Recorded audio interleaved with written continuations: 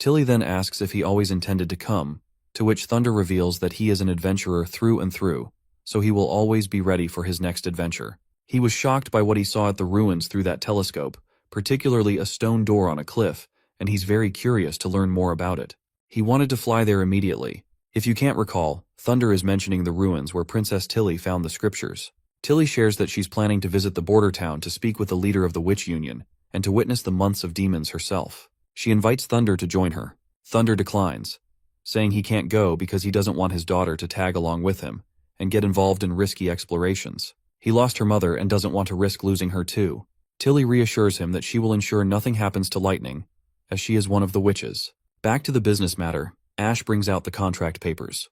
Tilly reminds him that while he has been very helpful, employing witches is not free. The man also agrees, acknowledging that business is business, and this is a common tradition. Once Thunder parts his way after paying his dues, Ash is left bewildered by how Thunder has so much money. Tilly explains that it's not surprising because Thunder is the most famous explorer in the Bay, and discovering new territories and treasures brings him great wealth. Ash then raises a concern that creating a business organization like Slumberspell could bring them wealth but might also attract the church's attention to the witch's power. Tilly responds that she doesn't care about the money. Her goal is to help more people understand Slumber Island, build connections, and show that witches are harmless. Just like Thunder, she also believes that fear comes from the unknown, and witches are no different. The fear in the Bay and the kingdom stems from the church's lies and the public's ignorance. Tilly then asks about Maggie and why she hasn't returned to the island yet. She wonders if something happened over there, so she asks Ash about it. Ash casually replies, saying maybe there's just a delay, or maybe Maggie doesn't want to come back. Compared to the Bay, the quality of life in Bordertown is much better, so that could be why Maggie doesn't want to return. She also reminds Tilly that this was the exact reason she was against sending witches there in the first place, and she is worried that Lotus and Honey might not want to come back either. That's when Tilly decides she'll just visit Bordertown herself. Upon hearing this, Ash gets frantic and asks if they're leaving right now. The princess calmly reminds her that she's already promised to help fight the demons, and they can bring some of the witches back to the island as well. Plus, if they don't have Lotus, the immigrants from Crescent Bay won't have anywhere to stay next year. They desperately need Lotus to help build homes on Slumber Island. Ash then reminds her that they still have a month until winter, but the princess explains that it's going to take time to get to Bordertown, and besides, if something really has happened there, it's better to go sooner and help out. Plus, she's curious to see how her annoying brother is doing these days. The scene then cuts to Bordertown, at the wall. Winter has arrived, and the soldiers are fighting off monsters.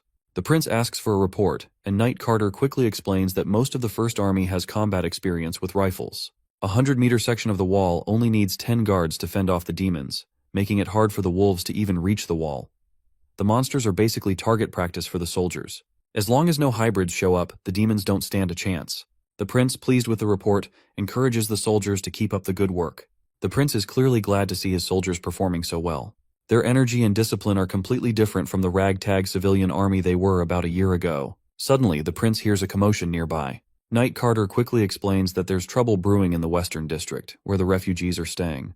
We then see two commoners duking it out while people on the sidelines cheer for their fellow citizens. A local citizen from Bordertown is getting beaten up pretty badly by a tough refugee, and the refugee doesn't seem to be backing down.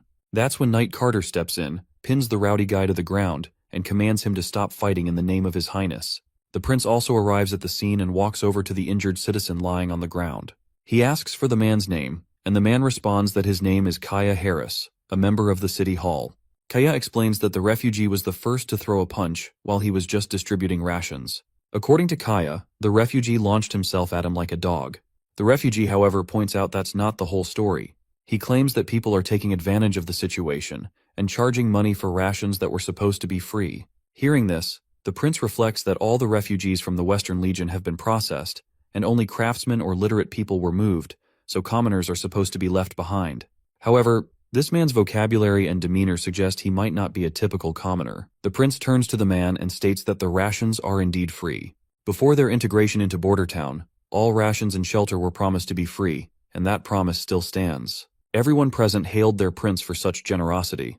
However, the prince makes it clear that fistfights are against the law, especially when they involve a city hall member. He instructs his soldiers to round up everyone involved and states that he will personally oversee the matter. He then turns to Kaya and says he wants to speak with him as well. Back at the castle, both fighters are brought before the prince. He interrogates Kaya about why he intentionally charged refugees for rations during distribution, and this is exactly what led to the conflict between them and the farmers. Kaya, though reluctant, admits to the crime he committed. The old man, Barov, tells the prince that, traditionally, crimes committed by elites would only result in a fine of a few golden royals, while a civilian attacking an elite could face punishments ranging from execution to whipping. However, the prince points out that Kaya is not an elite and has been stripped of his knighthood long ago. Barov agrees and adds that in the past, punishment entirely depended on the ruler's discretion. The prince then asks why there isn't a set law for these situations, and wonders if there are any standard punishments other than amputation or whipping, such as imprisonment. Barov explains that imprisoning someone isn't really a punishment, as the prison is meant for holding suspects until their trial.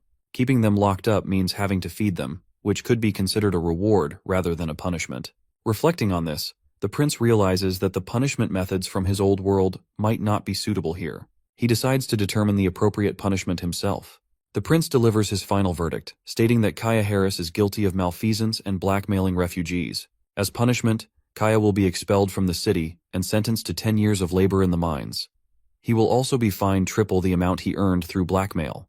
The refugee named Wade will receive 10 lashes for attacking a public official. The civilians who participated in the fight can choose between a fine of 2 silvers or 5 lashes. Additionally, rations will continue to be distributed for free, and all money obtained through blackmail will be refunded. And lastly, the sentences will be carried out publicly. Wade's face lights up at the prospect of free rations, and it seems he would even willingly accept another 10 lashes if it meant continuing to receive the rations. Meanwhile, the prince reflects on how quickly the city hall is expanding, matching the refugee population, and how internal security is becoming increasingly challenging. He does not want to create a prosecution agency because he wants all legislation and judgment powers to stay with him. He's aiming for a simple and effective system that doesn't require a lot of people to enforce the law. Suddenly, Nightingale appears and asks about his thoughts. The prince explains that he's planning to create a new department to oversee the city hall and tackle any threats to the western region. This new department will be independent of both the city hall and the First Army. He wants to name it the Western Security Agency, and she will be the one in charge of this agency. He believes that she is the only one who can uncover the truth, as no one can hide anything from her. The prince offers Nightingale ice cream in the winter and other treats she loves as an incentive. However, she quickly pinches his hand and tells him it doesn't matter, because she will always agree with whatever he wants her to do. Wade finishes taking his 10 lashes, and an old man from his group looks at his back, which is covered in dried blood. The old man suggests rubbing some ash on the wounds, but Wade says there's no need, because the blood has already dried, and the knight told him it would heal in 2 or 3 days. The old man isn't convinced, warning that it might take longer because the wounds could get infected, leading to sores. Wade, however, says something surprising. He claims that he doesn't feel any pain at all. Instead, there's a mild itching and a cool sensation, which he takes as a sign that he's already healing. He explains that after the lashes, they poured a bucket of water on his back, and although he expected it to hurt, it didn't. The knight even mentioned that the water could eliminate viruses and bacteria. The old man is completely baffled by Wade's explanation, and they both suspect it might have something to do with the witches. The old man tells Wade he shouldn't have gotten into the fight in the first place. Wade counters by explaining that if he hadn't exposed the crooked ration distributors, they'd still be swindling everyone out of their money. He mentions how the prince regularly appears at the Western Wall during the day, and since he promised the rations would be free, he wouldn't tolerate anything that sullied his name. Exposing the scam was the best way to make sure the prince found out, even if it took a simple scuffle to get his attention. Wade also claims he did his research and found out that everyone, from local citizens to indentured farmers, praised the prince for his generosity. Wade then tells the old man that once he recovers, he's going back to work moving those strange weapons, and will make enough money for the both of them. The old man reminds Wade that he could have lived in the inner district with the other craftsmen, but Wade refuses to leave the old man behind. He explains that when Golden Wheat City was under attack, the old man helped him, and without that assistance, Wade believes he would have died. Wade then tells his old friend that he heard the prince is recruiting people for public security and plans to give it a shot when the time comes. The scene shifts to a boat sailing through the sea, carrying witches en route to Border Town. Inside, they're enjoying a meal, enhanced by seasonings like salt and peppers. A blonde witch relishes the taste and playfully teases Ash, suggesting she's probably forgotten what good food tastes like after living in Border Town. As expected, Ash gets annoyed, and the two get into an argument, Ash defending Border Town and its food, while the blonde witch mocks it. Just as their banter escalates, they hear noises from outside. A crew member informs them that multiple monsters are approaching. Princess Tilly gets anxious when she hears about the monsters and asks if they're demons. Once outside, they encounter hybrid fish monsters with legs. The blonde witch materializes a weapon and challenges Ash to a competition. Whoever kills more monsters will be considered stronger. But Ash seems uninterested and just brushes off the challenge, but they both prepare for battle. Tilly uses her magic stone to fly and gets a better view from above. She notices that these monsters are different from the ones they faced before. As a fish monster tries to attack a man, Ash quickly jumps in and demolishes it with a single swing of her sword. The man trembles at her sheer power. Another monster appears behind Ash, and the blonde witch quickly tells her sternly to pay attention. Ash once again calmly swings her sword again, slicing the monster in half with one stroke. She tells her friend not to worry about her, as she can handle herself. The other witch tells her friend to keep their guard up instead of squabbling. With that, Ash starts slashing down monsters left and right with incredible speed, so fast it's almost hard to keep up with. Meanwhile, Tilly notices that the ship is shaking. These fish monsters definitely couldn't be causing it, and she starts to worry that the tremors feel like huge monsters hitting the ship from underneath. If the shaking continues, their ship might be torn apart. Suddenly, the entire ship begins to shake violently, and everyone standing on it starts losing their balance. Tilly shouts that there's a big guy under the water, and it's probably trying to flip the ship. The ponytail witch decides to take action. Since the monster is hugging the ship's hull, she thinks she might be able to put up a shield to block its attacks. The ship's captain chimes in, saying that if it's as huge as Miss Tilly described, normal attacks might not be effective. He's unsure how they're supposed to fight a monster that big and massive. Just then, the blonde witch, who goes by the name Andrea, steps in and confidently tells everyone to leave it to her, because no one can match her shots. But they don't have much time, as the monster is already charging at them from behind. The ponytail witch quickly leaps into the air, using her magic to shield the ship from a giant attack. However, the effort takes a serious toll on her, and she starts coughing up blood, quickly falling down. Ash manages to push her back to safety with the rope that was tied to her. That is when Andrea jumps into the air and conjures a golden bow. She shoots an arrow that takes down the monster with a single hit. Ash is momentarily thrilled to see this, but her joy quickly fades when Andrea collapses into the water and begins to drown. Even though Ash always has beef with Andrea, she dives into the water to rescue her friend. The other witches are relieved because they won't have to swim to reach Border Town now. Tilly's glad they got out safely, but her confidence takes a hit when she sees the snow starting to fall. Early snow isn't exactly a good omen. The royal scholars once said that an early winter at Greycastle means demons are on their way, which means that the months of demons have begun. She mentions that it's still autumn and wonders if the border town is already under attack. As they approach solid land, the princess asks if this is where the witches got off last time. The captain nods, saying he remembers this spot because last time the border town had a giant balloon for transport. Tilly's pretty surprised to hear about the balloon, and Ash explains it flies with hot air and that Roland is the one who used the logic of hot air to make it happen. That's when Tilly realizes the royal scholars never taught them anything about this stuff, so she has no clue from where he picked up this knowledge. Whatever is the case, they will have to wait for the answers until they finally meet him, so she just tells everyone to reach the shore. Tilly then turns to the captain and asks him if he could stay here for 3 or 4 days, since she wants to send Lotus and the other witches back to the island. The captain agrees, saying he'd never dare to sail the dangerous sea without any of the witches. Once they finally make it to the solid ground, Tilly tells Shavi, the ponytail witch, to give the other witches a lift. Shavi uses her barrier abilities to create floating platforms for them, while Tilly just flies on her own with the help of her magic stone. Back at the border town, workers are struggling with the heavy snowstorm making their job tough. Meanwhile, Tilly and her crew arrive at the town and start walking across the bridge the prince built. They're absolutely blown away by the size of the bridge and can't help but wonder how much metal it took to build something so massive. Ash comments that the giant bridge seems like a waste of resources, because she thinks a pontoon would have been enough and wonders if there's really any business beyond the river's origin. Andrea chuckles at her remark, calling it foolish. She explains that even though she's not from Greycastle, she can see the value in the forests and uninhabited lands for territory expansion. A pontoon wouldn't handle the river's increased traffic, so a giant bridge makes more sense. Andrea adds that the prince must be smarter than everyone else here. Ash then points out how Andrea was trying to shame the prince not too long ago. As they approach the town, soldiers quickly stop them, questioning why they're coming from the south. One of the soldiers spots that they're witches, and Tilly proudly confirms it. The soldier happily tells them to wait there while he reports back to the castle that new witches want to join the witch union. Ash tries to explain Tilly's status, but the princess quickly stops her, telling the soldier that they will wait. Ash asks why they didn't just let the guards know their true identity. Tilly explains that she's curious about how the prince would react to a witch from an unknown origin. Just then, Nightingale appears, cheekily remarking that she heard there was a new witch, but didn't expect to see some familiar faces. Ash and Nightingale start catching up, while Tilly is absolutely amazed to see Nightingale. There's no doubt she's a combat-type witch and incredibly powerful.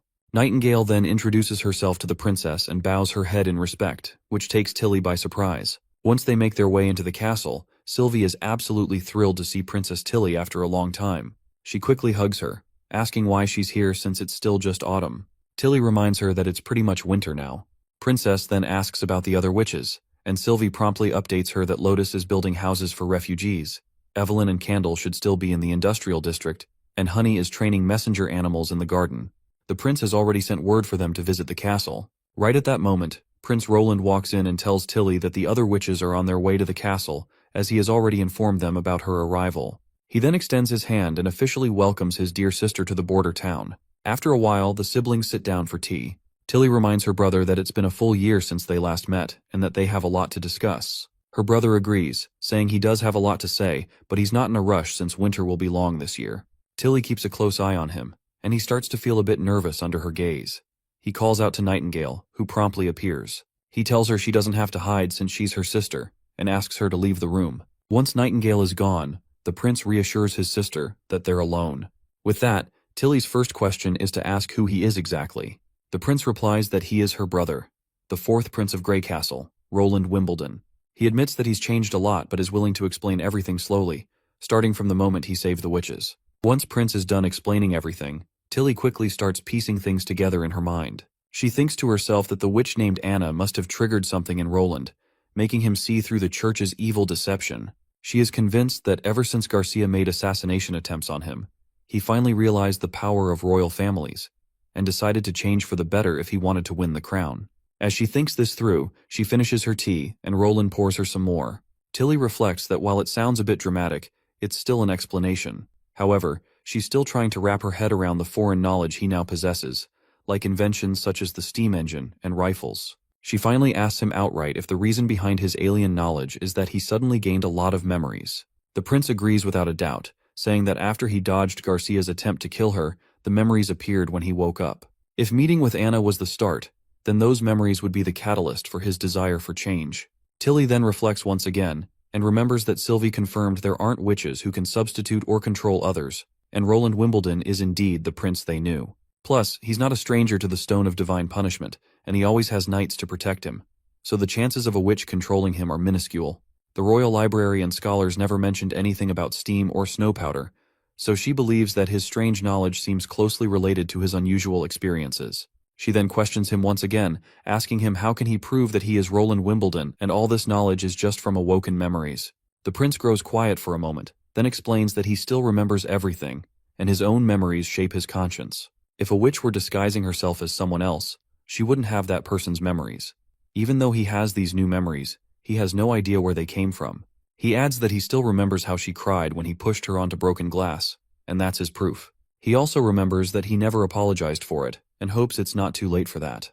Tilly is at a loss for words, and finds it all unbelievable. The prince then reveals that in this world, everything looks surprising when you see them or experience them for the first time. He points out how he never expected his sister would be able to hide her witch awakening from everyone in the castle. But then again, he reminds her that this winter is going to be a long one, so they have a lot of time to talk about everything. Tilly agrees and says that she'll be under his care for the next few months. After his sister's intense questions, the prince finally relaxes and reflects that he's glad all the Slumber Island witches returned to the castle after their tour to the town, which gave him reason to end that heavy conversation. It's really stressful to lie to someone's face when they're smart, especially while trying to maintain an honest expression. Just then, Nightingale pops up and asks if he feels strange witnessing his sister as a witch. The prince says he was just pressured with all of her questioning, and that's all.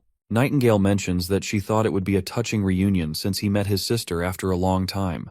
The prince then points out that he doesn't have a good relationship with her. He often bullied her in the castle, and they were pretty much strangers as they grew older, so it's quite surprising she even came here to meet him. She then leans in closer and reminds him how he told her to go outside, even though he never meets any other witches alone, which makes Nightingale believe that he must trust his sister. My guy just turns his head away with a sheepish look on his face. The fact that he sent the Nightingale outside was because he did not want her to detect his lies. He might have told her to his sister. And right now, he is also trying his best to not make eye contact and to avoid speaking any lies. He simply tells her that she will understand someday. But Nightingale just keeps pressing, inching closer and asking him if he'll tell her everything. The prince stutters in response, and she takes it as a positive sign, deciding to wait for the day when he finally tells the truth. Later, we see Lightning and Maggie calling everyone into the dining hall, where a spread of delicious food has been laid out. All the witches gather in, with Wendy personally escorting Princess Tilly to the dining room. The new witches are amazed at how much grander the food looks compared to usual. Even Ash can't help but smirk, feeling proud of Bordertown's hospitality. Her smirk is just to tease her blonde friend, who was doubtful about Bordertown and its prince. Wendy shows everyone their way to the seats, and after a while, they are all done eating. The prince asks if the food was to their liking, to which Ash simply replies positively. Meanwhile, Tilly wipes her lips with her handkerchief and reminds the prince that, besides helping Bordertown fend off the demons, she's also here to retrieve their witches. Since a group of civilians will be coming to the Slumber Island from Silver Bay in the spring, she needs Lotus and Honey to help them with food and shelter. Hearing this, the prince reflects on the First Army, which is enough to handle the demons without needing witch help. However, he still needs Lotus and Honey's help for infrastructure building. The pier by the mountains isn't finished, and the docks are only halfway done, so they still need more houses. The prince asks if the departure could be delayed by half a month. Princess Tilly explains that under normal circumstances, she wouldn't have any objections, and would be fine with that. However, a type of fish monster has appeared in the southern seas, and she suspects it has something to do with the early months of demons. As the months go on, the strength of the demons will increase, so she'd prefer they leave earlier for everyone's safety. Sister Breeze will escort them by ship, as her abilities are perfect for dealing with demons that lack much intelligence. The prince then asks if, apart from Lotus and Honey, the other three witches can stay a little longer since their education is only halfway through, so it would be a waste for them to leave now. Tilly perks up at seeing her brother concerned for those witches, and she's now curious about how he plans to utilize Candle and Evelyn's abilities. The prince explains that he needs both of them for solidifying metal parts and brewing. You see, Candle can greatly increase machinery efficiency, while Evelyn's alcohol is very useful for many purposes beyond just consumption. His sister then explains that they have always felt insecure about the usefulness of their abilities, so she's glad to hear that he values them. She appreciates that the prince recognizes their abilities as crucial because she's always believed that no ability is ever useless. She then turns to the witches and asks for their thoughts on whether they want to leave. The little one says she's fine with either place, while Evelyn states that if Miss Tilly needs her back on Slumber Island, she'll gladly go. However, she wouldn't mind staying in Bordertown either, as she still has a lot to learn from Miss Scroll. Princess Tilly reassures her, saying she doesn't need to be so nervous and that they can choose whatever they want without feeling pressured. She explains that she just wants to know about everyone's experiences living in the town, and they can go back to Slumber Island or come to Bordertown at their own will. She would also love for other witches from Bordertown to visit Slumber Island as well. The prince agrees, saying he hopes that witches can freely live in both places with their combined efforts. Tilly perks up at her brother's pleasant thoughts and states that she's glad he feels the same way. Roland is startled for a moment to hear this, because the last time she called him brother was nearly a decade ago.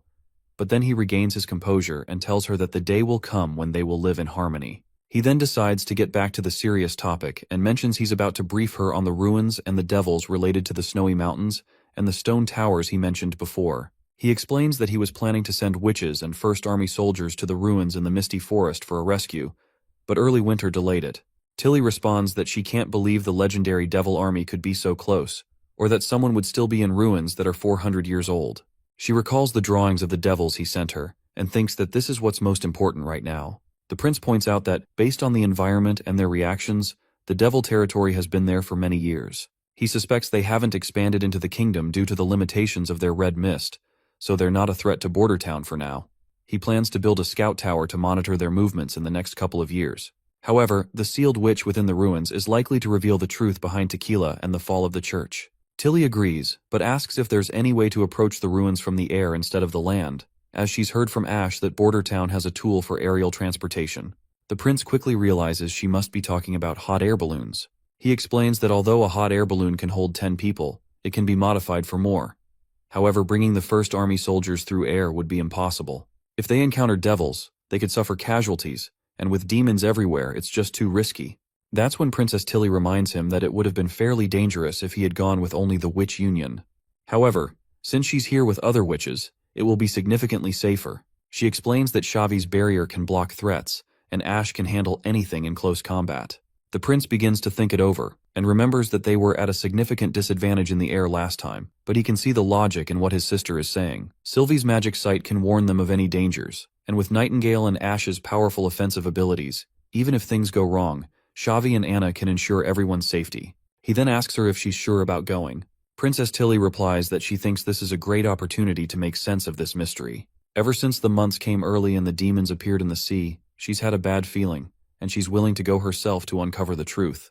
The scene then transitions to the Holy City. At the outskirts, we see knights guarding the walls, along with the two major archbishops. The old priest reminds Archbishop Maine that this winter is far too early, and there haven't been any records like this in the holy books either, and those were written by the Pope.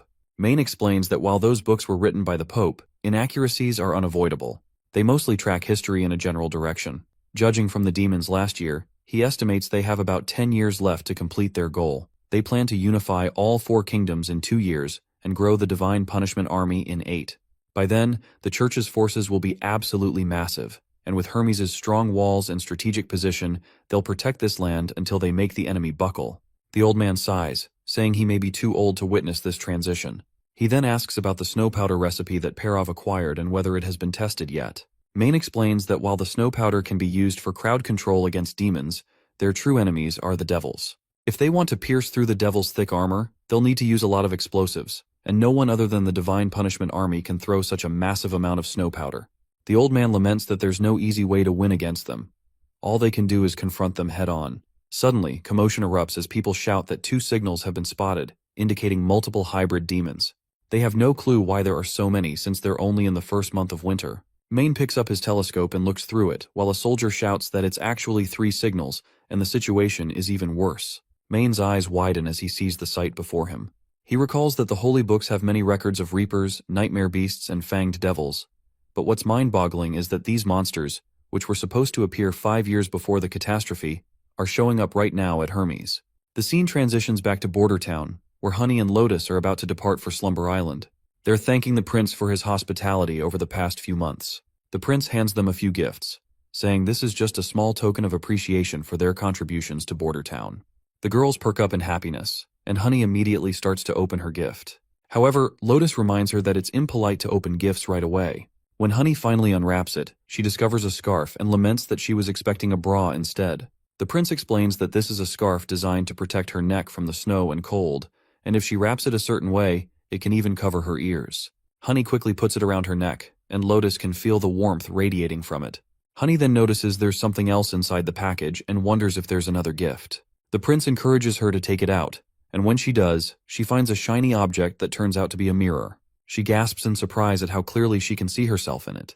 Princess Tilly can't help but admit that this is a great place with running water and comfortable rooms. It's hard to believe that her brother transformed this desolate place into such a welcoming space. The prince asks if she regrets bringing the witches here, especially since everyone is enjoying living here more than Slumber Island. To which Tilly replies that she doesn't regret it at all if it means they can have better lives. She reminds him not to forget that she is a witch as well. The prince then asks if she's really going to join them on the trip to the Misty Forest ruins. He admits that while she is a transcendent, her abilities are not suited for combat. Tilly assures him that she can hold her own. To drive her point home, she takes out her red stone and demonstrates by shooting lightning from her hands. She proudly explains that this is a magic stone she found in some ancient ruins. The prince is quite amazed and asks if this means she can use 2 abilities at once. Tilly shakes her head with no. Apparently, the stones only allow 1 ability to be used at a time, and if she tries to channel magic through 2 stones at once, nothing will happen. She admits that she didn't want to reveal this to him so soon, but after their discussion last night, she realizes she may have been too harsh on him. But she now feels happy that he's being honest about the ruins. The prince just waves her off, saying there's nothing to worry about since he understands. Tilly then asks what Honey meant about a bra. The prince feels a bit sheepish and tells her to just ask Sylvie or Evelyn about it. Tilly looks puzzled, and wonders aloud why it seems like he's still keeping things a secret from her. As the witches experience flying in hot air balloons for the first time, the siblings talk about the mysteries and tensions between the church and ruins, and why the church is trying to hide the evidence of their existence. They realize that not only do the church records stop about 400 years ago, but they're also vague about the origins of God. There are no myths, epics, or titles aside from describing his omnipotence, and there are way fewer details than there are about the 3 gods of the Bay. Tilly points out that it feels like the church just sprang up out of nowhere in the kingdom. Later, when the prince is alone in his office, his mind is still occupied with these thoughts. He compares the church to the religions of his old world, where it's pretty much a given that deities are tied to the creation of the universe. Every religion claims their God created the world, with things like Genesis, karma, or some full record of creation being a staple in every belief system. Suddenly, Kyle Sitchi bursts into the room, revealing that he's got a lead on manufacturing acid. The prince perks up, excited by the news, and eagerly asks about the process. The mad scientist grins and says it's all thanks to Charles. Charles then starts explaining, but since we're not here for a science lesson, I'll spare you the details, especially since these shitty translations aren't accurate. One thing's for sure though, the acid they're producing is super pure, and it even gives off fumes like it was described in Chemistry 101. They go on about more of this technical stuff, but the prince lets us know that they're using one of the oldest manufacturing methods. The issue back then was that sulfuric acid couldn't be stored properly since there weren't containers that could handle the corrosion, so it got phased out. But that's no problem for the prince. In Bordertown, they're already producing sulfuric acid slowly using nitric acid. As for the corrosion issue, Soraya's paint can handle it without a hitch. The prince gives them props for a job well done, admitting he can't believe they stumbled upon this method. Kyle Sitchi grins and shares that he's always had great luck, even back when they were in Redwater. He mentions how he managed to pull this off at barely 20 years old, much to the envy of the older folks in their 30s and 40s. The prince nods, stating that he'll assign some witches to help arrange the equipment. He also mentions wanting to scale things up. Now that they've got a reliable source of nitric acid, the next task is producing something very dangerous, which is nitroglycerin. He explains that this experiment will be dangerous since it can cause an explosion with a minor change in temperature, but he assures Sitchi that he will send Anna over to take care of it. Sitchi looks intrigued and fascinated, clearly excited about what they're about to experiment with. The prince can't help but grin, thinking about how 9 out of 10 chemists have a knack for explosions, so he is sure that a few explosions should not be a big deal for someone like Kyle. He knows that if nitroglycerin is combined with nitrocellulose or nitrostarch, it'll enhance its explosive properties. The former is a smokeless powder, while the latter is a rare, powerful explosive. The key to creating something incredible is already in his hands. Later we see witches just chilling and patrolling around the town. Andrea asks why everyone is working outside in the dead of the winter, and she is quite curious about what Roland did to make them brave the weather. Ash reminds her it's still late autumn, but Andrea argues it's pretty much winter already. As the usual argument starts between the two ladies, Sylvie steps in to calm everyone down. She explains that civilians typically avoid working in winter due to the effort and risks involved, but in Bordertown, food is cheap, firewood is abundant, and Miss Lily helps with illnesses, so they're willing to work for daily wages. Andrea gets it about the firewood but can't figure out why food is so cheap, pointing out that her family, in the food business, always saw prices spike during famines. Sylvie clarifies that in Bordertown, there's only one set price for food, and the prince ensures the buying price is higher than the selling price. Ash argues that it sounds like forced pricing, wondering why others can't set higher prices. Tilly steps in, explaining that processing and storage raise the cost of grains, making higher prices unavoidable. Sylvie agrees, adding that the prince uses extra funds to pay workers and expand production, but Ash sticks to her guns, arguing that it should be a free market. Sylvie says she's not so sure about that, but she's confident he's not setting crazy prices and that no one is starving. If the prices can stay stable, it'll benefit the people. Plus, it's not like farmers can just escape unfairness in a free market. They have to turn in most of their harvest, and if their shares price is too low, that could really hurt them. A locked price feels more fair, and more production means more income for everyone. Sylvie reminds them that farmers don't have to stay farmers forever. The prince promised that once their production hits a certain level, they can be promoted to citizenship. She explains that citizens only need to give up 20% of their harvest, and with the set prices, they'll be raking in a pretty good income.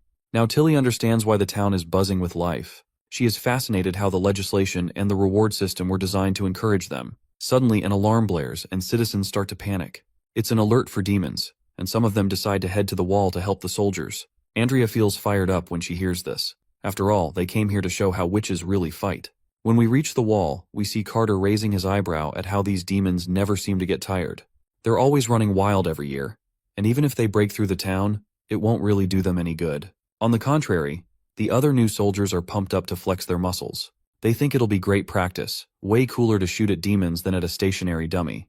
Speaking of dummies, Carter has heard some interesting rumors about their artillery squadron.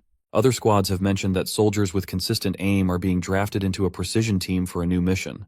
The soldiers shout at the mention of a precision team, and think that they just probably made this story up when they were getting bored.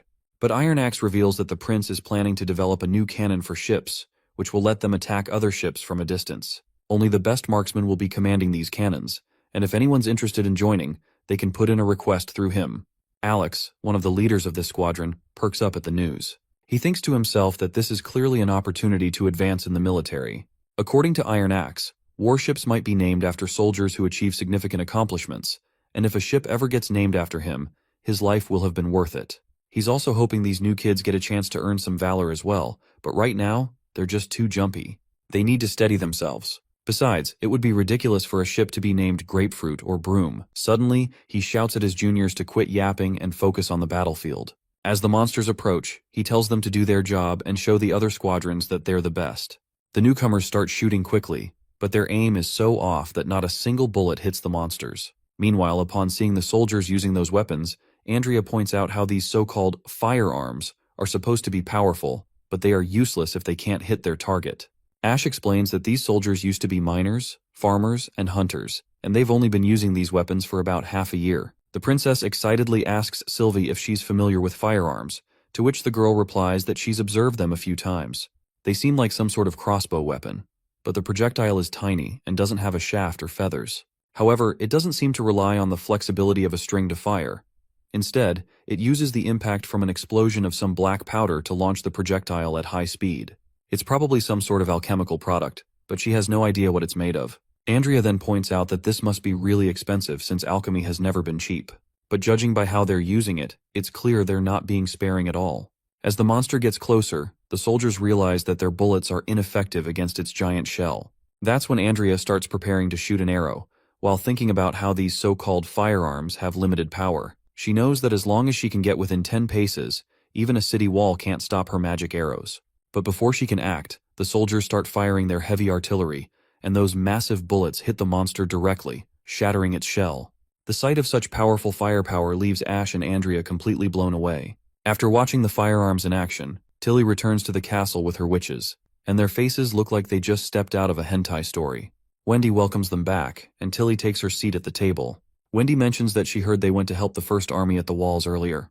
She then tells them they should try the town's special bird kiss mushroom skewers. It looks like Andrea's mind is still stuck processing the power of the firearm she just saw. When Wendy asks what's wrong and if the dish isn't to her taste, Ash quickly assures her to not worry about Andrea. Meanwhile, Andrea is replaying that moment in her mind over and over when that cannon took down the monster with a single hit. She's feeling utterly inadequate, realizing there's no way she could compete against that kind of firepower. On top of that, all the food stuffed with spices and sauces reeks of crudeness. In the Kingdom of Dawn, seasonings are often used to hide poor quality ingredients, and the more seasoning, the worse it tastes. But for some reason, she finds this dish frighteningly delicious. She can't quite figure out where in the border town they found such juicy mushrooms. She can tell that even this ordinary vegetable stew tastes like it was made with rich chicken ribs and seafood stock. And then there's this thing called ice cream cake, which is just a heavenly experience, and she can't get over it and craves bite after bite. Ash laughs and tells her to eat as much as she wants since they've got a rescue operation tomorrow. It'll be time for their wonderful Miss Andrea to truly shine. The next day, when they set off, people in the border town are amazed to see the balloon flying in the sky. Lightning waves to the soldiers as they depart for their mission, and Princess Tilly can't help but notice how popular Lightning is with the soldiers. Lightning just smiles, saying the prince always asks her to command them. Tilly, on the other hand, thinks to herself that there's no doubt Lightning is his daughter. Her ability to fly is perfect for her, and only the sky can satisfy her restless heart. Tilly knows Thunder wishes for Lightning to live a humble life, but his daughter is actually destined to be an explorer, maybe even surpassing Thunder himself. All Tilly wants is to protect her. One of the Slumber Island witches, Shavi, points out that this is the first time she's seen the western region blanketed in snow. Wendy asks if she's from around here, and Shavi responds positively, saying she used to live at Dragon Cliffs in the south, where it doesn't snow much. When she heard that Miss Tilly was recruiting witches at Slumber Island, she snuck onto a ship to Clearwater to join the others. Wendy then laments how the prince is always complaining that Border Town never gets witches, even though they openly advertise it as a haven, but it looks like Tilly beat him to it already. Shavi finds it amazing that they've been gathering witches as well. Ash confirms that Prince is indeed recruiting witches and remembers how one of his agents, Theo, approached her, and he quickly reconfigured her as one of the witches. She snickers as she recalls how he wasn't anything special, but he sure was a generous guy, and she definitely ate well during her trip to Border Town because of him. Then Andrea throws a jab at Ash, saying that if it wasn't for Miss Tilly recruiting her, Ash would have already headed to Border Town ages ago. Our tough girl gets mad at this, but Tilly quickly steps in to diffuse the tension, reminding them that it doesn't matter if it's Slumber Island or Border Town. Every witch is their ally, so they better stop fighting. The two brute ladies reluctantly drop their argument, while Anna and Nightingale can't help but smile, satisfied to see Tilly's mature way of thinking. Now, speaking of Anna, Tilly can't help but reflect on her. As she looks back at her, she realizes it wouldn't be a stretch to say that her brother, Prince Roland, was heavily influenced by her. Just by observing Anna, Tilly can tell that her aura is calm and reserved, like a vast meadow, and she seems incredibly kind and reliable. She has also heard from Sylvie that Anna was one of the first witches to evolve her abilities in Border Town, and that her magic is shockingly powerful. She even finished reading Natural Science 101 before anyone else. Tilly is sure that if she ever gets to discuss natural sciences with Anna by a cozy fire someday, it would be amazing. Suddenly, Maggie begins flapping around frantically. When Lightning asks what's going on, the little pigeon points out that the ruins are gone. This shocks Nightingale and the others, while Lightning claims it used to be right there. Princess Tilly is blown away to see such a huge hole and quickly tells Sylvie to check what's inside. As soon as Sylvie uses her abilities, she spots some sort of massive worm-like monster moving northwest. But then she gets shocked and exclaims that the ruins are in the worm's stomach. Sylvie further claims that she indeed saw the tower and the crystal coffin that was mentioned inside the monster's stomach. Tilly asks if there's anything else besides the worm, like devils. Sylvie responds that there were some, but they seem to be dead in its stomach. Princess Tilly then orders everyone to land immediately. She tells them to split into two teams. One will guard outside, while the other will go with her down into the hole. She makes it clear that they're going to kill the giant worm monster and retrieve the crystal. Once they land, Andrea and Nightingale remain on the ground, while Tilly, Ash, and all the other witches, including Anna, begin their descent down the hole. As Tilly reflects on the situation, she reveals to us that entering the hole will require witches capable of flight, which means dragging that crystal out is out of the question. If they can't wake the person stuck inside either, they'll have to cut the crystal open, and they'll definitely need Xavi's shield for that. On the other hand, Sylvie's magic eye is essential as well. Without her, they would struggle to locate the ruins in the worm's stomach. Anna's healing and slicing abilities are just as crucial. Thankfully, since Sylvie and Anna are both quite light, Maggie is able to carry them. Lastly, Tilly herself can also carry Ash, who can handle any combat situation. Every witch here is important, so losing even one of them would make this mission very difficult. The two left behind, Nightingale and Andrea, will guard the entrance in case of any demon attacks from the misty forest. With those two standing watch, their backs are covered. We also learn that Tilly has a solid backup plan in case they need to escape and ditch the rescue effort, though she still feels uneasy about it. She hasn't figured out why the worm only targeted these ruins while leaving everything else unscathed. It's also surprising that it's tunneling northwest, which is where the devil nest is located. Once they finally reach the end of the hole, they find another massive tunnel going west, left by the worm. Tilly tells everyone to light their torches, and everyone follows her instructions promptly. Sylvie then adds that she can sense the monster ahead, so they start walking forward into the saliva-filled tunnel. After walking for a while inside the tunnel, they finally reach the worm. The rotten smell coming from this disgusting monster burns every witch's nostril hairs. Ash decides to slice open the monster's stomach and be done with it before the smell starts messing with her head. But as soon as she grabs her sword to draw it, Tilly tells her to wait, explaining that they'll need Anna to kill it. She points out that since they don't know what's inside the stomach, slicing it open could be dangerous, so using swords is out of the question. Anna quickly raises her hand and shoots a green fire bullet that pierces the worm's thick skin and makes its way inside. That green fire bullet starts spinning around, crisscrossing in every direction. In no time, the monster is sliced like a perfect cucumber from every side, and blood begins to gush out. Once they see how easily Anna cut through the monster, their faces go blank, and they stare in awe at the true power and magnificence of her abilities. Sylvie quickly explains that the monster is dead since its heart has stopped beating. Ash is surprised that this monster even has a heart, to which Sylvie replies that it's near its head and about the size of their balloon's basket. It also got sliced up by Anna's flames, and magic is rippling throughout it. Seeing the magic, Lightning wonders if it's a hybrid demon. However, Tilly says they can't be sure, as historical records of the wastelands and demons are scarce. There's still so much they don't know, so she suggests grabbing the crystal and get going. As they enter the belly, Ash complains about the sticky mess, while Sylvie reports that all the rocks in here are crushed, making it impossible to tell what the tower used to look like. Lightning then mentions that there were so many glittering magic stones. She shows one of them, which resembles the crystal they're looking for, Right on cue, Ash finds the crystal after cutting through the flesh. With a few more slices, the giant crystal is finally revealed, and they see the witch trapped inside.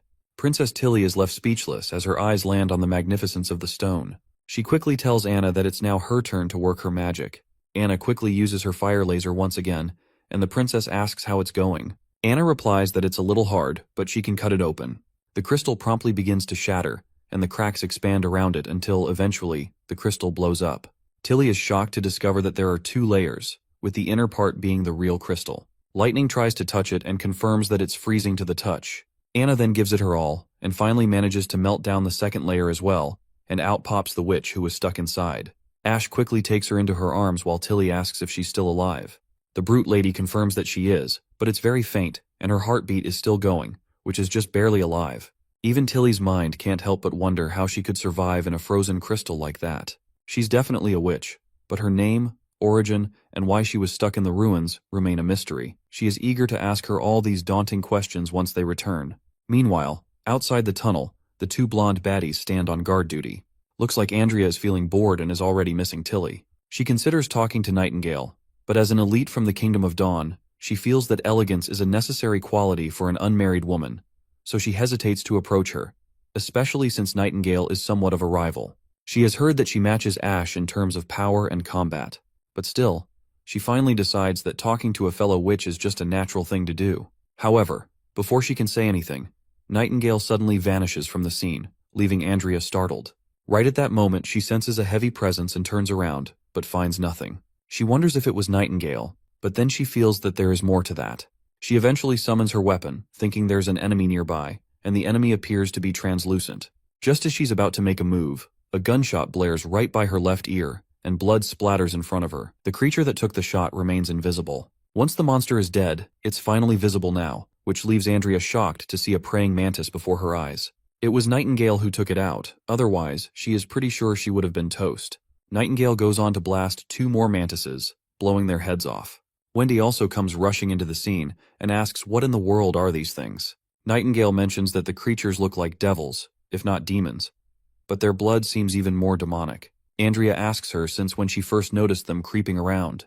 Nightingale replies that she spotted them the moment they first appeared. She explains that in her mist, their magic shines as brightly as a star, so it was easy for her to see them. Right at that moment, Sister Lightning flashes out of the tunnel, and Wendy lights up, relieved to see that they've made it back safely. Afterwards, they ride their balloon, and everyone gathers around this rescued witch in the balloon basket. Wendy can't believe that this witch was all alone in a place like that for decades. This just fuels her curiosity, and she wants to know what really happened to her. Princess Tilly then explains that she had a bad feeling inside, which is why she wanted to leave in a hurry. She asks if anything happened outside while they were inside. Nightingale explains that there were some weird hybrid demons, but they were dispatched immediately. Suddenly, Sylvie notices something below and exclaims in shock and asks, "What are those things crawling on the ground?" Andrea peers down and wonders if they're demons, but Tilly says she can't see anything except for a bunch of praying mantis corpses. Sylvie urges them to look closely, and they realize the corpses are completely torn apart, like something is eating them. Nightingale then glances down as well, and sees tons of creatures moving in their translucent forms. They are apparently demon monsters, and they are around 100, all rushing toward the hole. She suspects they might be after the dead worm's flesh, but shrugs it off, thinking it's not their problem anymore. However, it looks like Tilly isn't so sure about that. The scene cuts to the military grounds, where we see the new force, known as the police force. Knight Carter explains to every soldier that the police unit will be a part of the public security system. They will be peacekeepers within Prince Roland's territory, responsible for catching criminals, detecting unlawful activity, and maintaining order. They will also make sure to enforce the laws set by the Prince and City Hall, as well as help citizens in need. After a week of training, he imagines everyone will have a solid understanding of their duties. With that settled, he decides to lead them to their first mission, and tells everyone to follow him. The group starts trailing Carter promptly, and among the soldiers, we spot a familiar face, someone who can hardly believe he passed Prince Roland's test and became a police officer after just a week of training. If you don't remember this guy, he's the one who was a refugee and exposed a City Hall official for selling free food in black to other refugees. Let's call him Redhead until we find out his name. The written assessment for this test had been the toughest task for him. He was given a scenario where he had to react cleverly to get out of a bad situation, but he nailed it. Now he's glad to finally have a stable income, and while he'll be assigned to the inner district, At least he can send some money to his old friend Kriegsman as well. Once they arrive at the docks, they see a ship that just came in, packed with refugees from the south and north. Knight Carter informs them that the prince has invited these people to Border Town to ensure their safety during this harsh winter. So the first task of the police unit is to organize the refugees into lines so they can pass through each station for virus testing and registration. Since the police unit is still a bit short-staffed, the First Army will also be there to support them. In the future, the police will handle this independently. We then see Prince Roland arriving at the docks with Theo and Hunter Iron Axe. The refugees are in awe as the prince personally comes to see them. After all, not many elites would bother to leave their heated homes and comfy beds during winter. Among the crowd, we spot a shady-looking refugee standing in the registration line, eyeing the prince with suspicious eyes. When his turn finally comes, he lies and says his name is Fursona, claiming to be an illiterate farmer from the north. The attendant at the table gives him the green light to move forward, but that's when Redhead steps in and starts grilling this so-called farmer about what month wheat should be planted during the winter. The attendant tells his fellow to let the man go, reminding him that their job is just to sort people out, and they don't have enough time for thorough investigations. But Redhead isn't letting this man off the hook easily, and continues to expose him, pointing out that even though this man claims to be a northerner, his accent sounds more like it's from the central region. So he asks this alleged farmer which town he belongs to in the north. Since Redhead is quite familiar with the northern region, he also notes that the guy's dress code doesn't fit either, because northern folks would at least wear gloves since the temperatures up there often dip below freezing. Right at that moment, the shady guy pulls a red church pill from his pouch. As soon as he pops it in his mouth, his shirt tatters as his muscles bulge out. Redhead is caught off guard, and this madman swings Redhead around like a trash bag before throwing him to the ground hard enough to make him cough up blood. The pill-infused maniac then launches himself toward the prince while poor Redhead struggles to stand. We then see that there are two other assassins also charging at the prince simultaneously. But before they can even touch him, a bullet tears through the head of the pill-infused man, and thanks to Prince's trusted allies, the three assassins are down for the count. Panic erupts among the refugees as they scatter in all directions. But Prince stands there resolutely, shouting for everyone to calm down. He declares himself the leader of the West, assuring them there's no reason to panic. He explains that the border town is offering shelter from the storm, along with food that will fill their stomachs and numerous job opportunities. He promises solid homes without a single crack and beds warmed by furnaces, as comfortable as sun-soaked meadows. He reassures them that by closing their windows, they won't feel the cold, even in thin clothes. He paints a vivid picture of their meals, porridge sprinkled with jerky, where each grain is visible in every spoonful, with one bowl enough to satisfy a person's hunger. Everyone is genuinely touched by his motivating pitch. They can't help but think how they had expected the prince to talk about citizenship and legalities, but instead, he's describing their benefits. The prince then adds that he longs for the day when every citizen won't have to worry about clothing, food, or shelter. However, their enemies crave the opposite, and these monsters were clearly sent by them. He reveals that their enemies want everyone dead, including him. He promises to increase security and ensure that no foes are hiding among the refugees for everyone's safety. As he finishes speaking, the crowd begins to cheer and praise the prince for everything he said and the care he is showing. Redhead manages to get back on his feet and can't help but point out how the prince completely stifled every trace of panic with just a few words. That's when Carter approaches him, giving him props for his keen eyes since he was the one who spotted the shady guy first. Later, Redhead is called to the prince's office, where the prince addresses him as Mr. Wade. Finally, now that we know his name, we don't have to call him Redhead anymore. The prince commends him for his astute observations and wonders if he was really just a normal citizen in the past. Wade reveals that he used to be part of the patrol in Golden Wheat City for about 6 years until the city was invaded by pirates.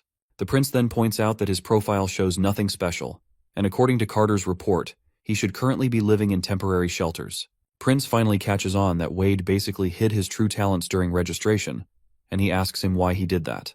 Redhead explains that the reason he's alive in Border Town is because of a former prisoner he met in Golden Wheat City named Kriegsman. That old guy saved him when times were dire. Since the old man is labeled a criminal, he can't be registered as a citizen, but he can't just leave his old friend behind in the Western District, especially since his friend is getting old and can't take care of himself. The prince asks if the reason Wade wanted to become a police officer was so he could work and protect his friend at the same time. Wade stutters before responding, but the prince tells him to cool it, as there is no crime thinking about anything. He then asks if Wade has any family. Redhead lowers his gaze and explains that his family died in Golden Wheat City. Roland then asks about Kriegsman. Redhead explains that he's all alone because the rat scapegoated him, which led to his imprisonment. The prince reminds him that anyone with specialized skills can rent a place in the city and enjoy the benefits of citizenship, including their families. He asks him if he understands what this means.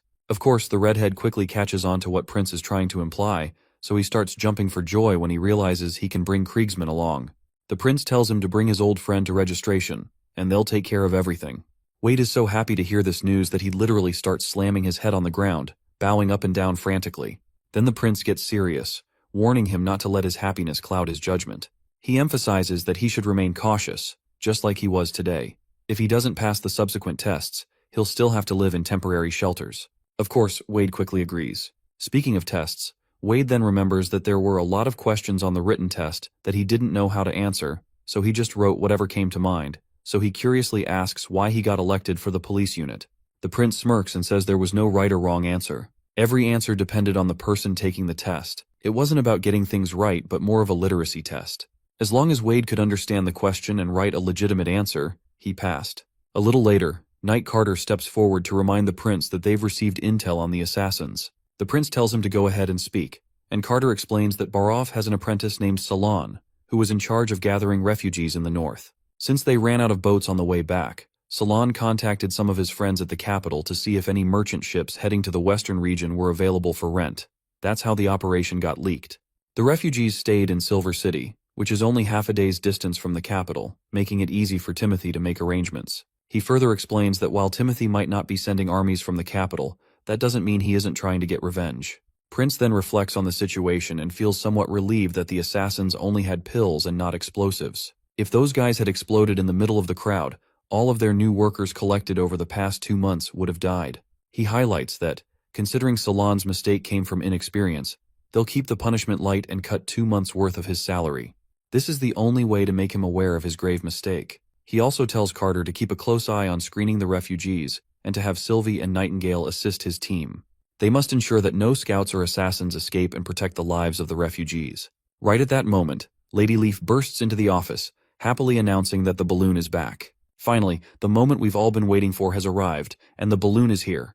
We're about to hear all the juicy details about that mysterious witch. As soon as the balloon lands, Anna jumps out of the basket and immediately hugs the prince. He embraces her warmly, while the other 2 little girls also jump at the prince and surround him. His sister could not help but to notice how well his brother gets along with every single witch. The prince playfully asks if she wants a hug from her brother too. Tilly just smirks and says she'll pass, reminding him that the last time he tried to hug her, he threw her down on the ground. Finally, Ash steps out of the basket, holding the witch in her hand. As for the prince's first impression, he's just amazed, because the witch's outfit doesn't look cheap at all, and she looks like some rare character out of a gacha game. They fill him in that the witch is fine, but her magic is recovering at a very slow pace, so it'll take 3 or more days for her to get back to normal.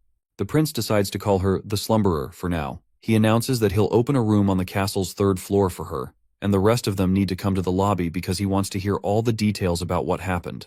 Once they're in the office, Tilly explains everything in detail, and once she is done explaining everything, he admits to himself that he would be unsure of what to do in such a situation. He's impressed by Tilly's decisiveness in selecting the witches to form a perfect team.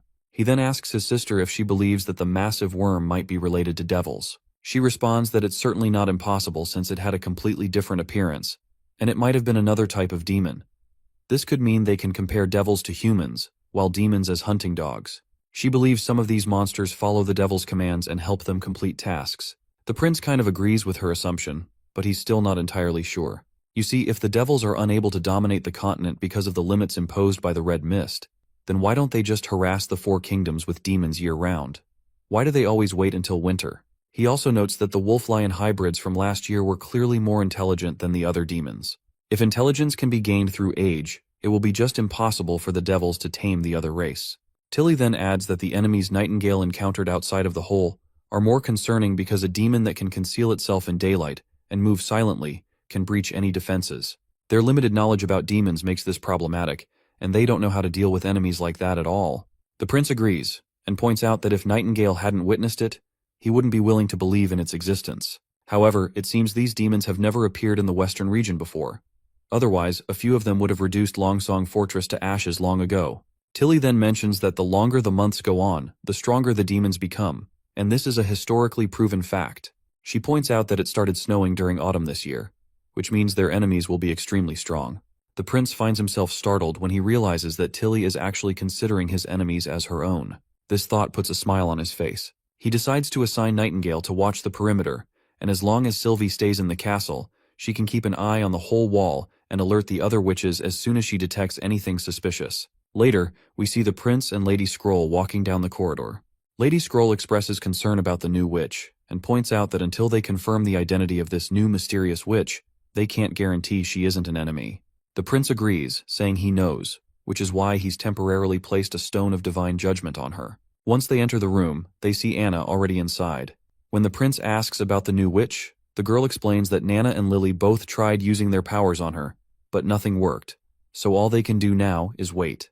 Even though she has been sealed for so long, there isn't a single scratch on her body, which is just incredible. She suspects it's probably similar to herself being impervious to fire, and this new witch's ability might be linked to ice. Roland then gives his most favorite girl a sweet pat on the head, commending her efforts for cutting open the coffin. Anna responds that it wasn't just her. She explains that this witch was very clever in how she encased herself, and must be quite powerful. She reveals that the witch first froze all her internal bodily cycles with extremely cold ice, then used normal ice to seal the cold ice inside her so it wouldn't melt easily. When she cut open the outer layer, the coffin broke instantly, which makes Anna believe that the new witch must have placed certain cracks there on purpose. She can tell that this lady had been waiting for this day, and she's sure that she will definitely wake up. The scene then transitions into the witch's memories, where we see a knight desperately trying to convince her that the wall has been breached and the allied armies can't hold on for much longer, so they have to go. But the lady just tells him to let go of her, insisting that she can fight as well. That's when a giant monster appears, stomping on every human in sight. It's so huge that there are literally 3 devils riding its back, and other devils are wreaking havoc on the ground. Even with all the chaos around her, the icy witch remains stubborn. While the man continues trying to convince her to leave, the witch makes it clear that as a member of the Holy City's witches, her death will also be on the battlefield. But her expression drops when she spots something unexpected in the sky. It turns out to be another witch crashing down with her heavy sword, and she's apparently the divine warrior of the Alliance, the extraordinary Transcendent. This lady has fire in her soul, and as soon as she lands, she literally blows away a bunch of devils like they're just trash bags. Her landing is so badass that it obliterates the ground beneath her from the force. She then tells everyone to go, claiming that she will be fine and urges them to leave while they still have the chance. The soldiers argue that they have nothing left to fight for since this is the last holy city, and yet they haven't been able to stop the devils. The icy witch finally begins to tear up, realizing they've actually lost tens of thousands of people and soldiers. They've played every card up their sleeve, but they're still on the losing side. But this badass lady states they shouldn't give up. There's still hope. She raises her sword, trying to lift everyone's spirits, and orders them to cross the mountains and rivers to the wastelands. She tells them they can rebuild order, and their survival will lead to victory. All of the citizens begin to retreat, but the icy witch still has doubts about whether they can actually rebuild order. She feels hopeless, and the reason for her hopelessness is because even their most prosperous holy city, built on the most fertile lands, has fallen like a child's sandcastle in a flash, leaving panic and chaos enveloping everyone. She wonders if escaping is really enough to avoid the devils. But then Alice's words start to reverberate in her mind, and she begins to believe that as long as they survive, they will eventually reach victory one day. I think that lady with the giant sword must have been Alice. Regardless, she believes that the magic stones and documents she has stored in the Misty Ferret research facility will be crucial for their task. That's why she grits her teeth for now and presses forward, because passing this knowledge to the next generation is the only hope for humanity's survival. She also reveals that there's a popular belief in the Holy City that witches are chosen by the gods, while mortals who can't wield magic are merely their stepping stones. However, the mortals, whose shields are filled with courage and tenacity, possess certain qualities that the witches lack. With the mortal soldiers sacrificing themselves, she is now even more determined not to die here. She knows she must ensure the safety of the data and findings. She crosses the mountains and rivers while the devils continue chasing her. When she finally reaches the Misty Forest Research Lab, she finds the same magic stone. She grabs it and decides to pass along the message. But just at that moment, the devils break into the room. One of them throws a spear with godly speed, but she quickly uses her icy powers to shield herself inside an ice barrier. Alone inside the ice, she isn't sure if she's dead or alive. Suddenly, a bright light begins to shimmer, and the veil of darkness lifts as she opens her eyes in the real world. Wendy and Anna perk up when they see this and shout to the Highness that the lady is awake. The icy witch hears this and wonders why they are using such an outdated ancient title to address someone. It seems like this lady might actually be from a more advanced era, but who knows? We will have to wait to find out. They quickly gather around her, and the prince asks how she feels. But the first question the lady asks is where she is. The prince reveals that she's in Border Town in the western region of the Grey Castle Kingdom, and that he is the fourth prince of Grey Castle, Roland Wimbledon. He introduces all the ladies as members of the Witch Association and then asks her if she remembers anything. The lady feels completely overwhelmed hearing all of this. It's the last thing she expected. Unknown locations, unknown time periods, and unfamiliar people. She has no idea what this Witch Association is, but she's at least relieved that she is among witches who are her own kind. She's also confused by this title of prince and thinks to herself that it's something from the First Divine War, from ages ago. Her mind spins as she realizes that she might have returned to a time before the war. She wonders if the gods have given her a second chance to prepare and save the holy city, but that thought feels utterly ridiculous. Anna can tell that this lady's mind is going haywire with thoughts, and the prince agrees. But just then, the icy witch abruptly sits up and bombards them with questions. She asks if they saved her, if the devils are gone, whether they won the war, and what happened to Tequila City. The prince takes a moment to gather his nerves after getting startled by her abrupt questions, and then promptly tells her that he found her in the basement of a stone tower. The icy witch then quickly flings Wendy's hand away, while our girl was just merely trying to assure her. She looks arrogant and thinks to herself that she usually doesn't care about status, but she feels quite patronized to be interrogated by someone of a lower class. If they were talking to Alice this casually, there would be severe consequences for such behavior. She pushes her arrogance aside and finally introduces herself as Agatha, a witch from the Tequila Research Guild. She then points out that since it's been 450 years, could it be that humans have been fighting devils for that long? Prince explains that she has been asleep for a very long time, so things might be different from what she remembers. If she feels fine, they can explain everything to her slowly. Agatha says she's willing to listen. With that, Prince explains everything to her and reminds her once again that they are currently in Border Town, which is in the western region of Grey Castle, one of the 4 great kingdoms. The witch finds this absurd and claims that the 4 kingdoms he speaks of are nothing but wasteland and have no value for development. She adds that the concept of kings and elites is an archaic construct that disappeared with the First Divine War. She finds it ridiculous that witches are being hunted by mortals and asks who would dare do such a thing. She then quickly tries to use her magic powers, but nothing happens. Pulling the sheets over, she notices a divine stone of judgment resting on her feet and starts freaking out to see this, calling everyone crazy here. She then calls out to the other witches, questioning why they are helping a mortal defend against a high-tier transcendent. She reminds them that using any of these stones is highly illegal according to the law of the Alliance. Prince facepalms himself because he already had expected it to happen, but Wendy reassures him that she'll handle it. She steps closer to the newcomer, introduces herself as Wendy, and tells her that things are not as she claims, and what Prince mentioned is actually true. Wendy admits that she doesn't know much about her life in Tequila City all those centuries ago, but she tells Agatha that today, Tequila doesn't exist anymore, and the alliance she mentioned is gone too. She explains that she and the other witches have been living in hiding until they met Prince Roland, who provided them with a stable shelter and encouraged them to use their powers to help make the world a better place.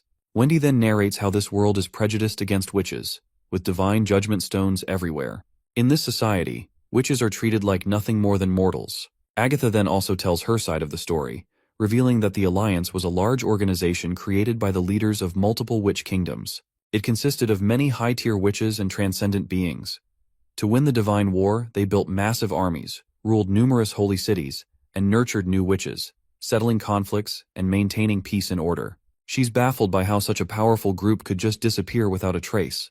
She wonders what happened to Master Alice and the survivors who were supposed to rebuild. She desperately wants to know where they are now. Right at that moment, Wendy brings over a cup of tea, and surprisingly, Agatha takes it without making a fuss. In reality, she's hoping to get the Divine Judgment Stone off her, and gaining the trust of the others seems like the only way to do it. But as far as they've told her, she wants to see the truth for herself before believing any of it. Agatha then explains again that she's from the Tequila Research Guild, and that in the 5th year of the Divine War, Tequila was the last holy city to fall. Many people escaped, but she returned to the Misty Forest to collect some things she had left behind. Prince asks if she actually fought the devils, to which she agrees, and she looks a bit annoyed, reminding them who else was supposed to fight them since mortals can't do squat against them. Prince quickly asks if she's a witch from the church, but Agatha says she's never heard of this church he speaks of. She mentions that all the holy cities were built by witches, and that their citizens included both witches and mortals. Mortals handled childcare and reproduction, and when a child awakened their powers, they were sent to specific organizations for training. Of course, combat witches would join the alliance to fight off the devils. Lady Scroll then finally brings up the book Lady Kara had, and she asks her if she can read this. As soon as Agatha takes a look, she confirms that this is a witch's diary. Wendy asks about the mysterious language, and Agatha explains that it was created to be separate from mortal language, so they couldn't participate in higher-level matters. She states that these writings require magic to read, so she can teach any witch how to read it. That's when Prince, with his endless wisdom, chimes in. He points out that writing is meant to be a tool for communication, and its usefulness lies in its accessibility. He says it's quite foolish to exclude mortals from her inner circle because, in reality, mortals can take on many different jobs and positions with the right education and training. They're not inferior, even if they don't have magic. Agatha reflects that while she doesn't mind working with mortals, she dislikes it when they act like they're in charge. Even her family's head servant was more polite than this prince. Then, Sister Scroll asks her if she's heard the name Alice. The mention of that name startles Agatha, and she asks where they heard it, and further asks if knowledge from 450 years ago is still around. Sister Scroll explains that they found this book in the eastern forest, and Alice's name was written on the last page in mortal language. Agatha then explains that Alice is the Queen of Comet City, one of the 3 leaders of the Alliance. She's an extraordinarily transcendent being, meaning she's even above the transcendent level, and she's the strongest witch in the Alliance. Agatha isn't surprised that no one here knows about these transcendent witches, especially since this knowledge has been lost over time. She explains that there's really no limit to a witch's powers. With enough time, practice, and experience, very few witches are lucky enough to evolve their abilities into something incredible. This is called a superior awakening, and there's no cap on it. The growth is not always concrete or predictable. Speaking of awakening, Prince recalls that they have 4 witches who have achieved it. This shocks Agatha, as it's something unbelievable, and she asks how many witches the Union have in total. Wendy responds that there are only 10, and this revelation further boggles Agatha even more. It sounds utterly ridiculous to her that 4 out of 10 witches have awakened. She then tries to explain that witches who evolve their powers are no joke. They're the ones chosen by the gods and things like that. That's when Prince hints for Anna to step forward. As she does, ready to demonstrate her abilities, Agatha can't help but think that Anna looks pretty young and shouldn't have enough experience or knowledge to be an awakened witch. At first, Anna displays her fire power, and Agatha confirms that it's a flame ability, which is pretty common. However, Prince tells her there's more to it since this is just the ability Anna started with. Then, Anna shows the second stage of her abilities by solidifying her flames. As she forms a cube out of the fire, Agatha is officially blown away. Meanwhile, Prince casually asks her if this can count as a higher tier awakening. Agatha reflects on how the Holy City is gone and the Alliance is destroyed. Witch powers should be declining as a result of zero training and guidance, so a young witch's awakening twice isn't something that can be explained by luck. She also feels kind of jealous and awe, remembering that she ascended at 26 and was considered a prodigy. Hearing this guy say he has 3 others like Anna makes her feel out of the loop. She can't help but think about how lucky he is. It's like he's the gotcha god with so many SSR witches. It's just unbelievable. Eventually, she gives in and agrees that Anna's abilities do count. She also recognizes Prince's status as Highness and asks at what age Anna awakened. Prince is a bit startled for a moment that she's addressing him by his title, but then he starts patting his favorite girl and says that Anna's first awakening happened when she used her magic to defend against demons, and the second was a result of her education. Of course, Agatha is bewildered and asks what kind of education he's talking about. Prince gets all chummy and excited, saying they'll talk about that later. But first, he asks her what Alice's divine punishment trials were. She then explains that Alice was extremely powerful.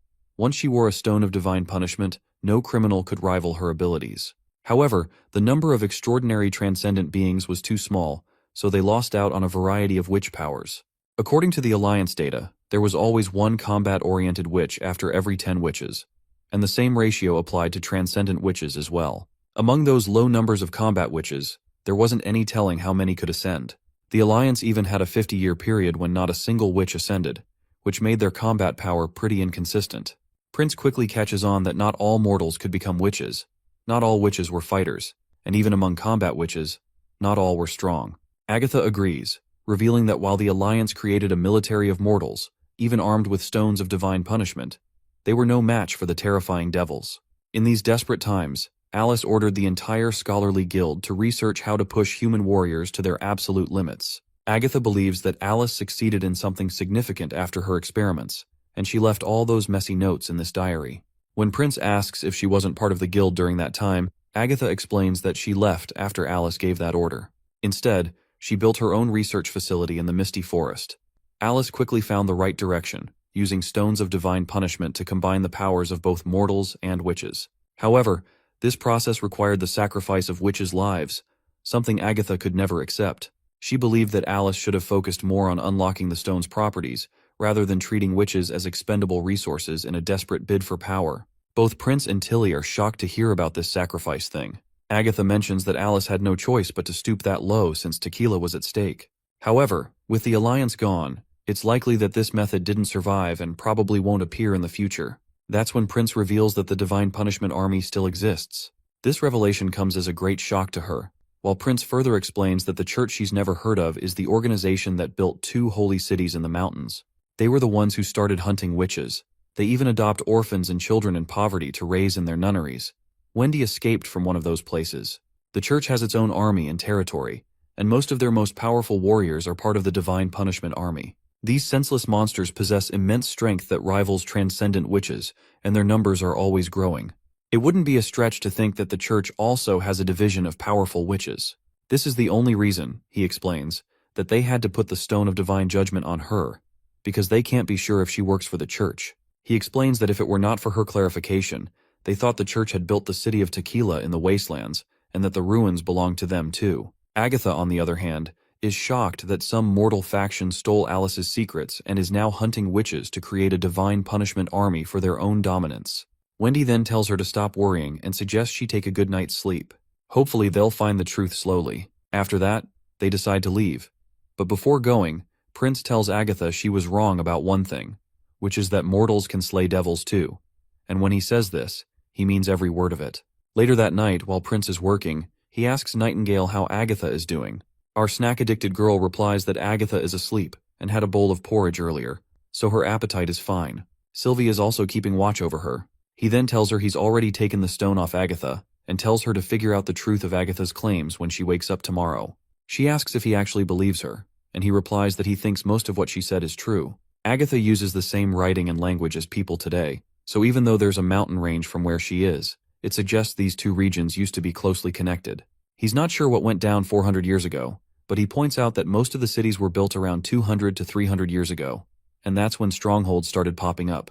He's always been curious about how astrologers and alchemists knew so much without any records of their experiments. Now, it clicks for him that the survivors of the Alliance probably escaped to this region, bringing their language and civilization with them.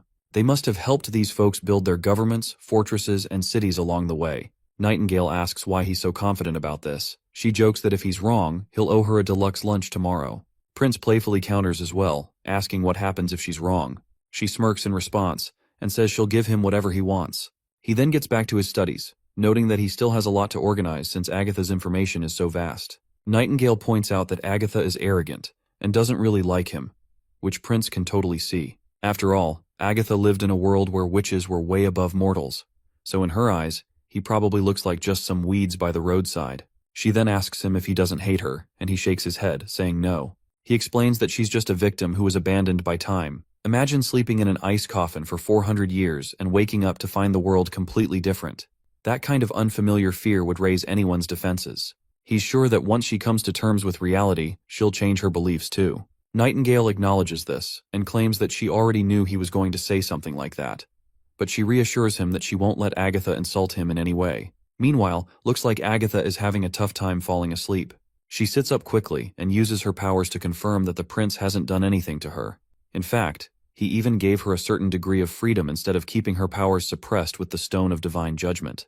As she glances out the window, she can't help but lament how quiet it is here, especially in contrast to Tequila, where every winter day felt like a celebration. After all, it was the season of witch awakening, and the lanterns would burn in the streets all night long. Then she thinks about her current situation, and thinks how witches are being hunted by mortals, and the alliance she once knew has also gone. She has no clue what happened, and how did the 2 extraordinary transcendent witches, Natalia and Alice, lose to the mortals? That's when Nightingale pops into the scene, asking Agatha why she is not feeling cold.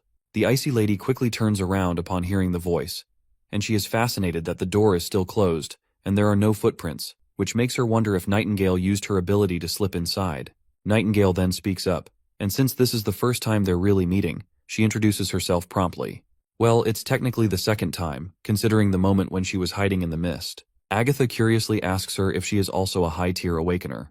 With a casual shrug, our not-so-studious girl claims that she isn't as smart as Anna, and finds all those books and studying a bit boring, so she doubts she'll ever reach that level. Agatha is intrigued by the mention of those books, and asks if she can read them too. Nightingale responds that she can, but only if she joins the witch union and works for the prince. Of course, Agatha protests loudly at the thought of working for a mortal, calling all the witches crazy for following a guy. Nightingale raises an eyebrow and asks why she is so stern about humans. Icy Witch then explains that in Tequila, most awakeners employ mortals as their servants, and they are often used for breeding. She firmly believes that mortals are unintelligent but does concede that they can be useful if taught properly. Still, she finds the idea of following a mortal a bit ridiculous. Nightingale then reveals that the prince doesn't treat witches as servants. He helped them while they were being hunted by the church, gave them new abilities, and made it possible for witches to live among normal people. She emphasizes that everyone has a common goal, which is to defeat the church and ultimately, the devils. Agatha then explains that winning against the devils is nearly impossible, and history is living proof of that. She recounts that about 800 years ago, when both witches and mortals ruled everything, humans populated the entire realm. But when the devils attacked, they lost everything, and all that was left were the barren, fertile lands. She further explains that, according to the Alliance records, the Third Divine War is about to begin, and she believes no one here knows anything about the devils. Agatha argues that the only way to have a chance at stopping the devil invasion is to rebuild the Alliance, unify all witches, and use that knowledge to awaken more transcendent witches. Nightingale looks at her and asks why she's so negative. She reminds her that it's been 400 years since the last war, so a lot of things have changed in that time frame. Nightingale reminds her that she must have heard the prince say how mortals can slay devils too. She explains that it's not just about witches. The prince aims to unify everyone on the mainland. He told her that in order to become powerful, unifying as a nation is important. She adds that there's still plenty of time before the Divine War begins, so she encourages Agatha to witness how the prince is making things happen with her own eyes. Agatha is startled by her bold confidence. She can tell that Nightingale doesn't like her very much, and she wants to know why. Nightingale simply tells her that as long as she can swallow her pride and view the prince as a person, she won't dislike her as much. The prince himself wants Agatha to learn to adapt to the present and catch up with what's happening now, and he does not want her to be abandoned by the time. The scene transitions to the Holy City, where we find Maine kneeling before the Pope. He reports that the tundras have calmed down for now, and the snow has receded significantly. However, the arrival of fearsome devils is a more pressing issue than the casualties from their divine punishment. He asks the Pope for his guidance. The old man gestures for him to stand and walk over to him, and Maine promptly complies, sitting right before the Pope's knees. He hopes the Pope is taking care of himself. To this, the Pope responds that he doesn't need to worry about himself, as he will die soon.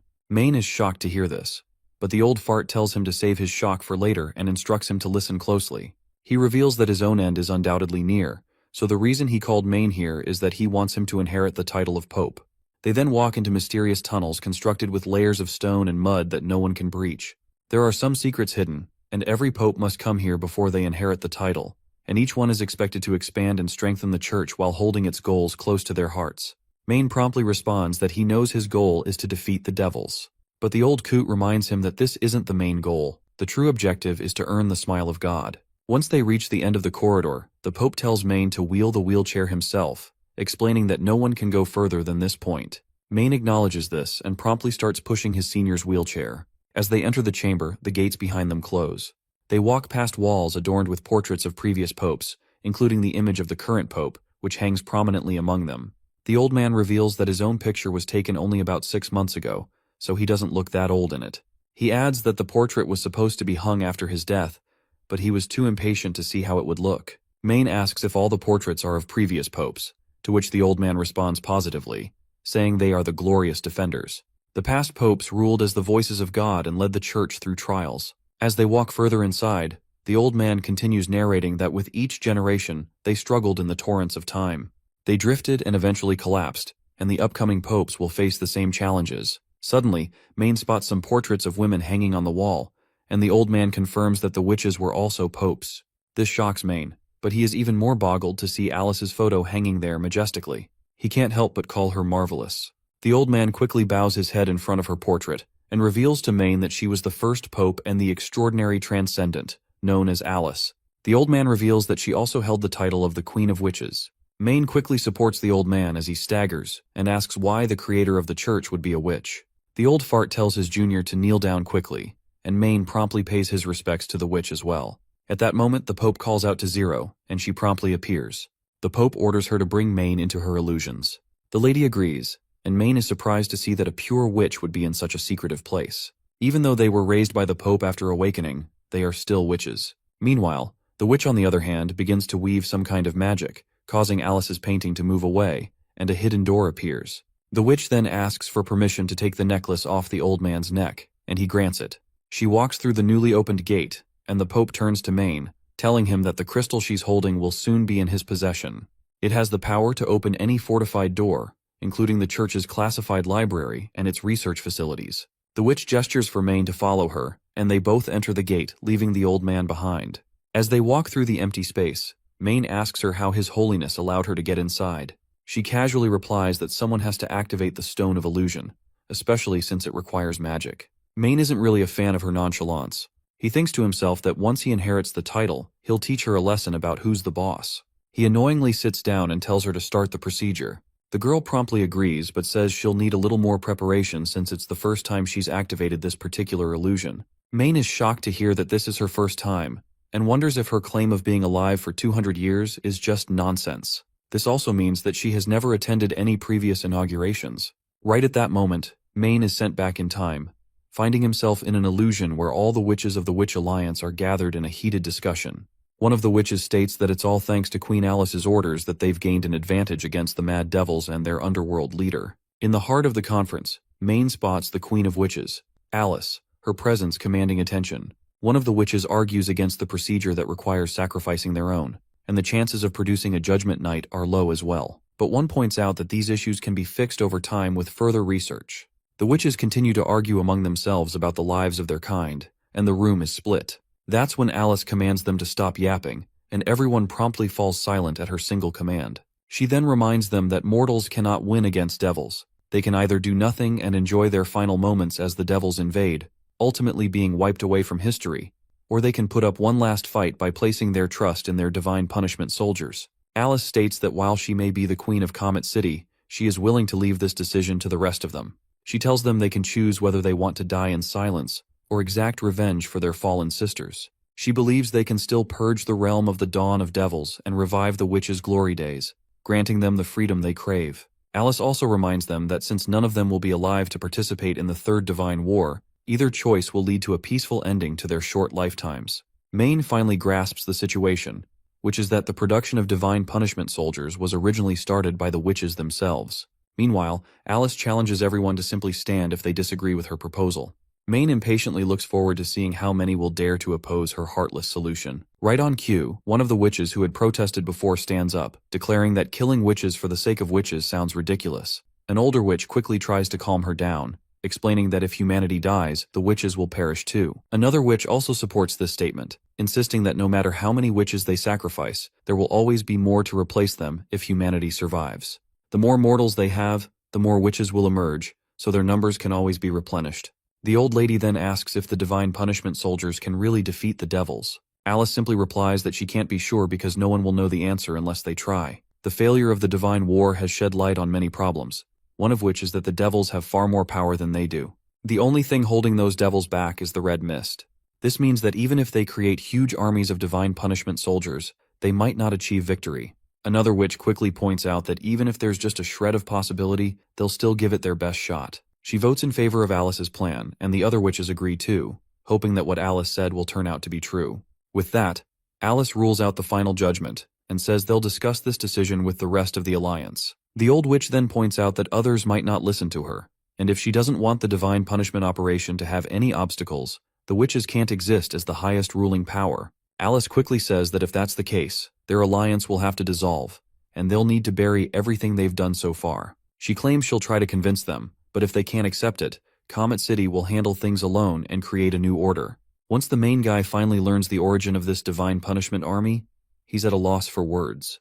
At just the right moment, Zero grabs him and yanks him out of the illusions. He gasps for breath, and she asks if he needs help on his way out. He tells her he can walk himself and asks her to just open the door. Once they're out, he tries to say something to the Pope, but all the lore he just absorbed is weighing heavily on his mind. He starts to feel dizzy and ends up plopping down at his feet. The old man gently pats Maine on the head. The Pope assures his child that the magic stone imprinted the memory into him, so feeling nauseous is natural. He says he felt the same way and will recover with some rest. Zero then asks why she's not feeling anything. The Pope reminds her that she's a witch, and her body is accustomed to magic, since witches are superior to mortals in both stamina and immunity. Maine asks if this is the origin of the church, to which the Pope agrees. He explains that Alice led 3 cities to victory, created brand new laws, and spread the word that witches were no longer chosen by God, but were instead cursed by the temptation of demons. This historic event became known as the Battle of Faith, and it lasted nearly 100 years. He asks if she lived for that long, to which the Pope replies, no. He explains that Alice died in a fight against another extraordinary transcendent, Natalia, and they both died fighting each other. The second Pope kept her mission alive and continued the fight until the other cities fully came on board. Unfortunately, the battle left all 3 cities severely wounded, and they lost almost all their governing power. The mortals who were unwilling to participate in the war settled on this cramped continent and started building a civilization with the natives, eventually forming the 4 great kingdoms. The church had to prune some scattered rebels, but the structure of the world had already been set, and they ultimately failed to unite the continent, all because of the queen's early death. He explains that not only was her ally, Natalia, unwilling to accept her plan, but she even tried to assassinate Alice during a meeting. This was all recorded in the holy books. He claims that if Alice had lived, the Battle of Faith would have ended 50 years earlier, and the church would have had more than enough time to gather all the witches and unify the continent. Maine still seems confused, and asks why the title of Pope is given to the mortals, since it was carried by the witches in the past. Before dropping any interesting lore bomb, the old man tells Zero she should go. The girl promptly leaves. At first the old man lets out a sigh, then explains that it's because of the fear and weakness mortals feel. Maine is shocked to hear this, and the old man repeats it once again. He explains that Alice mandated that the Pope position must be held by a transcendent witch to restore their glory after the devils were defeated. However, transcendent witches are incredibly rare, so there weren't many suitable candidates. Later on, some accomplished witches with common powers became Pope. But fear and weakness are like venomous snakes. Once they sink their teeth into the heart and mind, there's no stopping them. He reveals that a mortal archbishop worried they would be tricked and oppressed by the witches, so he took the position, and all future popes ended up being mortals. He calls himself and all other mortals cowards who have stolen the fruits of the witches' sacrifice. He insists that no matter what happens, the church will always bury this secret, and the truth of the divine war is all recorded in the Holy Temple. Maine will be the one to carry all of this forward with him. The old man even tells Maine that if he wants to give up the position, that will be his decision to make. Maine asks then, who will carry this burden? But the old man doesn't respond. With that, he dies, leaving Maine shouting in despair. The scene then transitions to the border town, where we see Agatha paying a visit to the prince. He hopes she's enjoying her stay and asks if she likes the porridge and fried eggs of this era. Agatha looks a bit lost in her own thoughts. As a witch of the Alliance, she can usually determine a person's intelligence with just a glance, but she can't do that with him. His eyes are filled with a strange aura and confidence, as if he has lived for thousands of years and has the world in his palm. Anyhow, she responds to the prince, telling him she would have preferred if no witches entered her room without her permission. Prince promptly assures her that he'll have Nightingale knock before coming in. He then mentions that if she wants to go outside and visit the town, Nightingale can show her around. Miss Scroll can also provide any historical information because she has the ability to store every book in her mind. Agatha reminds him that since devils are such a huge threat, she's actually curious to know why he said mortals can win against them. If he can't defend against them, then there will be no one alive to remember history and culture. Prince decides to talk about how the economy works and its benefits for people, but he pushes that aside for now. Since she seems more interested in learning about battles and weapons, he tells her she's in luck because the border town's forces are going to test new weapons this afternoon. But before they head outside, the prince has a question. Agatha sits down in the chair and gives him permission to ask. He asks her how many meals a day the citizens of Tequila City ate, what their staple foods were, how much meat they consumed, what their salaries were like, and if witches ever worked in agriculture or smithing. Agatha nonchalantly reveals that her guards and servants ate 3 meals a day and could have meat every week, except during the months of demons. They served her for life and didn't receive any compensation other than food, shelter, and knowledge. She adds that they did work for witches and handled agriculture by themselves. The prince perks up with excitement at these juicy details, leaving Agatha wondering why he's so interested in Tequila City's quality of life. She's puzzled as to why he seems more focused on these things rather than the devils who dominate most of the realm of Dawn. He then asks her about the Scholarly Guild, which she claims was focused on researching magic stones. Agatha explains that magic stones all began as stones of divine judgment. They could either suppress a witch's abilities or allow witches to tap into different strengths. Tilly curiously asks how the process worked exactly. Agatha explains that the Scholarly Guild dedicated all its efforts to uncovering the secret, and they finally determined the connection between magic and the stones. Many sacrifices were made in the pursuit of this knowledge. She then adds that she could tell him more, but he'd have to exchange it for the method he used to awaken witches. The prince responds that he has no problem with that. Princess Tilly then points out that the magic stone she found in the ruins allows her to fly, and there's no question it's incredibly useful in combat, for both offense and retreating. So, she's curious why someone like Agatha, a higher-tier awakener, chose to retreat to the misty forest on foot instead of using a magic stone like this. Agatha explains that while they understood the relationship between the stones and magic, they weren't able to create the stones themselves. When Tilly asks why, Agatha elaborates that the stones were created by the devils. If the witches had access to a stable source of these stones, support witches could have fought without relying on the divine punishment army. She explains that there is a unique devil they call the Chaos Beast, which looks like a giant flower, about the height of 3 or 4 people, and can use its vines to walk. If it swallows a stone of divine judgment, it can create many different stones. The speed at which it creates them varies depending on the type of stone. Agatha explains that they had ambushed a devil camp far from the battle and captured a Chaos Beast alive, bringing it back to Tequila for their own benefit.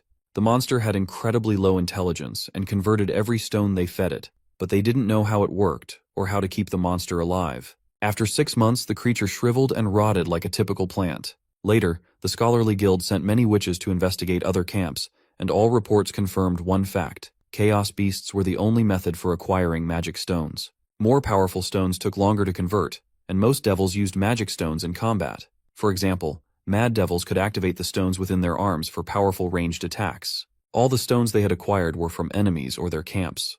Tilly is in awe to realize that the stone she possesses is from one of the devils. Agatha confirms this, stating that it probably belonged to an extraordinary transcendent witch. The prince then asks if the devils always possessed multiple types of stones from the beginning.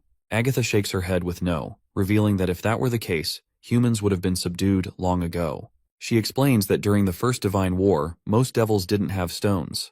They relied on their sheer strength, thick armor, and metal spears to attack human cities, which is extensively detailed in history books. Every battle lasted for hundreds of years until human territory was reduced to just fertile lands. If they had focused all their resources on training combat witches, the devils wouldn't have been able to reach the realm of dawn at all. During the Second Divine War, the devils gained more methods and strategies, and it only took them 35 years to defeat the humans. The divine army might be able to fight toe-to-toe with the leaders of the underworld, but there are just too many devils now. Agatha reveals that she's heard from the elders in the Alliance that witches used to have the upper hand. One extraordinary transcendent witch could slay an army of devils. But the devils have grown in number and efficiency at an alarming rate, so she doesn't know what the next attack will be like. She also goes on to explain how devils are categorized into 3 groups: mad devils, fearsome devils, and the underworld rulers. These terms were only created during the Second Divine War. Before acquiring magic stones, there wasn't much difference between them, aside from size. Tilly curiously asks how the devils reproduce. Agatha is startled by the question and admits she's not sure. It was never recorded, and there's no way to learn it through captives either. What she does know is that without the red mist, devils die quickly. The captured devils always died before witches can even understand their language, and the devils that don't rely on the red mist are low-intelligence beasts, so communication was never an option. She further explains that there are many different types of devils, but they're roughly divided into 2 groups, those with magic and those without. The latter can live without the red mist, but they are essentially the same as animals in both appearance and intelligence. For example, devils use an 8-legged caterpillar to transport resources and terrifying flying beasts as mounts. The prince pulls out one of Sora's paintings and asks if this is what the flying monsters look like. Agatha looks at it and agrees, then asks where he encountered them before. The prince explains that they aren't far from here. At first he thought they were simply demons that the devils had tamed, but now it seems they aren't the same thing. Agatha confirms, saying that's definitely not the case. Demons are just food for devils, and even large abnormal demons are enemies of the devils. When the months of demons begin, the devils' attacks are reduced since they're busy fighting off the demons too. This always gave the witches some breathing room. She then asks where the nest of the devils is located. Tilly explains that it's to the west of the forest, behind a huge snowy mountain, and it's covered in mist. The prince adds that when they tried to get close, A massive devil in a watchtower spotted them, and it was a miracle they managed to escape. Agatha sinks into deep thought after hearing this, then abruptly stands up, declaring they should attempt an attack on that camp.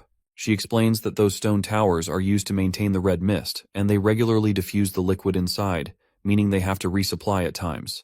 That's why the devils were burrowing into the ground. They were trying to conserve their consumption. Wendy and the others tense up at the idea of attacking the devils, while Agatha continues, saying that if there's a tower devil, she's almost certain there's a chaos beast in the camp as well.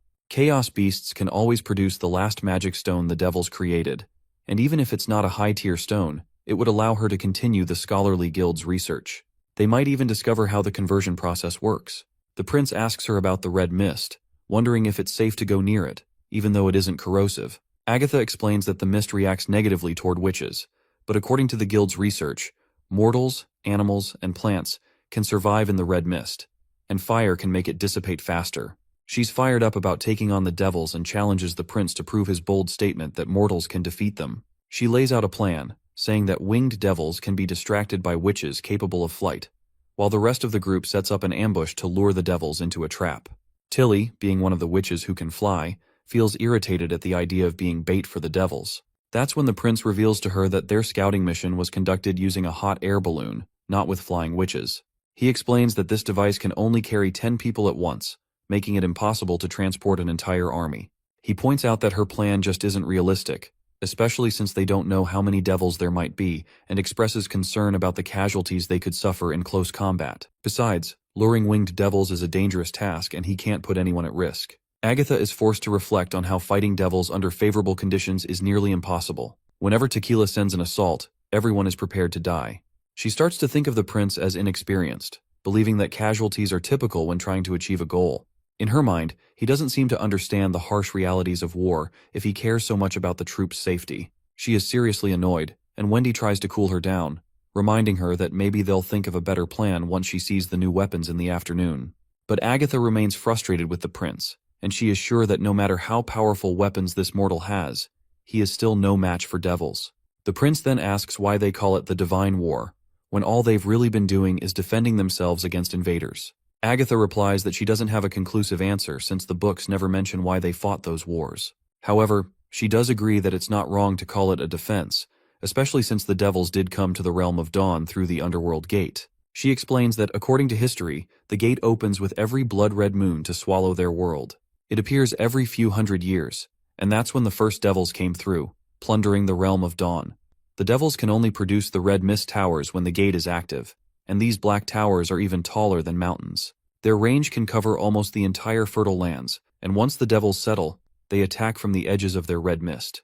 Agatha is certain that this time, humanity might not have any chance against the devils at all. At that moment, Tilly offers them a chance to join the shelter on Slumber Island for safety. But Agatha just annoyingly snaps at her, asking how many people a small island can even harbor. And besides, seeking refuge there would only delay their demise, not prevent it. Finally, Prince claps his hands to disperse the tension, urging everyone to maintain a positive attitude, especially since they are already preparing for the Third Divine War in advance. He begins to walk out, saying that they can discuss other matters after lunch. As they head to the lunch area, it's clear that someone is seriously annoyed, and of course, it's Agatha. She can't believe the prince has the mood for lavish food in such desperate times. These ignorant mortals seem to lack vision. What's even worse is that she can't bring herself to reject the delicious spread laid out before her, regardless of how angry she is at the prince. As a high-level witch, she finds it utterly embarrassing to indulge in such feasts when Tequila's name is on the line. Meanwhile, Wendy, as usual, tries to calm Agatha down with her cheerful side, reminding her that enjoying a meal could be a way to keep their spirits up during these difficult times. Once the dinner wraps up, she asks why the prince left since he was supposed to show her weapons. Wendy tells her that he's taking a nap and that it's his habit, and a well-deserved rest is essential for handling his governing duties. Of course, Agatha finds it ridiculous, thinking it's just a lame excuse for his laziness. She then asks him why everyone trusts him, and why they believe he can defeat devils and take down the church. Wendy just smiles and replies that it's because the prince can make the unimaginable a reality. To her, everything the prince has done is a miracle. She explains that when witches were being hunted down, the prince saved the association. While everyone viewed them as evil demons, he created land shared by both mortals and demons. He even defended the town against months of demon attacks with an army of civilians, and took down a Duke of Longsong fortress. Now his enemies think twice before stepping into the western region. Agatha then states that these are conflicts between mortals, which is totally different from a fight between devils and the Divine Punishment Army. Wendy then explains that the prince has also taught them knowledge that helps witches evolve, and he's created mighty weapons and machines. She shares that these are miracles she has witnessed herself. They aren't folk tales or myths. They're happening right before everyone's eyes, and one day he will become the king of Grey Castle and lead them to victory against any enemy. Later, we see Agatha strolling through the town with the prince and other Slumber Island witches. My guy is feeling quite tired, yawning over and over, which is just annoying the hell out of Agatha. She's literally itching to slap him awake with a palm full of snow, but she doesn't want her fellow witches to misunderstand anything. As they walk, she notices that his inner district is far too neat and orderly. However, these houses aren't anything special, and even the castle is nowhere near as grand as the Scholarly Guild Tower. Agatha then asks how many people are living here, to which Nightingale responds that they started with around 2,000. Of course, Agatha is shocked and asks how the hell a town with only 2,000 people is going to take on the devils. But she's even more bewildered when Nightingale reveals that the population has grown to 30,000. Agatha can hardly believe it and wonders if they counted the nearby villages too. You see, cities need to expand when they reach a certain population, and she knows all too well that this can cause problems. The demand for food and water skyrockets, poorer districts suffer huge blows to safety, and an overburdened population can weaken defenses and paralyze the city. She understands all these difficulties that come with expanding civilization from her own experiences, and she can't help but think that maybe Nightingale doesn't realize just how tricky it can be. As they approach the wall, the soldiers promptly salute the prince, and the prince quickly tells them to get ready for the test. Agatha, on the other hand, sneers and asks if this is the wall they've been boasting about. It has neither palisades nor moats, and she's certain that devils could easily climb over it without any tools. My guy just tells her to hold her horses and watch. That's when he proudly introduces the border town's new weapon, the 152mm standard fortress howitzer, powered by Justice and Glory. He boasts that it has many improvements over the 12-pound field cannon and possesses outstanding qualities that make it an age-defining weapon. Nightingale perks up at this speech, clapping in full excitement, while Agatha still looks unimpressed, unsure what's so exciting about it. The prince clears his throat and tells Ironaxe to start the test, while Agatha still looks dejected, thinking to herself that they're just wasting time. The last word he said about Justice and Glory didn't even make sense and sounded completely made up. Once the preparations are complete, the prince tells everyone to cover their ears, leaving Agatha bewildered that they're ready so soon. Every witch in the area covers her ears tightly as they fire the giant shell with incredible speed, leaving nothing but flames behind. Agatha trembles in anxiety at the massive explosion, and once the fire subsides, Nightingale asks her if she's all right, and the icy witch replies that she's fine. She looks ahead and sees nothing, wondering why nothing happened, and if those flames were just for intimidation. Meanwhile, the prince is trying to see where the shell landed, and Sylvie points out that it hit a small hill. The red flag is the nearest marker, but there's still some distance to cover. Agatha asks for clarification about what's going on, and the prince explains to her that this weapon can shoot artillery shells. She can think of it as a ballista bolt aimed at enemies far away. They had planted red flags 5,000 meters away, but the shells only landed a little over 3 miles. Agatha finds it amazing that there are no ropes or anything, so how did they even launch a projectile that far? Even a siege beast powered by magic would have a range of around 2 miles at most. If this weapon is actually capable of such distances, then they can definitely fend off devils approaching the wall. However, she's worried that a weapon of this caliber will take time to reload and fire again. That's where she finds herself mistaken because the prince casually tells everyone that he's not done yet, and that they will now test 3 shells at rapid fire with a closer target. Once the weapon launches those shells, the area where they landed erupts in chaos and fire, leaving Agatha in awe. At that speed, even an extraordinarily powerful creature wouldn't be able to dodge that attack. She's sure that if Tequila had a weapon like this, the devils would never be able to breach their walls. She then asks the prince if this weapon was developed by witches. He replies that it's technically true, as it was the combined effort of both witches and mortals. You see, Anna smelted each part individually, while Usia extracted purified elements, and Sylvie checked for all imperfections. The shells were developed by the alchemists and their apprentices, and every witch involved, except Anna, is a support witch. Well, this is finally a solid slap to her face, and she has started to think that mortals might actually defeat the devils after all.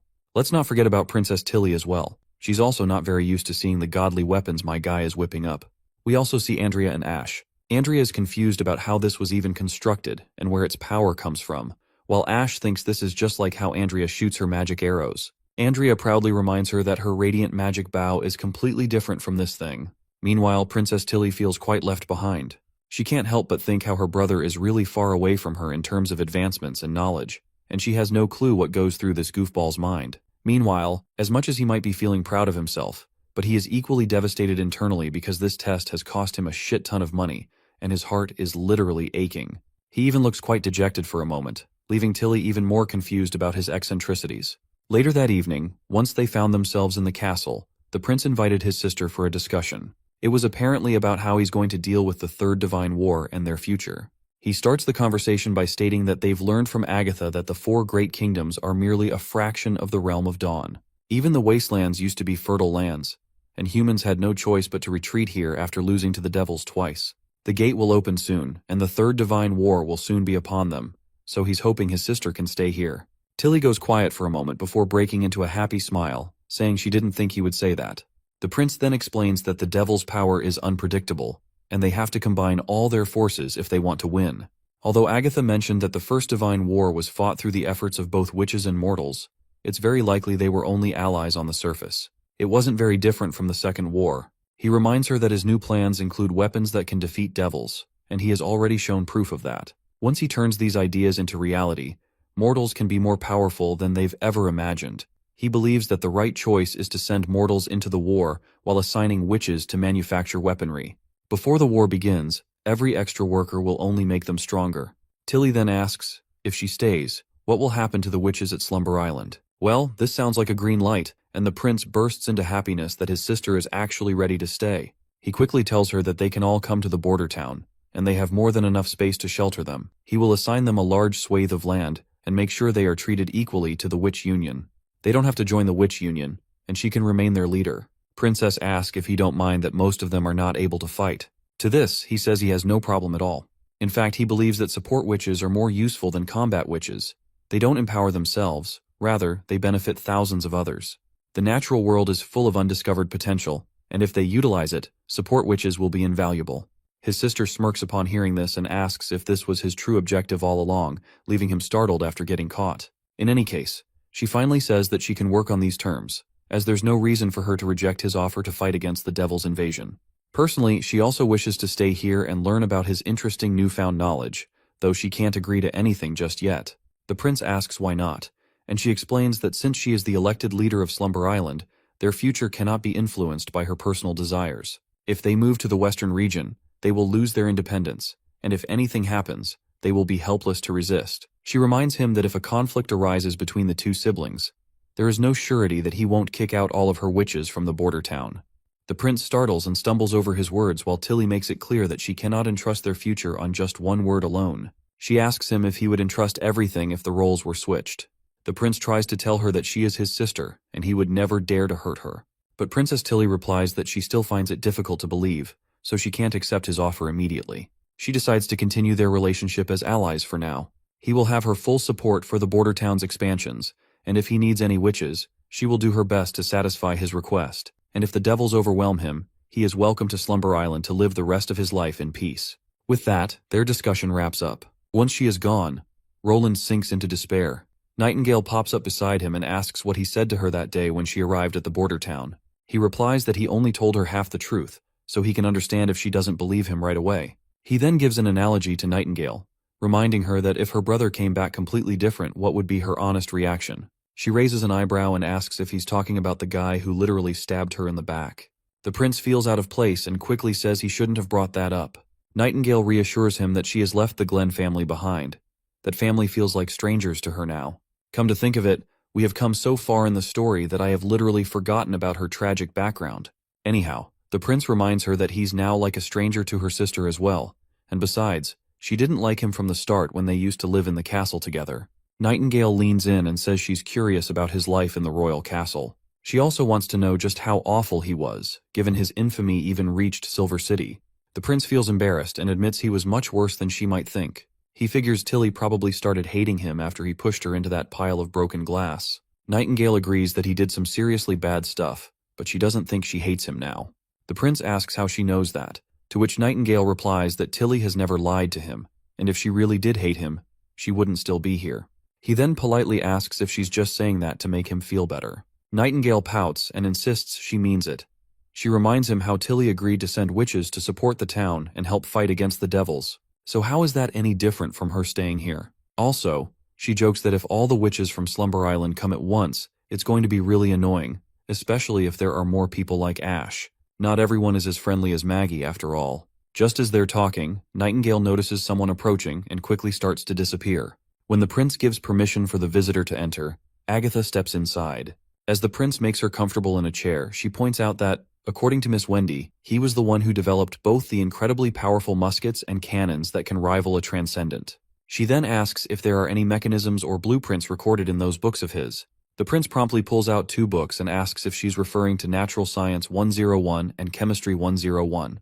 He explains that these books only highlight the fundamental principles, but they don't contain any blueprints. Agatha then reluctantly says that since only the Witch Union can have access to these books, then she requests to join it. The prince cheekily reminds her that the Witch Union is an organization within Border Town, and he asks if she's really willing to work for it, since its leader isn't a transcendent witch but just an ordinary guy. Agatha bows her head and replies that his knowledge to create weapons capable of destroying devils makes him far from typical. As long as he doesn't oppose alliances and ensures the survival of witches, she wouldn't mind working for the Witch Union. Though she looks a bit reluctant, even the prince is surprised by her acceptance, since he wasn't expecting her to agree so easily. He then asks why she didn't join Tilly on Slumber Island, since it's a city built by witches. Agatha responds that she has no interest in joining a refuge. To her, it's all pointless if they can't fight off the demons.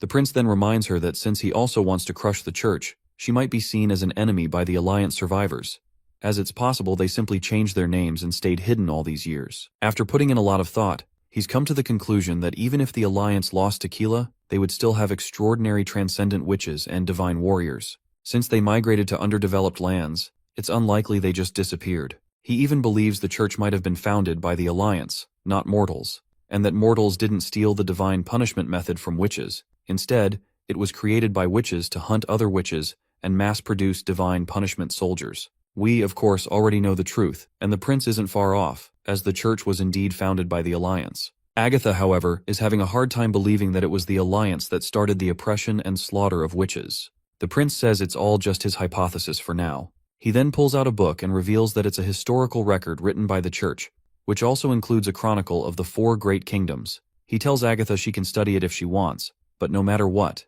the church is now their enemy. One of his goals is to destroy them, so if she decides to stand with the witches and fight the devils with him, the Witch Union will welcome her. Well, we all know what her decision will be. The scene then transitions outside, where Agatha demonstrates her abilities. The prince and Nightingale watch closely, and Nightingale notes that Agatha's magic is shaped like pentagonal prisms, with her capacity being at an intermediate level. Sister Scroll categorizes Agatha as a summoning-type witch who has already evolved once. She originally had the ability to create cool temperatures, but after her evolution, she can freeze the air into ice, which is a very convenient power. The prince then asks how she evolved, to which Agatha replies that it was through continuous practice and a sudden epiphany. She explains that she practiced every day to freeze water at a faster speed and lower the temperatures even more. One day, she saw a witch melt lead with her flames, and as the lead started to bubble from the rising temperature, that is when she realized that everything has 3 forms: gas, liquid, and solid. Lead exists as a solid at room temperature, but with enough heat, it can become a gas. Similarly, water exists as a liquid at room temperature, but with enough cooling, it turns to ice. This revelation transformed her magic from within. After ascending to a higher-tier witch, she recorded the principle into the Codex of Principles. The prince nonchalantly asks her what this Codex of Principles is. Agatha, a bit bewildered, responds that she's surprised the prince isn't more shocked about the concept of matter shifting from solid to liquid and then to invisible gases.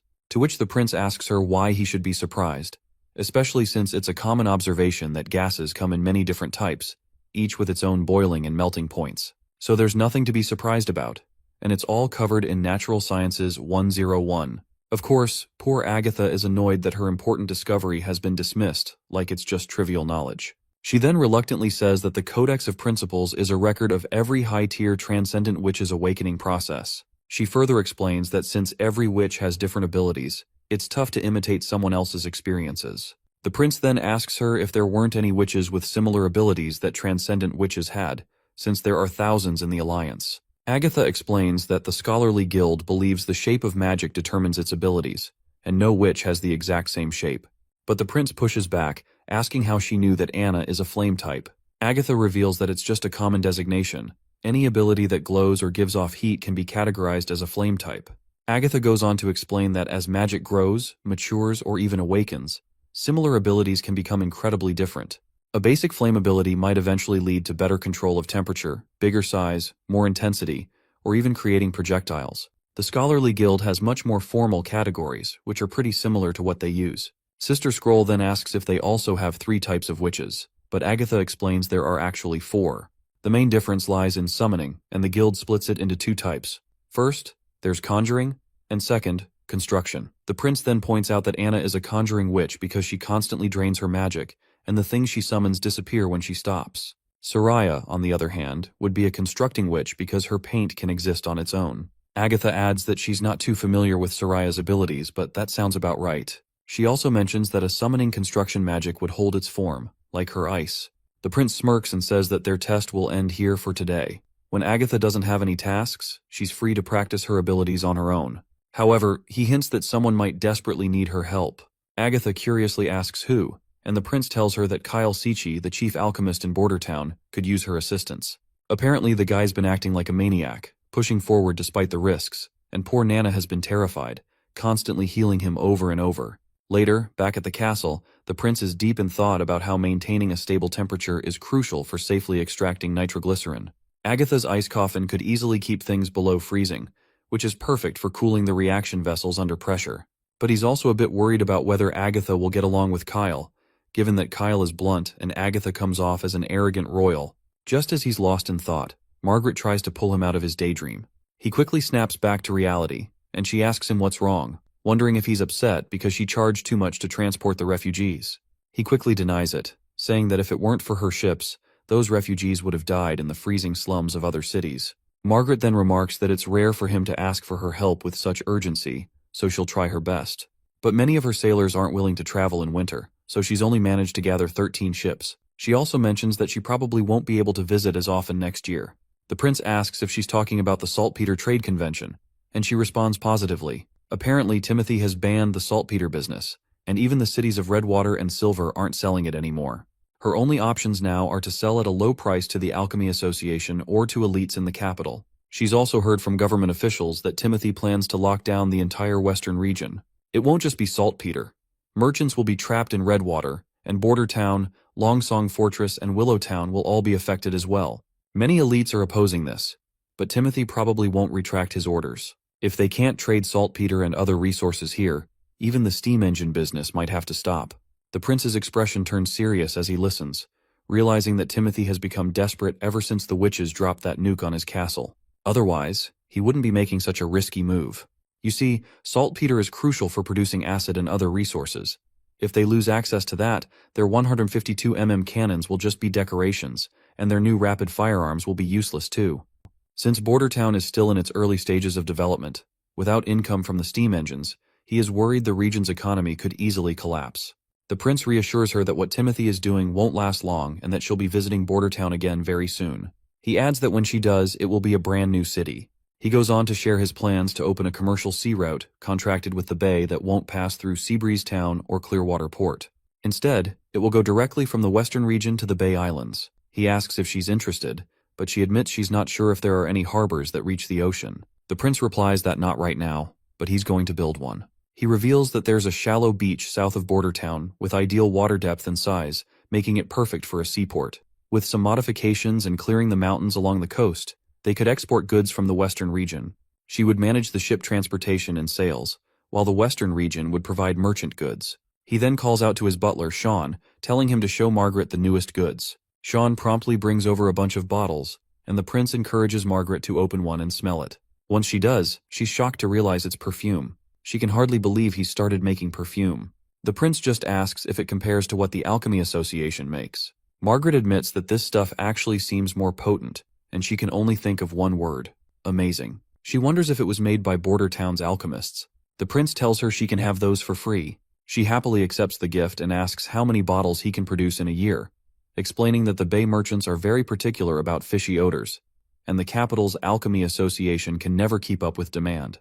The prince keeps his tone low-key and says that if they have enough ingredients, he can produce up to 10 times the Alchemy Association's output. But deep down, he knows it could be even more now that Leaf and Evelyn are collaborating. He's confident their sales will skyrocket, but he can't just sell it like cabbages. The prince is hoping that Margaret will help him spread these goods, and she smiles, saying this is quite a rare opportunity for her, so she will try her best to make the most out of it. A little later, Agatha finally finishes reading the books. She finds it hard to believe that a mortal wrote something like this. The more she reads, the more she understands the world as a chaotic place, with hidden laws that everyone must follow. If this person were in Tequila, the Alliance would definitely accept him, and he would be treated just like a high-tier witch. She wonders where he gained this knowledge because she used to think mortals were limited when it came to technology. Tilly responds that she doesn't have a clue either. She explains that back then, her brother was arrogant, cowardly, and talentless. He was illiterate, and his personality was pretty terrible too.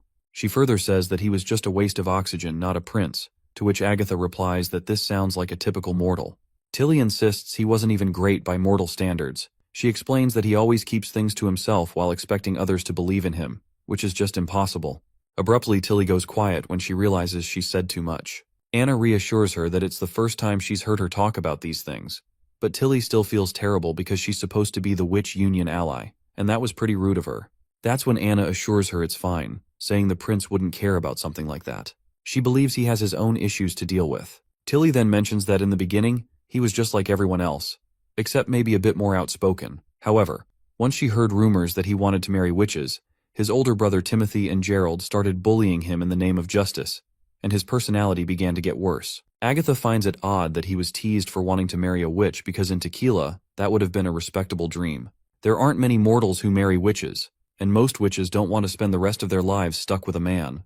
Tilly adds that everything is different now. If he marries a witch, it would mean he wouldn't have any heirs. But she figures that since it's been over 10 years, he's probably forgotten about the idea of marrying witches. That's when Anna tells them that the prince still wants to marry a witch, which shocks Tilly, and Anna further claims he said it himself. The scene then transitions to Longsong, and we finally see Ambassador Petrov after a long time. As he gets out of bed, his lover asks if he's not going to sleep a little longer since it's too early for him to be up. He replies that the prince wants to meet him, so he is going to visit the border town. She questions why he's going out in this harsh weather. Petrov explains that it must be something important, so he needs to get ready. He'll be gone by the afternoon, and he tells her to head home. He'll come back for her when he returns. The girl asks why he can't just ignore him. She points out that even though the prince has captured Longsong Fortress, Petrov is still its ruler, and she's sure that even a king's orders wouldn't require such urgency. Petrov gently pats her head, saying that the western region is out of the king's control, but Prince Roland governs it. Roland isn't just the leader of the border town, he oversees the entire western region. With that, Petrov begins his journey, accompanied by a few of his men. As they walk, he reflects on how, ever since the months of demons began, there hasn't been much to do at Longsong Fortress. Since his father is filling in for him, and with the help of his servants and apprentices, they should definitely be able to handle things while he's off visiting the border town. He thinks back to how, just a year ago, he also traveled to the border town in the midst of snow, carrying a warning from Duke Ryan which he had to deliver to Prince Roland. Now he's heading there simply because of a letter from the prince. Suddenly they hear some commotion nearby. Petrov tells his men to check it out, adding that if it's just a typical scuffle, they should kick the troublemakers back into their homes. Later, Petrov's men take out troublemakers causing the ruckus. One of them is an elderly lady, who points accusingly at a red-haired girl, telling everyone they must kill her because she's a demonic witch. But there's a kid standing by the girl's side, insisting she's not demonic at all. He argues that, just like in the plays, there are good witches and bad witches, so there's no reason to harm her. The poor girl is crying, trembling in fear. Petrov calmly asks the elderly woman if she's certain the girl is a witch. The woman insists it's true and warns him not to be misled by those theater plays. She claims she saw the girl using her demonic powers to melt snow off the roof, saying she witnessed it with her own eyes and doesn't know what this girl is plotting. She then laments how all of the churches have been burned down in the western region, but she is sure that the holy city will build more and everyone will be able to achieve God's pity and protection.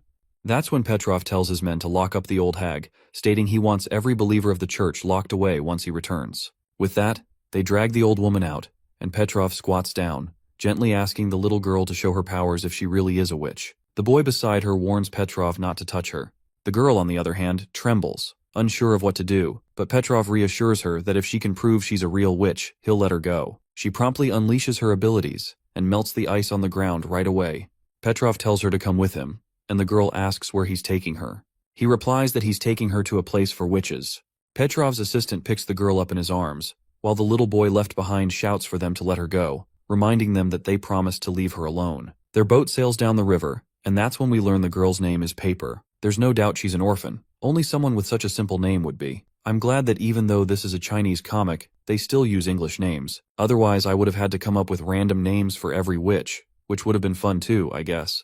Anyway, Petrov promptly offers her some food while asking why she won't use any blankets. He admits that they are definitely not the most comfortable thing, but they'll keep her warm. As the girl blows on the hot food, she says that she'll make it dirty. Petrov reminds her that the sailors aren't any better off than she is, and this trip is going to take 3 days, so she should make herself comfortable as much as she can. Suddenly, she burns her tongue on the hot food, and she looks absolutely adorable. Petrov then asks her about the boy, wondering if he was her friend. She tells him that he was the one who provided food, and requests Petrov to not capture him since he is not a witch. She further reveals that the boy told her that if they cleared the snow from rooftops in exchange for food, everyone would be fed. With the theater in town, no one is afraid of witches anymore. He's the one who negotiates with the adults as long as she's willing to help. Petrov finds it amazing that this little girl is helping her community to earn some honest food. He then asks her if she got any food. She replies that she did. She cleared 3 roofs. One homeowner chased her away, another gave her some bread, but the 4th house belonged to a hateful woman. He pats her gently and tells her to rest and eat well, adding that in 3 days, she'll meet the prince. Of course, the mention of the prince perks her up, and fast forward 3 days, Ambassador Petrov finally meets Prince Roland, who promptly welcomes him back to the border town. Petrov respectfully pays his regards, saying that the honeysuckle family has sent their greetings to the prince as well. Prince Roland invites him to sit, and reminds him that the reason for this urgent meeting is something that could affect the entire future of the western region, including Longsong Fortress. Petrov promptly asks him to explain further, so Roland then reveals his grand plan to build a metropolis, which will stretch from the misty forest in the west to Longsong Fortress in the east. This metropolis would encompass half of the western region. Since Longsong Fortress would be the eastern half of this new city, it would also become the first line of defense against the church, meaning it would no longer be an independent city as it is now. He further explains that the vast territory will be governed by the same laws and managed by the same bureaucracy. The elite will no longer have any influence in government, not even the 5 great families. Petrov finds all of this absolutely amazing because, a year ago, he had a similar thought about moving their defenses to the border town and utilizing the land between them. But Duke Ryan never made it happen, but the prince is taking it even further. There's no doubt that the prince has already made his decision about this territory expansion, and this is the only reason he's sharing this with Petrov now. No one can stop him at this point, and all Petrov can do is protect his own interests in this grand revolution. With that in mind, Petrov asks him how the honeysuckle family can help if the 5 families won't be involved in the government. Prince Roland commends Petrov for his quick-witted thinking, saying he has always been impressed by Petrov's insights ever since he accepted the offer to govern the fortress. He appreciates Petrov's positive attitude and acknowledges that these are intelligent qualities he rarely finds in the elite. The prince assures him that as long as the honeysuckle family continues to serve him, they can manage the Longsong area. Petrov promptly bows his head, saying that he and his father will always follow the Highness's judgment. The prince clarifies that while the honeysuckle family will still have a role in managing their lands, they won't have the same political power as before. From now on, all elites under his rule will have land but won't govern it. All laws and regulations will be managed by the city hall. He further states that land can be inherited just like elite titles, and the honeysuckle family will tend to their own crops, workshops, and other businesses. These will all belong to the honeysuckle family, and no one else will be allowed to intrude on their property. That's his promise. He reassures Petrov that their land won't change, except for the fact that they will have to follow government laws, which may even allow them to flourish more. The prince also tells him that he can return to his own territory and continue the traditional feudal system. However, once he completes the constitution for his new city and starts expanding, that land will no longer belong to its current owner. Once the meeting is over and Petrov is gone, Nightingale pops up, asking if Petrov will even accept this arrangement. The prince replies that he doesn't know. Petrov's agreement alone won't be enough. He'll also need to convince Duke Holmes, and if Holmes wants to remain a feudal elite, there's not much anyone can do about it. Nightingale asks if Petrov convinces Duke Holmes, then Petrov will be the one governing the capital. The prince starts discussing all the political implications and the changes that will come after he unifies Grey Castle. Everything goes over Nightingale's head. She cuts him off, saying there's no need to explain since she can't understand this stuff anyway. Instead, she mentions that a new witch is coming soon, and she's heading out for investigations. The prince asks if she's going alone, and she replies that she'll have Wendy with her since she's better at this kind of stuff than she is. The prince smiles and says he'll leave it up to them then. Apparently, Nightingale needs to verify every new witch who arrives at the border town. Since the new witches have to remove the Stone of Divine Judgment for Nightingale's mist to determine their truthfulness, the prince can't be present in case anything goes wrong. Scroll came up with 10 different identity questions for Nightingale to ask. Since Nightingale can only tell if someone believes what they're saying, the questions have to be straightforward without any loopholes. Even if a witch manages to lie once or twice, they wouldn't be able to deceive her with all the questions. Suddenly, the old man Barov bursts into the scene, frantically asking the prince if it's true that he's recruiting witches at the rate of 1 golden royal per month. The prince agrees right away, explaining that witches are being paid the highest, making it literally the best-paying job in this age. The old man suggests that if the prince wants witches, he should ask the people to find them, just like when he asked them to expose spies. He argues that the people have the sharpest eyes, and they can be rewarded for their efforts. The prince reminds him that this approach isn't much different from what the church is doing. He hopes the witches will come willingly, and that they can continue to use their own power. You see, issuing rewards for witches might create a frenzy around them, and people could start treating it like a business. That's when Wendy appears and says they've verified the new witch's identity, and she exactly matches Ambassador Petrov's description. The prince reminds how he knew too much caution was unnecessary, but Wendy responds that it's necessary because his personal safety is their top priority. The prince then tells her to bring the girl in, and they quickly usher the little timid girl into the room. Wendy reassures her not to be afraid and introduces her to Prince Roland. As soon as the prince sees her, he can tell she must be panicking inside, since she is in a completely unfamiliar place. So adapting to a new life might take her a long time. After all, she's just a little girl who doesn't have Agatha's intellect or Anna's tenacity. Even Moon and Lily had each other as sisters for support. He then tells Wendy that there's no need to test the girl's abilities just yet.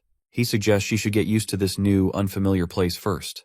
Wendy decides to give the little lady a well-deserved bath, and she'll be staying at the witch branch for now. Later, we find ourselves in a steamy bath scene, where Wendy is gently giving a warm shower to this timid girl. Wendy reflects on how taking care of new witches has practically become part of her job, something the prince specifically assigned to her, especially since she's good at comforting others. She had felt a bit sad not having any witches to take care of for a while, but now she's happy she can be a big sister to someone again. She then notices how skinny this child is, but she is relieved that she is a witch, and with some proper nutrition, she'll bounce back to normal soon enough. Wendy checks the water temperature to see if it's not as hot anymore. She helps the little girl step into the bath, and as soon as she does, the kid feels a shiver run down her spine. But pretty quickly, she starts to chill out as she gets used to the warm water. Wendy begins to rub the girl's back and asks Paper when she awakened as a witch. The girl replies that it was 2 years ago, back in winter. Wendy smiles and says that's pretty common since most witches wake up during the months when demons are out and about, and it's said that magic is at its strongest then. The little girl asks if that means they have devil powers. Wendy, being the big sister, corrects her and tells her that this is absolutely not true. Being a witch is totally normal. The only real difference between witches and mortals is that we have amazing powers. She adds that a few hundred years ago, witches were considered the children of God. She further assures her that having magic is as natural as breathing. The girl asks if her powers will grow. Wendy agrees and says they'll definitely get stronger as she gets older, but she'll need to work hard to control the energy. Otherwise, she might go through anti-phases, and the church uses this to spread lies about witches being possessed. The girl looks pretty down about it. Wendy realizes that since it's her second year of awakening, she probably felt some of that awakening pain last year. To cheer her up, Wendy reassures her that now that she's in the border town, everything will be all right. She explains that if she hurries and starts practicing, this year's awakening day will be a piece of cake, and everyone will be there to support her. Suddenly, Lily bursts into the bathing room, super excited to see the new witch. She says Moon wants to see her too, but Moon claims Lily is the one who wanted to check her out. The girl panics when she sees them and sinks deeper into the bathwater. Wendy quickly reassures her that they're just fellow witches, so there's nothing to be worried about. Lily asks the girl about her powers, and she replies that she can melt snow. Lily follows up, asking if she can also turn water into ice. The girl shakes her head, saying she can only make hot water cold. When Wendy hears this, she perks up, realizing that while melting snow means raising the temperature, cooling hot water lowers it. But since she can't change normal water's temperature, it doesn't sound quite right. Lily places a steaming tub of hot water in front of her and tells her to give it a try. As soon as the girl uses her ability, the water starts to cool down, and the steam disappears right away. The bubbles in the water also vanish, and the movement of the water slows, creating a clear surface. All the witches are left wondering what kind of power this is. Before we can learn anything about this magical ability, The scene transitions to the prince's office, where Petrov is preparing to leave for Longsong Fortress. Before heading out, he pays his respects to the prince and promises that the Honeysuckle family is ready to serve him. Petrov also assures the prince that he'll convince his father, and he will definitely listen since he is different than the rest of the elites. The prince is pleased to hear this, while Petrov continues, saying he's witnessed the incredible progress in Border Town. If the new city the prince is aiming to build is as advanced as it seems, the Honeysuckle family wouldn't mind joining in, especially if it means they could flourish under the prince's vision. The prince then tells him that his goal is to make every part of Grey Castle a comfortable place for its citizens to live. Petrov bows his head in respect, saying he'll hurry back to the fortress and report this news to his father. The prince reminds Petrov not to forget about the other 4 families and the entire elite class. He promises that any family willing to accept their conditions will be wholeheartedly integrated into the new city. He then instructs Petrov to hold a conference at Longsong Fortress to announce this news to everyone. Petrov is startled by this, but the prince reminds him that he'll be the one delivering this message, as he will take on the role of ambassador. The prince also commends him for doing well in his assignment of recruiting witches, and informs him that the operation will no longer be covert. However, he warns that there are still some people who hold hope for the church, and tasks Petrov with clearing those individuals from the western region. He leaves it in Petrov's hands to figure out how to make it happen. Once Petrov leaves, the prince finally lets out a relaxed yawn and stretches, deciding to take a walk in the garden now that he's done with his office duties. As he steps into the garden, he's immediately startled by the sight of large trees surrounding the area, trees that weren't there before. It feels as if he's standing inside a living organism, with the garden itself almost seeming to breathe. As he walks further in, he spots a cozy bonfire, where Wendy gestures for him to come closer. When he steps inside, he notices other witches gathered there as well. He sits down beside his sister and asks what's going on. Tilly reveals that Sister Leaf's ability has evolved, allowing her to create this entire section of the garden. She has fused with the plants, and everything they see is a part of Sister Leaf herself. The prince is shocked and asks if she is still able to return to her human form. That's when Lady Leaf herself speaks up, and she uses the movement of the leaves to create her voice, saying she can return to normal if she deactivates her ability. The prince is amazed by this and asks how she's able to speak using only the leaves. He then wonders if she can hear them talking. Lady Leaf explains that not only can she hear them, but she can also see, smell, and touch anyone within the garden.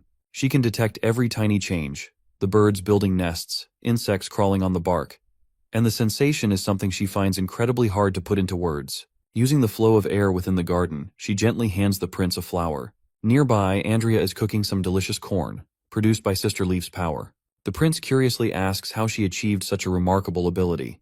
Lady Leaf responds that she's not entirely sure. She continued talking with the animals and plants while practicing her abilities, and then one day, they responded to her summons, and perhaps this is what she's always been searching for, a way to combine the forest life forms together. The prince asks what would happen if she tried this in the misty forest. He wonders if it would become a part of her as well. She replies that she's not sure, and even if she could, it would require a long time. She explains that maintaining this form doesn't require much magic, and the forest can even replenish it. However, every time she expands, her consciousness slows down. She struggles to find the right words, but is certain that if she tries to extend her influence over something as vast as the misty forest, she would surely lose her mind. When she first fused with the garden, she felt that her mind wasn't enough, and that struggle made it hard for her to return to normal. However, she doesn't feel that way when she fuses with plants she's controlled before. She just needs to jog her memory, and it works seamlessly.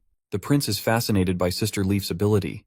While Lily's evolution was on a microscopic scale, Sister Leaf's breakthrough is on a much grander level. If she could eventually control the entire misty forest, no enemy would be able to hide from her.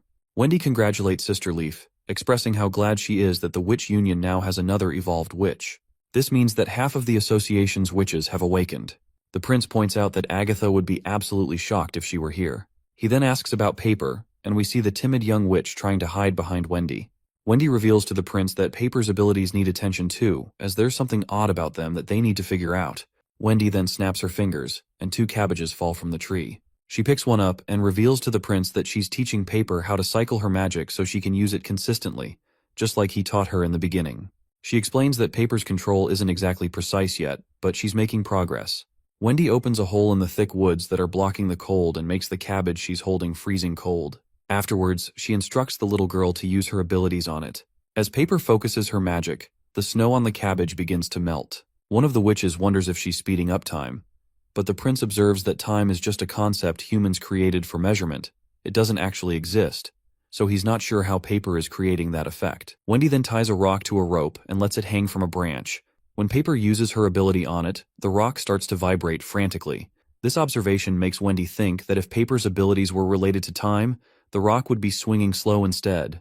That's when the prince's mind clicks with the realization that she's not actually affecting time. Instead, she's influencing the movement of atoms, and her magic can either slow them down or speed them up, which results in water freezing or melting. Of course, paper doesn't really understand the science behind her magic, but she uses it based on her feelings. She thinks her magic doesn't affect other things much other than water, because some changes take time, like when things rust. The prince believes her magic is like a natural helper that speeds up reactions. When he gets back in his office, he thinks that once paper gets better at controlling her magic, they can make their chemical work even better.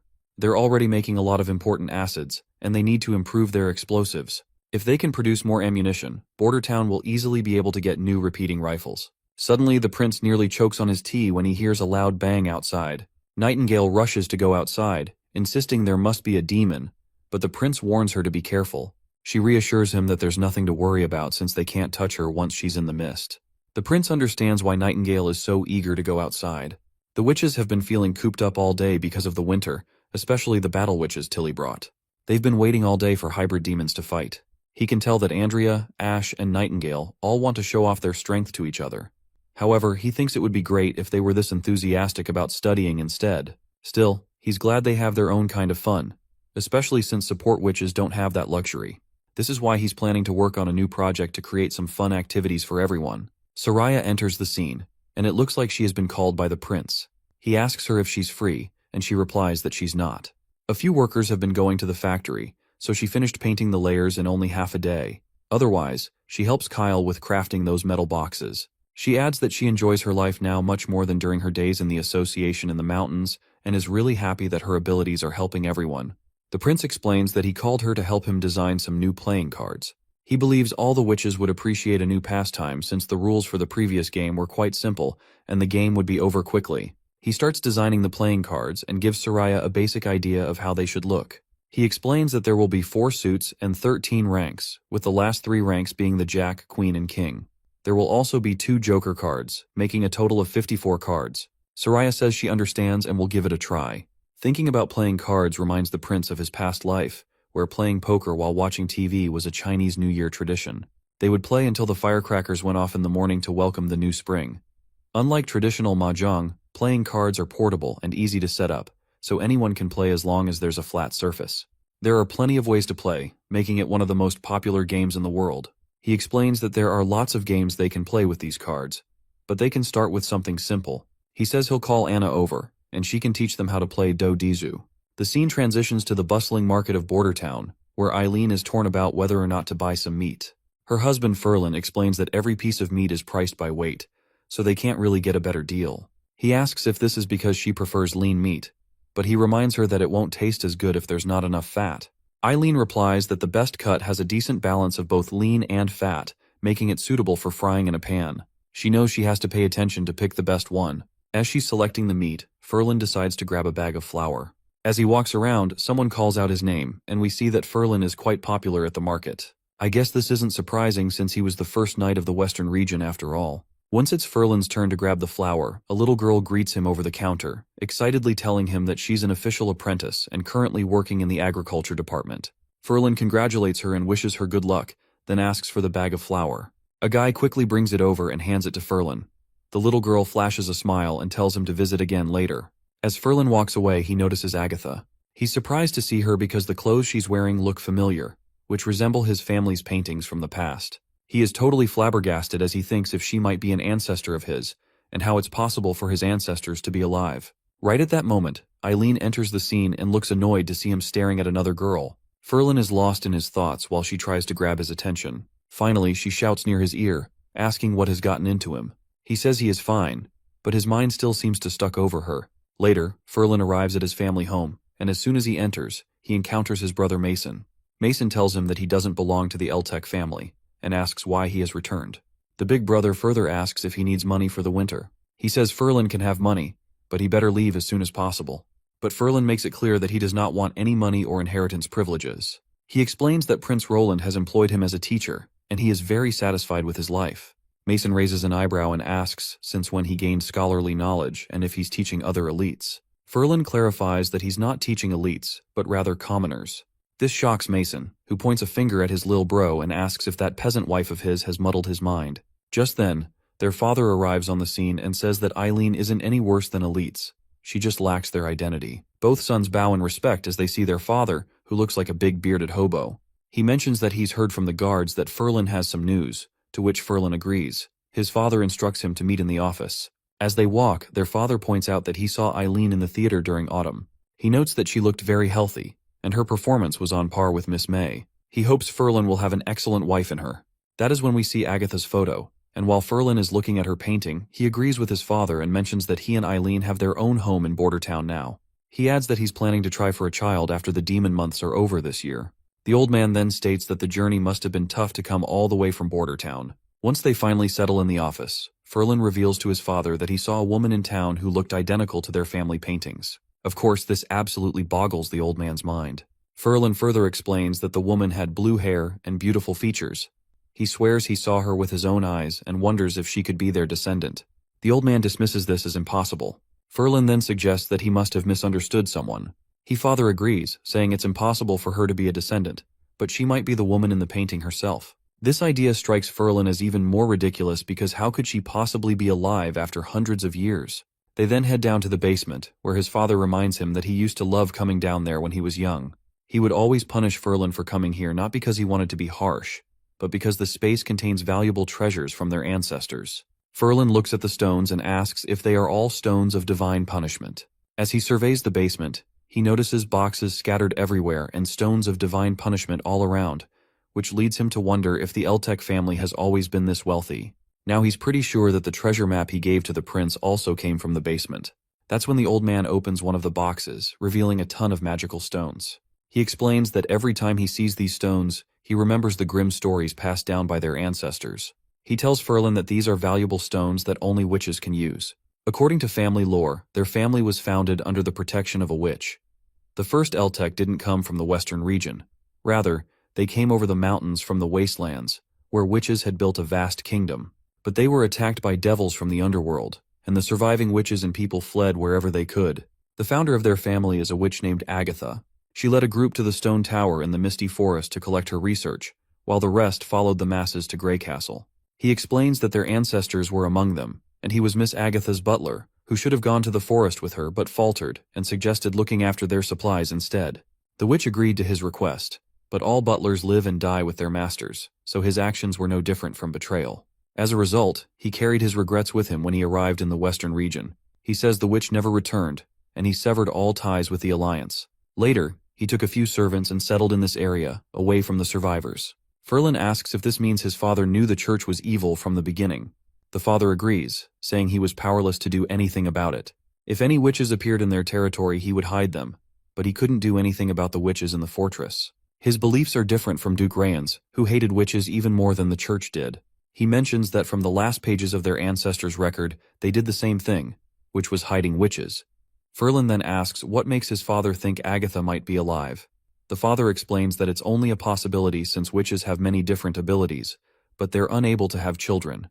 That's why it's just an educated guess. He adds that the ancestor wished his descendants would explore the misty forest tower. He notes that his writing is smudged from the passage of time, but his remorse can still be felt with every stroke. Ferlin then asks him if he doesn't want to see Agatha, to which the father replies that there's no need to contact her for now. He states that ancestors don't visit their descendants. Rather, the descendants should seek out their ancestors. He gives Ferlin permission to bring all of the stones with him, saying that if Agatha is indeed who they think she is, then their ancestors' wish will be fulfilled. The scene then transitions to Bordertown, where Prince Roland seems to be working on something new. He announces that anyone who guesses correctly will get an extra serving of ice cream bread.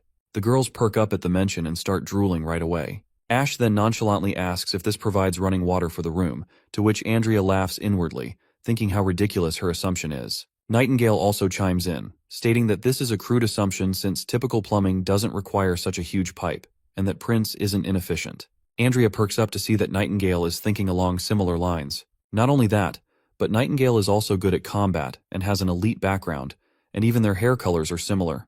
She has the most elite attitude in the entire Witch Union, and more importantly, she hates Ash. Andrea has no clue why that is the case, but she's sure that the enemy of her enemy is her best friend, which makes Nightingale interesting to her. Ash then asks Nightingale how she can be so sure about her claim, to which Nightingale slips out that she watched Prince draw the blueprints in his office, and saw everything he did.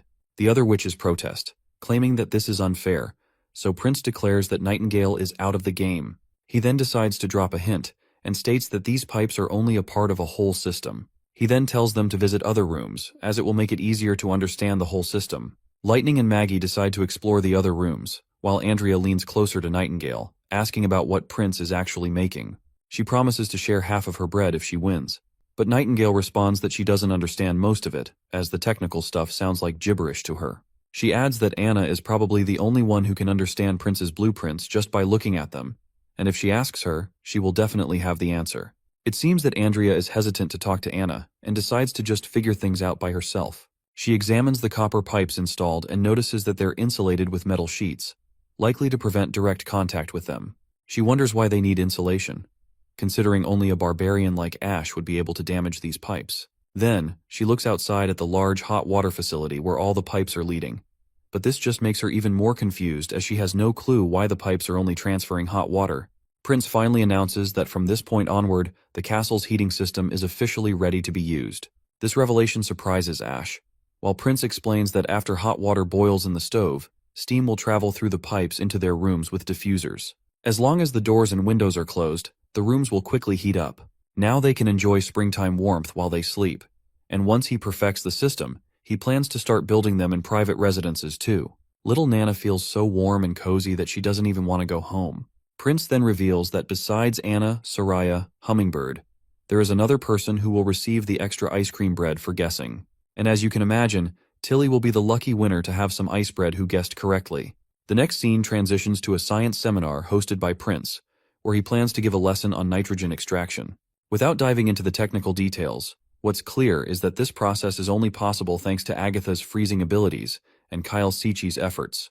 Prince is surprised to see how well Sichi and Agatha are getting along. He initially had thought their blunt personalities would clash and cause chaos in the laboratory. Agatha starts using her magic to cool down the canister, and nitrogen begins to emerge from the nozzle. Anna stands by, melting any ice that forms to keep the process smooth. Kyle Sichi brings out a glass jar that contains the nitrogen, but Lily mentions that she can't see anything. This prompts Prince to ask his first question, which is how can they prove that this gas is different from oxygen? 3 students immediately step up with answers.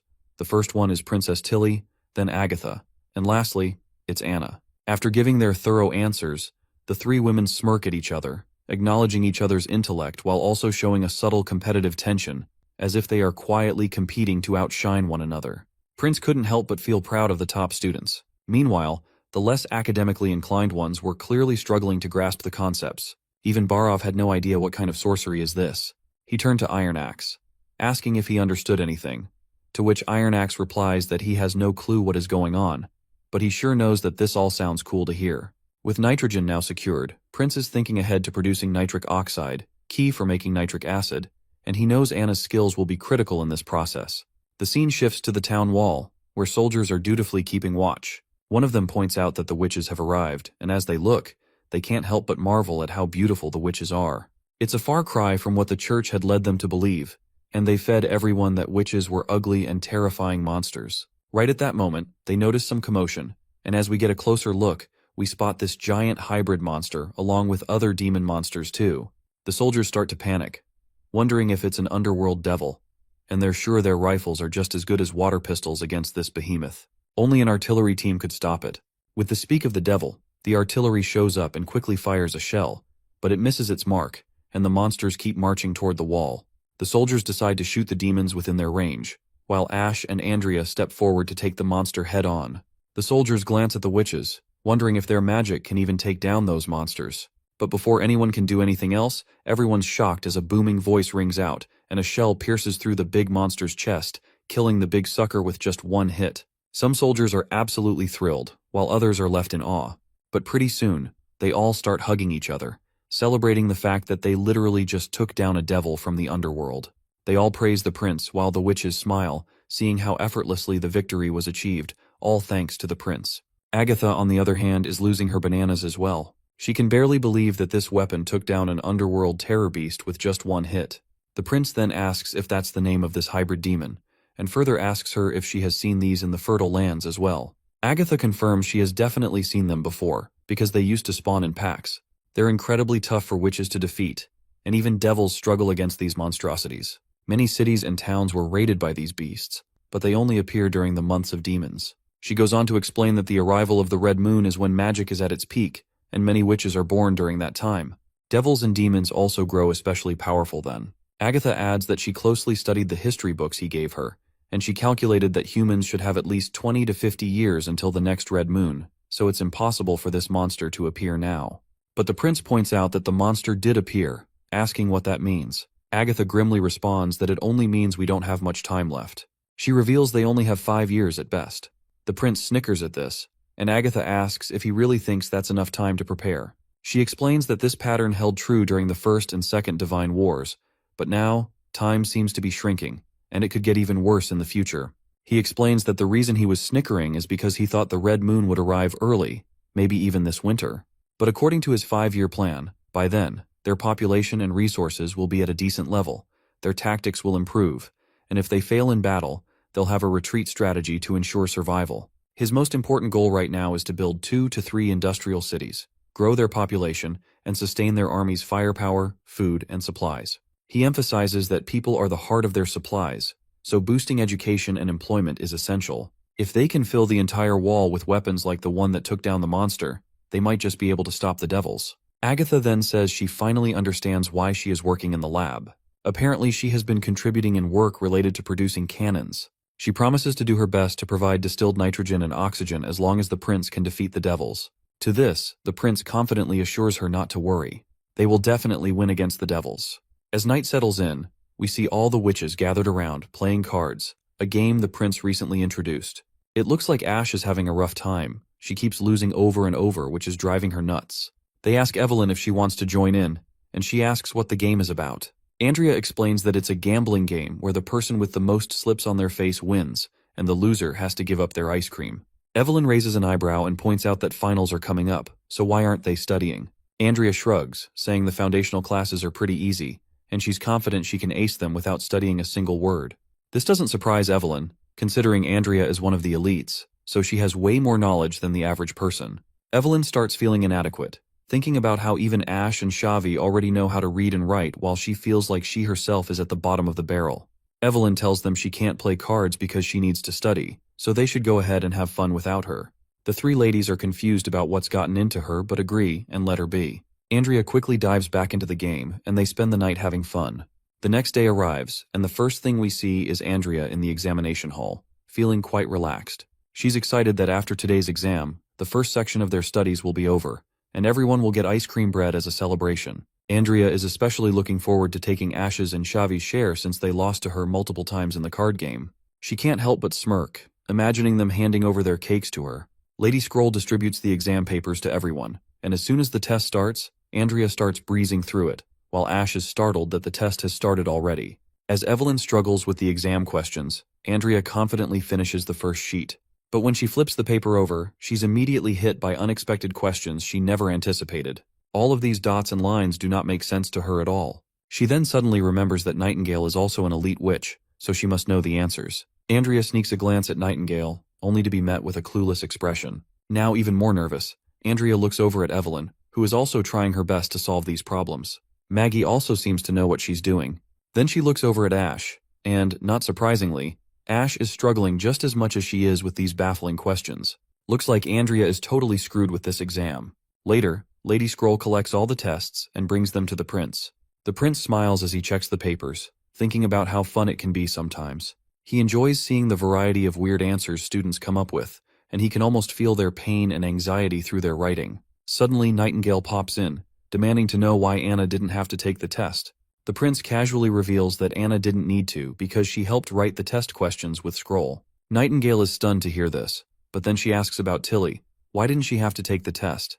The prince explains that Tilly was responsible for reviewing the test beforehand to make sure there weren't any errors, and she aced it with a perfect score. This revelation throws Nightingale even deeper into despair.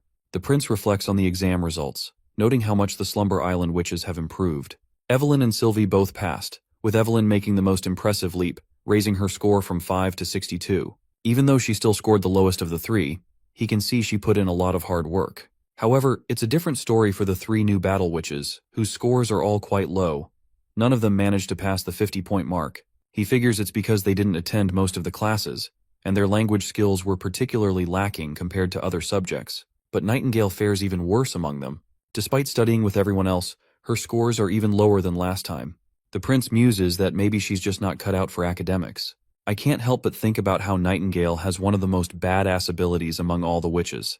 I sometimes wonder what her powers might look like if she evolves. Anyway, Prince laments how she barely got anything right on the math and science parts. Her formulas were completely off. But somehow she nearly nailed the multiple choice and true-false questions, which is a mystery Roland couldn't figure out. Later we see Maggie cracking open an egg, and her lucky star shines so bright that she gets 2 yolks from 1 egg. Even Sister Lightning feels a little jealous about that. The next scene transitions to the Holy City, where we find Pope Main in the underground jail. As he approaches one of the cells, he reflects on how the last time he was here, it was to execute the previous king, Wimbledon. This time, though, he's here because of Zero. Once he enters, he asks her how the disciplinary whip feels and hopes she understands what it means to obey him after this. She teasingly asks him if by obey he means her obedience to him specifically, or if he expects her to be courteous to the other archbishops as well. Pope Main makes it clear that she will need to fulfill his commands, and if he needs her to help the other archbishops with their tasks, she'll have to listen to them. She readily agrees, saying she'll do as he says. At that moment, he tells the soldiers to release her handcuffs. Once they're off, he informs her that he has a mission for her and asks her to come with him. He reveals that the months of demons might last for 5 this year, posing a great challenge for the Holy City and even worse for other areas. He wants her and the other pure witches to leave for Grey Castle and assassinate the rebels Timothy and Roland Wimbledon while everything is still chaotic. Zero just snickers faintly, which angers Main, and he asks her if those whips weren't enough to tame her. Right at that moment, a light begins to shine brightly in her chest, and Main finds himself transported to the old Holy City, the time when he first became a follower of the church. The fact that Main landed in this place reveals that it holds the most memorable moments for him, which Zero finds quite fascinating. He asks her why she's crossing the line by using her powers on him, to which Zero simply shrugs and says she's well aware of what she's doing.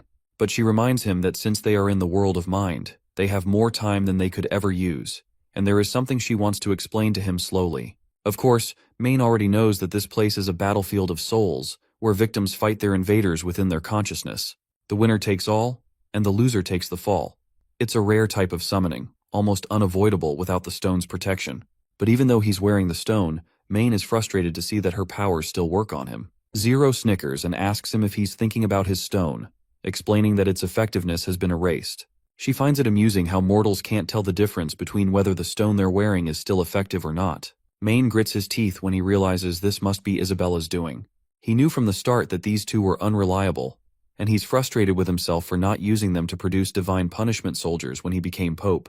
Anyway, he asks her when she removed the stone's effectiveness. Zero reminds her that he had locked her behind the bars, so how would she knows? Main tries to keep his cool and asks her if what she's doing is revenge for him punching her. He reminds her that even if she kills him, the entire Hermes base is surrounded by stones, leaving her nowhere to run.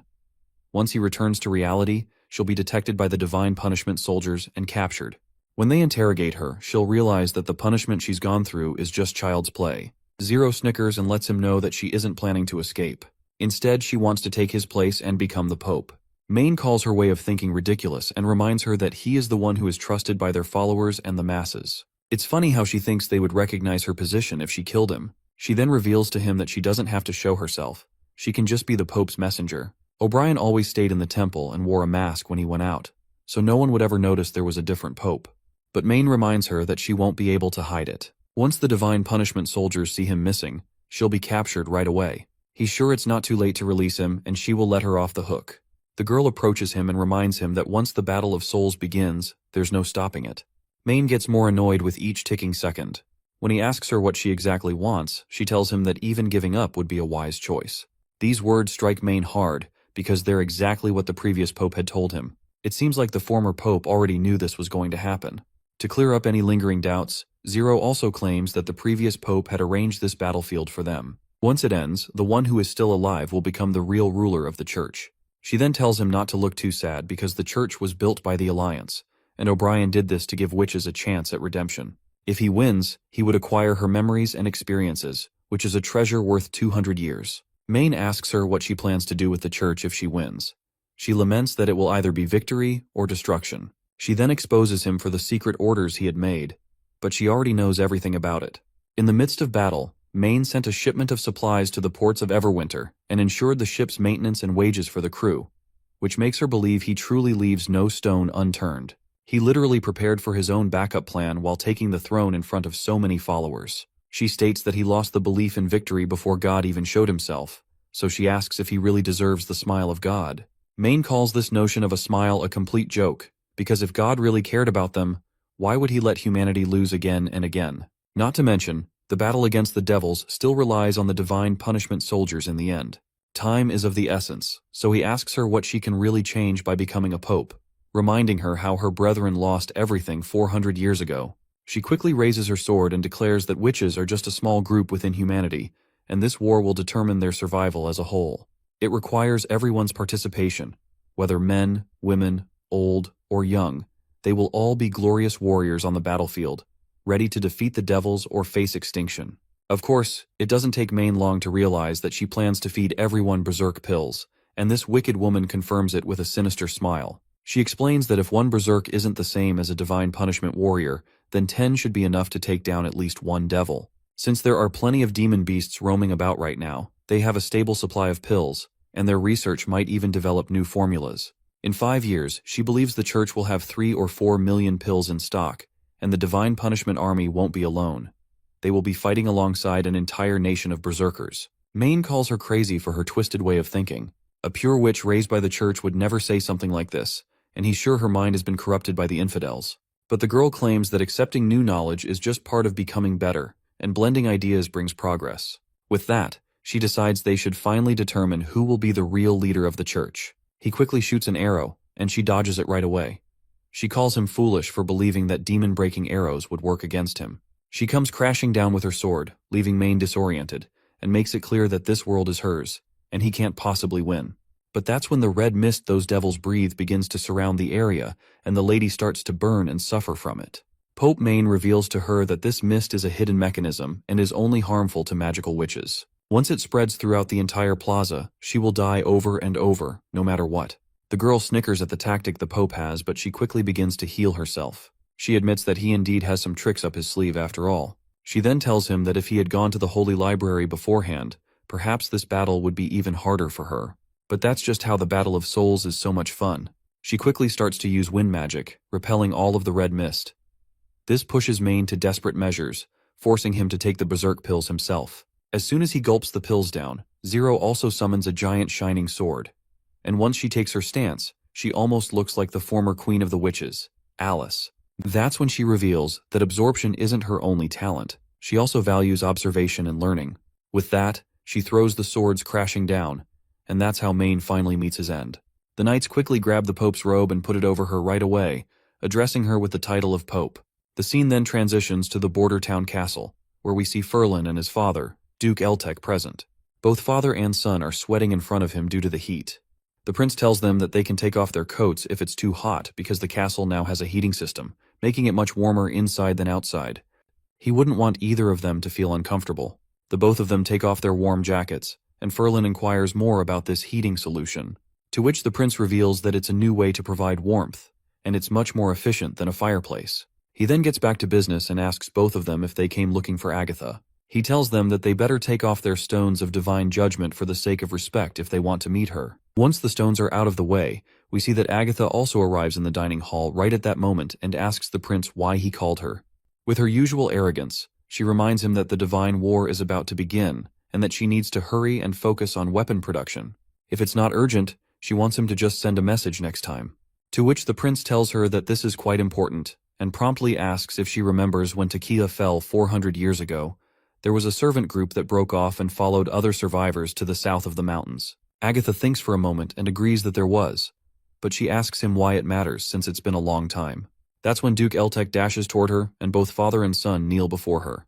The man reveals that he is a descendant of Cage and asks if she remembers that name, to which she replies that she remembers it because she was the one who named him. She bought 2 servants. One of them was Kraft, who was the leader of the family's patrol guard, and the other was Cage, who was the butler. She throws them a look of disdain as she asks if they're claiming to be descendants of the butler who secretly escaped with the magic stones and research records.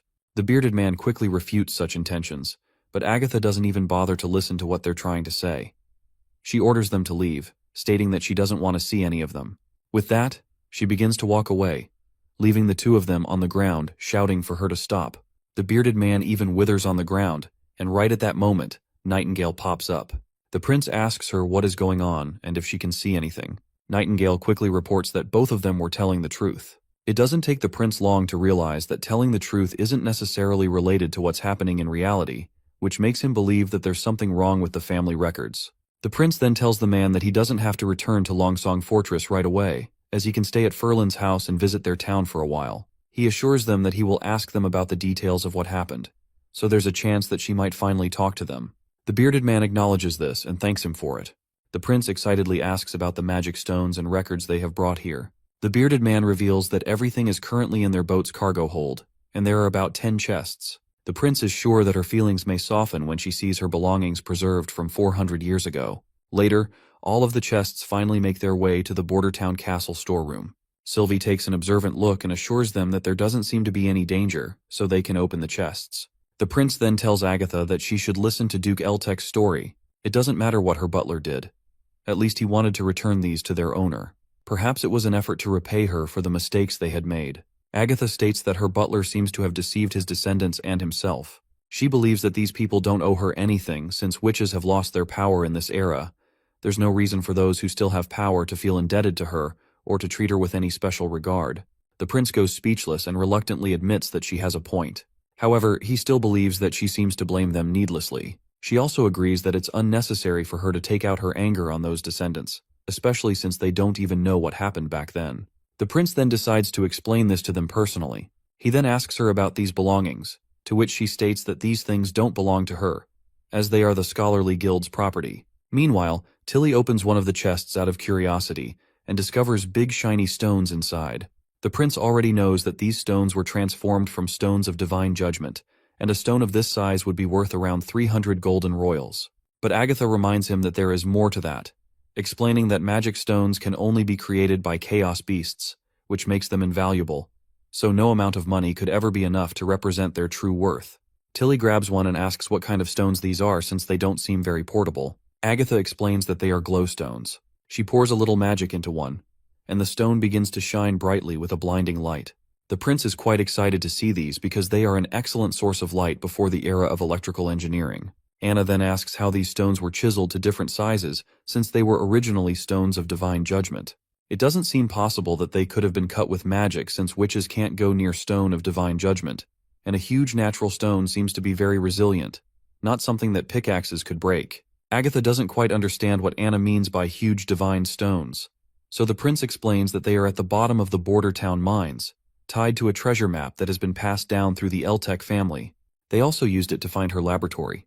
The lady smiles and agrees that the map was indeed used by the Scholarly Guild to mark the locations of stone veins, prepared for future holy cities. This leaves everyone present feeling a bit clueless. So Agatha further explains that every holy city was built upon veins of divine judgment stones. Besides facilitating research on the relationship between magic and its stones, it was also to prevent conflicts between witches from spreading over large areas. It's similar to the Badlands that border the mountain ranges, what people here call the Plains of Hermes, where the church's holy city is currently located. Tilly thinks that since the church kept the name Holy City, it's even more likely they are the inheritors of the Alliance. Agatha adds that if humanity hadn't suffered such a devastating loss in the last divine war, a holy city would have been built on these northern slopes. The prince, on the other hand, lets out a heavy sigh, relieved that the church didn't build their holy city in the western region. Otherwise, he would have to focus on defenses while trying to expand his industry, and just the thought of it annoys him. Agatha explains that magic stones can't really be manipulated by force. Breaking them down requires a special chemical solution that contains the magical blood of witches or demons. Sylvie gasps in shock upon hearing this. Agatha goes on to clarify that since every magic stone is different, the amount of blood needed can vary. Back in the Holy City, adult witches are required to donate their blood regularly, and since extracted blood quickly loses its magic once it leaves the bodies, it has to be used immediately. The Alliance orders suitable witches to donate blood every 2 to 3 years, and of course, captured demons are used for the same purpose. Anna asks if Agatha has done this too, to which Agatha replies positively, revealing that even the third seat of the Alliance is no exception. Then Sylvie wonders about demons since some hybrid ones seem to have magic. Agatha agrees, saying that's true, but it's only a small amount. They're useful for dealing with fragments, but not the actual veins themselves. Once the stones are cut away, their strength decreases significantly based on their size, and their effective range is reduced too. For example, the stones that mortals carry around can be easily broken with an iron hammer. The prince asks if the scholarly guild has ever found ways to create magic stones other than from chaos beasts. Agatha acknowledges this, saying that there have been witches in the guild who managed to transform stones of divine judgment into regular stones, but that was just removing their magic. They were never able to create even the simplest glowstone. And since Sylvie can detect magic, she can actually see what the stones look like on the inside. Sylvie agrees that she can see, saying it looks like a weak cloud of mist. Agatha explains that the Scholarly Guild once collected statistics from thousands of witches and stones, and found that before Ascension, most magic took the form of mist, swirling powder, or flame. While these details might look similar, they determine countless variations of magic, which is why they believed there were no identical abilities. Then Tilly notices that the light from the stone is getting dimmer. Agatha explains that it's because she infused only a tiny amount of magic into it. Tilly then mentions that she's seen magic stones still glowing in some underwater ruins at the bay. If those ruins were built by her people, that means the stones have been lit for at least hundreds of years, which doesn't make any sense. Tilly wonders if maybe some members of the Alliance visited that place. But Agatha points out that it's quite possible to keep a stone lit for a long time. It just requires the collaboration of 10 or more witches. They can do this through the transfer of magic. Some witches can provide magic for others, or swap gathered magic between two people, which means the person who enchanted it wasn't alone. Tilly puts a bit of her magic into the stone, and it starts shining brightly again, leaving her over the moon. The prince mentions that this is still really useful for the castle. Just think about it. The castle can be lit up even at night. Agatha agrees as well, adding that it'll be even better in the laboratory. After all, a candle's open flame is too dangerous. This leaves the prince a bit bewildered, thinking about how an 8-hour workday isn't enough for her, and now she wants to work overtime at night. Anyhow, the prince starts looking through the chests, wondering if the books inside are records of experiments. Agatha pretends to clear her throat to cover up the truth and explains that some of them are the Codex of Principles. Of course, the prince quickly picks up on her tone and asks if there's some secret she's trying to hide. Sylvie then notices something strange about the chests. There seems to be a false bottom that she hadn't seen earlier because she thought it was just a normal gap. Anna eagerly tries to unveil what's hidden beneath the false bottom, and they pull out a box that leaves everyone curious. The prince gets a bit excited, thinking there might be some cool treasure that the Scholarly Guild left for them. He's not too far off with his guess, as Agatha goes absolutely bananas when she spots something called a divine sigil. She frantically looks inside the other chests, wondering if her butler Cage might have stolen it from the Scholarly Guild. The prince gives an awkward smile, thinking maybe a caravan was attacked, and someone entrusted Cage with it. After all, it's been 400 years, so it doesn't really matter where it came from. But he wants to know what this divine sigil actually is. Agatha explains that some magic stones have additional effects when their magic is combined. They can change the nature of magic or provide a boost. This was one of the Scholarly Guild's main research topics. Combined magic stones are called sigils, and divine sigils are the most powerful kind. She also adds that these magic stones all come from high-tier devils, and the entire region of Tequila only had about 3 or 4 of them. Curiously, the prince asks how powerful these things are, to which Agatha replies that she could reduce his castle to pieces in an instant. Of course, that doesn't sit well with the prince, leaving him feeling absolutely anxious. Agatha reassures him that he doesn't need to worry, as it takes an immense amount of magic to activate. The more stones a sigil contains, the harder it is to use. Only the top 2 seats in the Alliance could ever manage something like this. Basically, only transcendent witches can use it, because the way they channel magic is completely different from normal witches. It's like they're constantly training their powers. Once they ascend, their magic will eventually reach its peak. That's when Anna nearly blinds everyone by trying to activate the sigil, and a blinding light floods the area. The light is so intense it shoots out of the castle windows like a laser, and Agatha, on the verge of going blind, yells at Anna to let go. Finally, the light begins to die down, and it turns out Anna had perfect control over it the whole time, while Sylvie, standing nearby, feels like someone just bleached her eyes. Agatha breathes a sigh of relief, and Anna casually mentions that it's actually pretty draining, and she thinks she can only use it twice. Even though she says it offhandedly, everyone knows being able to use it twice is nothing to scoff at. The scene shifts to show our little girl, Paper, hanging her laundry out to dry. Wendy arrives and tells her to get some breakfast. Like any doting mother, she asks the little one if she brushed her teeth and everything, adding that she's going to check really quick. Wendy promptly hugs the girl, and she can tell that Paper is indeed clean through and through. Then she takes Paper's hand, and they walk together toward the dining hall. Once they arrive, we see Lightning and Maggie arguing over who will try using the sigil first. Eventually, Lightning decides to give it a go. As she warms up before starting, Paper asks what they're doing. Wendy explains that her sisters are testing their combat points, which is some weird term the prince came up with, and that they don't have to worry about it. She points to a silver square, telling Paper that it's something the witches from the past left behind about 400 years ago. This is what transcendent witches used to fight, so the prince gave it to her sisters to measure their magic levels. Lightning tries her hardest, but after all that effort, she barely manages to make the sigil shine a little, with only 2 gems lighting up. Maggie feels proud, boasting that she can easily get 2.5 gems to glow. The 2 girls start bickering and playfully arguing in the background, while Wendy asks Paper if she wants to try as well. Wendy quickly adds, though, that it might be too early for her since she hasn't learned how to infuse magic into stones yet, so she probably wouldn't be able to activate the sigil. But it's part of the mandatory curriculum, so they'll be getting glowstones to practice with soon. Suddenly, Paper doubles over, clutching her belly in pain, and says that it feels like her magic is trembling, as if it wants to burst out. Wendy quickly asks if she remembers when she first became a witch. Paper answers that it happened during winter, but she doesn't remember exactly when. Wendy realizes that it's already the end of fall, which means winter is approaching. The closer a witch is to their awakening day, the stronger their magic becomes, which is a sign of the antiphase. She pulls Paper into a comforting hug, reassuring her that antiphase is no longer a life or death matter for the witches of Border Town. The next day, Wendy arrives in the office along with Paper to meet the prince. It looks like Paper has signed all the contract papers, and the prince is glad to see this, and reminds her that from this point onward, she's officially a member of the Witch Union. Wendy mentions how amazing Paper was last night, fighting through the pain and staying conscious without giving up. She adds that they had a special team to cheer her on, but it might have been a bit too much for Paper.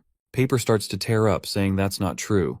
She feels really happy and isn't uncomfortable at all. The prince is glad to hear this, and that's when Wendy notices the book he's reading. The prince explains that it's a translated record of all the sigils that the scholarly guild left behind.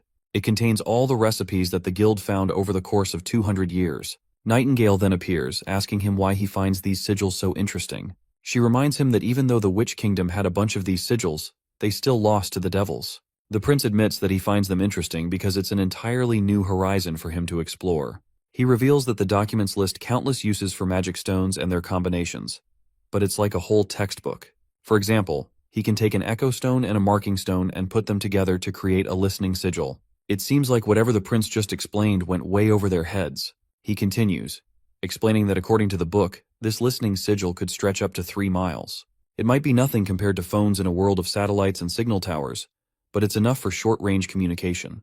Nightingale adds that the book says echo stones come from fearsome devils, while marking stones are found in devil camps. She asks him how he plans to get those. The prince reminds her that they already have them.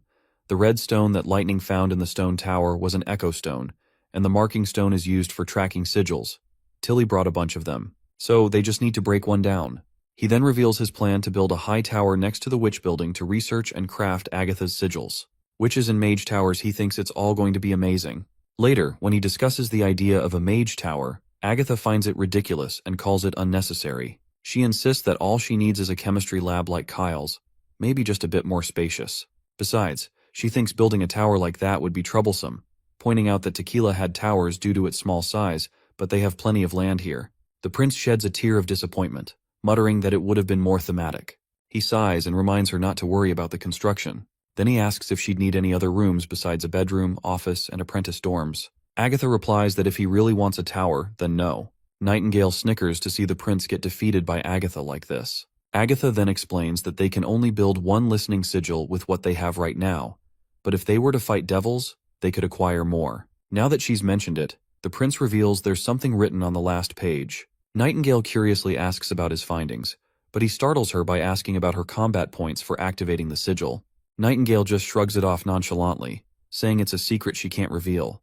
The prince notices that she might be embarrassed about Anna's score, which is probably why she doesn't want to share. Anyway, he reveals to them that in this book, the recipe for the stones is unknown, and he's not sure if the scholarly guild didn't write it down for secrecy. But then Agatha chimes in, stating that those stones all come from high-tier devils, and even if it was written, they wouldn't really be able to get them. She can't believe he would think something so precious would just be left sitting around in the lobby. Agatha further explains that sigils might be the connection between different magic stones, but the ingredients required in the process are incredibly complicated. Most importantly, it requires the blood of devils. The prince is absolutely shocked to hear this. Agatha, on the other hand, doubles down on her statement, confirming that it's precisely true and that it requires fresh devil blood. The scholarly guild conducted thousands of experiments while researching the nature of magic, and ultimately concluded that witches, devils, and demons have inherently different magical properties in their flesh and blood. The prince is left in shock after hearing all about flesh and blood. She further drops some truth bombs that the magical properties in witches' blood are used to create divine punishment soldiers. Prince then asks if dead witches can be used, to which Agatha sadly replies that it has to be fresh. This leaves the prince speechless and Nightingale horrified. Agatha continues, explaining that this was the most securely guarded secret of the scholarly guild, and she left the Holy City Tower precisely because of it. She explains that all she knew was that they were mixing the blood of old witches with stones of divine judgment and injecting it into mortals to change their bodies. And as we know, that experiment was likely a success. The prince then asks how much blood it requires, to which Agatha replies that it needs at least half of a witch's blood. This revelation leaves the prince sweating bullets. Agatha further explains that the blood has to come from one person. Otherwise, the magic in the blood will repel each other and inhibit its efficiency. So every experiment resulted in one witch dying. Not only that, but it was also difficult for mortals to withstand the blood. In the beginning, no humans survived, and there were plenty of members who argued that there was no way for mortals to achieve magic at all. But if it weren't for Alice's insistence, this method of divine soldier production would never have succeeded. The prince then adds that now the church has vast armies of divine punishment soldiers, and according to Tilly's report, they have anywhere between 500 to 1,000. Agatha mentions that even if the success rate increased tenfold, it still means a lot of witches were sacrificed. She's sure that the number of old witches would never be enough to mass-produce this many soldiers. It doesn't take long for the prince to realize that the church captured and raised witches to use their fresh blood and create warriors. What annoys him the most is that there were hundreds of witches with unique abilities who were murdered at Hermes, and the church vilified them as satanic beings. Before his head can explode out of sheer frustration, Nightingale places a reassuring hand on his shoulder, helping him calm down. At this point, the prince is convinced that a dangerously foolish organization like this must be destroyed.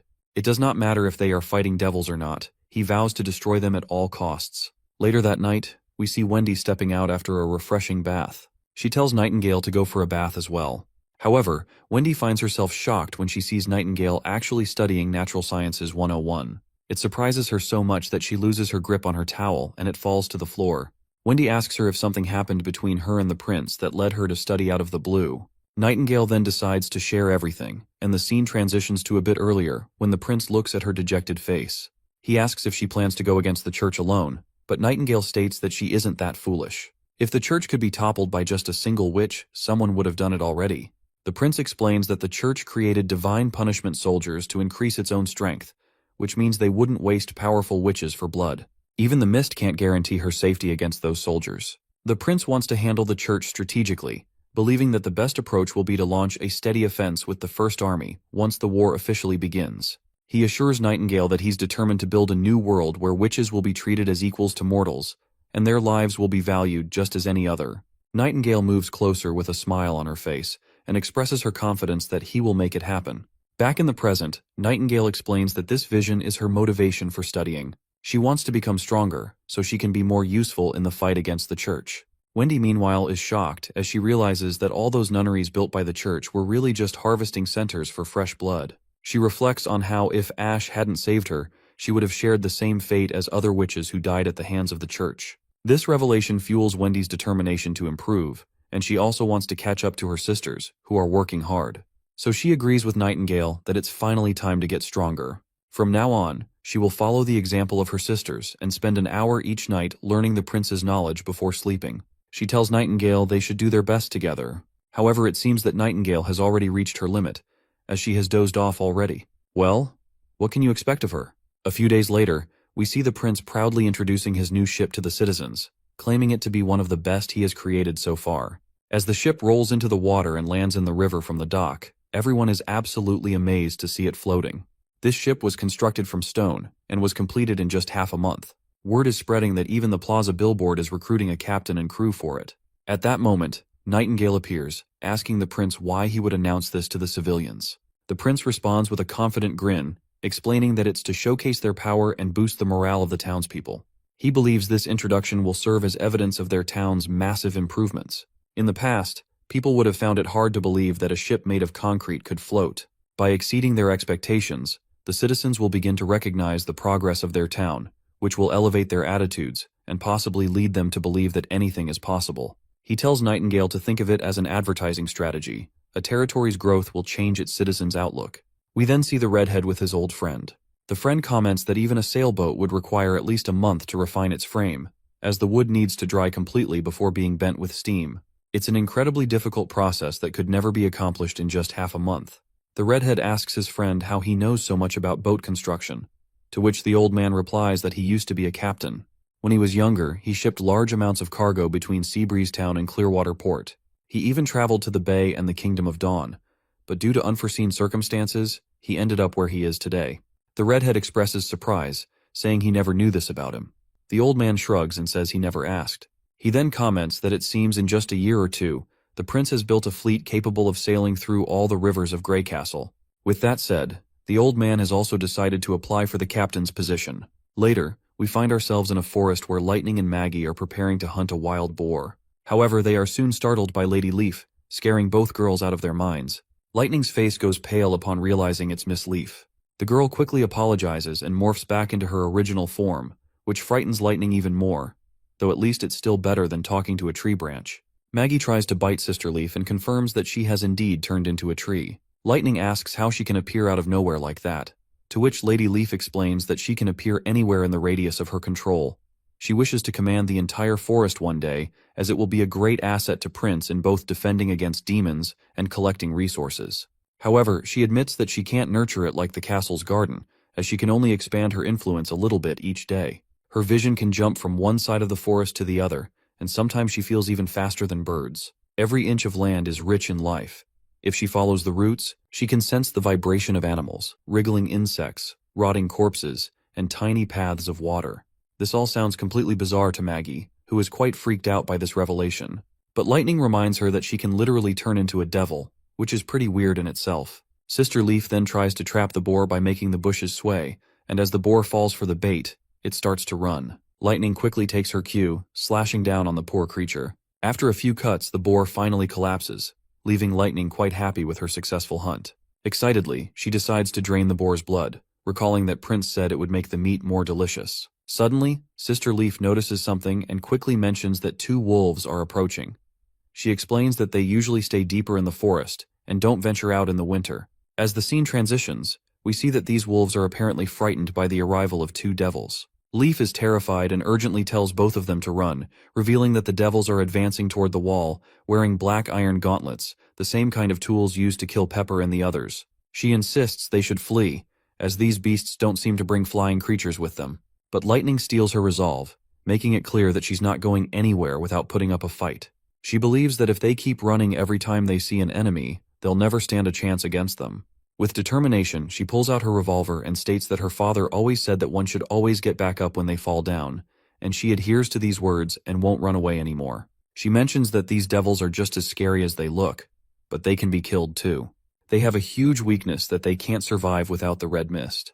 Lightning reminds Leaf of how she took down a devil with a crossbow, and Nightingale managed to defeat even more under worse circumstances. Leaf still feels terrified and thinks she should report this to the prince since both Nightingale and Ash have way more experience in killing devils than anyone else around here. But then Lightning starts flying toward the devils, saying they might be gone by the time they get there. It'd be even riskier to let such dangerous enemies roam near the town, and if they leave her detection radius, it would just spell more trouble. Even Hoot seems fired up to take these things on. Leaf asks what Maggie is saying, and Lightning replies that Maggie wants to claw their heads off, flatten them into patties with her wings, and then roast them over a fire to see if they're tasty or not. Jokes aside, they decide it's time to get going. Lightning tells Leaf to immobilize the devils with her vines like she did in the Wastelands, but Leaf hesitates, remembering how everyone got zapped by these creatures back then. Still, she steels her resolve and agrees to do it, but she can only do it temporarily. Lightning winks with a smile, and they shoot off toward the devils, planning to attack from the air since that'll give them the most obscure angle. Plus, they'll be focused on the vines, so it shouldn't be too bothersome. After a quick flight, Maggie spots the devils below. Lightning comes up with a plan and tells Hoot to transform into that big weird bird at half distance while they both split off in opposite directions. They charge at the monsters. If Sister Leaf was right, Lightning is pretty sure the devils should have magic stones in their gauntlets, and their range is about the same as a witch's, roughly 5 meters at best. So, shooting from the sky at 8 meters away should be safe. But just as she's about to make her move, the devils spot her, which sends a wave of terror through Lightning. Right then, vines sprout up from the ground, catching the devils off guard, and Sister Leaf quickly binds them tightly with her vines. Lightning also signals to Maggie to turn into a monster and roar, and Maggie promptly follows the instructions. Lightning quickly lands on the ground, pulls out her revolver, and shoots the monster right in the chest. The monster roars in pain and charges toward her, but Lightning keeps shooting relentlessly. It doesn't seem to stop, though. Finally, with one last shot, Lightning successfully drills a hole right through the monster, causing red mist to leak out in the process. The monster collapses to the ground promptly. Let's not forget about the second devil, who is overpowering poor Maggie. That monster delivers a strong lightning shock with its gauntlet, and the shock is so intense that it renders Hoot unconscious, making her plop onto the ground immediately. As the devil tries to make a run for it, Maggie ends up falling right on top of the dead devil, and that red mist starts to burn her. But Lady Leaf quickly grabs her with her vines and throws her away to save her from the mist. After Sister Leaf pulls poor Maggie out of that corrosive red mist, Maggie quickly transforms back into her normal form. Sister Lightning immediately checks her to ensure she's not hurt anywhere. Since there are no burns or visible injuries on Maggie, Sister Leaf concludes it might be because of Maggie's devil form. Her devil form might be less susceptible to damage. Either way, they're just glad the devils are dead. Later, they arrive back at the castle. As soon as they step down, Lightning can barely contain her excitement as she rushes to give the prince the good news that they've defeated the devils, and everyone's safe. The prince, though happy to hear this, wants a clear rundown of what exactly went down. Sister Lightning eagerly starts explaining their exploits and how much she contributed to the devil hunt. That's when Nightingale throws both of them some death glares for fighting the devils alone. Poor Lightning tries to remind her senior that at least they won, but it's not enough to escape Nightingale's wrath. She ends up taking a playful flick to her forehead. Anyhow, they turn their attention back to the devils. The first thing they notice is that these monsters don't seem much stronger than normal people at a glance. However, Agatha quickly reminds them not to underestimate any devil. Whether they have magic or not, a devil is a formidable opponent. Agatha then asks if the devils really appeared near the town, and the prince confirms it. According to Leaf, they were about 2 miles from the wall. Meanwhile, Ash begins sifting through the crushed remains of the devils in order to search for any magic stones. The prince doesn't seem to understand why the devil's blood has a different color than humans. While human blood is red because it transports oxygen, the devils don't seem to breathe at all. Also, their skeletons are wider, which is not that surprising. Especially their resilience and stamina require a larger body. They seem very similar to humans, so out of curiosity, he pulls up the devil's skirt to see if it has any reproductive organs. Agatha then explains, to the best of her knowledge, that the concepts of sex and gender don't exist in devil culture. It's always been a mystery since no one has been able to get near the red mist towers. Some people believe devils are born from the concentration of red mist, but the scholarly guild doesn't think so. After centuries of warfare, many have witnessed the ascension of devils. In simpler terms, ascension means that some devils reappear on the battlefield after suffering severe injuries, with their bodies changing. But from their scars, it's obvious they're the same devil. This might mean that high-tier devils aren't born, their power evolves after battles, and even their bodies may change. The prince reflects on how their magic stones were already a significant concern, but now that the enemy has the ability to evolve, it's even more worrying. It makes sense why humans haven't been able to defeat these monsters. Fortunately, the monsters don't have equipment that's more advanced than the current age. In fact, their gear is even cruder. They wear animal skins and rough cloth as clothing, and their fighting masks are just skulls of hybrid demons. The craftsmanship is very coarse. While inspecting one of the monsters, the prince finds a stone tablet and asks Agatha about it. Agatha explains that it's their method of recording information. The writings on it are created with magic, but humans wouldn't be able to decipher it. Princess Tilly then points out that perhaps the devil's minds are structured differently from humans. The prince acknowledges this, but remains curious about the stone itself. Agatha then reveals that sensory stones, pathfinding stones, and marking stones are all commonly used by scouting devils. The mention of scouting devils leaves the prince a little concerned. From what he can tell, the devils have already noticed this place and are beginning to scout it out, which likely means they've also taken note of the border town. However, Agatha claims that this scenario is unlikely. According to records from the Second Divine War, the Devils wouldn't be so careless if they were investigating a human civilization. Devil Scouts are typically organized in teams of 2 or 3 to ensure they can return with intel. Most teams had demon dragons with them and would never operate too far apart from one another. To eliminate these scout teams, the Alliance would send flying witches to block them from behind, while divine warriors attacked and captured them from the front. By the end of the war, the scouting teams had grown larger, sometimes including flying devils and fearsome devils. There would be no reason for them to send just 2 normal devils for scouting missions. Ash points out that the devils' weapons seem lacking. Could it be that they didn't see the border town as a significant threat? But as far as Agatha is concerned, this doesn't add up. During the Alliance era, even a smaller border town would have had witches to guard it. It's impossible that the devils wouldn't know how humanity has changed over the past 400 years. Their scouts should be armed the same way they were during the Second Divine War.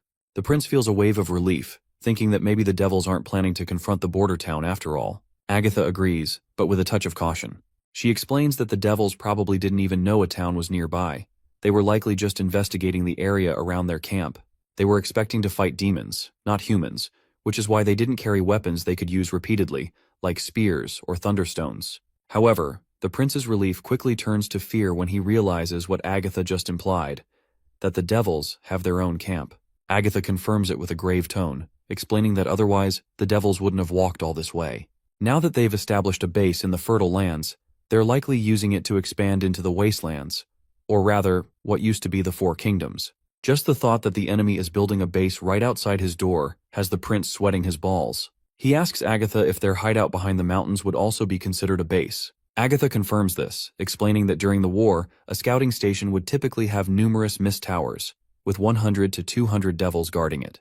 But since the Red Moon hasn't arrived yet, it's unlikely they would build a new base with towers. Also, it's very inconvenient for them to transport mist, so the base wouldn't be very big. His sister then asks what he is planning next.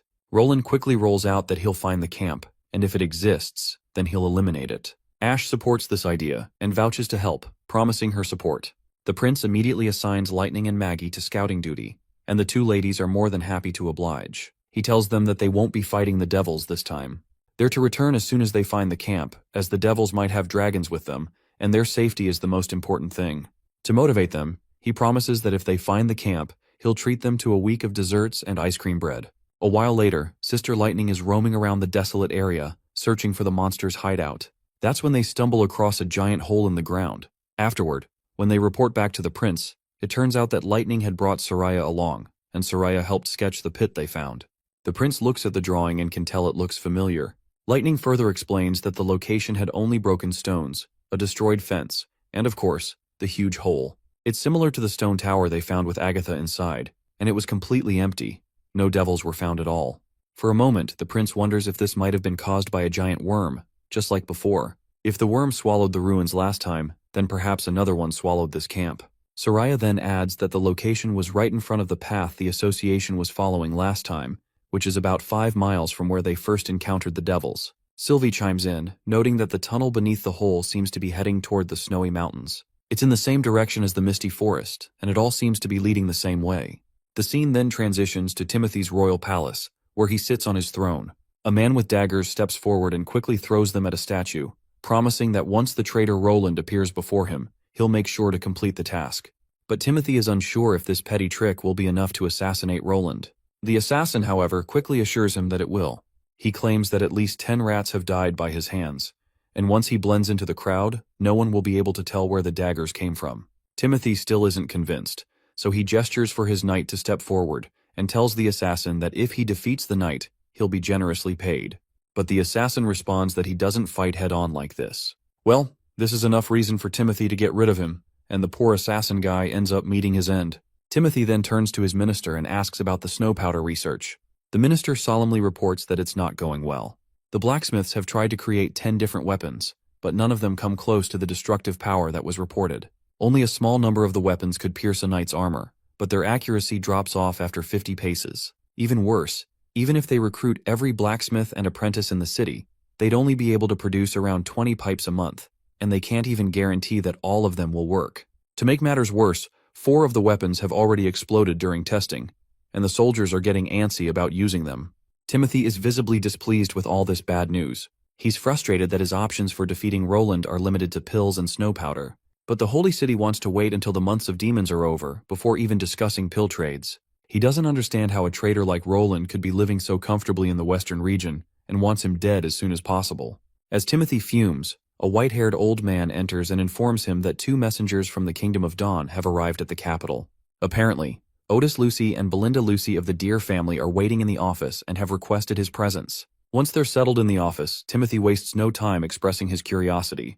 He remarks how unusual it is for the King of Dawn to send representatives during the months of demons, which makes him eager to know the king's exact intentions. Timothy also makes it clear that if they've come seeking food, cotton, or cloth, he can only provide a small amount, and even that is offered out of sheer curiosity. Timothy reminds Otis that the succession decree has caused massive turmoil in the kingdom. Many supply chains are paralyzed, and they barely have enough resources to care for their own refugees. Diverting more is incredibly difficult. Both guests bow their heads to apologize. However, they point out that their king has sent them because of a much bigger threat looming on the horizon. Apparently, the church's armies have already sacked Eternal Winter and Wolfheart, and a flood of refugees is pouring into Dawn. The King of Dawn believes Wolfheart won't be the church's last target. It seems the church is planning to completely wipe out the upper class and take control of all territories for themselves. This puts both Dawn and Greycastle at great risk.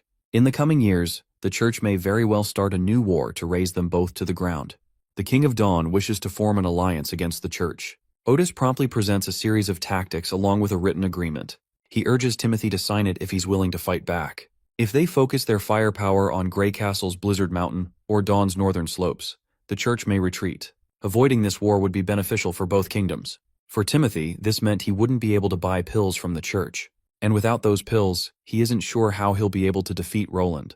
However, the church is just as dangerous, and the best move for him might be to unify his castle first and deal with the church later. Timothy acknowledged that this is an extremely important matter. He'll need to discuss it with his advisors. In the meantime, the guests can wait in the castle until he makes his final decision. He then asks Otis if he knows anything about the situation in Eternal Winter and Wolfheart. Otis reveals that they've gathered some information from spies, but there's not much to go on. Timothy then shifts the conversation, asking if Otis knows anything about Garcia Wimbledon of the Black Fleet. Belinda responds, saying there are rumors that she died in the church's crossfire, along with the King of Wolfheart. This shocks Timothy, and he asks if they've found her corpse. Otis responds with a no, though the church's announcement and Wolfheart's silence suggest they didn't survive. Once they leave, Timothy relishes the fact that his sister is dead, and he is looking forward to sending Roland to the heavens as well. The scene transitions to Slumber Island, where a merchant is utterly boggled by the sight of how many houses the witches have built in just half a month. He finally believes that Princess Tilly wasn't lying. Also, I have forget the names of these 2 Slumber Island witches. Let's call this Ponytail Girl Witch 1, and the other with Black Head Witch 2. Witch 1 comments that the princess never lies, to which the merchant agrees. He now has no issue with relocating people to the Slumber Island. Witch 2 mentions that she also included a heating method she learned from the western region. The beds are connected to furnaces, so as long as there's firewood burning, they stay warm. With layers of wood, straw, and blankets, the beds are much more comfortable than any furniture, especially in winter. The merchant can see that this is an interesting design. He invites Witch 2 to come work at Crescent Moon Bay. He has plots of undeveloped land, and with her skills, he's sure she can make them flourish. He's willing to pay her generously in money if she agrees. But Witch 2 quickly declines, stating that she doesn't plan on leaving the island. The merchant persists, trying to allure her by promising better living conditions. He tells her she could live in the same courtyard as him, enjoy fine wines, and taste delicacies from all 4 kingdoms. Not only that, she would have servants by her side wherever she goes. This is the lifestyle people crave, and if she works for him, she can also enjoy it. But Witch 1 quickly interjects, reminding this fat ass that they can't just agree to this. There are certain things witches aren't allowed to do. The merchant, clearly annoyed by their refusal, is about to protest further when suddenly thunder appears. He interrupts, telling the merchant that the Slumberspell Merchant Guild is unique both in the Bay and across all 4 kingdoms. It will do just fine without his business. The merchant is stunned to see Thunder, the big cheese himself, standing behind him. Thunder continues to humble this fat bastard, reminding him that he drafted the rules for the Slumberspell Guild. The contractor has the privilege of assessing the task's danger, and they can't just throw themselves into danger recklessly. He asks the merchant if he still has any objections. The merchant, of course, quickly responds with the no. With that, the merchant decides to leave, and everyone waves him goodbye in exchange. The 2 witches are happy to see Thunder and are glad that he helped them. Thunder reveals that he was passing by Slumber Island after an expedition. During his trip, he saw waves rising higher than he'd ever seen before. The boat was almost flying, sailing on the waves' sheer cliffs. By some miracle, they didn't fall and sink. He claims that if he hadn't seen it with his own eyes, he would never have believed such a thing. Witch 1 quickly responds that since seawater isn't made of rocks, why would it flow downward? Thunder laughs and explains that he has named it the Ocean Line. It's north of Shadow Island, and the wall looks like a long line that stretches infinitely. It splits the sea into two very distinct regions, and he is planning to make this his next destination for his adventures that are to come. Later, the witches are gathered in a room on Slumber Island, talking about how much they miss the delicious food from Border Town. They're especially craving the birdkiss mushrooms. They drool as they imagine all the tasty food that Prince Roland had. Not just that, they're also missing the warm showers with bubbles and soap. One of the witches regrets that she only went to drop off Princess Tilly and had to come back, so she didn't get to enjoy anything. As everyone is talking about the border towns and Roland Wimbledon, the witch 2, whose name I still don't know, sits quietly in the corner of the room. As she's getting ready to sleep, her mind drifts to the thought of how she might have a romantic relationship if she were to work with Roland Wimbledon.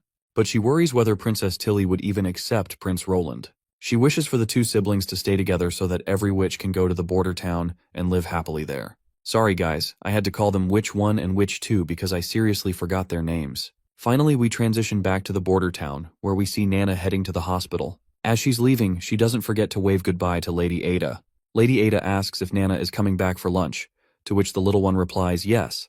As Nana makes her way through the village, everyone greets her, and she seems to hold a special place in their hearts. Well, it's not surprising, especially since she's cured so many people before. Before Nana enters the hospital, the guards mention that there are no patients today, but some of her friends are here to visit. As soon as Nana enters, Sister Lotus jumps at her and gives her a warm hug. Lotus explains that it was Moon who suggested to visit the hospital, as there's nothing left to do at the castle. Lily is also there, and with her usual arrogance, she tells everyone to stop causing a ruckus. She might have plenty of time on her hands, but she still has to examine a ton of bacteria. But Moon brutally reminds her that she literally saw Lily falling asleep just a minute ago. Anyway, Nana is just happy that they came to visit her. Even Lily decides to conduct her experiments later since they're causing too much noise. When Lotus asks what they're planning to do, she flashes all of the cards. Although many of the witches don't know how to play the game, Nana steps up and votes to play anyway. They spend the rest of the day playing until night arrives. Even after taking a refreshing bath, Moon does not seem to be feeling good at all. She expresses how envious she feels of Nana. Moon envies her because Nana is always getting attention from everyone in the town. They treat her so well, constantly offering her greetings and kindness. Moon wishes she could have a life like that. But Lily pushes her aside, reminding her that both Nana and Lily herself are the foundation of the town's medical resources. Everyone's health is kept safe by one treating the outside and the other treating the inside. Moon is frustrated that she has not contributed or helped anyone at all. Because of this, she ends up seeking out Prince Roland the very next day. Roland has no clue why she's visiting him, so he guesses that she might have been bullied and is here to complain. But that's not the case. She flat out reminds him how he always mentions that she has a lot of potential, yet she hasn't evolved. She's pretty sure the reason her ability hasn't evolved is because she can't understand Natural Science 101. Now that Moon has mentioned it, Prince Roland claims that he's been thinking about it lately as well. According to Agatha, he explains that the Witches' Alliance achieved ascension without fully understanding natural processes 400 years ago. They did it through continuous practice of their abilities and occasional epiphanies. These moments of realization could happen either by observing events in real life or through sudden insights. However, ascension through that method is not as thorough as systematic education. Agatha's magic is evidence of that. She's the weakest of all the ascended witches, and even some regular witches like Sylvie and Andrea are stronger than her. All of this goes over Moon's head, and she simply points out that she just wants to evolve, so simply asks if he has any solutions to her problem.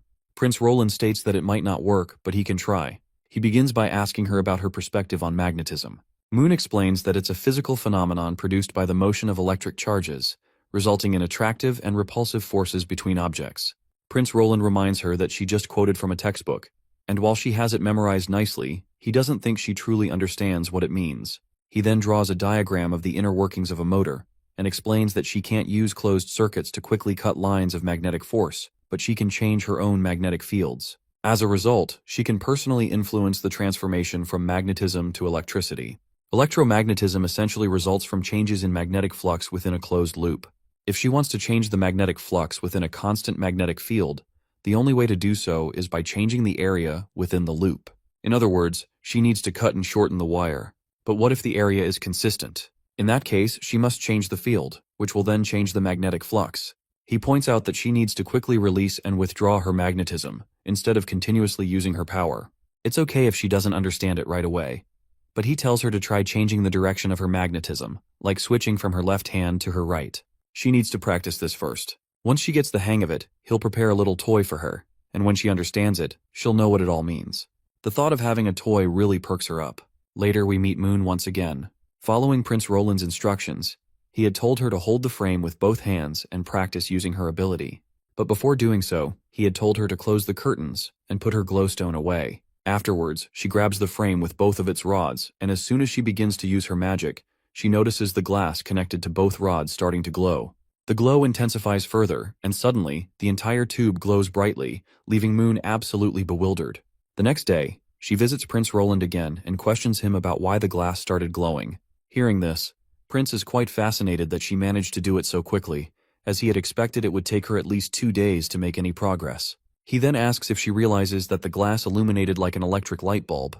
When she confirms it, he's happy to hear that she used the power of lightning.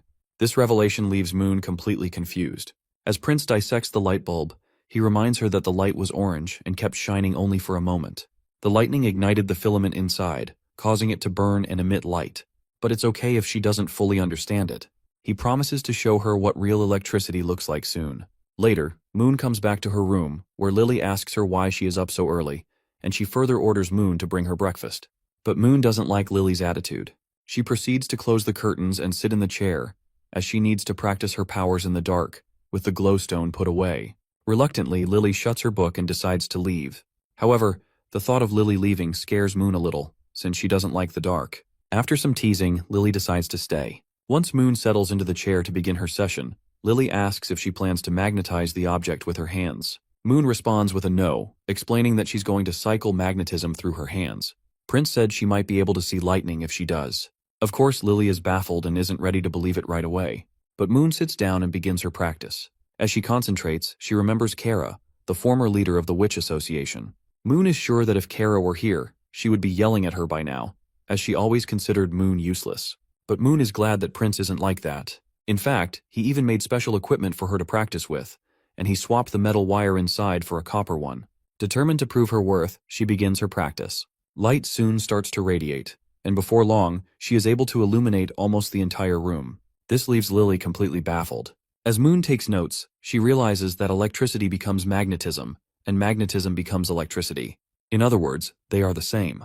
The next day, Moon demonstrates her abilities to Prince, who is left completely speechless. He can hardly believe his eyes as she produces an electrical system without any power source. He has no doubt that her ability is of the enchanting type, and that she's introduced a brand new attribute to the metal frame, using magic to provide power. Moon happily points out that, just as he had said, electricity and magnetism are related, they can't exist without each other. The fact that her ability can magnetize objects, she realized, might also be able to create electricity with it, since electricity requires magnetism. She tried applying magnetism to the bronze rods, and then this happened. Prince is quite pleased with Moon's epiphany. He now feels certain that electrical currents result in magnetism. However, magnetic fields don't create electrical currents without reason. The currents must travel in a closed circuit, with magnetism changing alongside them. Changing both the strength and area of magnetism typically requires an external energy source, but Moon's new ability replaces that requirement, causing magnetism to change on its own. Prince is now certain that witch abilities shouldn't be measured strictly by logic. Moon's magnetic magic might not adhere to the rules of real magnetism, just as black fire isn't actual fire. He addresses Moon curiously and asks if she has ever noticed any changes in the magnetism of objects she has enchanted. Moon recalls trying something like that back at the Witch Association. She had wanted to lower the magnetism of an object when she wasn't using it, so it would be less troublesome for her sisters. However, no matter what she tried, the magnetism maintained its strength, and she assumed it was impossible to adjust. Prince then turns to Nightingale and asks her to describe the form of Moon's magic. Nightingale promptly responds, saying it looks solidified, like a shifting pool of water. This revelation means one thing: Moon has evolved. Prince pats her on the head, appreciating her hard work and consistency, as her evolution wouldn't have been possible without her dedication. He declares her the 6th evolved witch in the Witch Union. This lights up Moon, who is thrilled to know she can now be of even greater use to Prince. Prince continues, expressing that there's so much potential in Moon that he can't even count it all. As he said before, her potential is limitless. He tells her to get some sleep first, noting that her eye bags are almost the size of a fist. He promises to properly test her abilities later that afternoon. With that, the poor, tired Moon sluggishly walks out to get some well-deserved rest. Meanwhile, Nightingale seems to be deep in thought. She quickly locks the door behind her, then jumps over to Prince and gets uncomfortably close to him. While Prince wonders if Nightingale is coming in for some intimacy, all his hopes of a playful moment are dashed when Nightingale, with a worried look, asks him how she can evolve her abilities as well, without needing to study Natural Science 101. Taking Moon's exam scores into account, there's no way she truly understood anything related to natural science. Yet Prince still helped her evolve. So Nightingale also wants to know how he managed to do it, and if perhaps she needs a toy to aid her evolution as well. Prince sighs and highlights that evolving her abilities through a sudden epiphany might be very difficult. Agatha had mentioned that such evolution requires witnessing an occurrence related to one's ability in the real world. However, Nightingale's mist magic is so bizarre that even he has no idea how it works, so he's unsure how to guide her. Still, he believes there's one way to solidify her magic. She would need to learn a lot about physics, natural sciences, and advanced mathematics. Of course, to Nightingale, this sounds like Prince is suggesting something impossible, especially with the mention of advanced mathematics. She grumbles in frustration and, feeling disappointed, turns to leave. Later, we see Moon along with Prince and Nightingale as well. Apparently, Moon is here to demonstrate her abilities. Prince names Moon's ability as unconditional magnetism. This ability can be applied to any object, just as she had done before. She can enchant any object with her magnetism, but it depends on its conductivity. However, her magic is the weakest among all evolved witches. Currently, she can only make 2 stones glow on the divine sigil, which is half a stone less than Maggie. Additionally, her ability drains a large amount of stamina, and the strength and longevity of the magnetism increase with the amount of magic she uses. After testing, it's clear that Moon's new ability can function as a reliable battery. However, it's nowhere near enough to power heavy machinery or match the efficiency of a steam engine. Prince is deeply moved by how hard Moon worked to evolve her magic. He acknowledges that it wasn't easy, and despite the limitations, it's possible for Moon to advance further with systematic education. Her magical capacity also has room to grow. Agatha had mentioned that if multiple witches work together, they can create glowstones that can last longer. So, if they could gain a witch who can manipulate or transfer magic to others, Moon's strength wouldn't be limited to just herself. Roland visits his sister and inquires about any witches who can transfer magic. Unfortunately, she responds that she doesn't know of any, but she claims that she knows where he might find someone like that. The witch Tilly speaks of is named Spear Passy. She possesses a unique ability to form a connection between witches, allowing the magic of multiple individuals to be linked, making her skill set potentially invaluable for Roland's needs. Passy resides at Dragon's Cliff, where she holds the dual status of both a marquis and a territorial lord. Her father, the previous lord, passed down his position and land to her despite her being a witch. Thanks to the grandeur of her estate, Passy has been able to hide her identity well, living a life of luxury compared to most witches. She even played a pivotal role during the migration to Sleeping Island, helping Tilly gather witches from the southern region with remarkable speed. This contribution significantly aided their cause. However, when Roland expresses surprise that Passy doesn't actively shelter witches, Tilly explains that Passy prioritizes her governing position over anything else. Passy has made it clear that protecting her status is critical to maintaining her influence. Tilly recounts that Passy once explicitly told her that if witches were captured by townsfolk, she would find a way to smuggle them out, often replacing them with other prisoners. However, if the witches were captured by the Divine Punishment Army or the Church, she would not intervene. Tilly advises Roland to try reaching out to Passy but cautions him that her assistance is not guaranteed. Passy's motivations are complex, and while she may offer help, she won't risk compromising her position or territory. Prince acknowledges Tilly's insights and decides to send ambassadors to negotiate with Spear Passy regarding her potential assistance. After discussing this, Tilly brings up an intriguing topic. Another witch has recently evolved. Prince explains that it was Moon who solidified her magic. He adds that relying on the old methods to evolve witches' abilities is far from ideal. True evolution, like Anna's, requires a foundation of solid knowledge and systematic education. Tilly then references a theory Prince had mentioned previously, something that fascinated her. She asks him to elaborate on his statement. An ability is a manifestation of magic that is an unnatural phenomenon. Prince explains that this is his personal theory. He elaborates by using Anna as an example. Her black fire, he explains, doesn't exist in nature. It is clearly a manifestation of magic. As for the basic fire manipulation Anna possessed before evolving, He speculates that witches initially project their abilities mentally, which leads to their ability to manipulate magic. Over time, as their understanding and perception grow, their magic evolves and changes state. This theory aligns with Agatha's experience as well. Prince points out that many witches have similar abilities before they evolve, likely because they witness the same natural phenomena in their surroundings.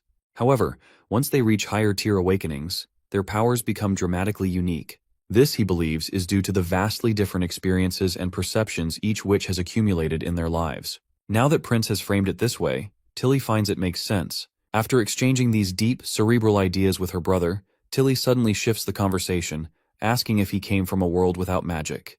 This unexpected and pointed question leaves Roland choking on his tea. Gathering himself, he cautiously asks her how she came to such a conclusion. Tilly explains that over the past month, she's carefully read all of his writings and theories. While she found them insightful, something always felt off. It wasn't until his latest explanation that she realized what the problem was.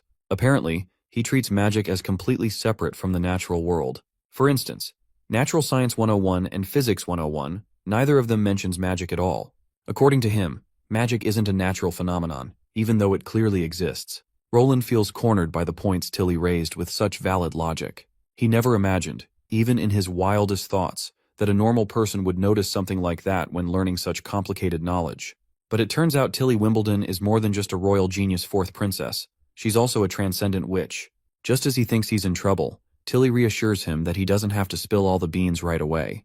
It has gotten pretty late, so she's heading back to the dorms, and she tells him he should get some rest too. She hopes to keep trusting him.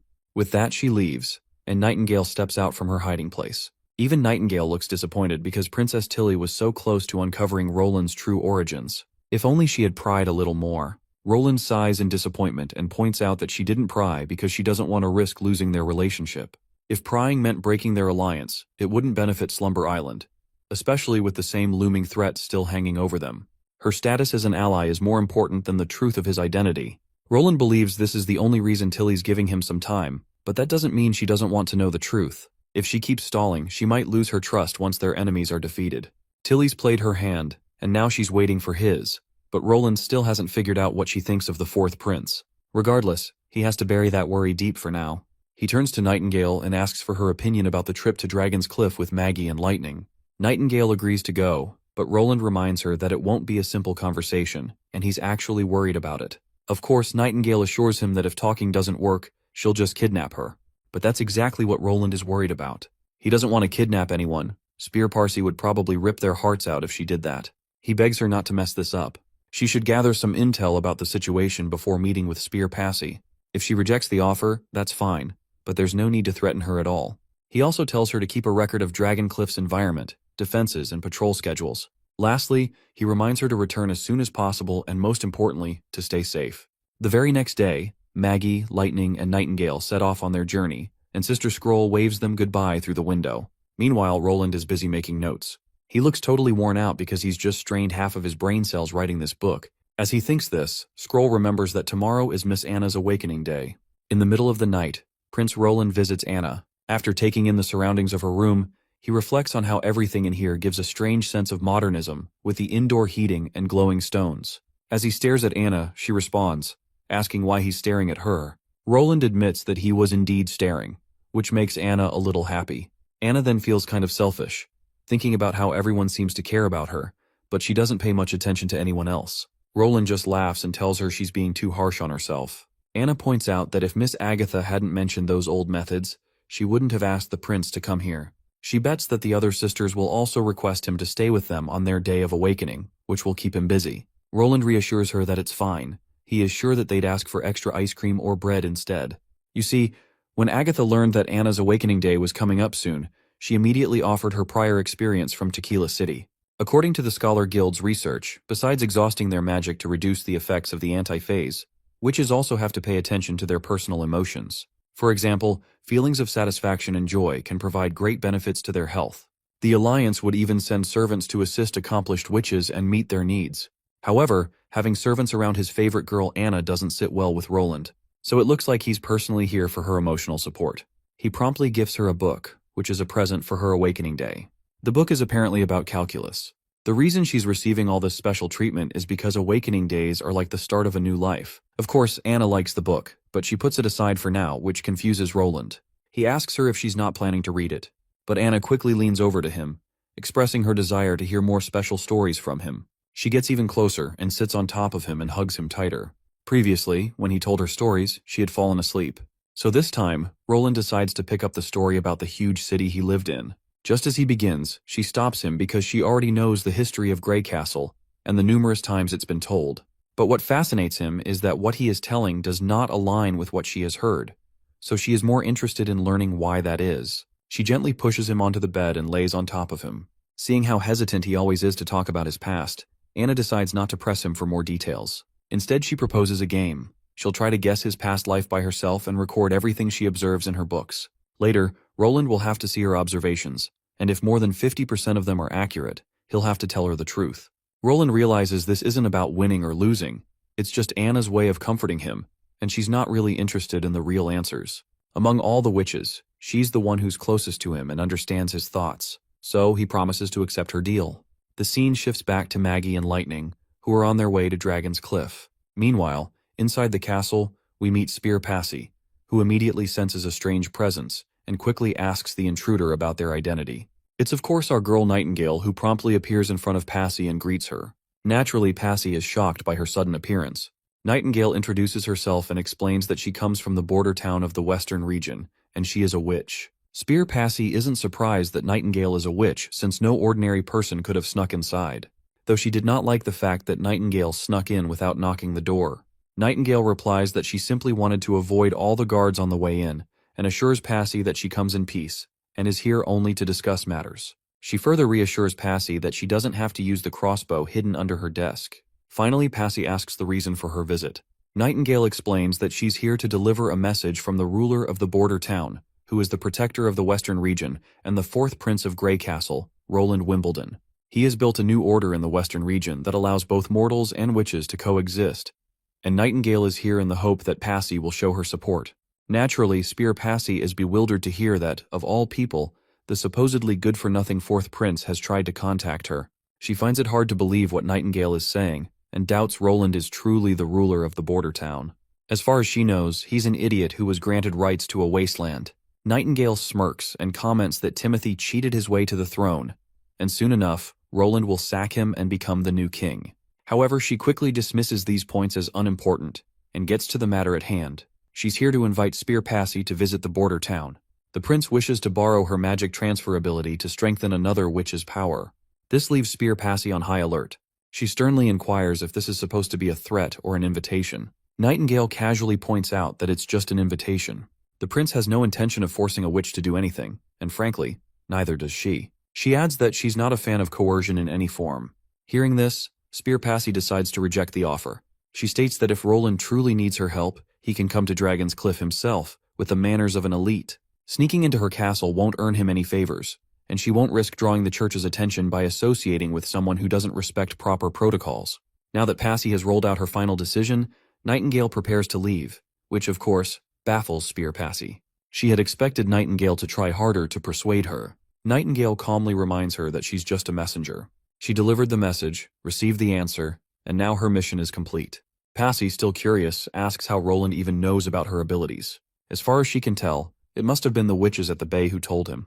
Nightingale responds positively, and explains that the leader of the Bay Witches, Tilly Wimbledon, is currently staying at the border town. She's actively fighting against the monstrous demons alongside her brother, Prince Roland. Furthermore, Tilly herself was invited by Roland, just as Passy has been.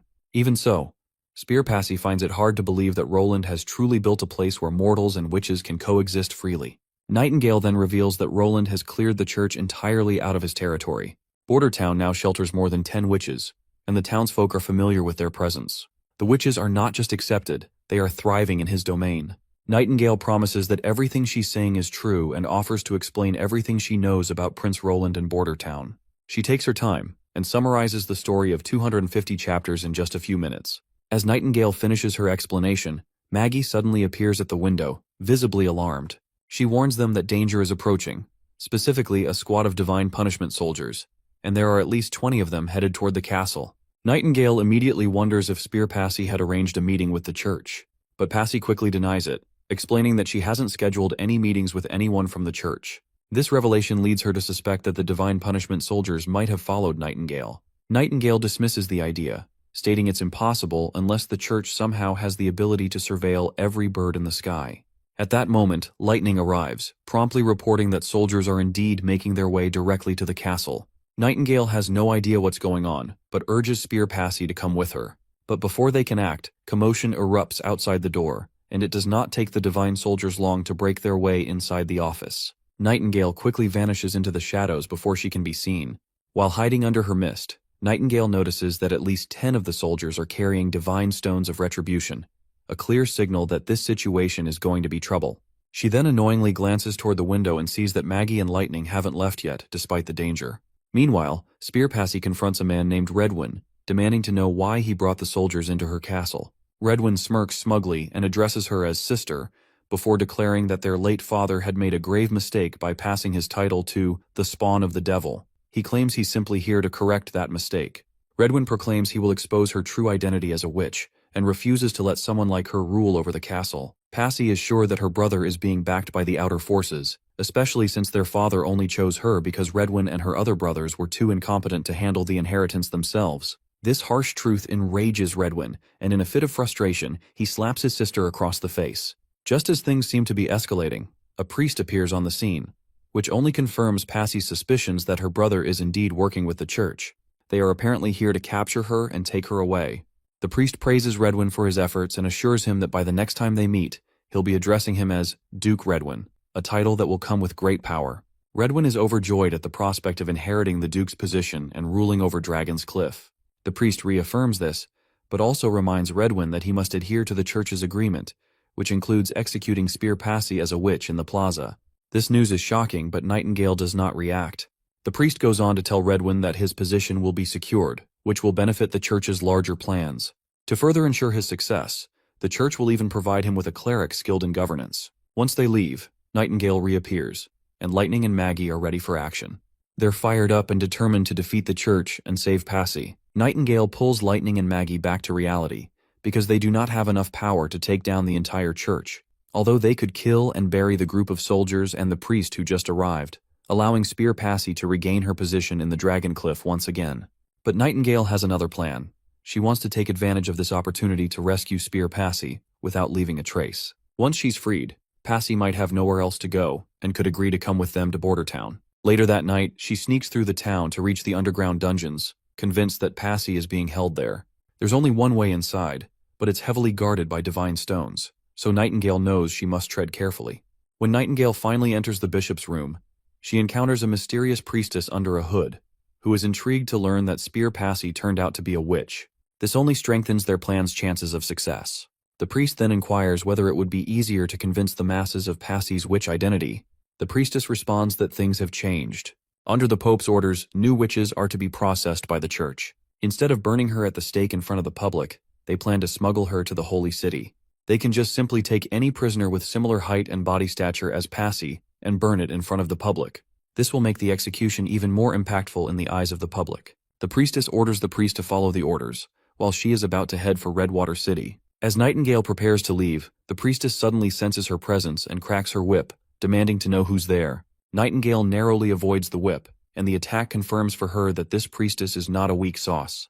The priest, on the other hand, has no clue what is going on, and asks the priestess about it. She reveals that someone has snuck in, but assures him that she'll handle it, and orders him to leave the place at once. She then blindfolds herself and prepares to confront Nightingale. After observing the magic around the priestess, Nightingale realizes that she's a high-ranking witch who is aligned with the church. She likely ranks even higher than most, and if she enjoys hunting witches, she wouldn't hesitate to kill her fellow witch. This witch is not someone who would think of Nightingale as a sister. Meanwhile, the priestess begins her interrogation.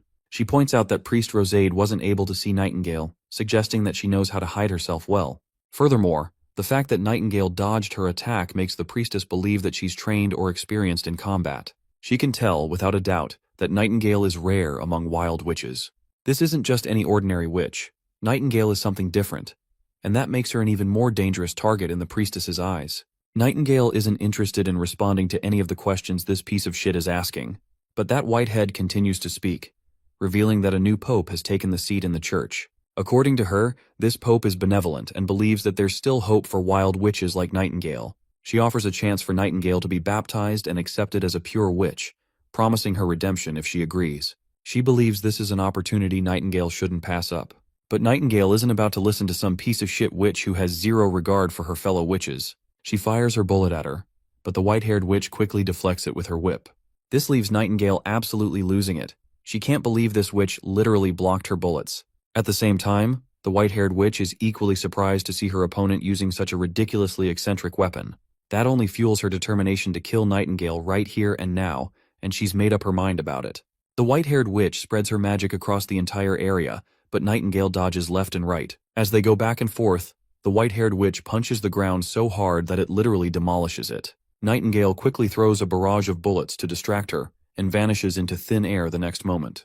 The white-haired witch can no longer feel her magic, which means Nightingale has left the room. She commands Priest Rosade to lock the church down and send more guards. She tells him to do as she says. The intruder is wounded, so she knows she can't make it far. The white-haired witch is frustrated that her opponent got away. What infuriates her the most is that Nightingale was using such a strong weapon. Her battle skills are considered the perfect balance of offense and defense. Her whip can block anything, and she even considers herself one of the strongest pure witches. She's consciously kept her magic active for 10 years, and her magical capacity is immense. She's never depleted her stamina from blocking a projectile, but she was brought to her knees because of the weapon Nightingale used. Her eyes are bleeding, probably due to the side effect of exerting herself. The scene cuts to Spear Passy, who, while sitting behind bars, thinks about the witches she wasn't able to save. They were probably imprisoned here, tortured, humiliated, and eventually killed. That's when she notices Nightingale coming to her rescue. Before the guards standing outside can notice anything, Nightingale silently slits their throats. Nightingale reveals to her that the guards didn't know Spear Passy was a witch, so they didn't realize who she really was before they captured her. This is all a plot by the bishop. They're just after the governor's position, and her brother is nothing more than a puppet of the church. Nightingale doesn't have time to explain everything, so they decide to get out of there first. But Nightingale can't let Passy inside her mist just yet, because she has a divine stone of judgment shackle, which can only be opened by a special key, so their first task is to get rid of it. As they walk through the corridor, soldiers swarm their way, but Nightingale just vanishes into her mist. Then, she pops up right in front of them and kills them with each bullet fired. In a matter of seconds, she takes down a bunch of soldiers single-handedly. Finally, they find the device they can use to remove the shackle from around Passy's neck. Once it's off, they make their way out of the chamber and notice more soldiers. But before those soldiers can launch their barrage of arrows, Nightingale and Passy hide behind a wall because the arrows have stones of divine judgment, which cancel out Nightingale's mist magic. Another barrage of arrows comes in, and in an attempt to save Passy, Nightingale ends up taking all of the arrows right over her back. But thankfully, Nightingale successfully executes her mist magic this time, and they drift into her mist, popping up at the very top of the castle's tower. Before they can catch their breath, they're found again, but that's when Maggie shows up. She smashes her giant tail into the building, and the rocks that break off begin to fall onto the soldiers below. While the soldiers are disoriented from the rocks, Maggie and Nightingale return to rescue Passy. After safely leaving the area, they set up camp somewhere in the forest. There, Passy tells Nightingale to strip down so she can tend to her injuries. Although Nightingale is embarrassed, she eventually agrees and does as told. Nightingale is swollen from the previous fight, but thankfully, it isn't as brutal as it could have been. She's patched up with medicine applied to her wounds, and after disinfecting them and wrapping the bandages, she's back in action, ready to continue. Nightingale then tries to convince Passy to visit Border Town. She tells her that the town is a sanctuary, a kind of holy mountain for witches. If she isn't interested, she can always leave, but the offer is there. With all the details and persuasion, Passy agrees to go with them the next day, which lights up Lightning's mood. Around a bonfire, Nightingale points out that the church will likely contact the Holy City about what happened, and they'll need to eliminate any messengers they send. It's only a matter of time before things escalate. 3 days later, the church and its divine soldiers are leaving the Dragon's Cliff, but just as they think they're in the clear, they're ambushed by Nightingale's group. Ash drops down from the sky like a goddamn meteor, obliterating a soldier with a single swing. The remaining soldiers rush toward her, but they meet the same fate. Andrea doesn't want Ash to hog all the spotlight, so she joins in, using her divine arrows to take down even more soldiers. The two of them make it clear that they're a force to be reckoned with. Nightingale also joins in the fray, and right at that moment, the white-haired witch pops out from the carriage. She quickly deflects all of the bullets Nightingale shoots at her, but she still ends up staring right down the barrel of Nightingale's gun. But the game is on, and both ladies engage in a Hollywood-level action scene. While Nightingale continuously shoots a barrage of bullets, the white-haired witch does her best to keep up, but it's clear she's struggling. Nightingale is easily overpowering her this time. Nightingale doesn't seem to be running out of bullets, but the white-haired witch already looks exhausted and on the brink of giving up. Eventually, the poor witch takes a bullet right over her shoulder, then another right over her chest. After taking a few more bullets, she's down for the count. She tries to retaliate even after being brutally injured, but Nightingale throws a divine judgment stone atop her, rendering her powers useless. Nightingale then points the barrel of the gun at the lady, and with the final bullet, she ends the poor witch's life. In the dead body, she finds a letter pendant with a stamp. Nightingale then pulls away the blindfold from the lady's eyes, and when she does, she notices that the woman doesn't have eyes at all. By the look of the scars, she can tell that this poor girl didn't have a comfortable life. But thankfully, from now on, she won't hurt any more witches, and she won't suffer any longer either. Lightning then approaches with a bastard who's been running away. He looks like a priest or bishop, judging by his clothes. Nightingale pulls off the piece of cloth stuffed inside his mouth, and as soon as the cloth is out, the bastard begins yapping about how they dare to murder one of Archbishop Tayfun's pure witches. But Nightingale tells this bastard that he better start worrying about himself. She stands over him, pressing her leg down, shoving the cloth back into his mouth, and then tells Lightning to hand him over to Iron Axe, as he's very experienced in interrogation. The other ladies also arrive after sweeping the battlefield, and Andrea is surprised that Nightingale took the life of a witch instead of sparing her. But Ash responds that she was just a puppet of the church. Not to mention, some witches are even worse than mortals, and she's never seen demons or devils imprison someone to torture them for years. Ash extends her hand towards Nightingale and assures her that she did a great job, so she shouldn't feel bad about it at all. Nightingale grabs her hand promptly, feeling happy that even Ash can be comforting. Lightning and Maggie also place their hands over their friends' hands, and out of the 5 of them, only Andrea remains without her hand over the group. Although she doesn't like touching hands, as a gesture of friendship, she eventually places her hand over the others. Then, they all raise their hands upward to the sky, celebrating the victory they've had. After their successful mission, the victorious witches return to Border Town, where all of them are already present outside to greet them. All of the witches concern themselves by asking the returned party about their well-being and all that stuff. The prince is also standing there, and when Nightingale looks at him, Roland promptly tells her to go take a hot shower and rest up. He's left a lot of dried fish snacks in her drawer. Later, all of them have a feast together and spend the time of their lives enjoying each other's company. After dinner, when the prince returns to his office, he finds Nightingale there. He promptly asks her if she's not going to sleep. But well, if Nightingale had gone to sleep, she would have missed hugging him today, so she stayed here.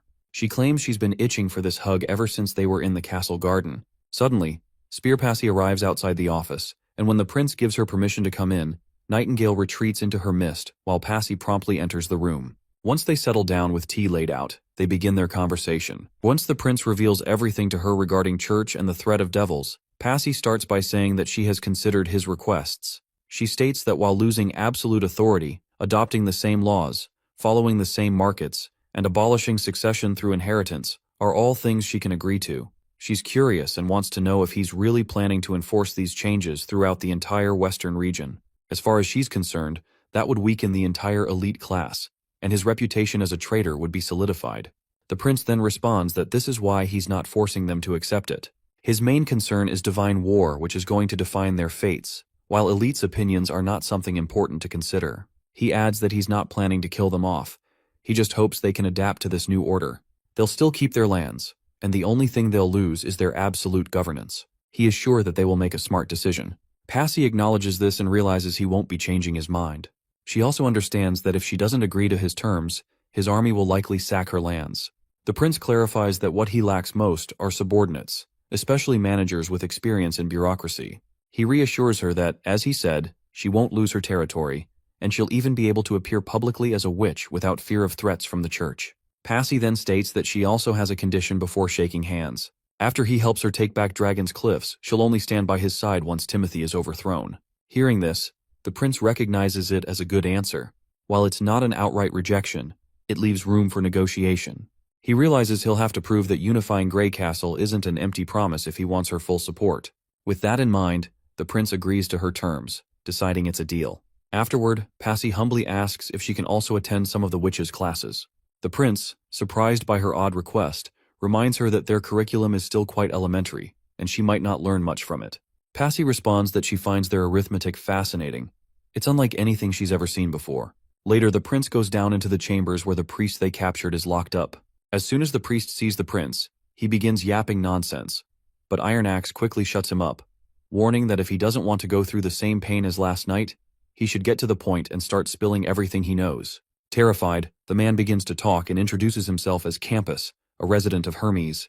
The prince asks who the witch traveling with him was and what her position in the church was. Campus explains that her name was Aurora, one of Archbishop Tayfun's pure witches, but she never held a real position within the church. The prince then questions Campus further about the pure witches. The man promptly reveals that pure witches are individuals raised by the church and can only be controlled by archbishops or the pope. He admits he doesn't know much else about them. As soon as the prince hears this, he realizes that the church is highly secretive about their pure witches, but he now has more intelligence to use in his fight against them. He then questions Campus about the purpose of plotting against the Dragon's Cliff Marquis and why Aurora was being sent to Hermes. Campus claims he doesn't know the full details. His job was only to watch over Aurora, and only she knew the true objective. As for why she changed her mind and decided to return, it was because Aurora discovered that Passy was a real witch. The new pope had decreed that all captured witches should be purified in the holy city. Hearing the mention of pure witches, the prince presses Campus further, asking why, if pure witches are sinless, the church would hide their existence. Campus responds that some followers aren't faithful enough to accept the existence of pure witches, so it's only a temporary measure. They then ask Campus what his destination was after Dragon's Cliff. Campus reveals that their next stop was Redwater City, followed by Wasteland Fortress. He adds that this was all he knew, as Archbishop Tayfun didn't mention a return date. They were instructed to remain at the fortress and await further orders. The prince begins to think about how these three locations, Dragon's Cliff, Redwater City, and Wasteland Fortress, are all near the western region's borders. This makes him wonder if the church's real target might be Border Town. Prince then asks this guy if he is not curious about what awaits him. The priest simply says that it doesn't matter what anyone does to him, as God will be the one to judge them in the end. Iron Axe decides to spend another night torturing the man to change his attitude, but the prince stops him, telling the priest that he will indeed receive judgment, but not from God. It will be decided by the people. The next day, in the middle of the town, the prince addresses the gathered citizens. He declares that he is here to show them an utterly shameless criminal. The soldiers throw the priest into the crowd for all to see, and the prince continues, explaining that the church has been hiding the truth from the very beginning. Had this priest not been captured, they would never have learned of such horrifying news. The church proclaims witches as filthy devils, but in reality, both the pope and the archbishops are enslaving witches on an alarming scale. The prince questions the priest if this is all correct, to which the terrified man quickly replies with a yes. The townsfolk are shocked, unable to believe that the church would do such a thing. Some even question if he is really a priest from the holy city. The prince reassures them, stating that the priest was sent to Grey Castle, and all his documents can verify his identity. His uniform badge, along with various letters, are plenty of evidence. Prince addresses all the citizens and tells them to remember his words: the church is enslaving witches. He explains that the church kidnaps young girls from everywhere and forces them into nunneries. There, these girls are treated like livestock. Only a small percentage become witches and receive further training, while the rest are used as the church's toys. To acquire more witches, the church doesn't just pretend to adopt orphans, they even hire criminals to kidnap them. The prince urges everyone to think about it. If the church were still active in this town, they would have lost Miss Nana. The prince tries to sway the crowd emotionally, asking them if they would ever want Nana to be destroyed by the church. Of course, the people unanimously say no. Miss Nana is no devil. She healed burns and has been a part of their lives as she grew up before their eyes. The prince then reveals that the church needs witches to maintain their power. He reminds the townsfolk of the incredible benefits of magic they've seen: Miss Nana's healing ability, Miss Lily's disinfecting magic, and so much more that could improve their lives. The prince continues to explain more ways witches have helped improve the town. For example, the army's firearms and the steam engines used in the mines are gifts from witches. However, like anything else, these tools can be used for good or evil. They can defeat demons but also harm innocent people. The prince warns that the church aims to use these tools to oppress the people because they see anyone outside their religion as damned. He calls out the hypocrisy of the church, pointing out how their actions contradict their supposed sense of justice and the teachings of their own God. The prince urges his citizens to consider the consequences if their children were kidnapped by the church, only to become tools. The prince then turns to the priest, asking if he has anything to say in his defense. The priest, overwhelmed, admits it's all true and confesses to his crimes. The prince addresses the townsfolk, asking for their input on the matter. Without hesitation, the people unanimously unanimously vote to execute the priest. The scene shifts to Spear Passy, who has just finished signing the contract and the unification memorandum. She questions the prince about the recent execution, pointing out that publicly killing a priest is essentially a declaration of war against the church. The prince firmly states that he has no regrets. Declaring war on the church was necessary because they are enemies that Bordertown must defeat, no matter the cost. He just revealed the truth about the church's crimes, and he thinks he could have done better. Anyhow, now that Passy has signed the contract, the prince takes a moment to indulge in a conversation with Spear Passy about her abilities. She quickly explains that her magic involves control over other witches' powers. Specifically, she can extract magic from one witch and transfer it to others for their use. She can also extract her own magic and reclaim it. This ability is not an effect that can be seen from the outside, so she could use it any time when she was in the castle without getting suspected as a witch. The prince asks when she discovered her abilities. Spear Passy reveals that she's always known about them since awakening, though she's uncertain how much other witches understand their own powers. For her, it feels as though she gained an extra organ or a sixth sense, something innate that allows her to feel the presence of magic. The prince then asks if she remembers the proposal that Nightingale had delivered to her. Spear Passy admits she does, and she's happy to contribute her abilities to their cause. Later, the prince introduces Anna and Moon to Passy. He explains that Moon's magic is on the lower end in the Witch Union, but her rate of consumption is incredibly high. As he's mentioned before, Anna is the strongest witch in the Union, and he wants Passy to borrow Anna's magic and transfer it to Moon. Passy acknowledges that Anna may be the strongest witch, but she suggests that they should use more witches for the transfer, as a witch's magic capacity is often linked to age. She believes that even if their strength varies, everything else should be the same. However, the prince tells her that they're just conducting a test, and that they can contact others later if needed. Passy agrees and gets to work. As soon as she begins the process, she starts connecting to both of the girls. But when Passy taps into Anna's vast reservoir of magic, she is immediately overwhelmed. The sheer amount of magic is staggering, and Passy is further astonished to see the shape of the magic itself. The magic within Anna is unlike anything she's encountered before. Passy quickly begins extracting magic from Anna, but she's unsure if she can handle the immense power. Anna's magic seems resistant, like a solid piece of metal, and it doesn't look like it's going to budge at all. Just as Passy starts to feel overwhelmed, she's jolted out of the process. Nightingale offers her a hand to help her stand, and Passy, still disoriented, admits that she's never transferred magic like that before. It's too dense, and it doesn't seem like it can be cycled. She explains that once they're connected, the magic should be absorbed into the glowing ball. Anna decides to try something different. She suggests pushing her magic into the ball, similar to what she did with the Divine Sigil. The prince gives her permission, but warns her not to go overboard. At the mention of the Divine Sigil, Passy is astonished, since she has never heard of it before. Nonetheless, Anna begins to release her mana toward Passy's ball. However, the mana Anna is throwing at her is so heavy that Passy can hardly control it. It flows differently from any magic she has transferred before, and her magical tunnel starts bottlenecking with the overwhelming amount of power. Passy realizes that if she keeps this up, she'll exhaust herself before she can even transfer Anna's magic. But she continues, giving Moon all the power she can. Meanwhile, the prince instructs Moon to hold on to a giant magnet. As soon as she grabs it, Moon begins channeling all of the collected magic into the magnet to magnetize it. Passy is blown away by how relaxed Moon looks throughout the entire process.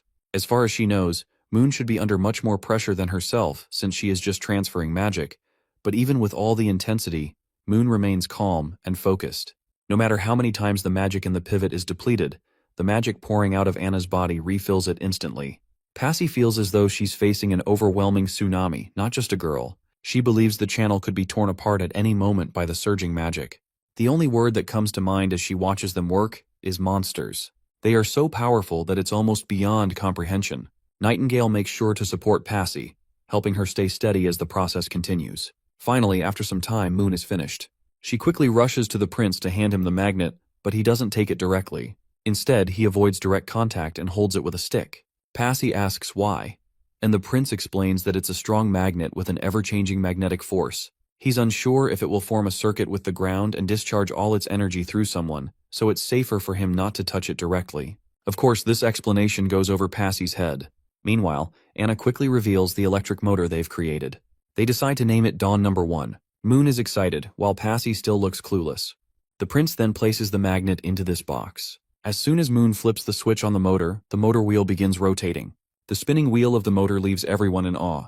Moon excitedly asks if this means the test is a success, but the prince cautiously replies that it's too early to tell.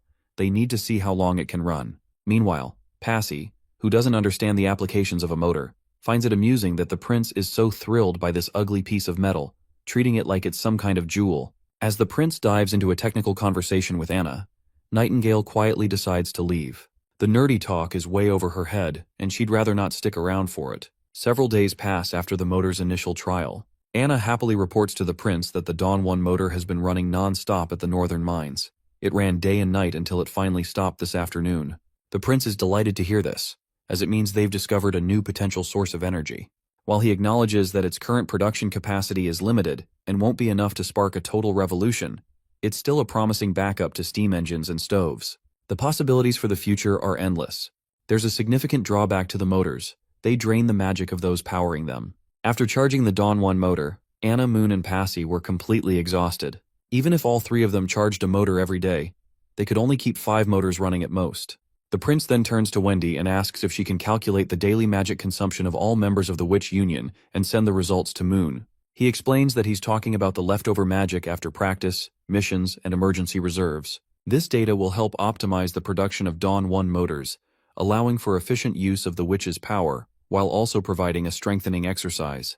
He believes it could be particularly beneficial as they approach each year's Awakening Day. Wendy notes that Hummingbird and Lady Echo will likely be thrilled about this development, as they'll feel just as useful as Anna in contributing to the town's progress. However, Wendy also reminds the prince that today is Lucia's Awakening Day, and suggests that everyone should take time to celebrate and stay by her side tonight. The prince apologizes sincerely, admitting that he had almost forgotten about Lucia's Awakening Day if Wendy hadn't reminded him. Wendy reassures him, mentioning that she has carefully recorded the history of every witch in a book, so that no one will ever be overlooked.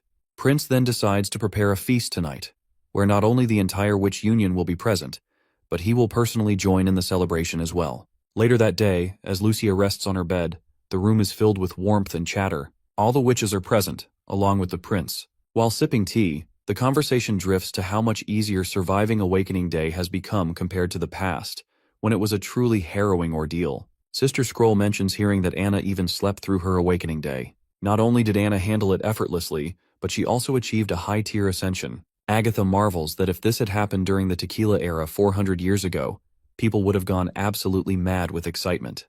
The prince then turns to Agatha, questioning her about the work she's been handling. Agatha, with her usual nonchalance, reveals that the looming war is almost upon them, and the current workload is nothing compared to the pressure they're about to face. She adds that if they fail again, it won't matter whether she's well rested or not. But the prince shows optimism, promising that they won't fail. But Agatha is still not sure if being confident is enough to win against demons. Wendy then quickly cuts in to remind everyone that it's not the time to be talking about gloomy things. She then turns to Lucia and asks about her wish since it's her Awakening Day, and she's allowed to make one wish. Lucia is fascinated by the idea of her wish being granted.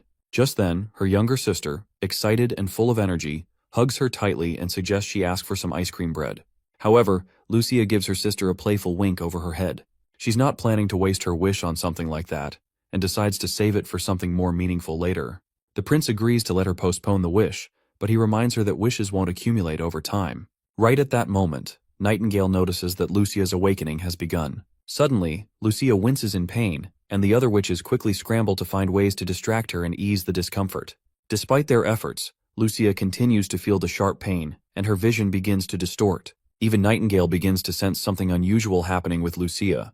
Before things escalate, Passy quickly steps in. Using her power, she extracts magic from Lucia to lessen the burden of the awakening and passes the extra power to Anna, hoping that it will help stabilize the situation. Anna starts channeling all the power she's receiving into the divine sigil. A while later, we see that Lucia has finally made it through the awakening. She hugs her sister, while the other witches are shivering from the cold. The extra power Anna was getting had to be released, so she ended up obliterating part of the wall in the process. Anna also looks a bit exhausted after releasing all that magic through the sigil. She had to drill a hole into the wall to safely release the spare energy away from everyone. But the prince looks deeply concerned when he sees the huge hole in the wall. It's not that the wall is broken, it's that he's not sure how to explain that blinding beam of light that probably caught the attention of everyone in the village. That's when Nightingale gets shocked, noticing that Lucia's magic has solidified too. The next day, just as the prince feared, the first person to come to him about the light is the money manager, Old Kut Baroff. But the prince reassures him that no one was hurt, so there's nothing to worry about. He tells him to spread the word that the light everyone saw yesterday came from the fourth prince capturing lightning from the sky, as he plans to illuminate the town for his citizens. Since the prince is already building electricity infrastructure around the town, it'll be easier to explain it to the townsfolk. Soon, they'll have a new divine source of power that can light up the town like it's daytime. We then see Carl coming to meet the prince, and not just Carl, but also Kyle, Sichi, Iron Axe, and his knight. They all have one thing on their minds: the light they saw last night. Iron Axe wants to know if that was an attack by the demons, while Kyle Sichi makes a wild guess that it was from the divine sigil. Once they get the assurance they need, they promptly start to leave. Lastly, the prince's sister comes to visit him. He nearly chokes on his tea when he sees her there, and quickly starts reassuring her about what happened yesterday. But it seems like his sister already knows what happened, though she's a bit more interested in why it happened. According to Miss Agatha's explanation, antiphase pain can be avoided in both awakenings and coming-of-age events through practicing abilities and exhausting their magic. This theory matches the rough logic they worked out themselves. Slumber Island has been fine following that method, but the question remains, why was Lucia affected by antiphase? However, Lily isn't too surprised. Since coming to Border Town, she feels like she's seeing high-tier awakenings every day. The prince then states that he has a hypothesis about Lucia. It might be the key to what happened. He notes that her academic performance has improved a lot recently. Apparently, Lucia White hails from a family of merchants in Golden Wheat City, so she already had a background in literacy and mathematics. Since she also has no trouble understanding natural sciences, her academic achievements have been excellent. While Tilly doesn't doubt the prince's claim that a deeper understanding of the world can lead to evolution, she's not sure how this relates to magic antiphase. The prince then highlights that, based on his observations of Lily, Leaf, and Moon, evolution also increases a witch's magic capacity. He believes this effect is closely tied to a witch's knowledge of their environment. They're connected in the same general framework, but when it comes to situational and isolated events, magic doesn't compare to knowledge. Moon is a great example. She's a member of the Witch Union who evolved through an epiphany, but her magic is nowhere near the level of Anna or Soraya. From what Tilly understands, the prince is saying that Lucia awakened and evolved at the same time. This caused her magic to double, triple, or even increase many times over, far beyond what she could handle.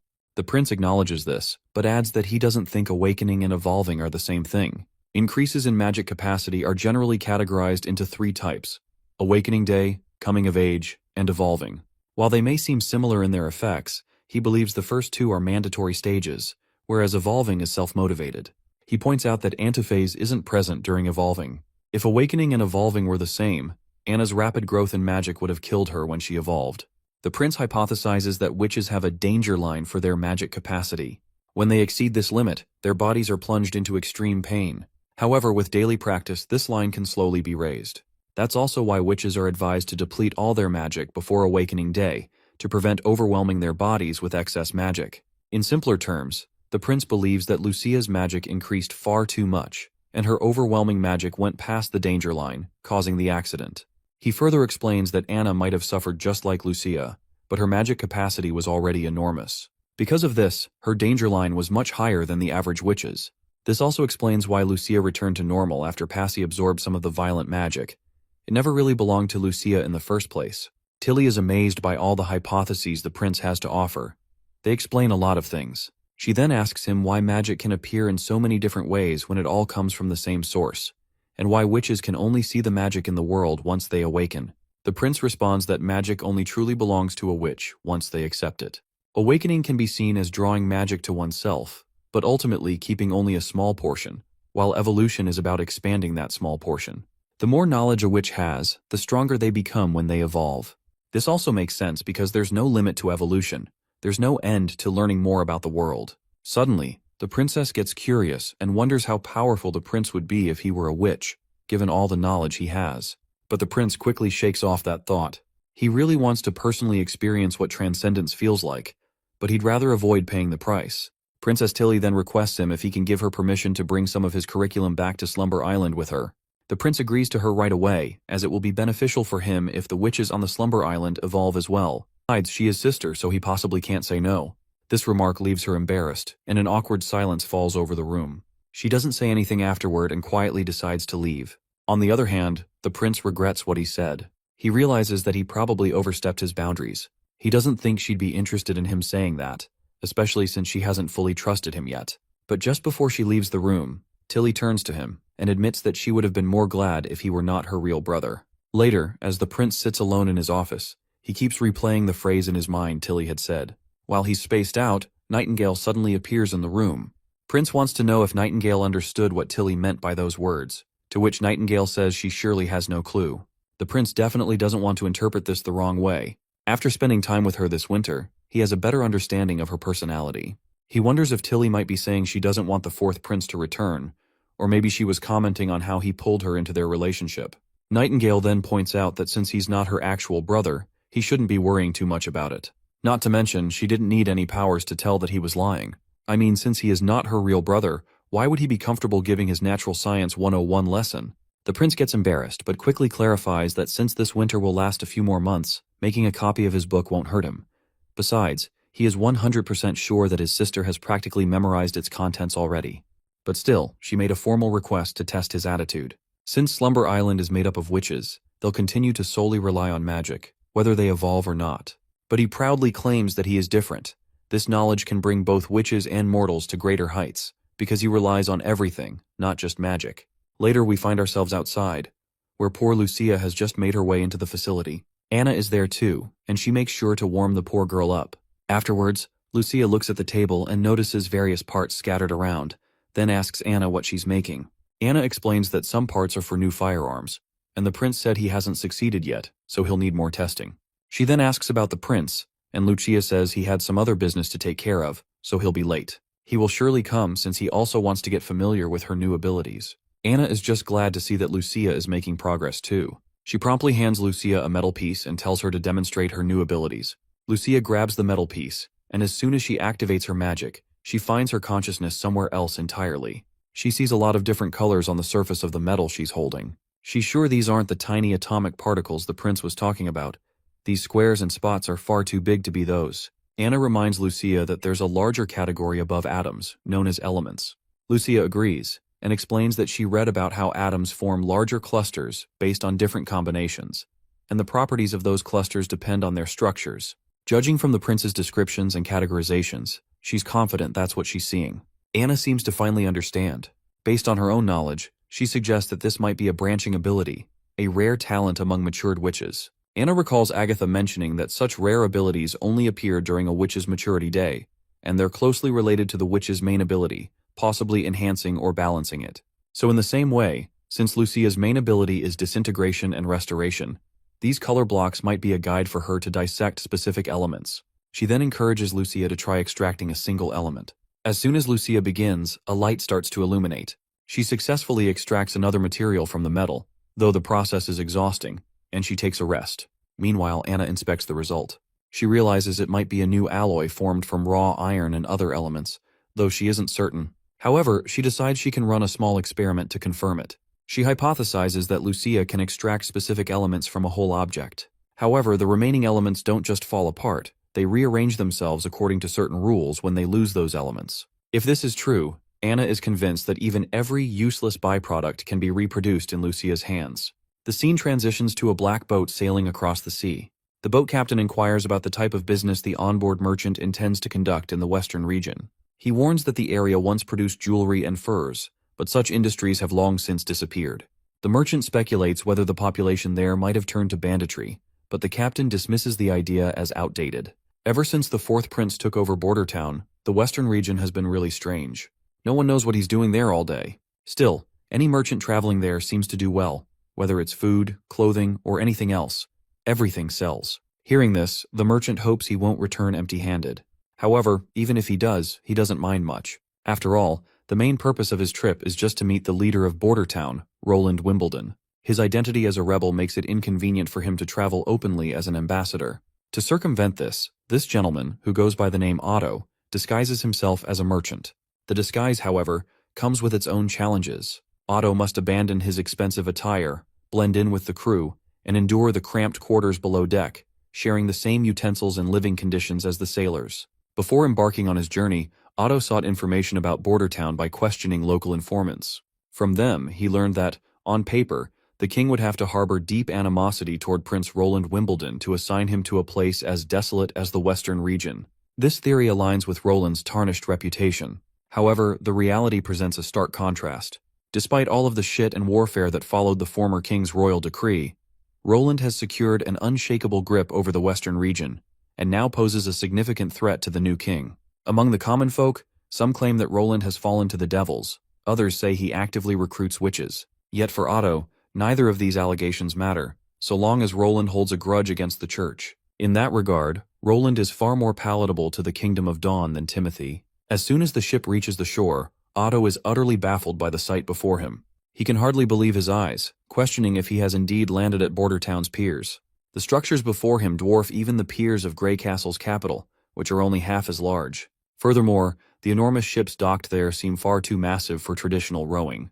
The sight is nothing short of extraordinary. Beyond that, Otto notices organized cargo checkers at work and discovers that there are no toll fees, a concept that seems entirely absurd to him. As the carriage makes its way through the bustling marketplace of Bordertown, Otto's astonishment only grows.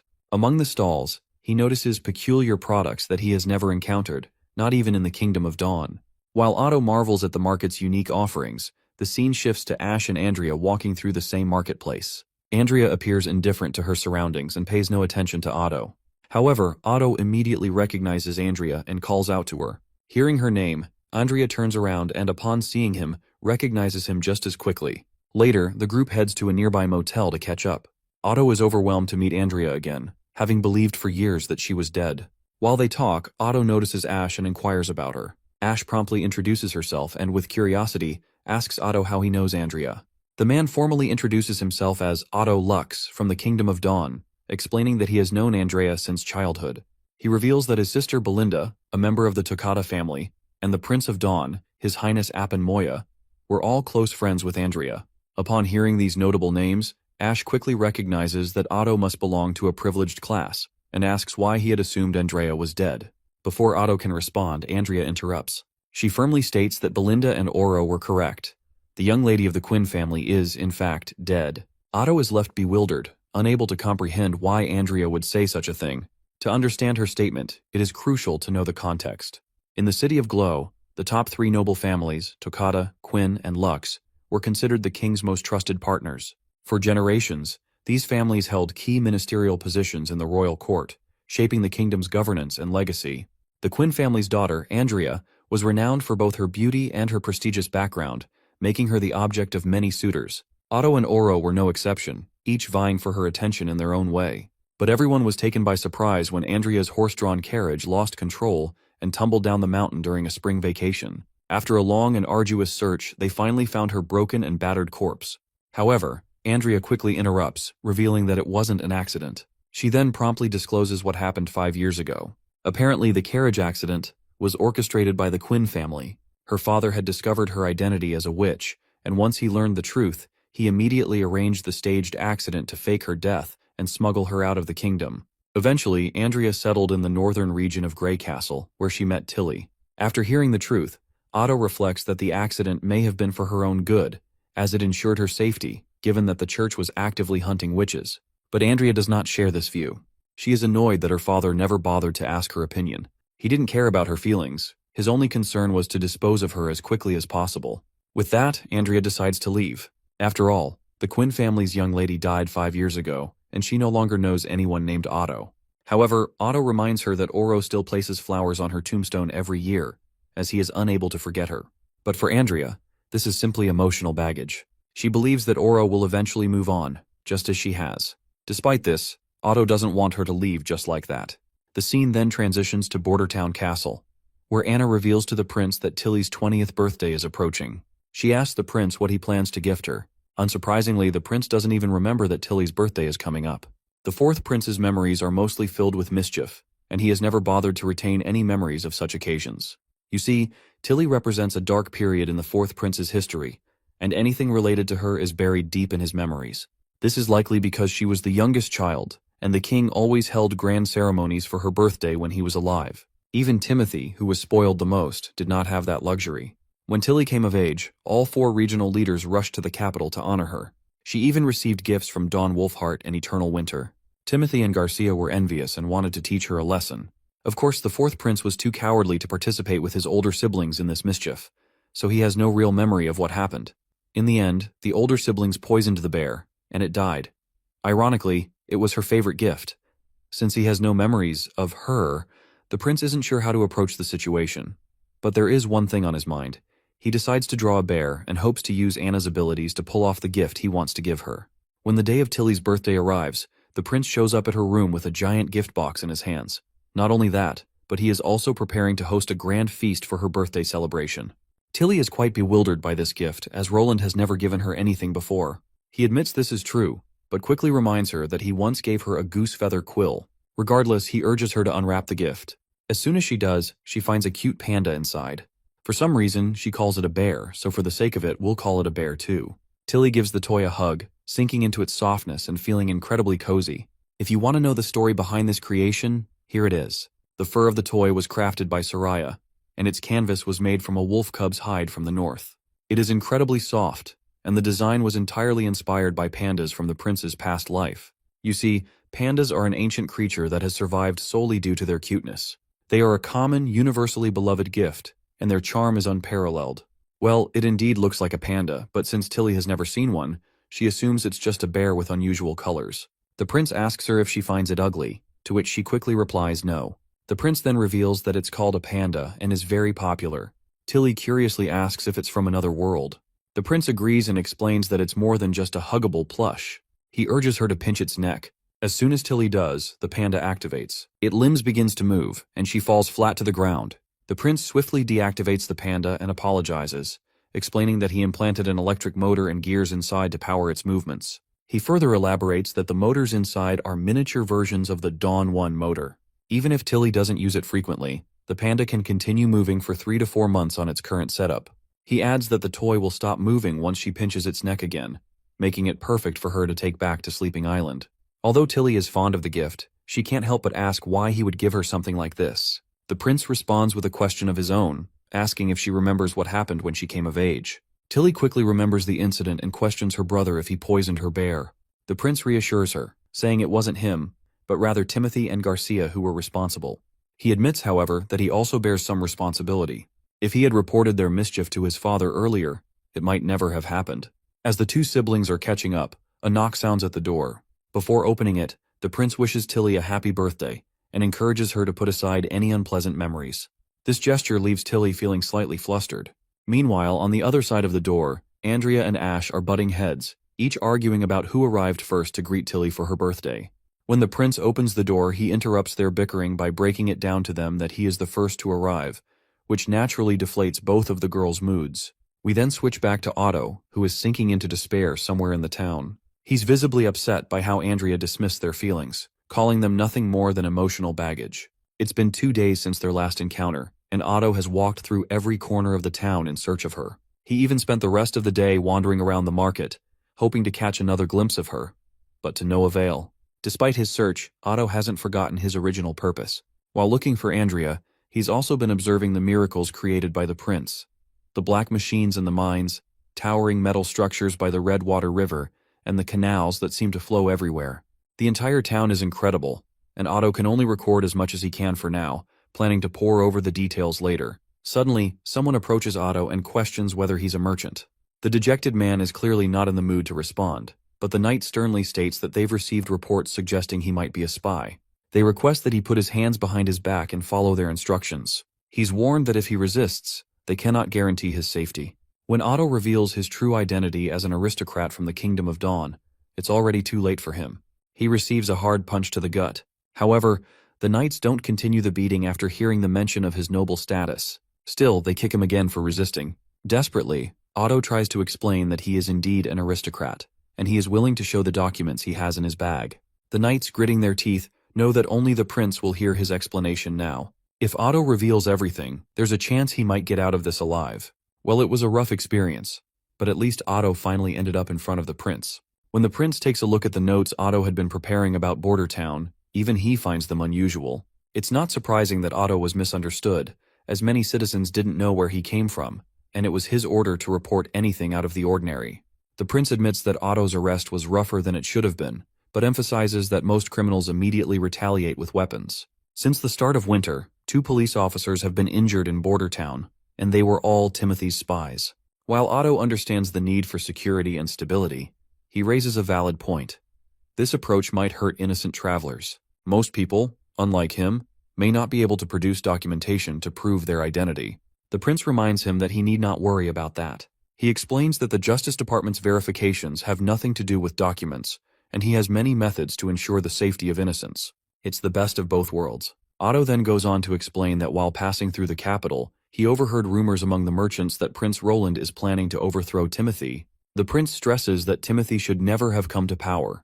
He killed their father, executed the first prince, and kicked the third princess out of the Grey Castle. The entire southern region is now devastated by warfare, and refugees are scattered everywhere. These are all Timothy's crimes. Only his departure will restore Grey Castle's brilliance. Otto can see the determination in Prince Roland, a drive to actually make a difference, something he never saw in Timothy. Otto then addresses the prince, stating that as a friendly neighbor, the Kingdom of Dawn wishes for Grey Castle to regain stability as soon as possible. He has come to deliver a request for an alliance from the King of Dawn. He didn't bring an official letter, fearing it might be leaked, but his king has granted him full authority on this matter. If their kingdoms can unite and become the two horns pushing back the church's assault, they will avoid the fate suffered by Eternal Winter and Wolfheart. But the prince points out that this plan doesn't seem very useful. The church's determination to swallow all four kingdoms is far stronger than Otto realizes. The prince begins to believe that Otto doesn't fully understand their ambition. However, he's willing to share everything he's gathered about the church, hoping that Otto can bring this information back so his king can reconsider the alliance. Defeating the church will require retaliation at full power, not just overwhelming intimidation. Shortly after, once the prince has finished revealing everything from A to Z about the divine warriors, pure witches and devils, Otto looks absolutely boggled. The amount of information he's just received is overwhelming, and he just wants to report it all to his king as soon as possible. The prince reminds him that this information is closely tied to the life and death of both kingdoms, so it's incredibly important. He further stresses that they don't have a lot of time. The scene then shifts to Andrea, where Xavi reports that Otto is about to set sail soon. She suggests that Andrea should at least send him off, considering he's her childhood friend. But Andrea refuses to meet him. This also triggers a memory when Princess once asked her if she wouldn't meet Otto, as it seemed like he cared about her. As the chill breeze continues to make Xavi shiver, they notice that the boat is about to sail off. Although Andrea is visibly upset to see him go, she still believes it's for the best. She is sure that both Otto and Oro will find more suitable women through their families, and she believes her relationship with them was destined to end. With that, she silently says goodbye to him without meeting him for the last time. Later, the prince walks into the facility where Anna is experimenting. He's finally here to see how much progress Lucia has made with her abilities. While Anna warms his hands, she reminds him that she's already successfully fractured new gun barrels and interlocking mechanisms based on his blueprints. However, she thinks some of the designs could still be improved, particularly one part. Prince expresses his appreciation for her hard work, genuinely pleased with her results. He's especially happy that despite only providing theoretical blueprints for the firearms, the practical application Anna has implemented has turned out so well. It's natural to have imperfections in such designs. Moreover, Anna's talent and analytical skills far exceed his own. He believes that one day, her work will surpass his own achievements. Anna then bows her head, hoping for a pat on the head, and the prince fulfills her request with a smile. Next, Lucia reports her progress. She explains that it will take her longer to work with the steel alloy, as there are simply too many elements to separate. As the prince reads her notes, he's pleased to learn that the superior steel she created by controlling its purity and carbon content is only the beginning. With the various elements now at their disposal from the northern mines, he knows the work ahead will be difficult, but he's willing to try whatever it takes. He then asks to see the tests Lucia conducted, and she promptly presents them. I have already dragged this part out a bit, so let's summarize the next part. Agatha is also working on her project. She's in the process of creating nitrogen, while Soraya's task is to make containers to seal it. With all these components, the prince is planning to eventually create a light bulb. It's the dead of night, and everyone has gathered outside in the courtyard, yet no one seems to have any clue what the prince is planning. Wild guesses float through the air as the crowd murmurs in confusion. Then, with a single press of a button, the prince debunks all the wild guesses when the bulb lights up to life. The sudden brightness is blinding, and even lightning has to shield her eyes from the sharp glare. The crowd gasps in awe, and the prince explains to everyone that this is a light bulb. Unlike candles, it won't be extinguished by the wind, and unlike bonfires, it requires no maintenance. From this day forward, the entire town will have access to lights like this. Anna then announces Sister Moon is the true hero of the hour. It is thanks to her efforts that they are able to see light in the night. Some days pass, and the town is bustling with activity despite the harsh winter. The townsfolk are busy clearing snow from the roads, and life seems to move forward smoothly. However, beneath the surface, shady dealings take place as goods are exchanged illegally in secret corners of the marketplace. In the middle of one such illicit transaction, the town's officers raid the scene. One of the shady businessmen is quickly captured, but the other attempts to flee with his goods. His escape is short-lived, however, as he stumbles upon Wade, who promptly arrests him. Later, the two men are brought before the prince. With a cold, commanding tone, the prince demands they reveal their schemes. He warns them that any attempt to lie will result in harsher punishments. The bald man is the first to speak. Nervously, he admits that he had taken some wheat he purchased from the city hall and ground it into rough flour. He then mixed it with wild vegetables and baked it into bread to sell at the market. He insists that he was trying to stay within the law, as the prince had allowed the sale of foodstuffs other than staples. It was a small business that earned him a few silvers each month, just enough to get by without starving. The older man further explains that he couldn't afford to spare any more grains, so he sought out farmers who hadn't sold all of their produce to the city hall. Desperation drove him to buy directly from them, skirting the centralized distribution system. The guy with the yellow head quickly admits to his crime as well. He confesses that he sold grains illegally because he had no other choice. He claims that the city hall officials refused to purchase all of the wheat as promised, leaving farmers with surplus grain and no income. Selling the excess was the only way he could survive. This seems like a serious matter for the prince. Despite the repeated warnings about the illegality of privately selling staple food, some people still take the risk for extra money. However, the prince is more concerned with the city hall officials not buying up all his crops. To address the issue, the prince directly questions the city hall representative, asking if they refused to buy the crops. The representative respectfully explains that City Hall didn't stop purchasing after the harvest, but prices were adjusted based on the quality of the wheat. At first, the price was nearly identical to the old rate. But when winter set in, most farmers didn't have proper storage facilities and were living in temporary shelters. As a result, the quality of the wheat they had plummeted, often becoming moldy, so the price had to be reduced. Most of the grain City Hall received was either wet or moldy, making it impossible to store further. As a result, City Hall halved the price. Yellowhead's face goes pale. In a panic, he tries to justify himself, claiming that getting half the price is basically the same as getting nothing. He complains that he worked all year only to receive such a low rate. To him, the situation felt worse than dealing with the black market. As far as he can tell, prices were supposed to be fixed and stable. That's when Old Man Barov steps in, sternly scolding the farmer. He points out that the farmer would have received the full price if he had sold the wheat on time.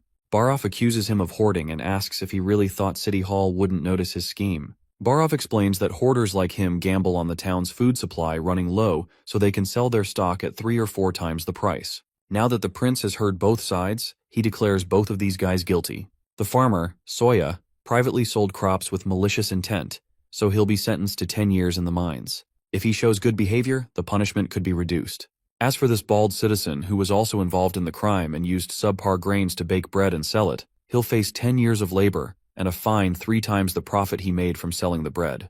This will take effect immediately. The prince then addresses Sirius, the city hall representative, and instructs him to turn this into an announcement, pin it on the bulletin board. The prince wants all citizens to know every detail to prevent something like this from happening again. Finally, the prince turns to his knight and asks if it's true that Wade was the one who caught them. The knight confirms this, but explains that Wade went a little overboard. He pursued them without his uniform, and a passerby reported him for assault while the suspects were being transported. Knight Carter mentions that he's planning to reprimand Wade later. The prince reminds his knight that reprimanding Wade is unnecessary. In fact, he believes Wade deserves recognition for his actions. Wade had been operating as a plainclothes officer this time, which explains how he was fully aware of who the criminals were and how to reach them. Given his past experience as a patrol guard, Wade's familiarity with the streets and his natural aptitude for detective work made his approach effective. The prince is already considering inviting Wade to join the public security department in the future. Nightingale could use an extra hand, and Wade's skills would be a valuable addition. The scene then transitions to the deep tunnels of Hermes, where Archbishop Tayfun is accompanied by a witch. It is Tayfun's first time in these depths, and he wonders if the Pope truly intended for him to be here. The witch reassures him, reflecting on Tayfun's tireless work for the church and suggesting that the Pope must place complete trust in him. She explains that the rules of the past are no longer suitable for the war that lies ahead. The will of God, she believes, should no longer be reserved for a select few, but must inspire every believer, preparing them for the final challenge. Typhoon, however, finds himself concerned about the adjustment of the 2 newly appointed archbishops. It had already taken them a long time to accept the existence of pure witches. The 2 guys he is talking about are Solidaire, a member of the Divine Punishment Army, and Edward, from the Justice Court. The witch explains that if it weren't for pure witches, who else would be able to carry out black operations for the archbishops? She continues, suggesting that, besides their usefulness in such tasks, witches can also offer other forms of relief, whether it's through intimacy, releasing anger, or satisfying different desires. The feeling of a witch, she claims, cannot be compared to that of a mortal woman.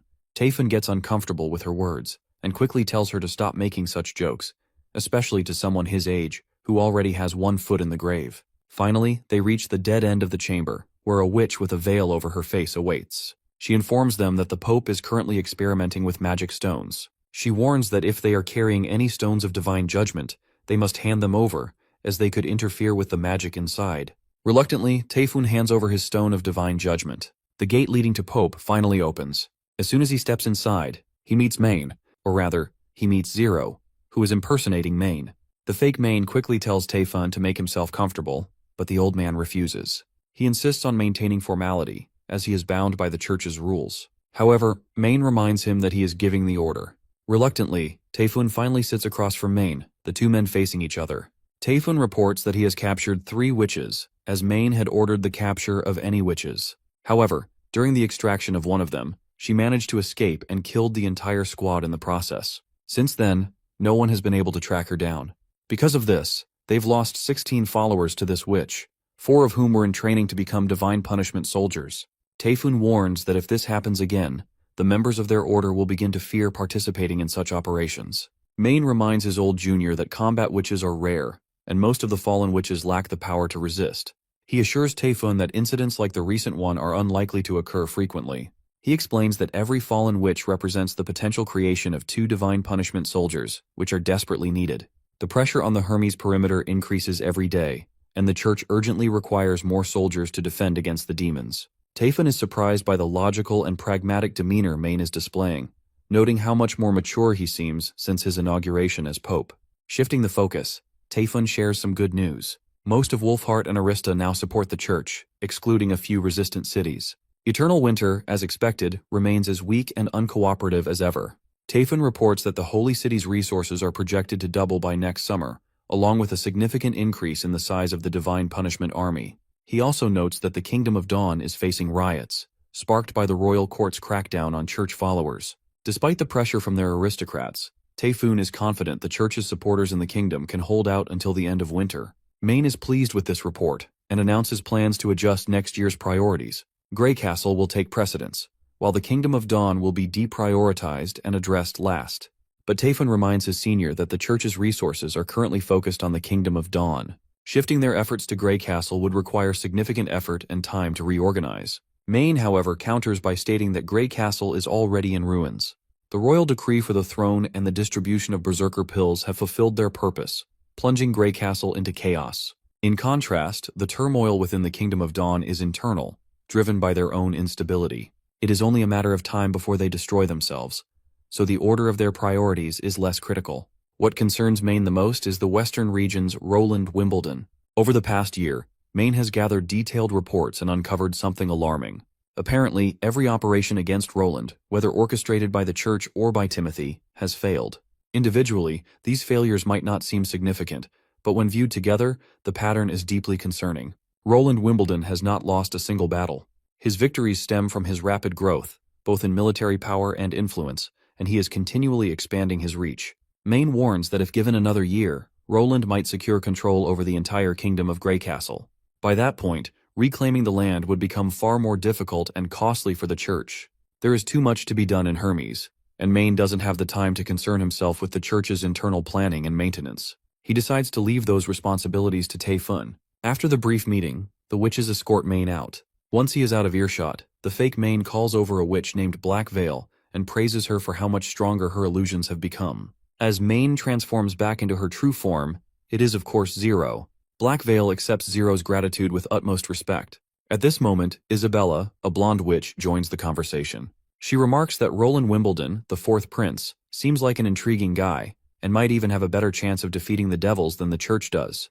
Black Veil immediately questions Isabella if she is considering betraying the church. Isabella calmly dismisses the accusation, because betrayal sounds ugly to her.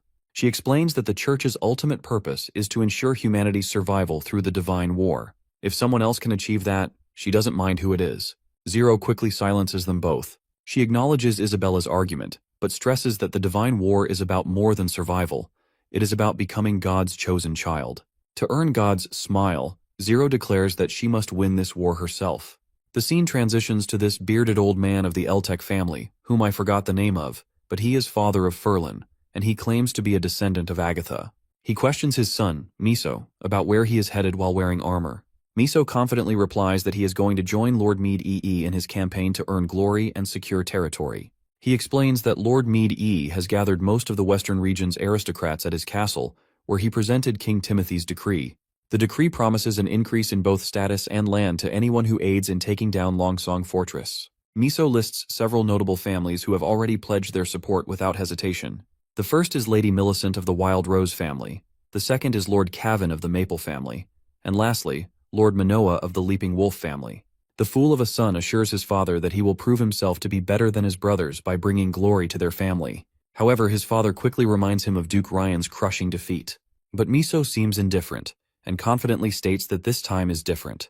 Timothy has provided them with snow powder, a weapon just as powerful as the one used by the fourth prince. He also mentions hearing rumors that Lord Mead E has something even stronger in reserve. Miso declares that the battle will begin soon. With that, the fool of a son departs, hoping to bring glory to his family, unlike his brother Ferlin, who is now a puppet of the fourth prince. The father can't help but feel disappointment. No matter how strong Timothy or his armies may be, they're no match for Roland. The old bearded man learned this firsthand when he met Prince Roland recently. Roland is an intelligent and compassionate leader, unlike the rest. The old man reflects on his own family, Ferlin, Eileen, and Lady Agatha, all of whom live in Border Town. He orders his butler to leave for Border Town immediately and report this news to the prince. He doesn't care how the butler gets there, he just wants the message delivered as soon as possible. A few days later, we meet an angry Roland, who has just received a distressing message from Ambassador Petrov, who is currently stationed at Longsong Fortress. Apparently, the four families of the western region have rebelled, and Roland isn't sure who is backing them up. Knight Carter explains that these families must have been planning this for a long time. The aristocrats likely have a new patron or leader, one who has united them for the first time. Iron Axe suggests that it must be Timothy backing the rebellion, but Prince Roland is also certain that it wouldn't be surprising if the church is involved instead. Looking at the Dragon Cliffs, Roland notes that an attack on the western region is only a matter of time. Carter explains that, according to the letter they received, the enemy seems to have significant firepower. Roland points out that both the church and Timothy are not strangers to snow powder, but it will still take time before it becomes practical for them. Roland is confused. Even if they have a powerful patron, there's still the issue of distance. Border Town is the closest to Longsong Fortress, so why would they think they can defeat the First Army? Nightingale also adds her 2 cents, suggesting that the enemy's confidence likely stems from the ongoing demon months and the major roads being shut down due to the weather. They're still facing constant demon attacks, and to them, this chaos is the best guarantee for success. Prince Roland commands Iron Axe to mobilize the First Army, taking 500 soldiers and leaving tomorrow morning immediately. He orders Iron Axe to bring 6 cannons, and gives him full discretion to make further plans as he sees fit. He then instructs Carter to stay behind and defend Border Town. Naturally, this suggestion doesn't sit well with Carter, but Roland reminds him that the demons are a bigger threat than the aristocrats. He needs Carter to hold the town while he's away. This time, Roland plans to bring the witches with him. Nightingale quickly pledges to go anywhere he leads. Roland explains that his original plan was to expand slowly, gradually absorbing the elite territories. But the rebellion has given him an opportunity to seize land and labor beyond the fortress, and this time, he won't be lenient. The scene cuts to the butler of the Eltec family, who instructs the boatman to take him to Border Town, promising a handsome reward from the Eltec family. However, the boatman simply replies that it's not about the money. His boat is just a simple hull with no roof to block out the snow. In these temperatures, it will take him several days to reach Border Town, as they will freeze in the boat long before they arrive. The butler asks if there is anyone who can take him instead. The boatman clarifies that only a large sailboat from the fortress is capable of handling such a journey. Just as the butler begins to despair, a giant boat looms in the distance, followed by a whole fleet of ships, all led by Prince Roland himself, making his way to Longsong Fortress. Lightning appears and reports to the prince that the enemy is mainly concentrated in the ruler's castle. There are still some guards fighting, but they can't hold out for much longer. She reports that there are around 200 enemies, and the first wall has already been lost. The enemy seems to have something similar to muskets, but they are completely different from their own. She also informs the prince that Ambassador Petrov is frightened because his family was attacked, and he quickly pulls his father into the castle for safety. However, the rest of his family is gone. The duke's wife and the rest were captured and killed to force his surrender. Lightning had assured Petrov that the prince is on his way, but Petrov made only one request. When the prince asks what the request is, Lightning replies that Petrov wants to make the enemy pay with blood. The prince is unsettled to hear this. The aristocrats have an unspoken rule never to harm a duke or someone of higher rank. But now, the 4 rebelling families seem to have shattered that pride. It must be because of the Honeysucker family's support for him, along with orders from their patron. Prince Roland instructs Lightning to relay his orders. Aside from the witches who will be fighting at the walls, everyone else will rush directly into the city and seize the piers. While the soldiers at the fortress are doing their best to fend off the enemy, the invaders continue to infiltrate the walls. Longsong Fortress soldiers try to shoot their bullets, but the enemy soldiers are equipped with bulletproof shields, and the poor soldier is quickly overwhelmed and defeated. Just when it seems like they're done for, someone crashes through the enemy ranks like a meteor, and it's none other than Maggie and Ash, ready to lend a hand to the struggling soldiers. The soldiers, still terrified by the sight of the witches, are taken aback. Maggie notices the injured soldiers and immediately takes one to Nana for healing. The soldier on the ground, still in disbelief, wonders if this witch is really here to save them. Ash responds positively, stating that she's here under Prince Roland Wimbledon's orders. The soldiers remain stunned, still processing the fact that it would have taken at least 3 days for them to get here from Border Town. How did the prince know the aristocrats were attacking? Ash, however, states that she doesn't have time to answer his question. In front of her are the enemy soldiers, and she's itching to obliterate them. The enemy soldiers laugh, amused by the sight of a woman defending the wall. But their laughter is quickly silenced when Ash swings her heavy blade and cleaves through several soldiers in a single swing, taking their heads with it. The soldiers watch in absolute awe as Ash continues to obliterate the invaders, cutting them down left and right. Once the area is cleared, Ash orders one of the surviving soldiers to gather the rest of his comrades at the wall, assuring him that someone will pick them up later. With that, Ash leaps off the giant wall, crashing down on the soldiers below, sending them scattering like matchsticks. As soon as she starts swinging her sword, it's clear that the soldiers' fate is sealed. Meanwhile, Jacques Meade, who is leading the rebellion, is fascinated that the Honeysuckle family has retreated to the topmost floor of the fortress. Despite being under constant attack for a full day, they're still holding out. He's confident, however, that Petrov will eventually have to give up. After all, how long could he keep avoiding starvation?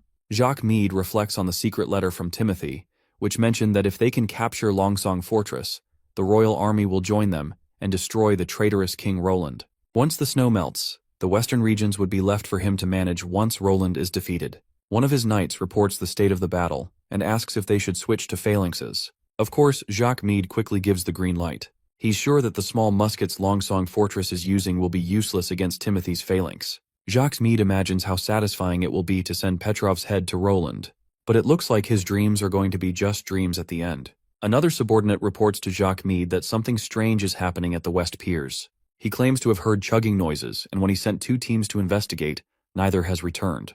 Jacques Meade, still as arrogant and blinded by his misplaced confidence, dismisses the report with a mocking tone. He asks if it's not just some hobo snoring or something.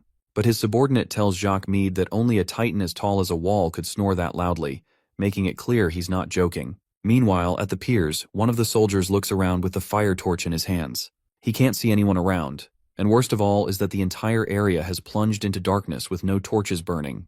But soon enough, the air is filled with the sounds of bullets, and enemy soldiers drop like flies. Leading the charge is none other than Prince Roland Wimbledon, and his face is a mask of pure fury.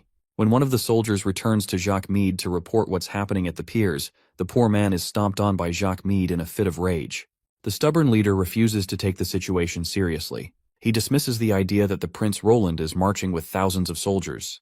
The soldier tries his best to convince Jacques Meade, explaining that Duke Rampart's men were hit by a relentless barrage of gunfire. He points out that the darkness was filled with countless sparks, and the shooting didn't stop for even a second. Jacques Meade asks where Duke Rampart is and what happened to the Wild Rose and Leaping Wolf families. He demands they be brought here immediately.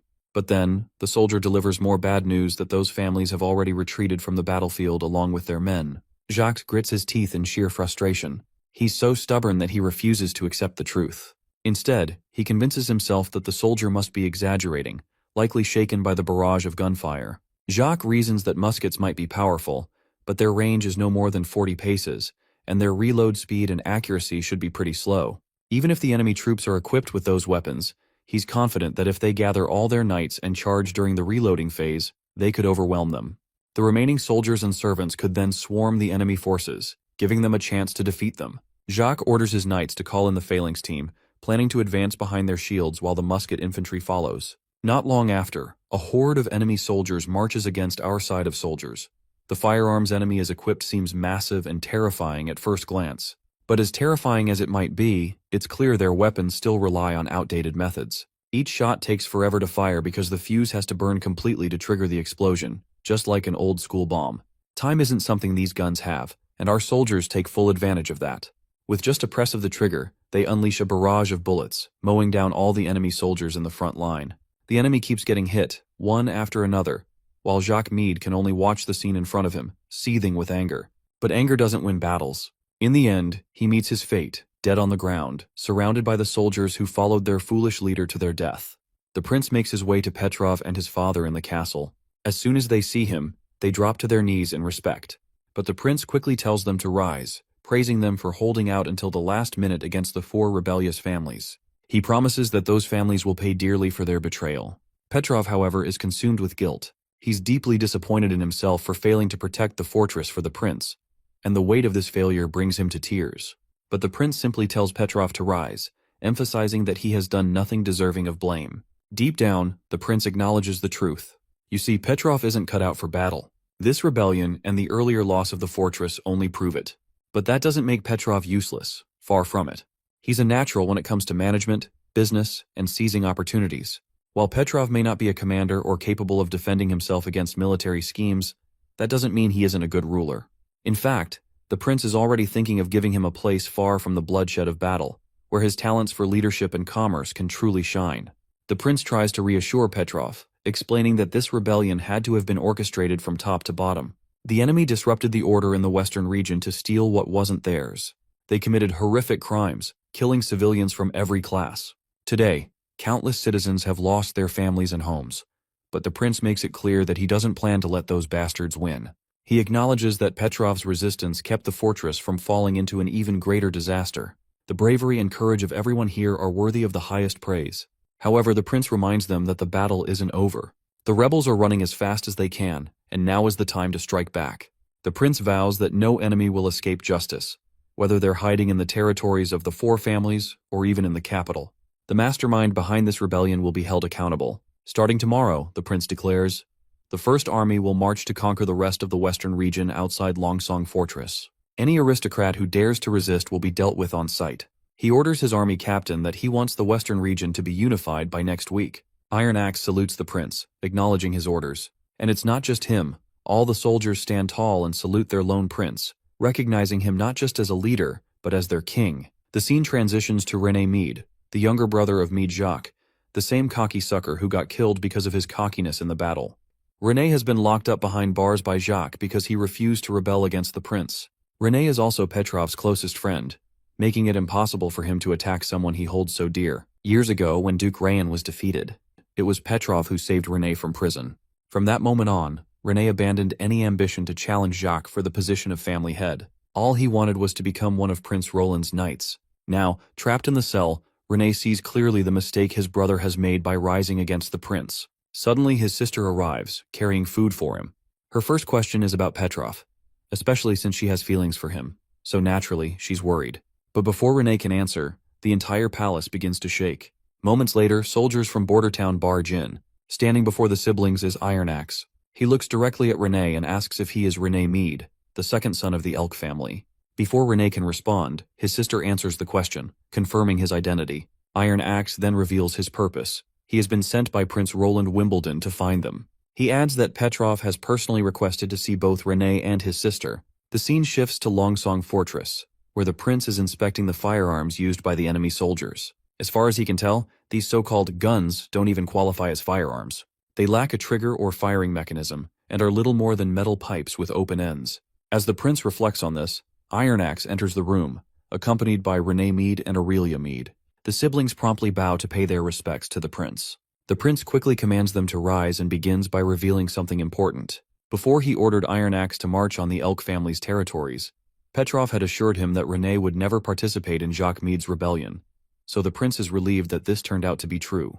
He reminds Renee of the devastation caused by his brother's rebellion, which was supported by the other families. Countless civilians were killed, 2 cities were destroyed, and Petrov's family was murdered to force him into surrender. The prince sternly tells Renee that if he had stopped his brother, Longsong Fortress might have been spared from this tragedy.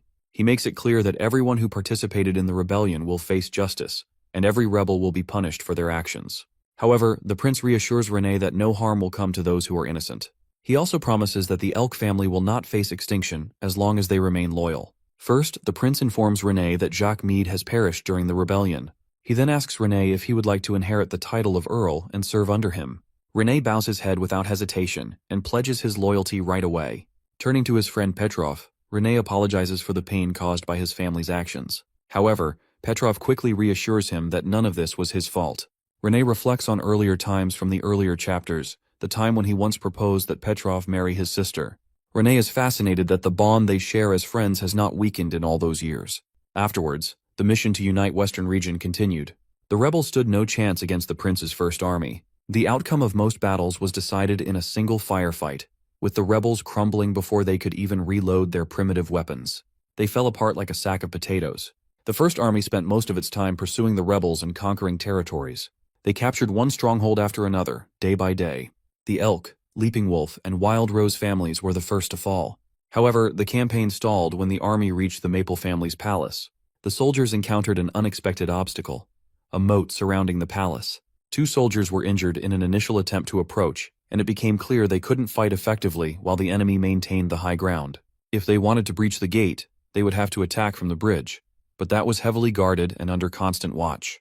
The commander, whose name escaped my head, lamented not having the artillery team with them. A few well-placed cannonballs could have easily shattered the gates and resolved the siege. Iron Axe highlights an important detail.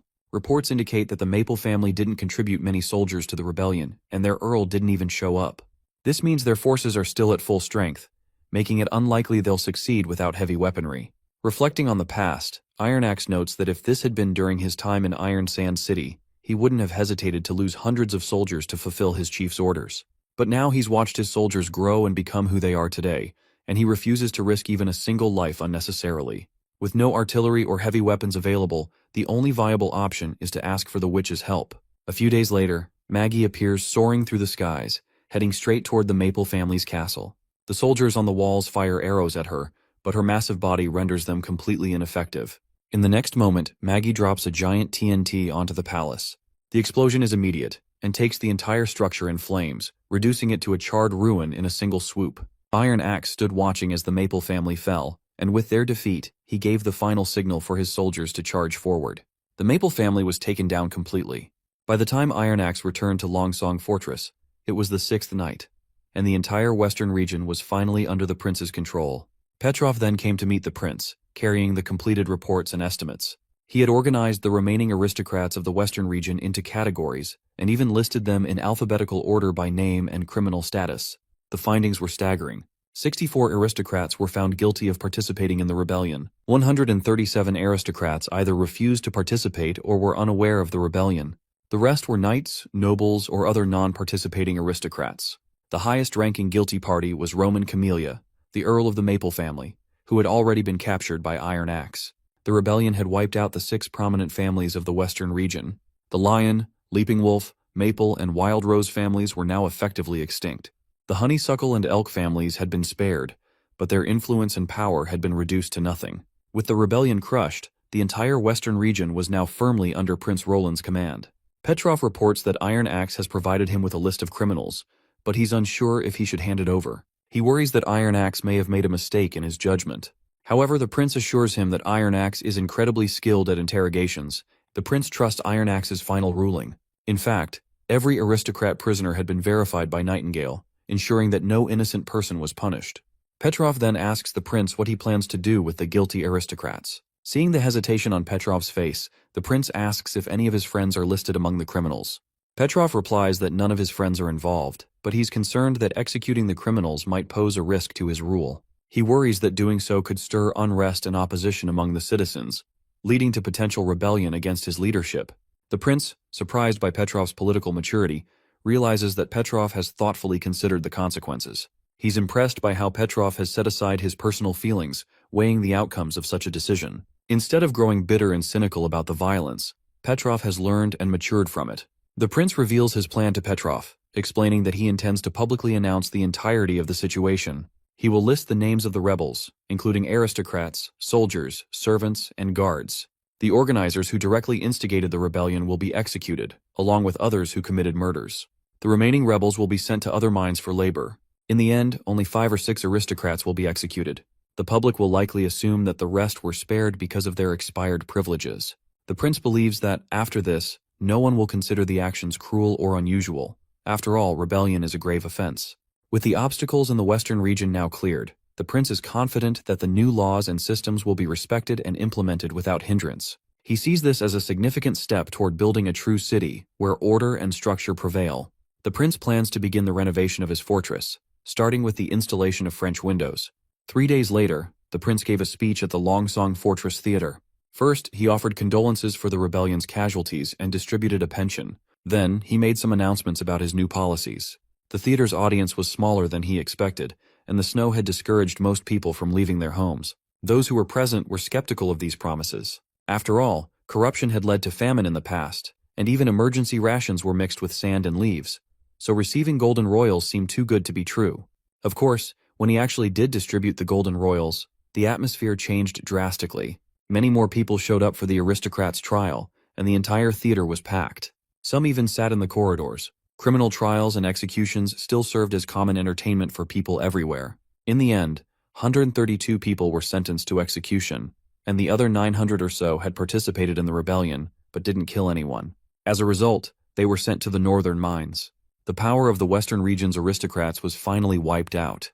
However, clearing these obstacles was just the beginning. Creating a new order was the most important condition for true governance. To lighten their moods, the prince prepared a grand banquet. Since the large families like Honeysuckle and Elk were all on the prince's side, the remaining smaller families tripped over themselves to praise our prince. Even at this small banquet, they praised the tiniest things, like the chopsticks and the food. Now, it's safe to say they were trying way too hard. The prince then grabbed everyone's attention and announced that he would like to share an art album with them. When they saw the drawings, their eyes widened. The images looked incredibly realistic, and it didn't seem like they had been drawn by hand. No pigments could express such detailed colors. Seeing this, the prince was pleased that the city's upper class had an appreciation for art. He then corrected them, explaining that the drawings were indeed created by hand. But the distinction was that the artist was a witch, and her pigments were made with magic, which was used in every image. As soon as the mention of witches came, everyone's mood dropped faster than the guy who always make dad leaving me jokes in the comment section. The church's influence has been eradicated long ago, and the prince assures them that witches are not much different from normal citizens, something he has emphasized many times. Of course, they believe the prince and are ready to place their faith in his words. He then shows images of former aristocrats from the western region in the album, such as Tegu Pine, whom he believes most of them would even personally know. He currently lives in Bordertown, and this album serves as a record of his life there. As they can see, Tegu Pine is an aristocrat living under the new order. He is currently training in marksmanship to protect Bordertown, and once the turmoil settles, he plans to take his daughter and servants hunting in the misty forest. Ever since selling his territory to the prince, he has settled in Bordertown. His noble rank has been raised by 1 level, and his family's assets have grown many times over. The prince then reminds them how he has already revealed his plans to build a city in the western region. So Bordertown, Longsong Fortress, and the land in between will become one. Of course, this unification will be in terms of administration. In other words, the new city will follow the same laws and policies the prince has set up. This is part of the reason why he needs to collect aristocratic territories and assume bureaucratic powers. One person questions what will happen to their lands. The prince assures them that the land will still belong to them. Under this new order, any invasion attempt will be dealt with by the military. As long as everyone follows the law, there will be more opportunities for them to profit than they could ever imagine. The principle is similar to the cake he is cutting right now. Why settle for a small slice now when they can have a much bigger piece? None of them have been to Bordertown, so it's normal that no one knows just how much bigger it can be. During the 2 previous quarters, Bordertown income has reached 30,000 golden royals. Of course, this revelation boggles everyone's mind. The prince continues explaining that if it weren't for the month of demons, that number would have grown by another 10,000 by now. Since aristocrats will manage their own business, these numbers will come to them soon. One of them asks if the prince is basically implying that they will have to run the fortress. The prince responds with a yes, but also with a no. You see, the fortress will become a region of the city, governed by the General City Hall.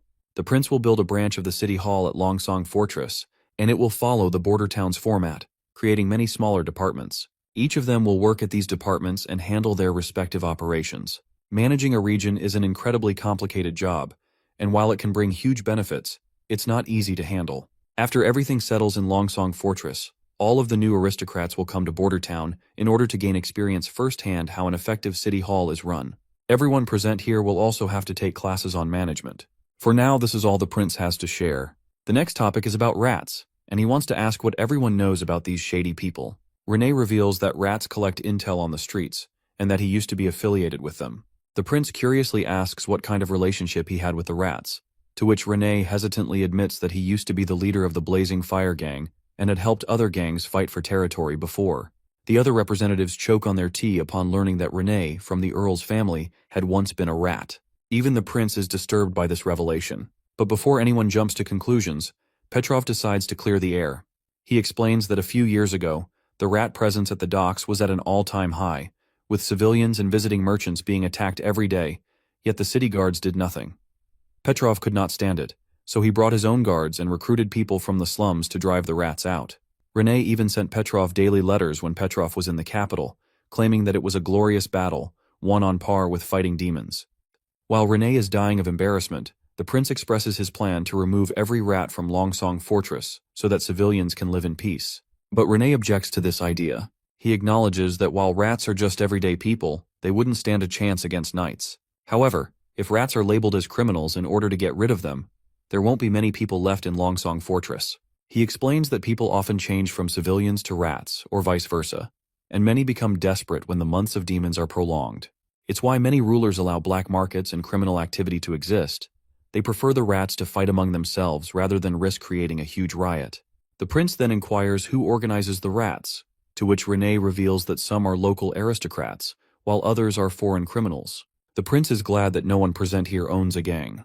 However, it would be fine even if they did, as the prince wouldn't mind as long as they cooperate in clearing out these bad nests of rats. He then addresses Renee and assigns him the mission to put an end to all illegal activity in the fortress within the next month. Renee will need to cooperate with the First Army and eliminate various gang leaders to crush all rat organizations. He also commands Petrov to open the fortress's food inventories and distribute more rations.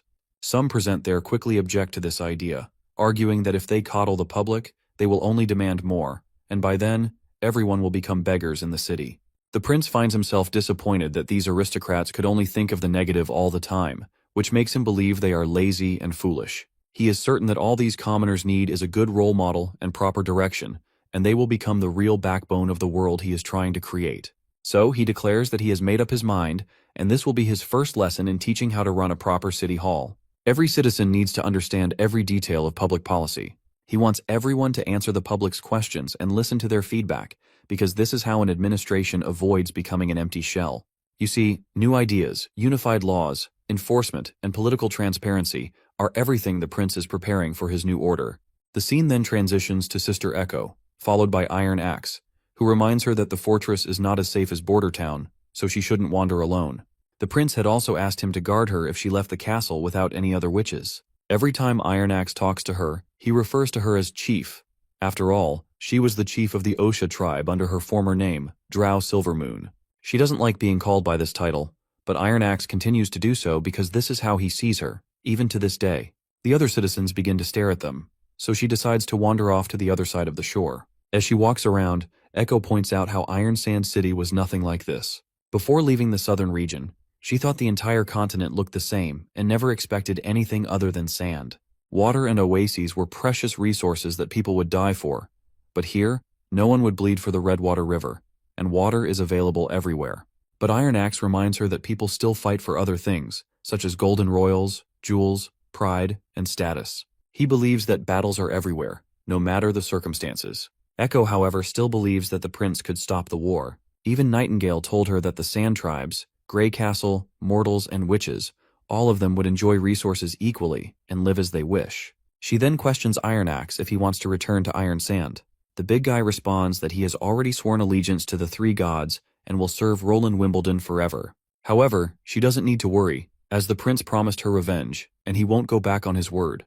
When the day of their return comes, everyone will respect them. But Echo doesn't want to be the chief of the Osha tribe anymore. She likes to stay near trees and greenery, and she enjoys being with Wendy and Nightingale. She also likes to learn the songs that the prince teaches her. While she does wish to go back and visit one day, she doesn't want to remain in the desert and endlessly quarrel for water. She decides to start practicing her voice here, as no one is around and she won't be disturbing anyone. She tells Iron Axe that she has made a song for her home and wants him to hear it. She explains that she used the techniques the prince taught her, advising her to mix different instruments together to create a layered tune. But the names were strange. She is sure that only the prince would come up with words like techno and heavy metal. Iron Axe just smirks, believing that the prince is naturally different, and in fact, he is the child of God. Echo then begins her singing, and as she sings, the atmosphere around her begins to shift. Since this song is directed at her home, the entire mood changes, and the scene starts to transform into a sand-filled landscape, even though it's the dead of winter. Once Echo stops singing, everything returns to normal. However, Iron Axe notices that the sand that appeared during her singing is still present on his hands. Later, he reports this to the prince, explaining that he saw the desert in Echo's voice, and even found specks of sand. He emphasizes that he didn't find them intentionally. He was completely immersed in the moment, and didn't even consider if what he saw was real. The prince is unsure of what to make of this, while Iron Axe continues to convince the prince that what he is saying is the truth. Although when she sang other songs, he did not see much, but the experience was surreal. The prince then presents the sand to Nightingale, asking if she can tell whether it is the product of magic. However, even Nightingale has no clue what is going on, as there is no trace of magic on the sand. But when she looks at Echo, she can see that her magic has solidified. Sister Echo seems glad to hear this happy news, while Nightingale reports that Echo's magic is like a blue jewel, as clear as water, and she is just as strong as Maggie. The prince then suggests that although sand is everywhere, Iron Axe wouldn't claw through the snow and dig some out to trick him. With that in mind, he wants to test her abilities himself, and tells Echo to sing the tune she created for her homeland. As soon as she does, the entire building begins to echo with her sweet voice. After hearing her tone, Nightingale reports that she heard the sound of wind through the trees, and the temperature rose slightly. But the prince states that he didn't see a desert, which means perhaps her magic didn't work as expected. Iron Axe continues to insist that he indeed saw the desert. The prince then decides to conduct another test, telling Echo to just sing the song he taught her. Echo begins singing again, and it seems like the experience is different for everyone. For instance, the song Gorillas that Echo played makes Sylvie remember the fear she felt when she first saw a cannon fire. The prince has also started to figure out that a song becomes more significant if the audience has a personal memory related to it.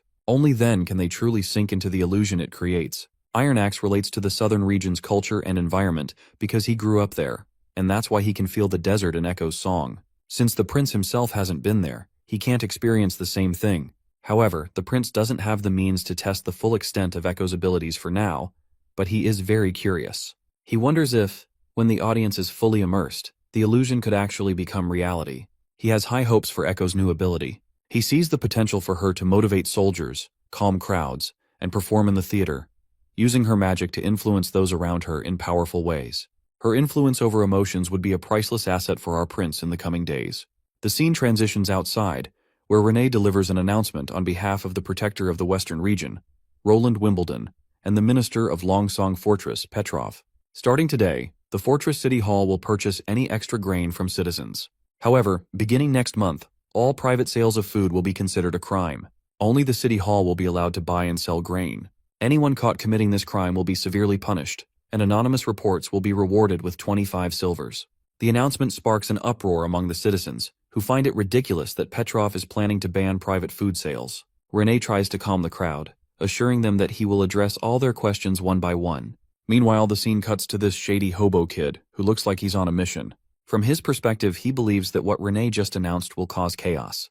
If the aristocrats and merchants hoard all the food again, a massive riot is inevitable. After all, most people depend on the rats for their food supply. In a back alley, this blonde teenager meets with a group of his fellows and quickly reports what he overheard. He expresses his confusion about what the wealthy are thinking and shares his concern about how they'll manage to get food now. This group of hobos begins to worry about their future survival. They mention two witches, Paper and Fang, who used to help them earn food. While we haven't met Fang yet, we know Paper has already been escorted to Border Town by Petrov. Kanash, the local underworld boss who dominates shady dealings in this particular area, becomes their main concern. They fear he'll use this food crisis to blackmail them at every turn, further tightening his grip on their lives. But their worries are eased right away when they hear the announcement that everyone will be entitled to 2 bowls of hot porridge per day, served at noon and night. The initiative is presented as an act of generosity from Prince Roland. The scrawny and sickly boy in this group feels relieved at the news. For a brief moment, he wonders aloud if this might mean they no longer have to worry about being threatened by Kanash for food. However, his more cautious friend quickly clamps a hand over his mouth, because speaking ill of Kanash in public could lead to serious trouble if overheard. Meanwhile, Renee continues with the announcement, revealing more about the City Hall's plans. Alongside the porridge distribution, Prince Roland intends to crack down on criminal activities that threaten the lives and properties of the citizens. Renee warns everyone to steer clear of black markets, pubs, gambling houses, and other places associated with trouble during this time. He assures them that the prince has provided public safety officers and police to maintain order and protect the people. The group of hobo kids begins to worry again. They fear they might be forced out of the city entirely, and if that happens, they have no idea where they would go or how they would survive.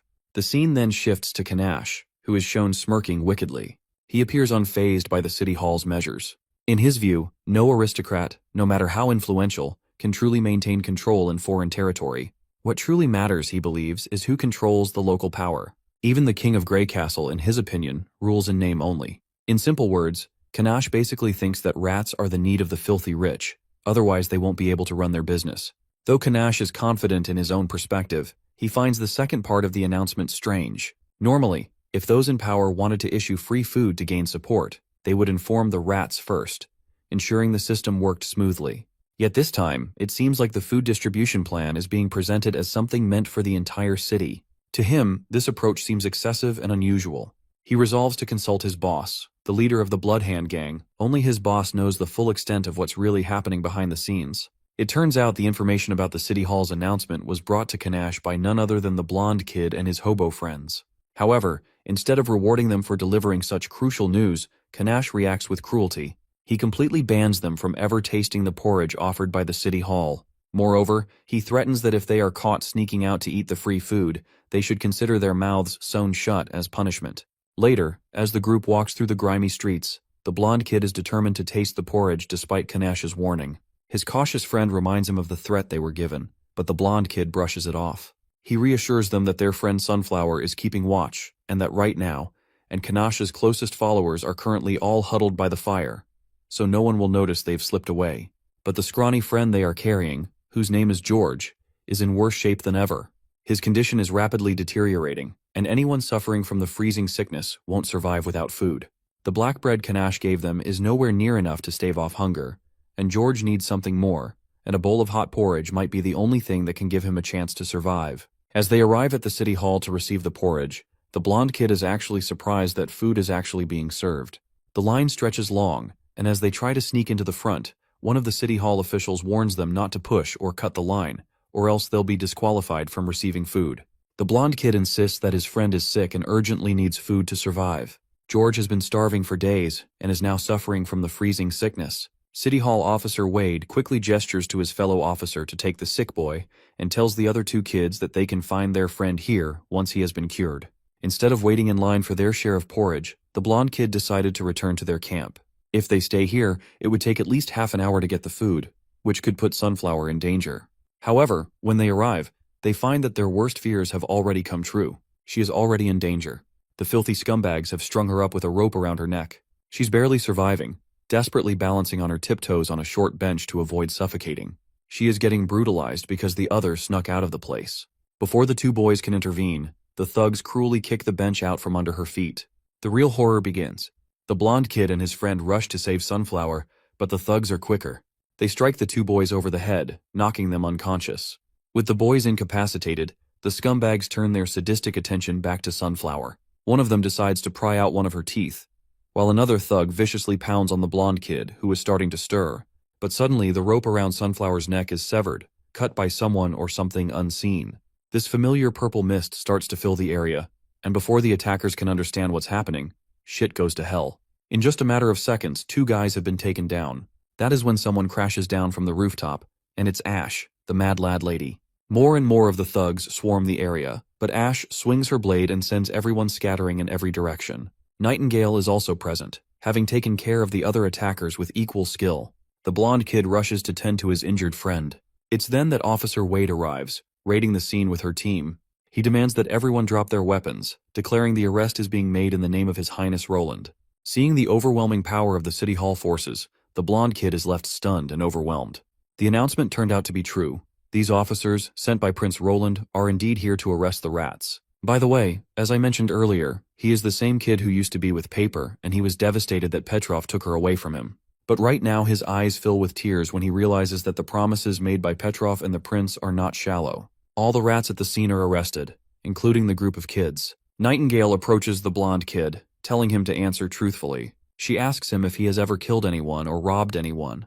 The kid quickly responds with no. Since he is spitting the truth, Nightingale tells him to go get some porridge. She then turns to the other two kids, but before she continues, the blonde kid asks her if she's a witch. Nightingale responds affirmatively, and the kid reveals that these thugs are Kanash's underlings, and that Boss Bloodhand is the true leader of the rat faction in the fortress. He believes that catching them is key to eradicating the entire rat faction. Nightingale reassures him, promising that no criminal will escape justice. This assurance brings a small, hopeful smile to the kids' face who were brutalized by these bastards. The three kids rush to join the queue, feeling a sense of happiness and relief now that they've been saved by a witch. They're excited about the possibility of meeting Paper someday. After standing in the line for a while, they finally reach the front and get their turn to receive food. As they collect their bowls, Renee announces that once the months of demons come to an end, Longsong Fortress and Border Town will combine to form a new city. The land in between will need to be developed, which means new jobs will be available for everyone. For the blonde kid, this means he won't have to live like a rat anymore, and with his new opportunities, he'll have a better chance of meeting Paper one day. But that's a story for later. We transition back to Border Town, where Wendy and Sister Scroll are sitting down for some tea, trying out a new blend from the City of Dawn. It's a peaceful moment, and they're enjoying the warmth of their drink. Meanwhile, Paper is in a different part of the town, focused on trying to ignite the stones in the Divine Sigil. Unfortunately, she's still not strong enough to light them all. After her little cute struggles, she turns to Wendy with a curious look and asks when she'll be able to ignite the second stone. Wendy, in her usual calm and wise manner, reminds her that she can only ignite the second stone once she's older and more powerful. In the meantime, Wendy suggests that Paper should just enjoy her hugs and focus on her growth. That is when the scene pans towards Spear Passy, who is sitting nearby. Passy appears to be somewhat jealous as she watches Paper and Wendy interact. The kind of bond and support Paper receives at such a young age is something that Passy realizes she missed out on during her own childhood, and it stirs up some emotions in her. Wendy then inquired of Passy about her recent experiences at the City Hall, as she had been visiting there frequently. Well, her visits were quite interesting. It is a place where there's much to learn. She remarks that it's the first time she's seen such a strict, orderly management system in place. It's far more efficient than the old ways, where just a few high-ranking officials dealt with everything themselves. The City Hall ensures its continued efficiency even if some employees leave, always keeping positions open for citizens to join. Passy is especially impressed by the regulations and laws Prince Roland has enacted, noting that they are very unique, something she has never seen anywhere else before. Just as they're discussing this, a City Hall officer enters and interrupts their conversation, reporting that a villager has come forward with a troubling claim. Apparently, the villager says that her daughter has just become a witch. Since Prince Roland isn't present at the moment, the officer explains that the prince had previously instructed the Witch Union to handle matters like this when he is not in the castle. Later, Wendy and Sister Scroll arrive at the registration hall. There is a mother along with her daughter, who is supposedly a witch. The mother claims that they are immigrants from the southern region, and they moved here like a month ago. Wendy inquires this supposed witch and asks her for her name. The timid young girl doesn't respond, so her mother beside her pushes her forward. Hesitantly, the girl introduces herself as Summer.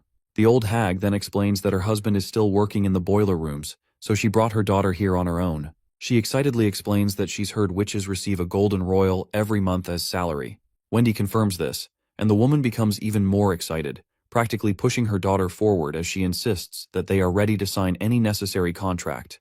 Of course, both Wendy and Sister Scroll can sense that this mother is up to no good. Wendy calmly explains that joining the Witch Union requires an evaluation. Since Prince Roland is not present, Summer will need to stay at the castle for now, and the contract can be signed once the prince returns. The mother agrees without hesitation, and promptly begins to walk away, leaving her daughter behind. The poor girl looks visibly anxious. Sensing her unease, Wendy gently explains to her that there's nothing to worry about. She adds that the Witch Union isn't anything like the terrible rumors people might spread. Later, Agatha joins them and hands Summer a magical stone. Wendy reminds Agatha that Summer isn't yet familiar with her magic, as it's only been 3 days since her awakening. Agatha assures her that there's no cause for concern. The stone she's provided is a balanced magic stone, designed to measure the overall level of magic within someone. While it's not as precise as Nightingale or Sylvie's abilities to sense magic, it's the best tool they have available to determine if Summer truly possesses magical powers. After the little test, Agatha confirms that Summer does qualify as a witch, specifically a summoner type, but her level is extremely low. Agatha further explains that it's not unusual for magic to be this weak early on since it hasn't fully gathered yet. It's still in a juvenile stage. They decide to figure out what kind of ability Summer has, so Wendy asks her to demonstrate. Without hesitation, Summer uses her magic, quickly forming a mirage.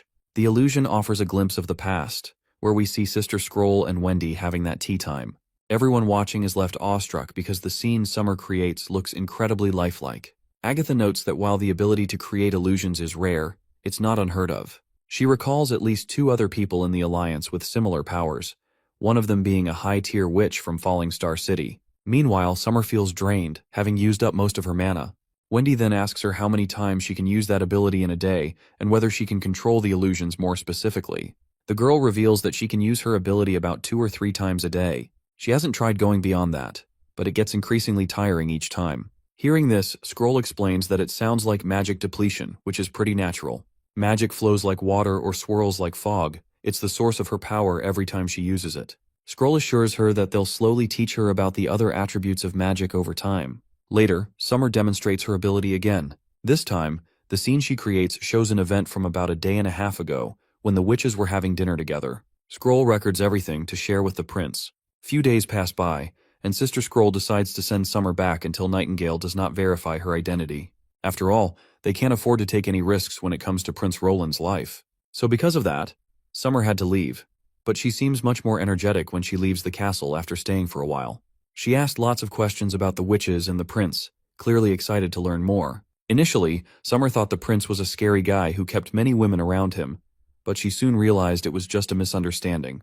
However, things didn't go as smoothly when Scroll took her back home. Summer's mother didn't take the news well. All this old hag seemed to care about was money. To resolve the issue, Scroll ended up giving her 1 gold royale to keep her quiet. Wendy isn't sure if giving Summer's mother money was the right decision. However, Scroll reminds her that if paying off that old hag can keep Summer safe from her mother's harsh treatment, it's a small price to pay. Scroll points out that there are many days ahead of them, and if 1 gold royale can buy Summer a more comfortable life at home, it's worth it. After hearing this, Wendy agrees. She actually hadn't thought about it that way before. She then reflects on how much better the prince understands the value of witches' abilities compared to her. Wendy admits she's neither as logical nor as calculating as Scroll when it comes to weighing risks. This realization makes her doubt whether she's fit to lead the witch union at all, but Scroll voices her opinion as well. She believes that no one cares more about the witches than Wendy does. Scroll explains that it was only after her time with Kara's Witch Association that she truly understood this. A witch who genuinely considers the well-being of her sisters, regardless of their powers, is the kind of person who deserves to lead. According to Scroll, that quality is Wendy's greatest strength. While the both ladies are having their conversation, they hear that the prince has returned, and a grand feast has been prepared to celebrate his arrival. The first thing the prince does is hold his most cherished waifu close to his heart. Of course, there are also the overly excited girls who rush in to hug him uninvited. The entire palace feels alive with joy, and the prince feels a deep sense of homecoming, finding solace in the warmth of these familiar smiles compared to the cold atmosphere of Longsong Fortress. Later, the prince makes his way to the library, with Anna quietly following him. He's pleased to see her there and quickly shows her the gift he brought back. It's a collection of historical records and legends, along with some secret lore about the Western region, which he retrieved from the Duke's office. Before he can finish explaining, Anna closes the distance, and they share a heartfelt kiss. For a while, they decide to just savor the moment together, letting the world fade away. The next day, Wendy reports to the prince about the newly awakened witch in Border Town. After reading through the report, the prince agrees to take her in, and they decide she can sign a contract that very afternoon. After that, Wendy hesitantly brings up a matter that has been weighing on her. She admits that she doesn't feel capable of managing the witch union. In her view, Scroll is far more experienced and mature, making her a better candidate for leadership. The prince listens patiently, but already knows Wendy had shared this concern with Scroll. He also knows what Scroll's response was. He gently reminds Wendy of something important. Management techniques can be learned, but personalities are much harder to change. He points out that, aside from Maggie, she's the only one who truly adores all of the witches equally. Besides, the prince reminds Wendy that Scroll is already in charge of the education department, and her workload is only increasing. She wouldn't have enough time to focus on the new witches properly. He shares his vision of making the witch union self-sufficient, with minimal input needed from him. He wants the organization to be well-known and respected by everyone. To achieve this, he tasks Wendy with creating a proper management system to determine witch assignments. As for him, his role will focus only on guidance for evaluations and abilities. He also suggests that Wendy consult Miss Spear for specific advice on management. Additionally, she's free to recruit assistants or city hall workers to help her with administrative tasks. Wendy acknowledges her role with a little dose of confidence and decides to leave to start working on the system. Now that Roland is done with his paperwork, he decides to sort the books he had been working on yesterday. While doing so, he reflects on his romantic moment with Anna from the previous day. He notices how she's become more openly affectionate with him lately, a change that's impossible to miss. Feeling moved by her affection, Roland resolves to reciprocate her feelings more actively, deciding to take the initiative with her moving forward. As Roland sorts through the books, Nightingale suggests him not to keep Anna waiting. With those words, she disappears. Her words leave the prince with a lot to think about.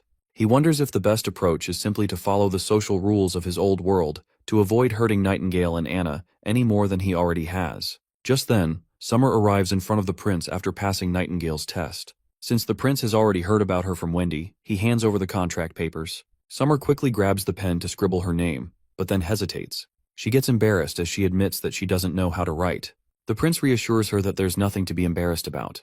He suggests she just press her fingerprint instead, which she does. Once done, Summer asks the prince why he decided to take her in, especially since she feels her ability is practically useless. The prince smiles and assures her that her ability is far from useless. In fact, it's something that any detective would dream of. Solving mysteries or crimes will be a piece of cake for her, and she'll come to understand that soon enough. He adds that, starting today, he assigns Nightingale as her boss to guide her.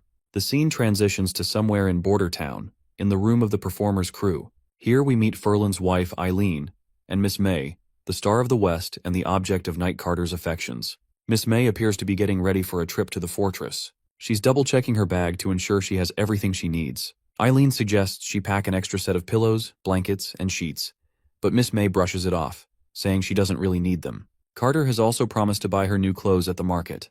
Apparently, the new stocks in the market come from raids on the 4 great families. While Eileen is delighted at the idea of getting high-quality fabric, Miss May feels proud knowing that the set Carter plans to buy is supposed to cost 5 gold royals. Hearing this, the people in the background are awestruck. For them, that amount is like 2 years' salary. But then again, it's not entirely surprising after all. Miss May used to perform in the capital, and her fame as the star of the West precedes her. As they continue chatting, Miss May asks Eileen about recent events, specifically recalling that Sir Eltec, Ferland's father, had come to Border Town recently. She's curious about how he's doing. Eileen quickly explains that the bulletin announced the prince had cracked down on all illegal activities in the fortress. The Maple Leaf, Leaping Wolf, and Wild Rose's families have been dismantled, and the Eltec family was dragged into the aftermath as well. Most of their troubles stemmed from Ferland's brother, Miso. Miso had been arrested by Prince Roland's soldiers after the failed rebellion. Since he hadn't harmed anyone and voluntarily surrendered, he was only sentenced to 10 years of labor. However, once he chose to rebel, he was no longer considered part of the family. In the end, Sir Eltec still wanted Ferland to be the heir. He believed the family could be great again in Ferland's hands. But Ferland just wanted to become a knight, and Eileen supports him no matter what decision he makes. At that moment, Knight Carter unexpectedly shows up, leaving everyone a bit surprised since they weren't expecting him today. He explains that the prince had given him permission to leave early. He then presents a gift he bought for Miss May, which lightens the mood of everyone in the room. The side characters quickly catch on to the situation, so they excuse that they have work to do and eventually leave, giving the sweet couple some much-needed time alone. And as for the last time, I skipped over their relationship moment where they were all lovey-dovey and you guys grilled me hard for it. I did that because I know not everyone wants to stall the story. I've even seen people criticize me for throwing in a joke here and there, so I've been avoiding it. Honestly, no matter what you do, you can't please everyone. Carter apparently has brought new clothes for Miss May, and he specifically asked the prince to design them for him. Carter had told the prince about their upcoming engagement, and so the prince quickly suggested a type of clothing that would be perfect for a wedding. However, it was also quite difficult to make. To get it done, the prince hired Miss Soraya and had to use ice cream bread as the payment. Carter gave Miss May some time to wear the outfit. Later, he entered into the room back once she was ready. She looked absolutely stunning. This left Carter blushing so hard his cheeks turned as red as tomatoes, and everything felt so sparkling and fresh, like spring had already arrived. Carter then recalls that the prince had promised they could create a new type of wedding ceremony after the months of demons. He was really looking forward to that special day. The scene transitions to a conference room where representatives from every department have gathered for a meeting. The prince begins by explaining his plans to build a new city in the western region. Holding up a book titled Basic Kingdom Laws, he declares that everything written in it will serve as the foundation for this new city. The laws and systems outlined in the book will be implemented to ensure proper structure and order. He encourages everyone to read the book and freely ask questions or voice any doubts they might have. To get things started, he instructs Barov to read it aloud for everyone. Barov picks up the book and decides to begin with the abstract, which summarizes the proposed structure and organization of the new city. Barov begins reading aloud the key points of the Basic Kingdom Laws. The first is, all territory under Roland Wimbledon's control belongs to Roland Wimbledon. Second, the City Hall is the highest authority in the territory, and under Roland Wimbledon, it will be responsible for all management and maintenance in the Western region. Third, there are various ways for foreigners to become citizens, and the City Hall will offer at least 3 methods. Fourth, no civilians will be bound to a caste system. There will be no more slaves, servants, or serfs. Men and women will be equal, and civilians will be protected by law, with rights to protections and benefits through taxes. Fifth, aristocrats will be on the same level as any other citizen. Nobility will no longer have any authority, though it may still serve as an honorary title. Sixth, the safety and priorities of civilians will be ensured by Roland Wimbledon, and any violation of this is strictly prohibited. Seventh, the territory will support legal businesses and a free market. Civilians will have inalienable rights to education, careers, and marriage. Eighth, the new flag will be based on the towers and spears of the Grey Castle Royal Crest. It will feature a large 5-pointed star above the tower and 3 smaller stars below. The large star symbolizes Roland Wimbledon, while the smaller stars represent the City Hall, the military, and the Witch Union. Ninth and the most critical point. The territory's name will be Neverwinter City. The months of demons finally come to an end, marking a day of grand celebration for the entire town. Prince Roland addresses the citizens, expressing his pride in their collective efforts. He emphasizes that the victory belongs to everyone who has contributed to the growth and defense of Border Town, regardless of where they come from. This success stands as a testament to their unity, resilience, and hard work. He reminds them that the threat of evil still lingers and will inevitably return. However, with their combined strength, victory will always be within their grasp. He encourages the townsfolk to embrace the moment and calls for everyone to celebrate their achievements and look forward with determination. The festivities include an elaborate stage show and a grand feast for all. The townspeople enjoy free meals, and for many, the abundance of meat is an extraordinary treat. The joyful atmosphere underscores their shared triumph and the bonds that hold the community together. As night falls, the focus shifts to the castle courtyard, where the witches hold a private celebration away from the townsfolk. However, not everyone is feeling these party vibes. Agatha, in particular, finds the festivities misplaced. She sees them as a distraction, convinced that preparation for the inevitable return of the devils is far more critical than celebrating. Prince Roland notices her unease and takes a moment to address her concerns. He tries to reassure her that one day of rest and celebration will not undermine their readiness for future battles. Offering her a glass of wine, he gently encourages her to relax and join the others, reminding her that victories, no matter how small, are worth acknowledging.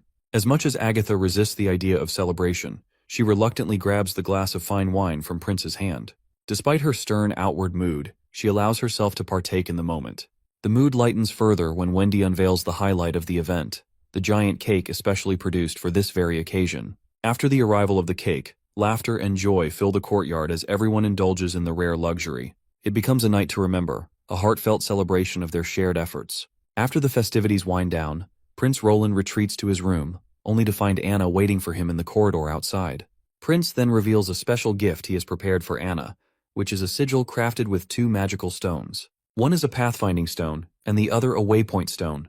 When combined with magic, the sigil becomes a tracking device, allowing Anna to find him no matter where he is. With nervousness and sincerity plastered all over his face, Roland finally confesses his feelings and proposes marriage. Well, ladies and gentlemen, the moment we've all been waiting for has finally arrived. As for Anna, she's overwhelmed with emotions. She had dreamed of this day for so long, and now that it's a reality, tears stream down her face. It goes without saying that she says yes and reciprocates his feelings. In the quiet of the night, they spend some intimate time together, but since we don't need to get age-restricted, we'll skip ahead to the next morning. The prince wakes up, clearly disoriented. He's alone in his room and has no idea where Anna went. For a moment, he wonders if what happened last night was just a dream, but when he spots Anna's hair over the bed, he's convinced it was real. He quickly rolls over onto the blankets, hoping to catch her scent, but just as he starts to get a little creepy, Anna appears behind him. She scares him as she brings in some food. After setting the breakfast down, she tells him to eat well to regain his strength. But the prince insists on taking a few more days off for some extra fun. Anna shuts that idea down quickly. Like Agatha, she reminds him that they still have to fight the devils. Soraya and Agatha are working hard for this very reason, and she doesn't want to fall behind. Later, Princess Tilly comes to visit the prince. Seeing how cheerful he looks, she can't help but tease him, thinking he must have had a pleasant dream to be so happy. However, she quickly moves on to the real reason for her visit. Sadly, she is here to say farewell because it's finally time for her to return to Slumber Island. She has stayed here long enough and has kept in touch with the island only through letters. Now that the months of demons are over, her mission is complete. The prince suggests that she consider moving to Western Region instead. With the large expanse of land on the southern bank of the Redwater River, there's more than enough space to house all her witches. But Tilly reminds him that they've already discussed this, and her decision to return to Slumber Island hasn't changed. Despite this, the prince asks her to stay at least another week. He wants time to prepare something for her and the witches, a collection of books, study guides, and practice problems to help improve their learning and save them time. He also suggests she take some revolvers for protection in case they run into enemies wielding stones of divine judgment. He promises to send her steam engines as well, explaining they'll be useful for everything from irrigation to desalination. But the biggest reason he wants her to stay is so she can witness the grand opening of Neverwinter City with him. He hopes she can be there for the creation of the city, something he's been waiting to share with her. Later, Wendy comes across Nightingale sitting in a quiet corner, looking completely dejected. It's clear she hasn't slept at all. The expression on Nightingale's face is so full of devastation that it reminds Wendy of the day they first met. The cause of Nightingale's heartbreak is quite evident. It's troubling her that the prince is now finally with Anna. What makes it even harder to bear is that Nightingale herself had encouraged the prince to take that step. Although she insists she was prepared for this and always knew it was inevitable, the weight of reality has hit her harder than she expected. Wendy feels deeply concerned for her friend. Nightingale's broken state reminds her of the past, of the times when they had faced so much together. Nightingale had always been so brave, fighting countless battles without flinching and never showing fear, not even before Kara, as terrifying as she was. Yet now, this pain has completely shattered her. Wendy knows her friend needs comfort more than anything. She gently urges Nightingale to cry as much as she needs, letting her release the pain she's been holding in. Wendy then reflects on their shared reality. They have nowhere else to go and no one else to turn to. Staying by the prince's side is their only option, even if it comes with its challenges. Wendy reflects aloud that while everyone can enjoy the warmth of the sun, the closer you get, the more you risk being burned. It's a bitter truth they both must live with, but she promises to stay by Nightingale's side, offering whatever support she can. Wendy urges Nightingale to give up and move on, reminding her that she already has her sisters to support her. But Nightingale refuses, making it clear that she won't let the prince go so easily. No matter what, she is determined to protect him until the very end. This is her decision, and she won't back down. As spring blooms in full swing, people gather to celebrate the wedding of Miss May and the prince's knight, Carter. The couple looks stunning in their outfits, radiating joy as they make their way to the beautiful gazebo. Once they arrive, Bravo officiates the ceremony and prompts them to exchange rings. When they do, the moment becomes electric with emotion, and the crowd erupts in happiness. Carter, however, hesitates when it's time for the kiss, his nervousness causing him to tremble as he inches closer to Miss May. But Miss May takes the lead, and leaps forward to kiss him and save him from further awkwardness. Among them, Soraya busily paints each scene, determined to immortalize the memory through her art. After the ceremony, the prince offers his congratulations and announces a small but thoughtful gift. 2 days of vacation for Carter. He assures him that he'll take care of any pressing work so Carter and May can enjoy their time together. The wedding concludes successfully, with everyone showering the couple with blessings and happiness. The prince stands close to his beloved, holding her hand tightly as he quietly expresses that he too dreams of the day they'll share such a moment. Though surrounded by joy, Nightingale watches from the sidelines, her heart heavy and broken. All she can do is endure the pain in silence as the world around her celebrates. The scene transitions to a few days later. While the prince is busy shaving his beard, Baroff reports that the messenger pigeon has been sent to Longsong Fortress and is expected to arrive at their castle within half an hour.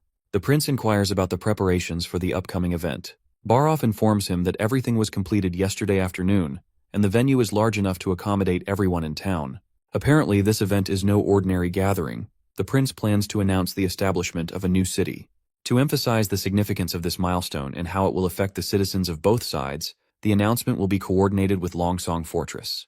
Both locations will deliver the news simultaneously, highlighting their unity and shared progress. The prince expresses hope that Petrov will receive the letter promptly. As expected, the messenger pigeon eventually reaches Longsong Fortress, delivering the message to Petrov.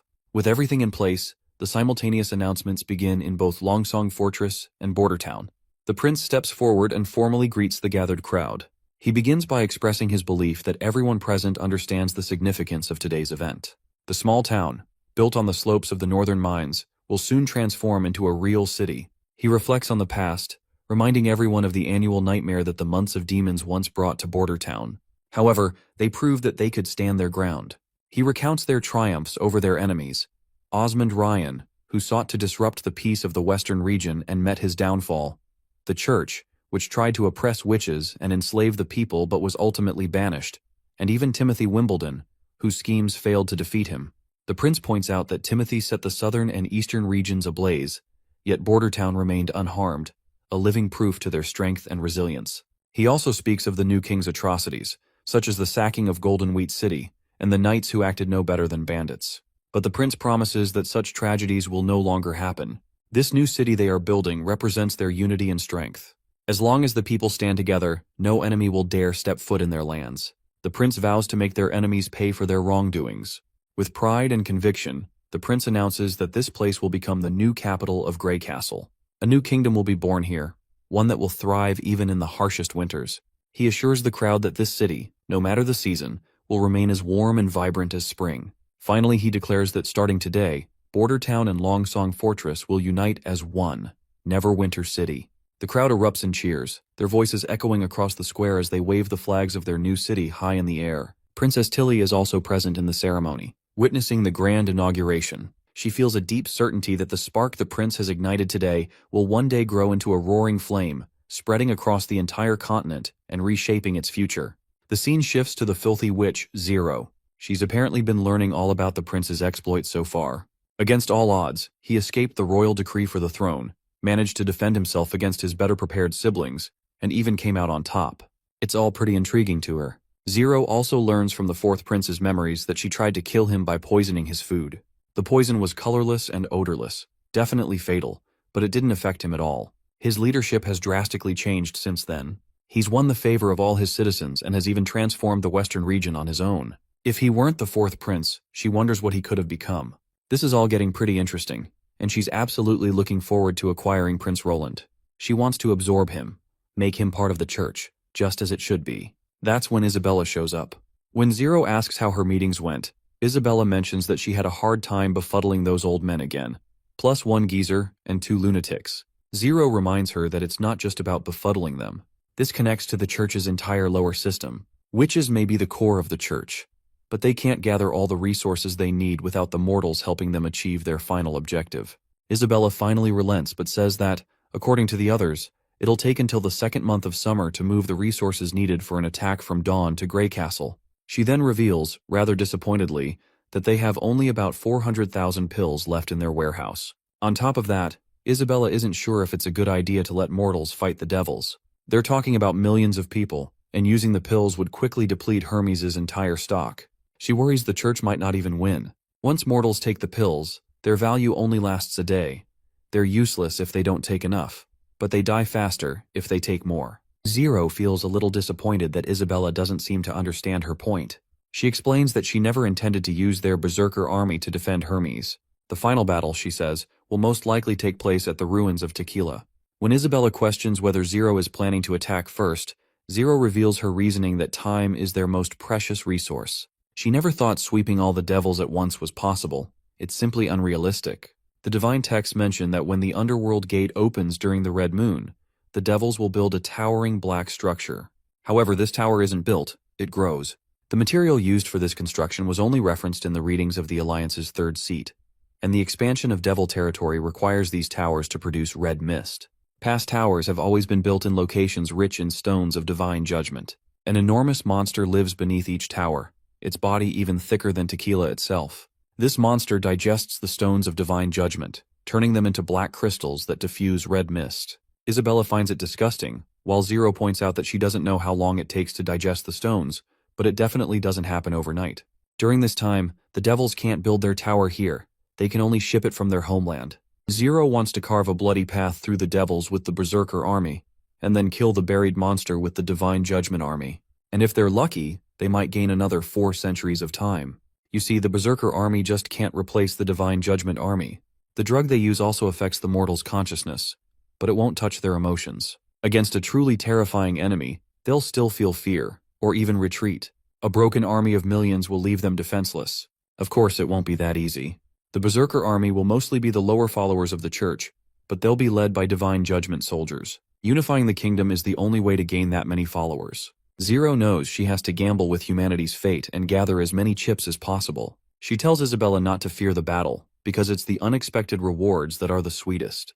Their intelligence, bravery, belief, and sacrifice will determine their future, and this is what God wants to see, because the weak will never earn his smile. Isabella hopes for the best, though she is still curious about one thing. She wonders what would the 4th prince do if he were standing here right now. Zero dismisses the remark coldly. She's sure she won't fall against a mere human like Roland. But Isabella presses on with reason, pointing out that, according to Archbishop Taefun, the pure witch he sent to Grey Castle still hasn't returned. She simply disappeared without a trace. Not only that, they also lost a Fura in the capital, Archbishop candidate Mila, and the Longsong Fortress Cathedral. She tries to give Zero a wake-up call, reminding her that this is one of their biggest losses. It's as if, ever since they started meddling with the Western region, they've never won, as if God himself is protecting it.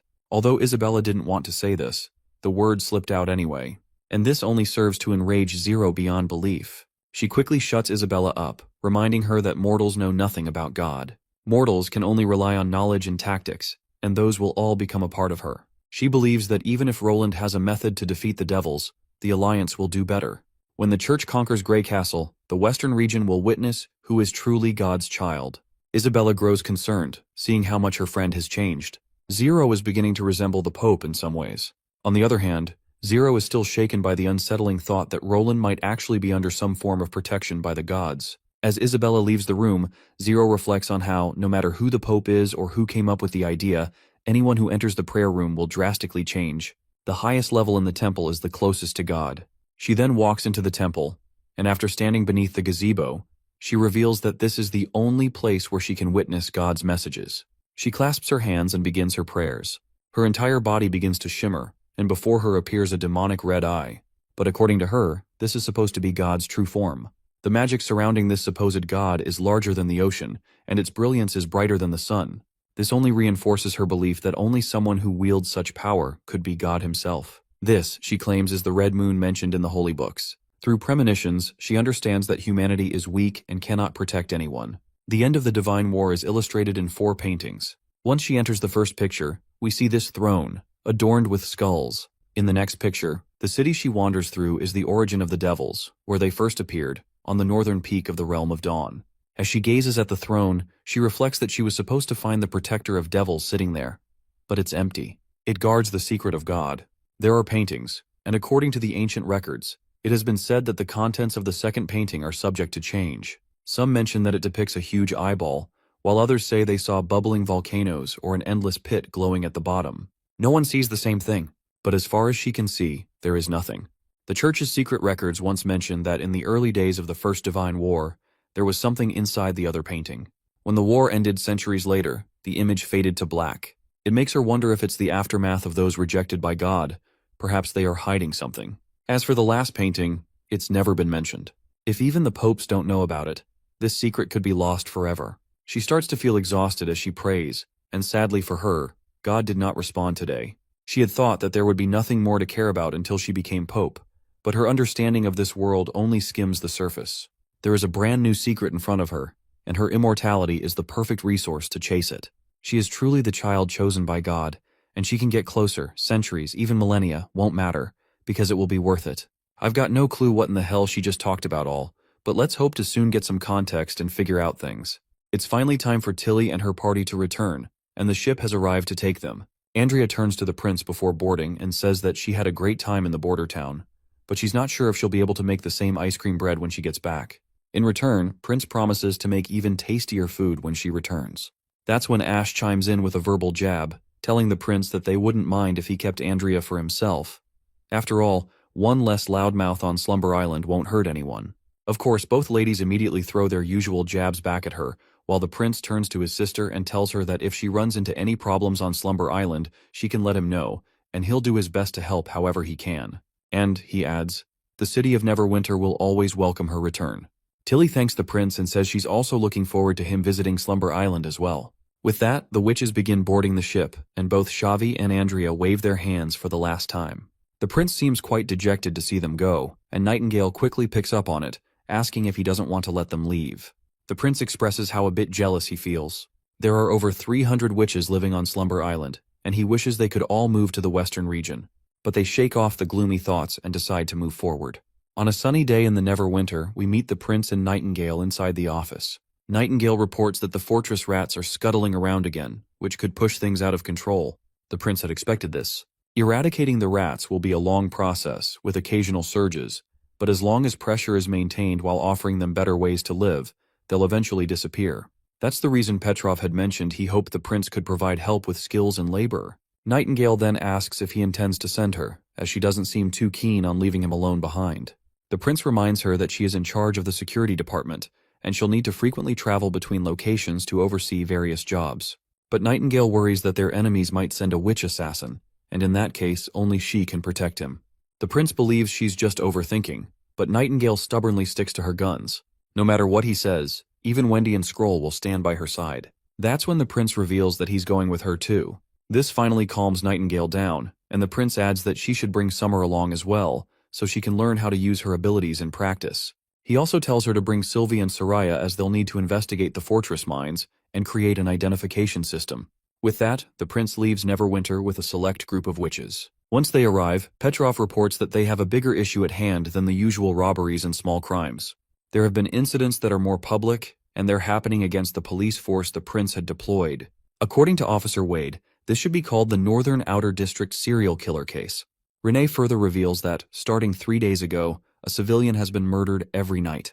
The victims were all male, lived alone with no family, and most importantly, all had received jobs from the city hall. A symbol was also painted in every room with blood, resembling a crown with an X later crossed over it.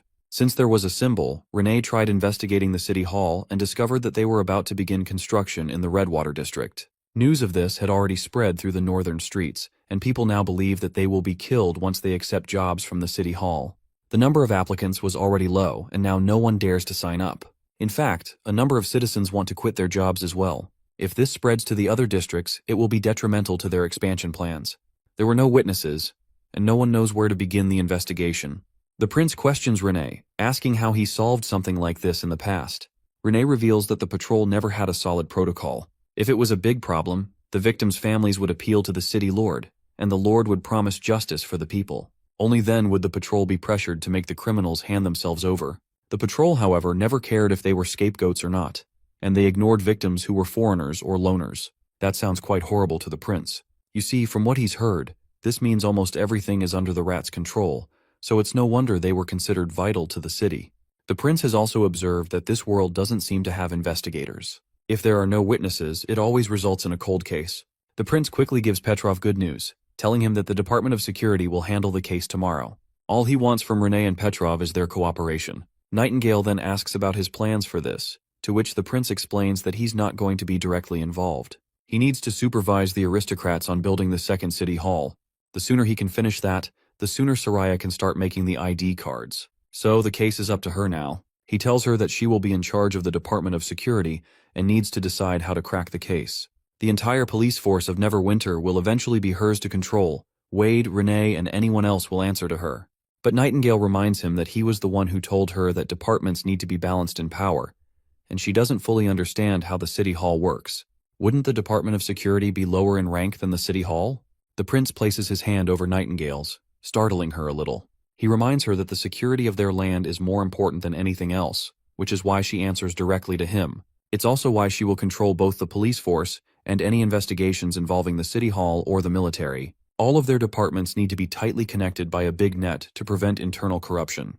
There's a saying that the strongest defenses always start to decay from the inside, and she will be the one to shield them from that happening. Seeing him putting so much faith in her just makes her feel flustered, and now she is looking forward even more to live up to his expectations. Later that night, overcome with excitement, she practically strangles Summer as she tells her they're going to catch all the criminals and make sure they never return to Neverwinter again.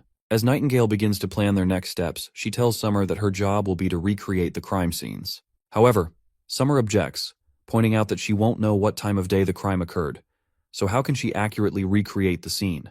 Also, after a week of practicing with Miss Wendy, she can only use her abilities 4 times a day. If she extends the duration of the illusions, that number goes down. Furthermore, she can't keep it up for more than 2 days at a time, or her exhaustion becomes overwhelming. Nightingale grows concerned.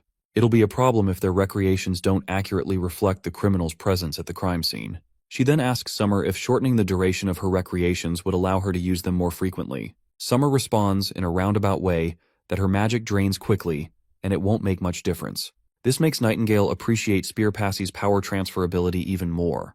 But since they don't have another option, she decides to take a gamble, predict a time, and hope for the best. She claims that her luck has always been good. After all, it's how she met Prince Roland.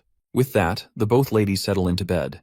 Morning arrives, and Renee formally introduces himself as Earl Renee Mead, at Nightingale's service under Prince Roland's orders. Nightingale reciprocates the gesture, introducing Summer as her assistant and witch. Renee expresses his eagerness to work with the 2 witches to find and capture the criminals. With that, the investigation begins. Nightingale requests that Renee take them to the crime scene. As Renee leads them toward their destination, Summer feels nervous being around someone of Renee's status. Nightingale reassures her that in Prince Roland's territory, titles don't carry much weight. She should not be afraid, as Renee would not belittle her. Moreover, the Department of Security is more important than the City Hall, making them his superior. As they walk, Renee shares that there was another victim last night, this time at the intersection between North and West Street. This marks the 4th murder, with each location being different. The killer appears to understand that staying in one area would be risky, especially now that the rats are no longer present. Once they enter the restricted crime scene, Summer is horrified by the sight of the old man's body brutally killed and lying on the ground. She trembles, feeling sick, and Renee suggests she step outside for some fresh air. Nightingale asks Renee when the body was discovered. Renee explains that it was this morning, when civilians came to fetch water. They found the corpse and noticed the door was left open, almost as if the killer wanted to make sure everyone saw it. In the past, it might have taken 2 or 3 days to report. But thanks to the City Hall offering rewards for information, someone immediately reported it. The victim's name is Pickaxe, a free citizen with no known ties to anyone or anything, which underscores that he might have been a rat in a past life. Nightingale then inquires if anyone saw him the previous night. Renee confirms that he asked around, but no one saw anything, and no one heard anything either. After thinking it over, Nightingale concludes that killing an adult like this would have made noise. Pickaxe didn't die immediately from a slit throat. He must have struggled or at least thumped against the floor, making a significant sound. She then questions whether the witnesses could have lied. Renee doesn't believe that's likely. The civilians are too fearful to lie, and since anyone who helps the police is rewarded, they don't have a reason to do so.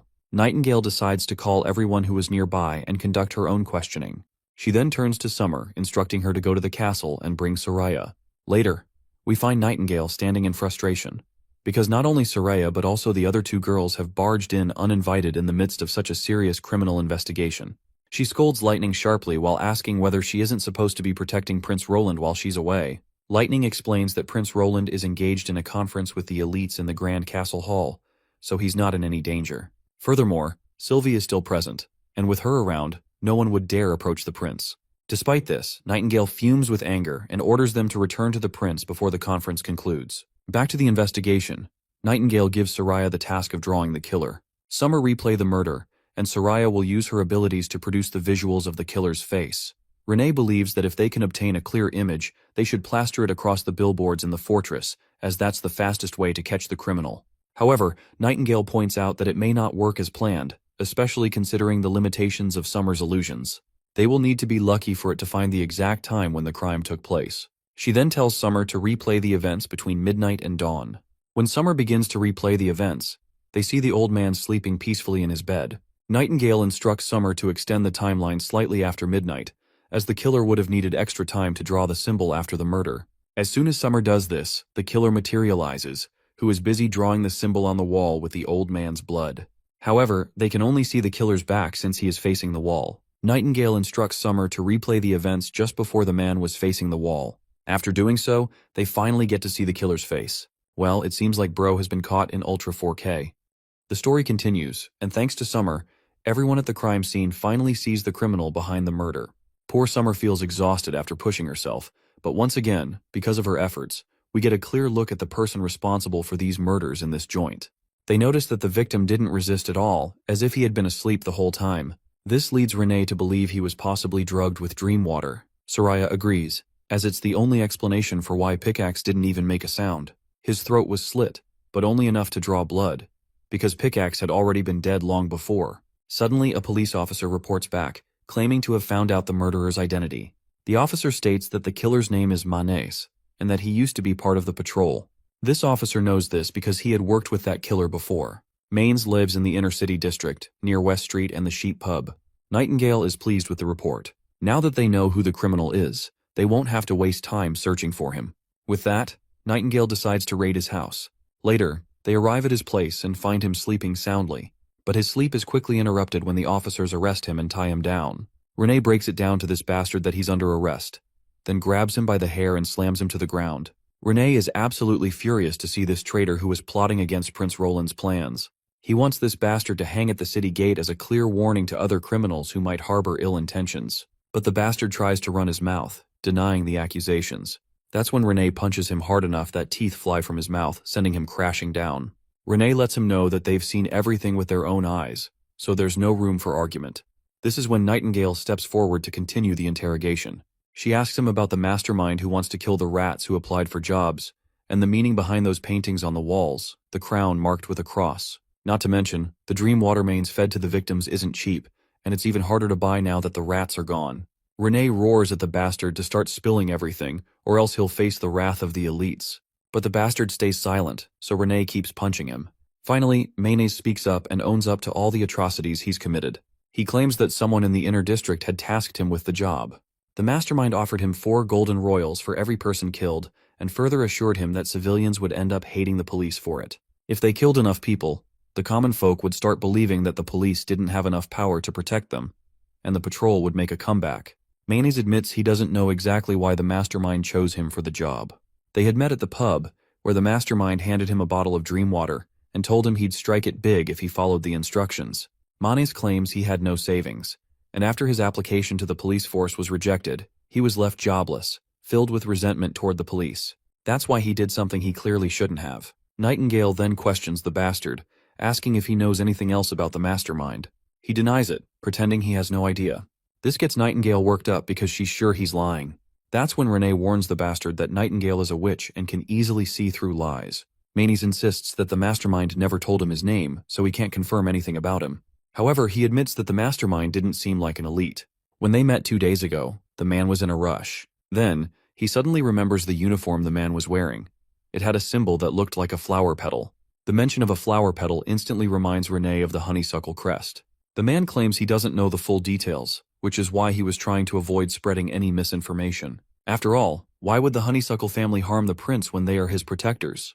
Renee is also sure that Petrov wouldn't do something like this, so it has to be someone else. He then decides to wait for the next meeting between him and the mastermind. When that happens, they'll capture the person behind these killings.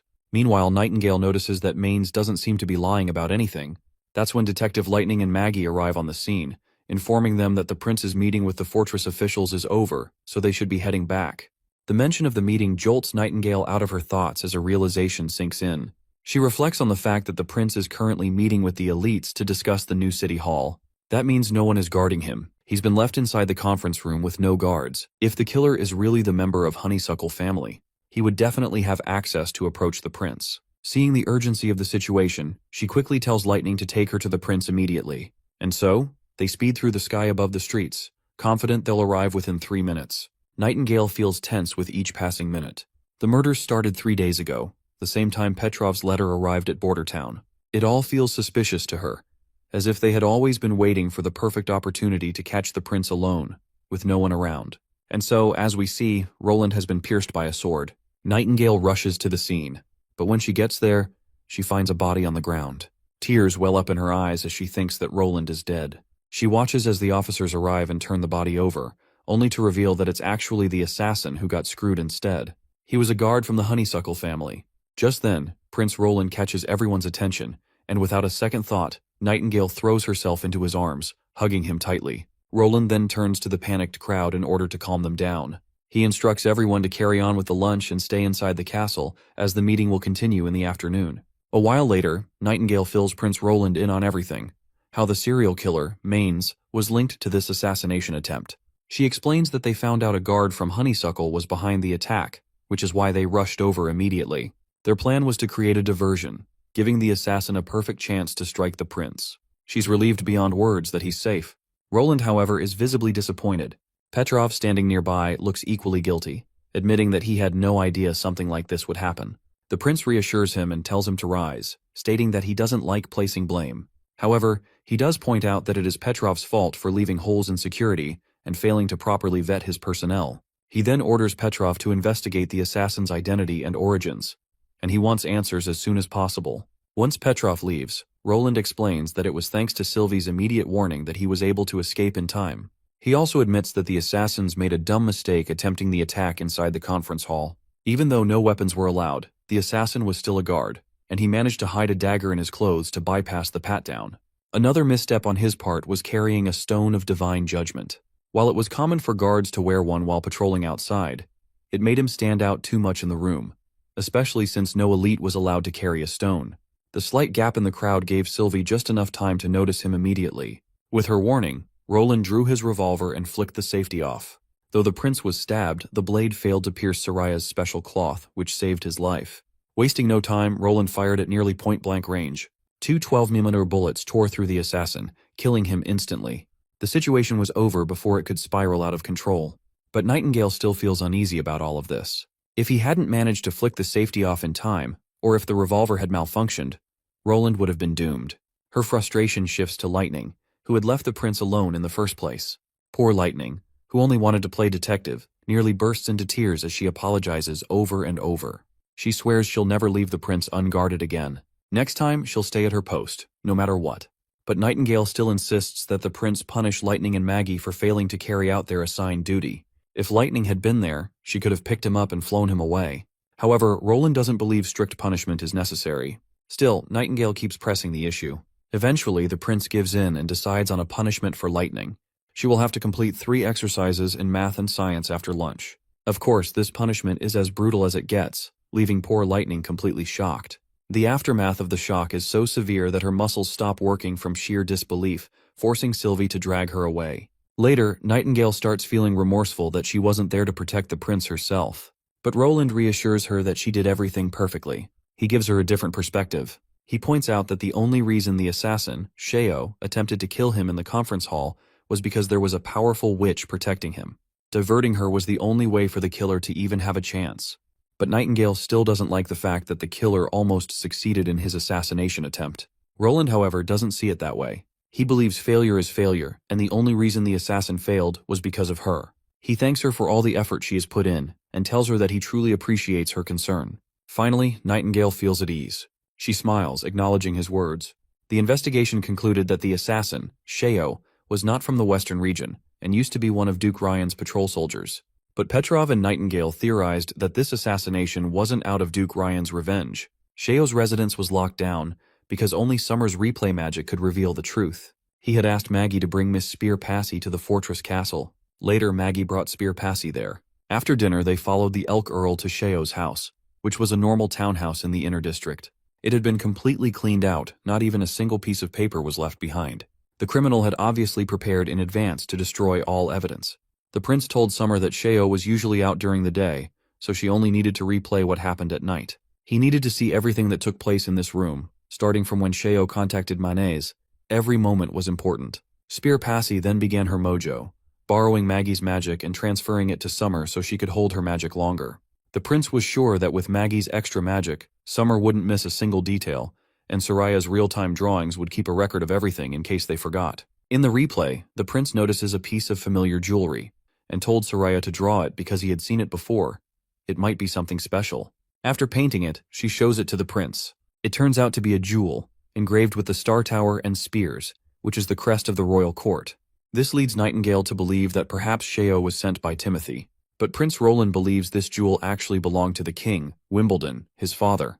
Nightingale reminds him that Wimbledon was supposed to have been killed by the first prince, Gerald. However, the prince claims that he has seen this before in his father's office. When he asked about it, his father explained that every jewel represents a brave warrior loyal to the castle. The more jewels there were, the more stable the Wimbledon throne was. This means Shio was probably a sleeper agent appointed to Duke Ryan's side, monitoring the entire western region.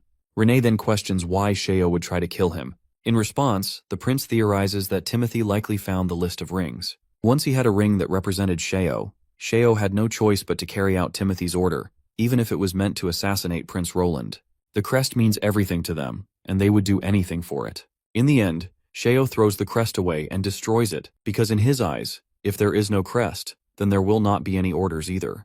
Later that night, Nightingale sneaks out of her room and quietly lays beside the prince. She feels guilty coming here, especially since Anna has a relationship with him, but she can't resist anymore.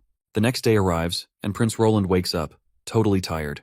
He notices that breakfast is already there, and it seems Nightingale was the one who brought it. Seeing how Nightingale is in an unusually good mood, he asks her out of curiosity, wondering if she had a sweet dream. Well, what she did last night was nothing short of a dream, so she confirms his guess. He then reminds her that she will be accompanying him today. He argues that if Timothy really used the list of rings, there may be sleeper agents elsewhere in the western region, and he can't interrogate everyone himself. Not to mention, some of these sleeper agents should not be wasted on Timothy's orders, as they have higher potential than that. Nightingale is ready to follow him wherever he wants to go. That's when he shares with her that they're heading to the mines and the salt wells, and it's one of the main reasons he came here. Later, they arrive at the mines, where they meet a man named Denver, who acts as their guide. He reveals that many generations have worked around these mines, and the hunters who first discovered them were his ancestors. The Kelly family has served 3 dukes, and their maps are as tall as a person, and no one knows the mines better than they do. The prince then inquires about why no one is working now. Denver explains that it's because of the months of demons. Since they only recently ended, the snow around the mountains has melted into the tunnels, flooding the deeper sections. Though the mines have drains and wells in place, they fill up too quickly for them to siphon the water away, so operations are temporarily shut down. According to precedent, they can only start working again in the summer. The prince is confident that a few steam engines would be enough to siphon the water. Since Denver doesn't seem to know about steam engines, the prince elaborates, explaining that a steam engine is a machine that can keep the mines running all year round. With that settled, the prince decides to proceed further. But before they go deeper inside, Denver stops the prince and presents him with a gift on behalf of the Kelly family. The box contains an exquisite rainbow stone, selected from the purest crystals. Its history stretches back centuries. When the prince opens the box, the brilliance of the object inside shines brightly, leaving him in awe. Then, suddenly, it dawns on him that this crystal seems familiar, something he had seen in his previous world. He remembers that this crystal was called diaspore. When diaspore reaches the quality of a jewel, it becomes incredibly shiny under extreme heat. Its mix of red and green is striking, which explains why people likened it to a rainbow. When diaspore loses its moisture, it transforms into corundum, which can then turn into valuable gems like rubies and sapphires. The prince then questions Denver about the remnants surrounding the stone when they dug it up. He wants to know what they did with the rocks, mud, and everything else they extracted along with it. Denver reveals that they simply piled them up at the foot of the mountain after sorting them out, discarding anything too impure or cracked to be made into jewels. But the prince confidently tells him that this is where they've been mistaken. If he's being honest, what they threw away is actually the real treasure. You see, diaspore is mostly made of aluminum oxide, and since it's a byproduct of bauxite, that means this place is rich in aluminum. The discarded rocks and mud are actually the raw materials for smelting, and aluminum is infinitely useful. Compared to iron, aluminum's low density and anti-corrosive properties make it a vital material in industry and transportation technology. Aluminum is also promising as a weapon material in this world, particularly for large airships. While the prince originally planned to prioritize other iron mines, this tunnel has been an unexpected surprise. So, he decides to adjust his plans and explore this one first. The scene then transitions to Slumber Island, where the ship carrying Princess Tilly and the other witches has finally arrived at the dock. To welcome her, the witches of Slumber Island excitedly rush toward her, jumping into her arms in order to exchange warm hugs, as they had missed her dearly. As Tilly shares warm hugs with her sisters, she has a profound realization. No matter what happens, this will always be her true home, a territory created by witches for witches. Then, a green-haired witch, Camellia, steps forward to greet her. Princess Tilly is glad to see her as well and thanks her for managing the territory in her absence. Camellia assures her that everything has gone smoothly, She believes constructing the slumber spell was definitely a great idea. While she plans to report the details later, for now, she insists that Tilly get some rest. As the witches begin unloading all the souvenirs Tilly brought from Border Town, they also find a stash of books among the cargo. The witches aren't exactly thrilled to see these thick books, especially since they had been expecting gifts like soap, perfume, or something more exciting. Camellia then turns to Princess Tilly and questions if she intends to teach everyone from these books. To which Princess Tilly responds positively. After all, gathering knowledge and broadening one's horizons is the only way to grow stronger. That's when Thunder speaks up, pointing out that widespread education isn't a simple task. It requires a lot of money and time, and when people put down their tools to study, a portion of the labor force is temporarily lost. Unlike business, the results aren't immediate. It requires patience and consistency. But Tilly firmly believes that education can bring incredible change, even for commoners. The two then exchange greetings since they haven't seen each other in a long time. Thunder takes the opportunity to ask about her trip to the western region, curious if she found the answers she was looking for. Princess Tilly admits that she still hasn't gotten the answers she sought as the prince remains very secretive and omits information very carefully, but she was amazed to see how the western region is flourishing under his rule. Meanwhile, the witches discover the stuffed toy Roland had gifted to his sister, and they all swoon over how soft it is. Wanting to avoid being bombarded with endless questions from the other witches, Tilly decides she'd rather hear Camellia's report first. In the office, Thunder also gets the chance to read all the valuable information Tilly managed to gather. It contains everything, from the existence of devils to the revelation that the ruins were actually created by witches. Not only that, but Border Town also discovered an ancient witch who has been alive for 400 years. The sheer amount of information is overwhelming, and Thunder is forced to admit that Tilly has learned more on this trip than he has in his entire life. Tilly then asks for Thunder's thoughts on the devils, wondering if he finds anything particularly frightening.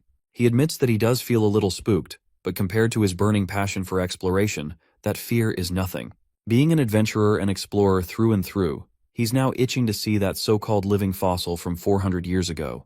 Tilly finds it ironic that this guy wants to visit Border Town not to reunite with his daughter, but to meet Agatha instead. Thunder then proceeds to share his latest exploits from his recent expedition east of the sea line. There, he witnessed a cliff formed entirely by seawater, where ships could somehow sail on vertical water. What's even more incredible is that he managed to climb the cliff and watch the entire process of the tide in action. As the current sped up, the ship started plummeting toward the lowest point of the cliff. If Molly hadn't protected it, the impact alone would have snapped the ship in half. He kept turning the wheel, trying to steer toward the rushing water. Coincidentally, a strong wind was pushing against it, creating a fascinating balance between the two forces. The ship couldn't move forward another step, yet it wasn't being pushed down the cliff either. But based on his observations, even if the ship had been pushed off, it would have been just like climbing up, but in reverse. It would have simply landed at the lower part of the cliff. The whirlpool eventually filled up, and from the top of the sea line, they were able to witness the entire phenomenon unfold. The height of the sea line shrank while the sea level rose, and that, Thunder reveals, is the truth behind the tides. The sight was extraordinary. From a distance, it looked as if they were stuck on the side of a cliff, with their sails perfectly parallel to the sea's surface, like they could fall at any moment. Tilly struggles to make sense of it, but Thunder insists he saw everything with his own eyes. Half a month later, the tide began to recede at the same time as Phantom Island did. He asks if she remembers that place where the sea level drops rapidly, as if there's a massive hole at the bottom swallowing all the water. Tilly, however, dismisses it as just a theory. No one really knows what the seafloor looks like. But Thunder pushes forward, asking her why she thinks this part of the ocean is called the Whirlpool Seas. He reminds her that she mentioned how the continent was ruled by witches 400 years ago, so maybe the name itself comes from an even earlier time period. Tilly has to admit that he's making some solid points, but she argues that they don't have the means to explore the bottom of the ocean. No one on Slumber Island can do something like that, and proving such a theory would be incredibly difficult. But Thunder claims he knows someone. There's a witch who lives in the bay, one who hasn't interacted with humans in a long time. She was once a good friend of his, helping him during his expeditions. But ever since her abilities awakened, she bid farewell to the land. Sometimes you can hear her song drifting through the fog out at sea. This jogs a memory for Tilly. She wants Thunder to confirm it if he's referring to the rumors about a mermaid who guides ships through the ocean. Thunder confirms this. He further admits he's not sure if she'll be willing to help, but they have to try. He might also need the assistance of his old friend, Margaret. For this expedition, he wants to hear more about the new ships in Border Town.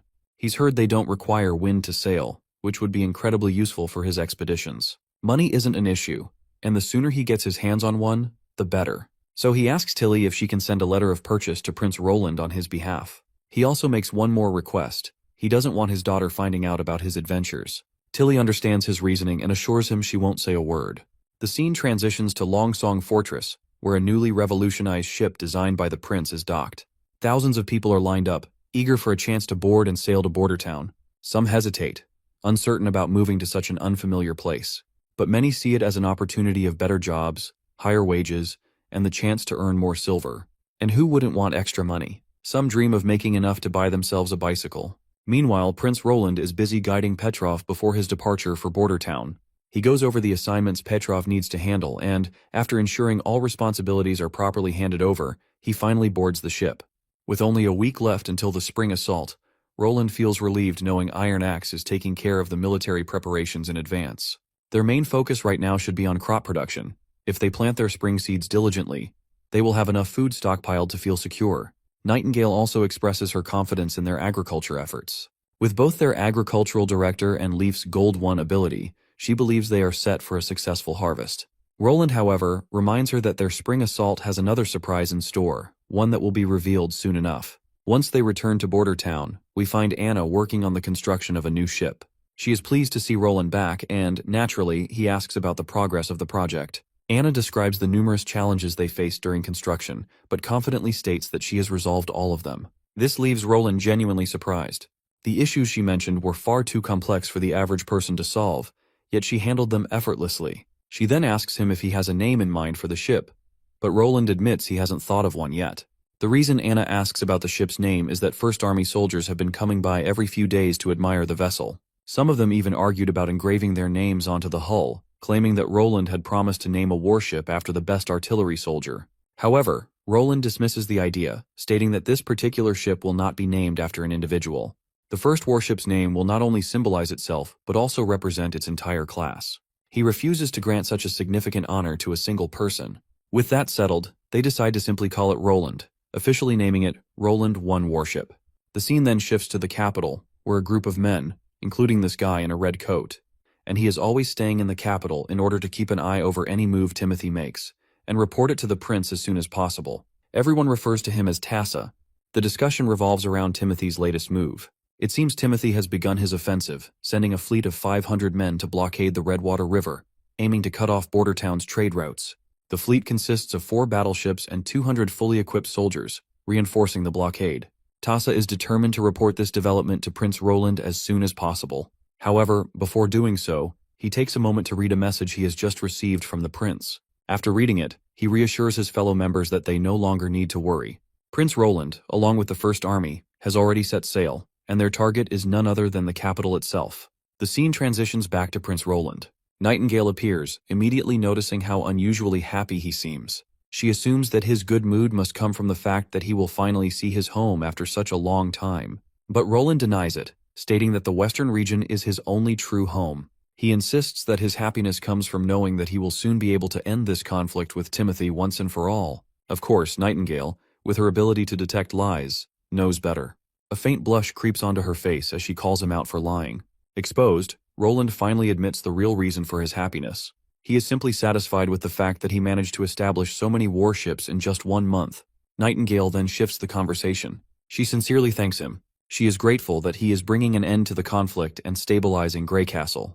Under his rule, both mortals and witches will finally be able to live in peace. She had always believed in him, but she never expected this day to come so soon. However, Roland reminds her that victory will not come instantly. Even if he defeats Timothy, there will still be remnants of the elite who resist or struggle against his rule. Fully unifying Greycastle may take years. Hearing this, she quietly worries that she might not live long enough to see that future. But before she can dwell on the thought any longer, Roland swiftly flicks her forehead. No talk of dying is allowed here because he would never let her go so easily. Nightingale argues that as a battle witch, she is always on the front lines.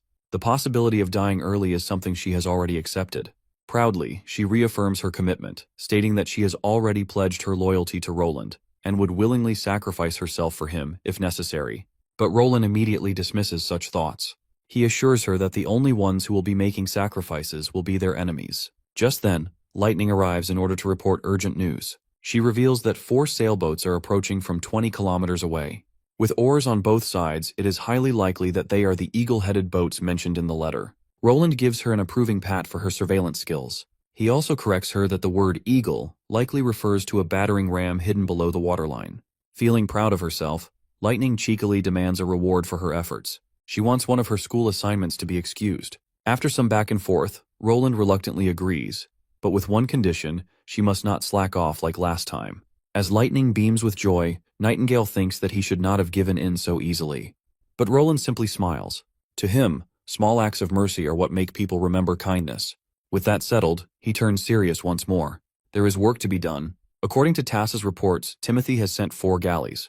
Their speed is roughly the same as Roland's concrete ships, but they have the advantage of agility. These ships are designed for ramming and boarding enemy ships, and they could also potentially be used for suicide attacks.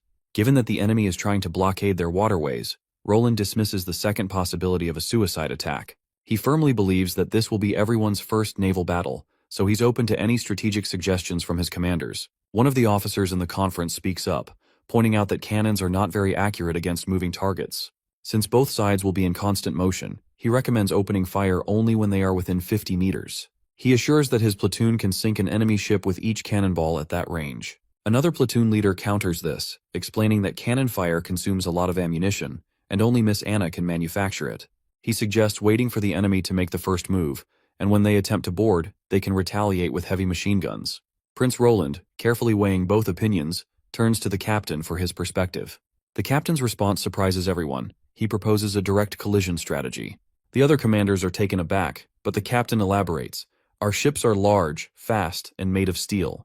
A wooden enemy ship would likely collapse from a simple collision or lose its mobility due to heavy damage. It looks like Roland is absolutely loving the idea, and he eventually locks on it. He commands them to sound the horns, ready to implement the daring plan. On the enemy side, Duke Eden and his crew begin to notice a strange black smoke rising on the horizon. At first, they assume it's a fire somewhere along the river, perhaps a merchant ship caught in flames. These idiots just can't make sense of it, especially since they don't understand the concept of engines or the source of such smoke. As they continue to observe, they notice the ships traveling far too quickly for merchant vessels. There are no flags to identify them, which adds to the mystery. The speed at which they're moving along the river, effortlessly defying expectations, only deepens their confusion. Soon enough, the ship Roland 1 comes into full view. The enemy soldiers and commanders are left utterly stunned, their minds struggling to comprehend the massive, imposing steel vessel barreling toward them. It's unlike anything they've seen before. A ship of that size, that fast, and made of steel is a monstrosity in their eyes. The massive chunk of steel collides directly with the wooden ships in the blockade, and the results are catastrophic. The wooden boats, unable to withstand the sheer force of the collision, begin to sink rapidly. Duke Eden panics as he frantically orders the ship's captain to head for the shore. While running away, he dreads his fate and the severe consequences that will follow if he turns tail and flees. If he enters the capital like this, he'll have no chance of getting promoted.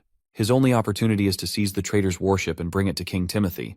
Even if it was created by devils, as long as it's manned by humans, he's convinced they still have a chance to win. So, he yells at his men to bring out the bows and torches. They're going to kill that bastard hiding in that metal shell. Whoever helps take down Roland and his ship, Eden promises them a gold royal. The offer is just as lucrative as it can get, so they charge full speed at our hero's warship once again.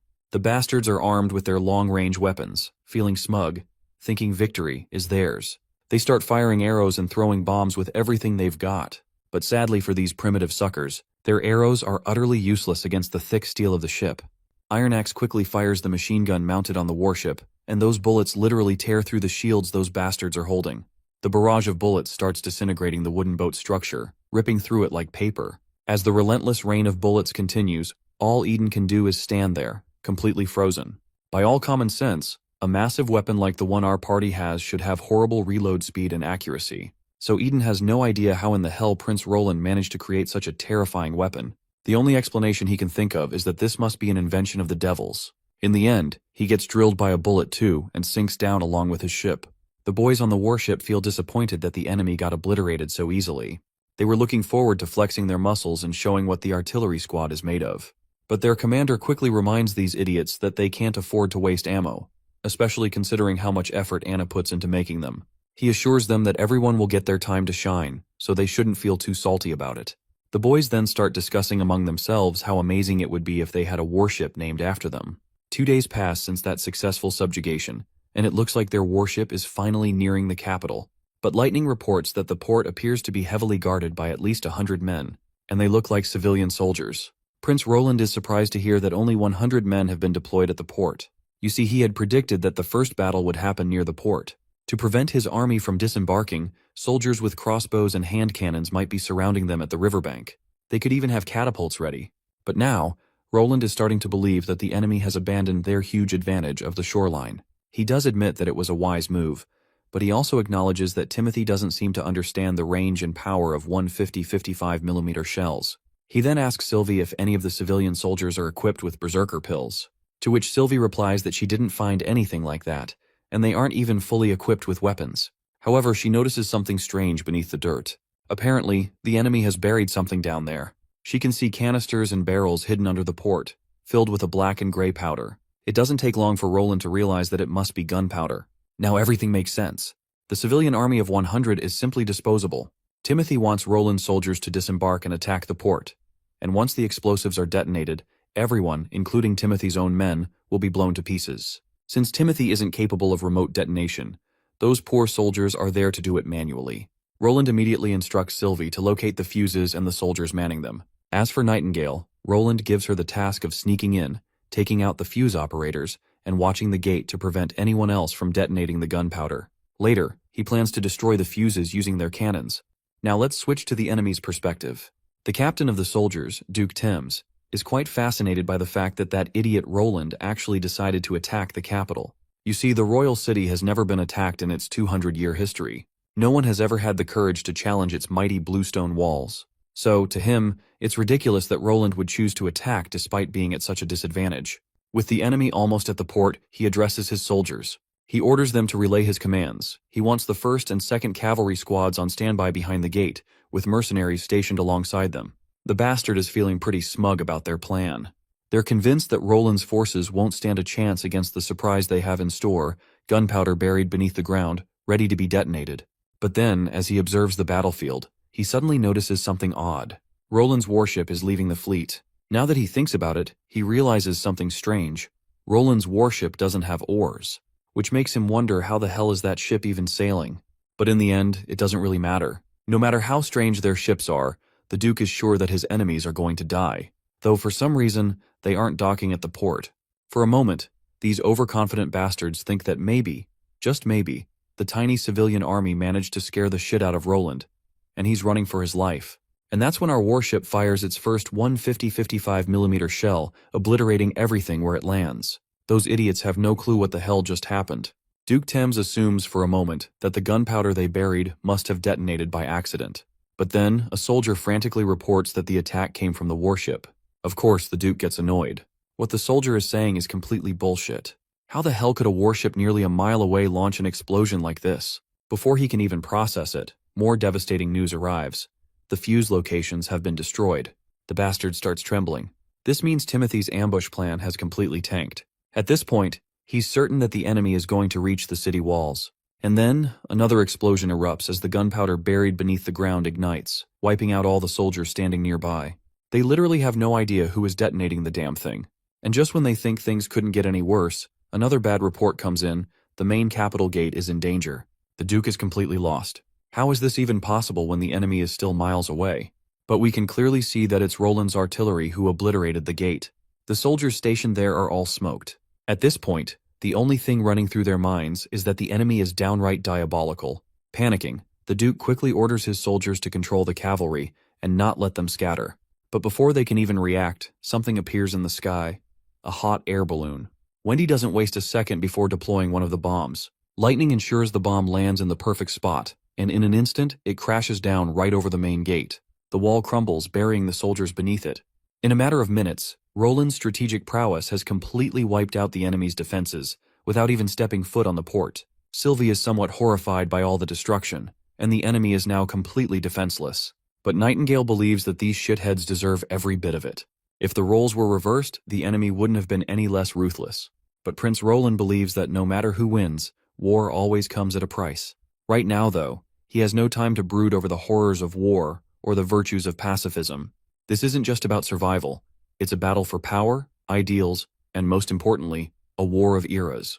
When an inferior era is replaced, it never fades quietly.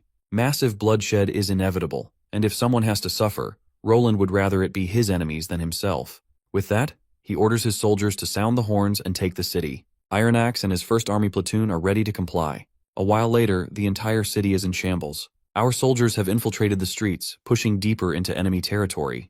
Right now, they're facing mindless berserker-pilled soldiers. The platoon commander orders Squad 4 to retreat and instructs Squad 3 to stand by, ready to engage. Suddenly, an enemy soldier lunges forward and kills one of our men on the spot. Turns out, berserker soldiers were waiting in a nearby shack, lying in ambush. They launch a surprise attack, but as soon as our troops start firing, the tables turn fast. One of the soldiers grabs the heavy machine gun, unleashing a relentless barrage of bullets. The mindless bastards drop like flies. Once the massacre ends, the soldiers sweep the area, finishing off the last surviving berserker troops. Let's not forget the balloon, which is also wreaking havoc, dropping one bomb after another. Meanwhile, a soldier rushes into Timothy's chamber, where the so-called king sits slumped on his bed, completely devastated. The soldier reports that the enemy is at the castle gate. They need to escape before it's too late. But it looks like Timothy has already given up. He is lost in thought, remembering how his father ended his life right in this very room. His father had used his own death as a trap to kill Gerald, Timothy's greatest obstacle. That moment had given Timothy the opportunity to climb to the peak of power. In just 1 year, he had cleaned up the eastern and northern regions, exiled his sister, and stood unrivaled. He had believed that unifying Greycastle was only a matter of time. But in just 3 days, just 3 goddamn days, everything he built has been shredded to pieces. He throws a tantrum, raging that Roland would never have won if he hadn't collaborated with witches and devils. And now, he's furious at the church for failing to eradicate witches from the world.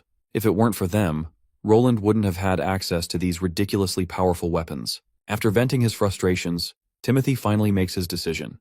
He won't die here. That fool of a brother should be the one to go to hell, not him. He heads for the secret tunnel, his last hope of escape. The tunnel has a hidden entrance and a permanent locking mechanism. Once it's sealed, it's impossible to break through. Lined with stones of divine judgment and deadly traps, he's certain Roland won't be able to track his movements. Timothy just needs to make it to the northern and eastern aristocrats who still support him. After all, he promoted a few dukes there, surely they'll shelter him. However, Timothy doesn't know if the northern or eastern aristocrats will still take him in now that the capital has fallen. He thinks maybe the church might, but he's also aware that while those fools may be arrogant and inefficient, they're surely not going to let Roland tighten his grip on the kingdom. If the church grants him the revenge he deserves, Timothy is ready to hand them his father's kingdom. All he wants is Roland's execution, and then he plans to torture those cursed witches to death. But when he finally reaches the other end of the tunnel, all he finds are soldiers waiting for him. The siege of the royal city has finally come to an end. As Prince Roland marches through the city, the soldiers welcome him with cheers. The captain of the Second Army approaches, bringing good news. The castle road has been secured, and the city now belongs to Roland, making him the new king of Greycastle. Well, Prince also can't shake off the sacrifices it took to reach here. This has been the fiercest battle for the First Army. Their casualties haven't been fully recorded yet, but over 20 bodies have been counted, after Nana's healing, that is. The royal decree for the throne has finally been sealed. As King Roland enters the palace, he notices a few familiar faces standing respectfully in line to welcome their new king. The first in line is Treasury Minister Lauren Muir, followed by the old Foreign Minister, Brent Fellon. There's also Judiciary Minister Paul, the current Prime Minister Duke Wake, and Communications Director Marshall. All of them had served the late King Wimbledon, and some of their families can trace their roots back to the founding of the Wimbledon family, the time when Timothy Wimbledon inherited the throne. These men all served him faithfully. Prince Roland can tell that they seem willing to pledge their loyalty to him as well. However, he doesn't need them. This won't be a conference, it will be a court of justice. He addresses everyone present, declaring that Timothy Wimbledon murdered the first prince, Gerald Wimbledon.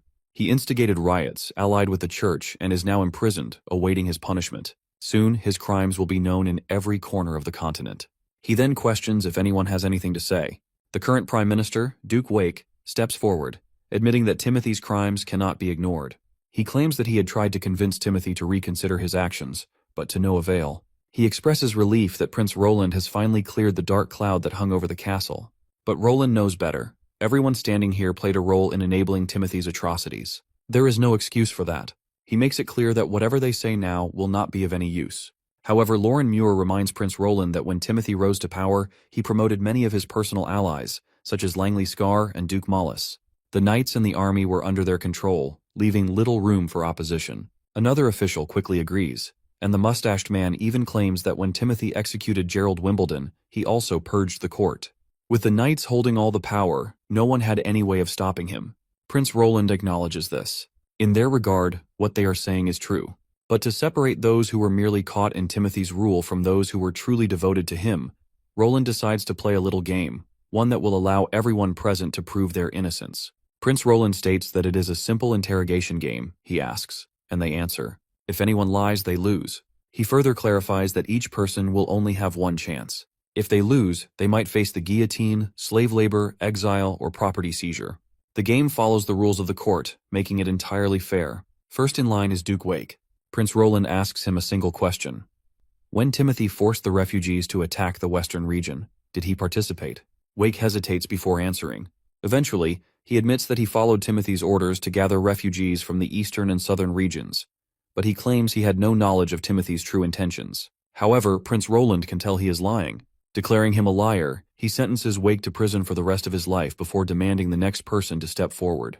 The other officials tense up at the sight of their fellow being condemned so easily. Prince then warns them further. If they think they can outsmart him, they should reconsider. Lying will not help them because he can see through lies effortlessly. His words send a chill through the room, and panic sets in. One by one, the officials begin rattling out every detail of the atrocities they committed, desperate to prove their innocence. After an intense interrogation, the game finally comes to an end. Those who are found guilty are thrown into the dungeon, while the remaining ones are allowed to leave the castle. With the matter settled, Prince Roland now turns his focus to restoring order in the castle. Once stability is ensured, he will summon the people back to the city. Prince Roland wants to make it clear that his governance will be unlike that of his father or Timothy. To drive the point home, he reminds everyone of the game they just played and warns them that there will be more like it. Sorry for calling Roland a prince, since he is now a king. I will try my best to not call out him with his previous title. Then we hear Roland's thoughts. He voices his frustration. He does not wish to stay in this place longer than necessary, but he has no choice. The capital still needs to be managed, and for now, he must rely on smaller aristocrats with clean backgrounds until the city hall's trained officials take over. After spending a day sorting out the mess, it is time to meet his brother in the dungeon. As he descends, he notes that this dungeon is far better than those in the outer districts. No leaking water, no rats or cockroaches scuttling around, and no stench of mold and moisture. Finally, he arrives face to face with Timothy. The moment Timothy lays eyes on him, he is left questioning if this imposing figure is even the same Roland Wimbledon he once knew. But Roland makes it clear that he is indeed Roland Wimbledon. Timothy keeps denying it, insisting that the brother he knew would never look at him like this. Roland merely smirks in response before sharing a memory from their childhood, like how Garcia and Gerald had once dared him to go into the chapel's basement when he was 12. Timothy had stolen a key from the guards and used it to lock him inside, leaving him trapped until morning, only to return and mock him. Back then, Roland had neither the courage to fight back, nor the bravery to face his older brother. But now things have changed. Timothy begins blaring, claiming that Roland is a devil, and some foul creature has taken his appearance to steal the kingdom. But Roland calmly reminds him that he is no better than any devil himself. He murdered their father and pinned the blame on their brother just to seize the throne. He reminds Timothy that their father despised the church, yet Timothy allied with them. He used innocent people as pawns to invade their siblings' territories. Now, in just a year, the kingdom is in complete ruin, cities are burning, refugees are everywhere. Even a devil would not have been so cruel. Timothy shouts in response, insisting that he did not kill their father. Their father committed suicide, he was possessed by the devil, just like Roland. This unexpected claim catches Roland off guard. Timothy further comes clean that he is telling the truth. Their father was lying in bed as usual, but then, out of nowhere, he took a dagger and stabbed himself, all while smiling. He had even been wearing a stone of divine judgment. It happened so suddenly that no one had time to stop him. This revelation gives Roland pause. If the king had been wearing a stone of divine judgment, then how could he have been controlled? Nightingale, standing nearby, offers a reminder. There exists a type of pure witch who can take on the appearance of anyone. The pieces begin to fit together. If the church was behind this, it would make perfect sense for them to use the throne decree to throw the kingdom into chaos. However, speculation is not enough. They need proof. And the only way to get the truth is from a church archbishop. Nevertheless, Roland confronts his brother one last time, making it clear that there is no escape from the consequences of his actions. He reminds Timothy that he murdered Gerald, spread violence throughout the kingdom, allied with the church, and used berserker pills. His reckless rule has led to the deaths of countless people. There will be no cover-ups, no fabricated trials like Gerald's. This time, everything will be real. Timothy's crimes will be publicized for all to see. He will be put on trial, and then, just like Gerald, he will face the guillotine. But Timothy refuses to accept his fate. He keeps ranting about Roland being a pawn of devils, insisting that he will not allow a demon to rule the kingdom. He argues that even if Roland becomes king, he will never be able to stand against the church. Only he, Timothy, truly understands what they are capable of, because he has read their father's notes. But Roland reminds his dumb shit half-witted brother that he knows far more than Timothy could ever imagine. He doesn't just understand the church's schemes, he also knows what the future holds. He is well aware of the difficulties ahead, and he knows that Timothy does not have what it takes to lead their people through the trials to come. For Roland, this is not just about punishing a traitor, it is about preparing for the greater challenge ahead. Timothy's rule has ended, and so must his life. Still, he assures Timothy that his journey to hell will not be a lonely one. Many of his loyal followers will accompany him, so he can rest easy, knowing he won't be alone. With that, Roland turns away, having nothing more to say. He leaves the rest to Fawkes. Timothy, meanwhile, continues his tantrum, screaming and struggling against his fate, but his cries go unheard as Roland descends from the dungeons. Fawkes then introduces himself to the fallen king, calling himself Hill Fawkes, a former member of the Pigeon Hat Circus group. Timothy may not recognize him, but this man remembers this shit of a king all too well. Fawkes claims that because of Timothy, he lost his wife and was forced to become a rat. He has always tracked Timothy's movements, reporting them to Prince Roland. Timothy's plans to manufacture snow powder and forcibly deploy civilian troops into the western region, all of them were leaked by Fawkes himself. Timothy, of course, starts ranting again, insisting that Roland is the real devil and that Fawkes shouldn't serve him just for the sake of a woman. But Fawkes doesn't give a damn who he serves, as long as he can get his revenge. If it meant serving a devil and going to hell with him, so be it. And now he's more than happy to help stoke the fire that will burn Timothy to ashes. The scene transitions to Nightingale and Wendy, getting ready for bed. Wendy feels exhausted after dropping all those bombs from the balloon. Maggie and Lightning have already fallen asleep. Wendy then questions Nightingale if she plans to visit her old home in Silver City. She figures it would only take half an hour if she takes Maggie with her. She also reminds her about the little brother she left behind. But it's clear Nightingale has no desire to see the people who abandoned her. So she makes an excuse, claiming that this is a time to keep the city in order. Enemies are lurking everywhere, and she can't afford to leave King Roland even for a single step. Once things stabilize, she'll have plenty of chances to go. Well, Wendy had thought she would emphasize her severance from the Glenn family like she always had, but it seems she doesn't hate her brother anymore. Nightingale believes that if it weren't for his betrayal, she wouldn't have met Wendy or King Roland. She chooses to cherish her current life and forget the old one. Later, Wendy falls asleep, while Nightingale remains awake, reflecting on the situation. She recalls how the kingdom has finally come under Roland's control, and how witches can now live openly, like normal people, in the light. However, she herself has no intention of abandoning the dark either. She finds solace in the shadows, the only place where she can have time to herself. Time to admire Roland from afar, without interfering in his life. The next day arrives, and Margaret, Roland's old friend, comes to visit him. It looks like she's here to share something of utmost importance, as she insists on meeting Roland privately. First, Margaret apologizes for barging in like this, but she explains that her friend Thunder wishes to meet the king. Naturally, Roland is startled, because as far as he remembers, Thunder was supposed to have died in an exploration accident. But Margaret reminds him that Thunder is the kind of guy who never leaves a trail. He especially didn't want Lightning to find out. And that's precisely why Margaret is here, sharing this in secret. Thunder had initially planned to contact Roland through Tilly, but the sudden attack Roland launched on the capital caught him off guard. Margaret explains that Thunder also saw something incredible at Phantom Island, something that might be closely related to the ruins. That alone makes him very interested in meeting Roland. He's currently in the capital, having just arrived yesterday. Roland takes note of how Margaret doesn't seem all that surprised that Thunder is still alive, which makes him suspect she already knew. Margaret doesn't deny it. She admits that she was aware and apologizes for not telling him sooner. She also reveals that the magic stone Lightning wears on her necklace is how Thunder has been tracking her location. She goes on to explain that Thunder was the one who sent her to Border Town in the first place, to make sure his daughter was doing well. When Lightning chose to settle there, Thunder decided to hide his whereabouts, hoping it would dissuade her from becoming an explorer. Upon hearing the truth, Roland feels like a fool. He had almost believed Margaret was genuinely fascinated by Border Town and all the business opportunities it had to offer. But back to the main topic. Roland states that the kingdom is still a complete mess right now, so there's no way he can leave the castle. Instead, he gives her permission to bring Thunder here if he truly wishes to meet. And he promises to keep it a secret from Lightning as well. Once Margaret is gone, Nightingale reappears, teasing Roland about how he failed to see through her lies back then. She reminds him that Margaret was wearing that huge stone of divine judgment at the time. Before Roland can respond, a soldier rushes in, reporting that an aristocrat claiming to be an old friend of the king has arrived. The supposed friend's name is Yorko. The moment the name sinks in, Roland nearly chokes on his tea. And just like that, the aristocrat in question barges inside. Yorko is quite the charming figure. He is full of admiration for how King Roland managed to defeat his demonic older brother so quickly. It's been a whole year since they last met, yet Yorko notes that Roland hasn't changed at all. For some backstory, Yorko, also known as the Magic Hand, was once on good terms with Roland. Back when the fourth prince was shut out by the Big Three and even rejected by his own little sister, Yorko took him under his wing, introducing him to a life of drinking and partying. It was Yorko's presence that pulled the old Roland out of his misery, giving him a ragtag group of friends, something he never had inside the castle. At that time, the fourth prince considered Yorko to be his best friend.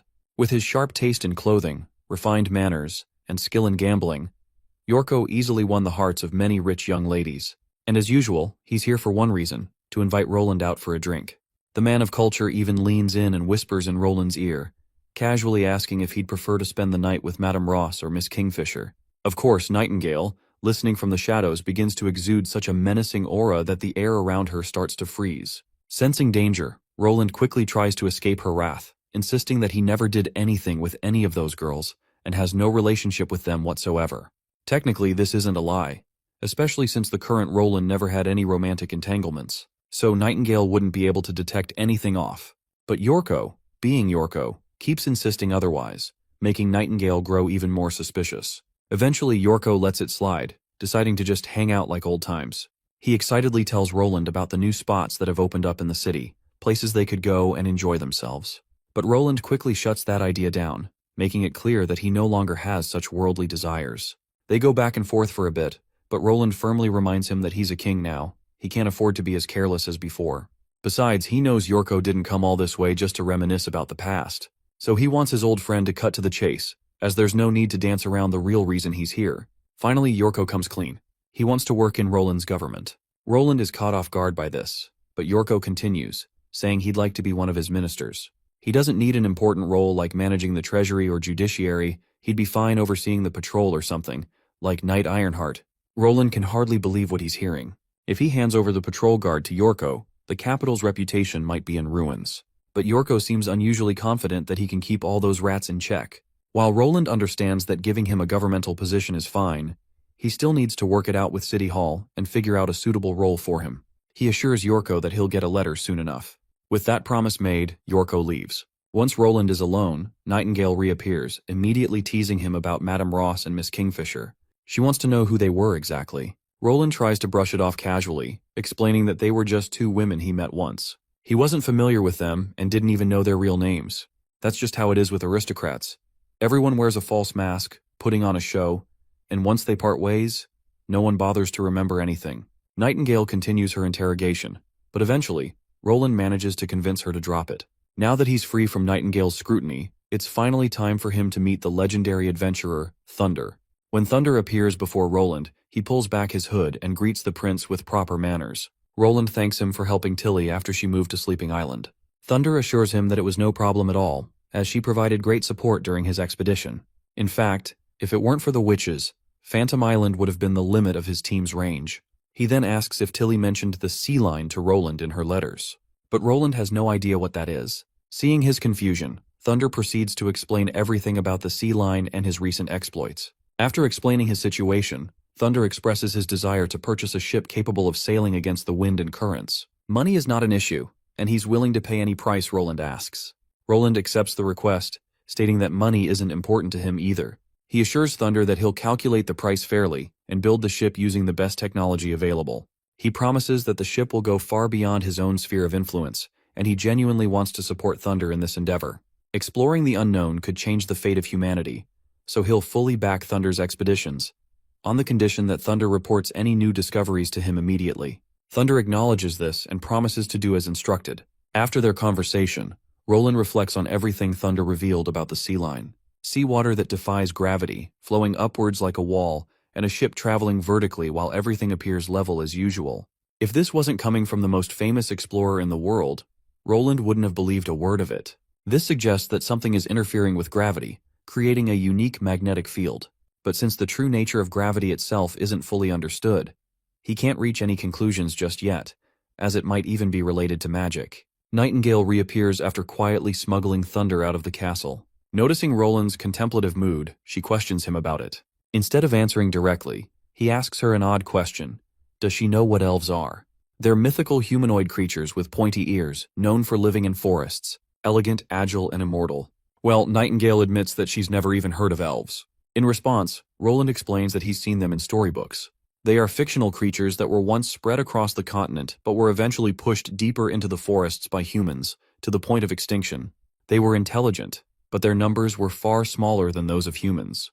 The elves never stood a chance against the overwhelming human armies. Forced to retreat into barren lands, their civilization began to decline, and eventually, humans surpassed them in technology. In the end, the elves were completely subjugated, enslaved, with no way to fight back. Right now, Roland warns, humanity is in the same position as the elves once were.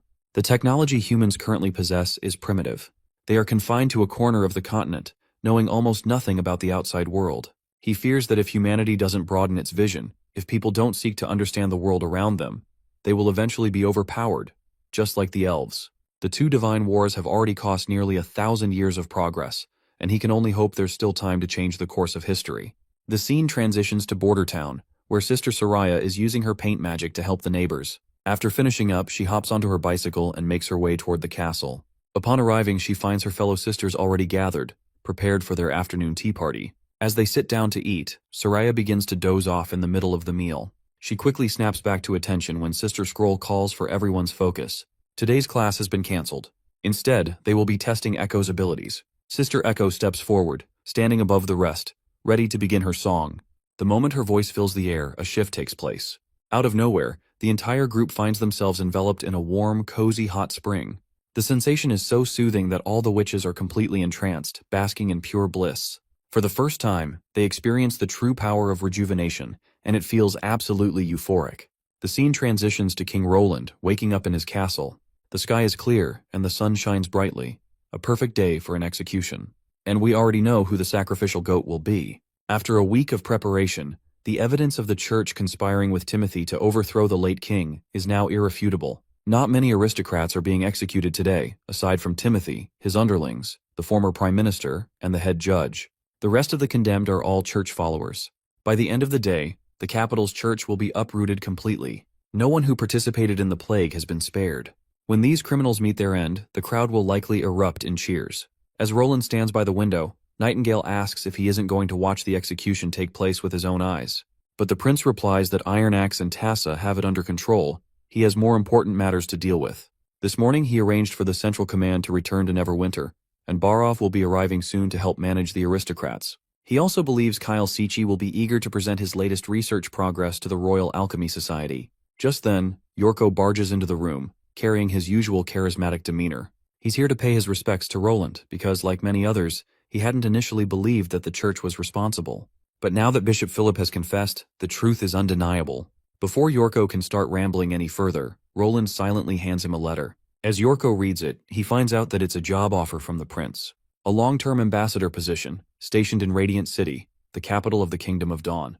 Roland explains that an appointed ambassador holds a much higher status than a regular one. The foreign king will treat him as an equal. But of course, Roland has chosen this post for a reason. In Dawn, Yorko can rampage as much as he pleases. The aristocratic ladies there are famous for their beauty. Perhaps this will be the perfect place for him. Yorko naturally accepts the offer without hesitation. Now that it's settled, Roland insists on teaching him proper etiquette before he departs for his new position. The prince hopes Yorko will settle in quickly and ensure the alliance remains strong. They will be fighting against the church together, after all. Yorko acknowledges this and leaves in a noticeably good mood. With that done, Roland turns to Nightingale. He instructs her to bring Sylvie, Lightning, and Maggie, because he plans to visit the astronomers. They finally arrive at their destination in the balloon. Once Roland steps onto solid ground, he finds the army captain and Renee already waiting. The captain promptly reports that the perimeter is secured. Nothing is getting in or out, not even a mouse. Renee also reassures him that the astronomers' stones of divine judgment have been confiscated, so Miss Sylvie's surveillance won't be interrupted. With that, they introduce the scholar, Missan. The old man steps forward and bows respectfully before the prince. Roland immediately questions whether Misan is his real name. The old man responds positively and explains that it is a title awarded by the Astronomy Society to those who have discovered new stars. He named the Misan star, which forms the Misan halo with 3 others, following a cycle across the sky. He introduces the rest of the astronomers, 8 masters in total, each with their own discoveries. They express their willingness to share their knowledge with King Roland, teaching him all they know about the stars and the cycles of day and night. But Roland has little interest in learning about the stars themselves. He promptly requests to see all of their constellation maps. Once inside, he meticulously examines the maps. However, after reviewing them thoroughly, he fails to find any trace of the North Star or Sagittarius. A troubling thought crosses his mind. Perhaps this is not Earth at all, but a different world entirely. There is a sun and a moon, yet the sun is just one of countless stars in the vast Milky Way. The universe holds billions of galaxies, each filled with their own celestial bodies. It wouldn't be strange for this world to exist in some stable foreign solar system. Still, something feels off. The materials found here are so similar to those on Earth, but the evolution of life is a product of chance. A similar environment wouldn't necessarily produce identical results. Even more troubling, devils and demons don't seem like a natural product of evolution at all. And unlike Earth's astronomers, the scholars of Grey Castle have no concept of a zodiac. They don't recognize the 12 constellations. In fact, the stars in their maps appear far more concentrated than those seen from Earth's night sky. This would only happen if they were located closer to the galaxy's center, where stars are more densely packed. That realization only makes the possibility of this being Earth even smaller. Roland then asks how many people are part of the Astronomy Society. Misan responds that they have 12 astronomers, 156 students, and 67 craftsmen. Hearing this, Roland wastes no time making his decision. He announces his plan to shut down the observatory. He orders them all to pack their belongings and relocate to Neverwinter City with him. Naturally, the old scholar immediately raises his voice in protest. But Roland doesn't believe in fortune-telling or the idea that stars can predict the future. He makes his own decisions, and as the king of Grey Castle, he has the authority to shut this place down. In the western region, he declares, they will learn the true knowledge of the stars, not use them as mere tools for divination. Yet the old man refuses to back down. He insists that their work must not be interrupted, that they must continue to watch the sky at all times. And his reasoning is that this is an order that came from Roland's own ancestors. Roland quickly shakes his head, dismissing the old man's claim. There's no way to verify if any of this is even true. But the old coot, Misan, suddenly reveals that he does have proof, something meant for the king's eyes only. Curious but skeptical, Roland follows him into a secret chamber deep within the observatory. Once inside, Misan finally reveals the truth. He explains that he is merely carrying out an order from one of Roland's ancestors. The rulers of the past knew that a future descendant would one day attempt to shut down the astronomy tower. This, he claims, is not the first time it has happened. While alchemy and astronomy are both advanced sciences, they cannot be compared. Alchemy is a significant source of income for the kingdom, generating wealth through its discoveries. In contrast, astronomers require heavy investments, craftsmen, crystal lenses, and time, while producing nothing of immediate value. To prevent future rulers from dismantling the astronomy tower for the sake of saving money, the ancestors established an unbreakable rule. This rule was engraved onto a golden brick, ensuring its preservation across generations. Misan presents the ancient relic and reads aloud the inscription, "No one shall interfere with the astronomy tower's duty to watch the skies, for within them lies the fate of the universe." He then reveals that the Wimbledon family has been entrusted with a mission that spans centuries. It began when the very first Wimbledon set foot on this continent. This message is not hidden from the throne, yet there is a condition. A successor may only learn of this truth upon reaching the age of 30. The ancestors believed that if a ruler learned of this too early, he might panic, leading the kingdom to ruin. Misan then delivers the most shocking revelation of all. For generations, their true purpose has not been merely to chart the stars or study their cycles. All this time they have been searching for the Star of Doom. He describes it as a crimson star, or rather, a red moon. When it descends, the world will be plunged into an unfathomable disaster. Roland narrows his eyes. He struggles to grasp the abstract nonsense this old man is spouting and demands he get to the point. Misan then proceeds to elaborate. This knowledge has been passed down orally through generations of chairmen. According to legend, a red star travels across the sky. When it appears at night, resembling a crescent moon, the world will be destroyed. Their duty, he says, is to find it before it transforms. If they can track its path, they might be able to predict doomsday. Of course, Roland has no idea what in the hell any of this means. Misan acknowledges the king's skepticism, but he is not surprised. The stars are always changing. The Star of Doom follows a specific orbit, one that spans centuries. It is rumored to complete a full cycle every 400 to 500 years. Its path is vast, meaning it only gradually comes close to their world. But when it finally nears, it will change. It will transition from a dim, unseen object to a blazing red star, and eventually it will take the shape of a crescent moon. However, the ancient order left behind by the ancestors did not specify exactly when the Star of Doom would descend. It is entirely possible that it still lingers somewhere in the sky, beyond their reach, invisible, but approaching. Misan reveals that he has been watching the skies for the past 40 years, ever since he became a disciple of the astronomy tower. He has never once stopped.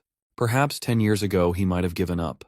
But ever since he succeeded Scholar Meteor as chairman and inherited this sacred duty, he finally understood what he was truly looking at. This will be the first true star, a prophecy unlike any other, and the very reason the astronomy tower exists. Unfortunately, he does not have much time left to continue watching. Roland then questions that, if this so-called Star of Doom truly marks the end of the world, then surely the ancestors must have left behind instructions on how to survive. Well, it looks like Misan has no answers for this daunting question. He cannot offer Roland an answer. He can do nothing but gaze upon the sky on the king's behalf. It is the king's duty to lead his people and ensure their survival. Should the earth rupture or the sky rain fire, as long as they can predict it, humanity will have a chance. Thus, he pleads with Roland not to shut down the astronomy tower. Roland considers his words. He understands the old man's concerns. For now, he decides to leave it at that. The astronomy tower will remain standing. He will send them better stargazing equipment and teach them the true knowledge of the stars. And as for when the red moon descends, Roland assures the old man that it will not be the end of the world. No matter what catastrophe awaits, he will ensure humanity survives. With that, King Roland departs, boarding his balloon and leaving the tower behind. Initially, he had planned to relocate the astronomers to the western region, but Misan has spent decades watching the skies. Perhaps it is only fitting that his journey ends here as well. Still, Roland has a hunch. The Star of Doom is likely the very same phenomenon Agatha once mentioned. When the red moon appears, doomsday will follow. A prophecy and warning. And most likely, somehow it is also connected to the witches. Sylvie shares the same suspicion. After all, why else would Grey Castle pursue it, even when their own kingdom was not yet complete? The survivors of the Alliance brought the grim news of the Red Moon, a celestial event tied to their efforts in rebuilding humanity. They had entrusted the mission of stargazing to the earliest astronomers, and one of them just so happened to be an ancestor of Roland. Roland, however, mentions that he has been reading his family's history in his father's library recently. To his surprise, there was no mention of any astronomers or the astronomy tower. His first ancestor, Mond Wimbledon, and the first king, Talak Wimbledon, were both recorded in his family's lineage, but nothing about the construction of the astronomy tower. It seems someone erased that part of history entirely. Nightingale is now also invested in the story, and is curious to know who could have done such a thing. Roland, in deep thought, replies that it wasn't an accident. If someone had gone to the lengths of engraving such an order on a gold brick, they would have documented it elsewhere too. If it was an intentional act of hiding the truth, there is no reason for leaving traces of the astronomy tower's existence at all. Every successor was meant to know the true purpose of the tower. There's a mystery surrounding the Wimbledon family from 400 years ago, and Roland is determined to uncover it. The scene shifts to the office of Duke Carlin, where one of his workers delivers unexpected news. Roland's army breached the capital walls in a single day. King Timothy, unable to escape, is now trapped inside. Duke Carlin is baffled by this report, while the worker continues, detailing the power of Roland's weapons. Their rate of fire is devastating, and they are almost unstoppable. Even Timothy's berserker army, known for their ferocity, couldn't stand against the onslaught. The weapons tore through them, leaving crippling injuries or death in their wake. Carlin slumps over his chair in despair. He can see everything falling apart. Just a week ago, he received King Timothy's orders to become the newly appointed Duke of the Northern Region, and Carlin accepted. His family had already allied with Timothy to support him. There's no doubt that his actions will be seen as an act of rebellion by Roland Wimbledon, and his prosperous days will be over. Just then, a beautiful lady clad in white comes into view, asking her father about the cause of his distress.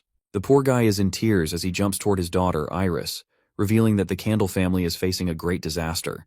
They pledged loyalty to Timothy, who just lost to Roland. Iris remains nonchalant, not surprised at all. She already knew this would happen, which is exactly why she refused to marry Timothy in the first place. Her father is shocked. How did she even predict Timothy's downfall? To this, Iris simply states that Timothy was never fit to be king. Carlin then asks her who she wants to marry. He's really curious to know who she thinks is better than Timothy. Iris, however, decides to put the marriage talk aside and focus on the real issue. First, she wants her father to order his soldiers to return. all those who left for Grey Castle. Carlin insists that this is impossible since they've already been gone for 4 days. But his cunning daughter has a plan. She suggests sending some men to Valleytown first. They'll get there by tonight if they leave now. From there, they can take a boat to the capital, arriving a day earlier than the soldiers. No matter which route the soldiers take, they'll have to pass through the North Gate. That way, they can intercept them on the outskirts of the capital. Carlin is absolutely blown away by his daughter's quick-witted thinking. He hadn't even considered this plan himself. Without wasting time, he quickly orders his butler to follow her instructions. Once the butler leaves, Iris turns to her father and asks if Night City's walls will be able to stop Roland. Well, given the kind of weaponry Roland has, it sounds nearly impossible to him. She then reminds him that even if they manage to pull back their soldiers, it won't change the fact that they are still enemies in Roland's eyes. They serve Timothy, and that won't be forgotten. Even if Roland doesn't come for them now, he will in the future. To save the family, she believes they need to take bolder action. Carlin quickly catches on to what she's suggesting. But even if they pledge loyalty to Roland, how can they be sure he'll trust them? In response, it is then she declares that she will accomplish this task through sheer goodwill. The scene then transitions to Duke Candle hosting a grand party. All the major nobles from the neighboring regions have gathered, discussing the future of the northern lands now that Roland Wimbledon has successfully captured Grey Castle. Their endless yapping is pointless. They all secretly harbor ill intentions toward Roland. The loudest of them, the one speaking the most boldly against Roland, suddenly finds himself pierced by Iris's sword. His life ends in an instant. Panic spreads through the room. Within minutes, Carlin's daughter and his soldiers seize control of everything. One defiant duke still insists on fighting. Iris takes him on in a duel, and before long, she defeats him miserably. With the room under his command, Carlin finally speaks. He gives the nobles a choice: either join the corpses on the floor, or swear loyalty to the new king, Roland Wimbledon. Without a second doubt, everyone surrenders. Later we find Carlin with his daughter. Carlin questions her if Roland will accept this. Iris claims she's not sure if what they did will work out, but at least they've made their intentions clear. The fourth prince holds the power to determine the fate of the northern region. He may decide to appoint his own people to manage the land. She then instructs her father not to loosen up. He still needs to follow up and seize the two lords' territories by tomorrow morning. Roland's impression of the Candle family will determine how this plays out. Iris decides to take the heads of those two lords they just killed to the capital and requests her father to appoint her as his ambassador. The scene transitions to the capital, where the old man Baroff and Kyle Sichi have arrived after a long, mundane journey. Baroff is literally in tears, thinking about how Prince Roland destroyed Timothy just as Roland had intended. The operation went as smoothly as it possibly could. But Baroff is shocked when he learns that the prince has not started preparations for the coronation, which he believes should be done as soon as possible. However, Roland claims he doesn't have time for that right now. A proper coronation requires months of preparation. Crafting the golden crown, the jeweled staff, inviting the church and the other 3 kingdoms. An unimportant coronation would only slow down the second half of his spring assault. Roland then reveals that his ambassador to the Kingdom of Dawn will soon depart. He'll make sure to ask him to carry this message along as well, and it won't be too late to start on the coronation matter once the Kingdom of Dawn confirms things. The prince then addresses Kyle Sichi, reminding him that he summoned him here because he wants him to recruit from the Royal Alchemy Society. Since Sichi already knows most of the members there, he'll be able to convince them easily. Later, the prince arrives at the Alchemy Society in his balloon, where Chairman Lenin and his colleagues are already waiting. Once the balloon lands, the prince hops out, and Chairman Lenin doesn't forget to greet their new king. Being an alchemist through and through, Chairman Lenin initiates the conversation by mentioning how he's heard about the fourth prince's crystals, glass, and perfume inventions. To this, the prince acknowledges the praise and reveals that the sales of these items even reach as far as the Bay Islands, providing the western region with a rich source of income. That's why he built an alchemy workshop in a border town. Chairman Lenin is sure that it must have been a difficult task to build the workshop, considering the huge investments needed, especially since the border town was a place struggling with poverty. The prince acknowledges this and admits that the workshop currently produces many goods, including glass and perfume. Naturally, he's curious as to what the Alchemy Society spends so much money on. Roland then introduces his chief alchemist, Kyle Sichi, and shares that Sichi will inspect the products of their alchemy. He mentions that he wants to shut down the workshop if it hasn't produced anything new in the past few years. Upon hearing this, Chairman Lenin is rattled to his core. He quickly expresses that the prince's suggestion isn't a good idea. He also believes Roland doesn't fully understand alchemy, as it's vast and complex, with each formula resulting in different outcomes. But Kyle Sichi steps up to shut down these amateurs. He apologizes to King Roland on behalf of the loudmouthed fools who've barely skimmed the surface of the wide world of alchemy. Kyle is more than ready to prove that their formulas are antiquated and outdated, and he's willing to show whether the results are useful or not. The tension builds between the two alchemists, with Chairman Lennon gritting his teeth at Kyle Siechi's boldness. They enter the lab, where Kyle Siechi is ready to prove how lacking these amateurs are in their experiments and knowledge. At first, Kyle's method doesn't sit well with them. The others believe they've seen it before since it's already recorded in alchemy's history books. So Kyle decides to show them something more extraordinary.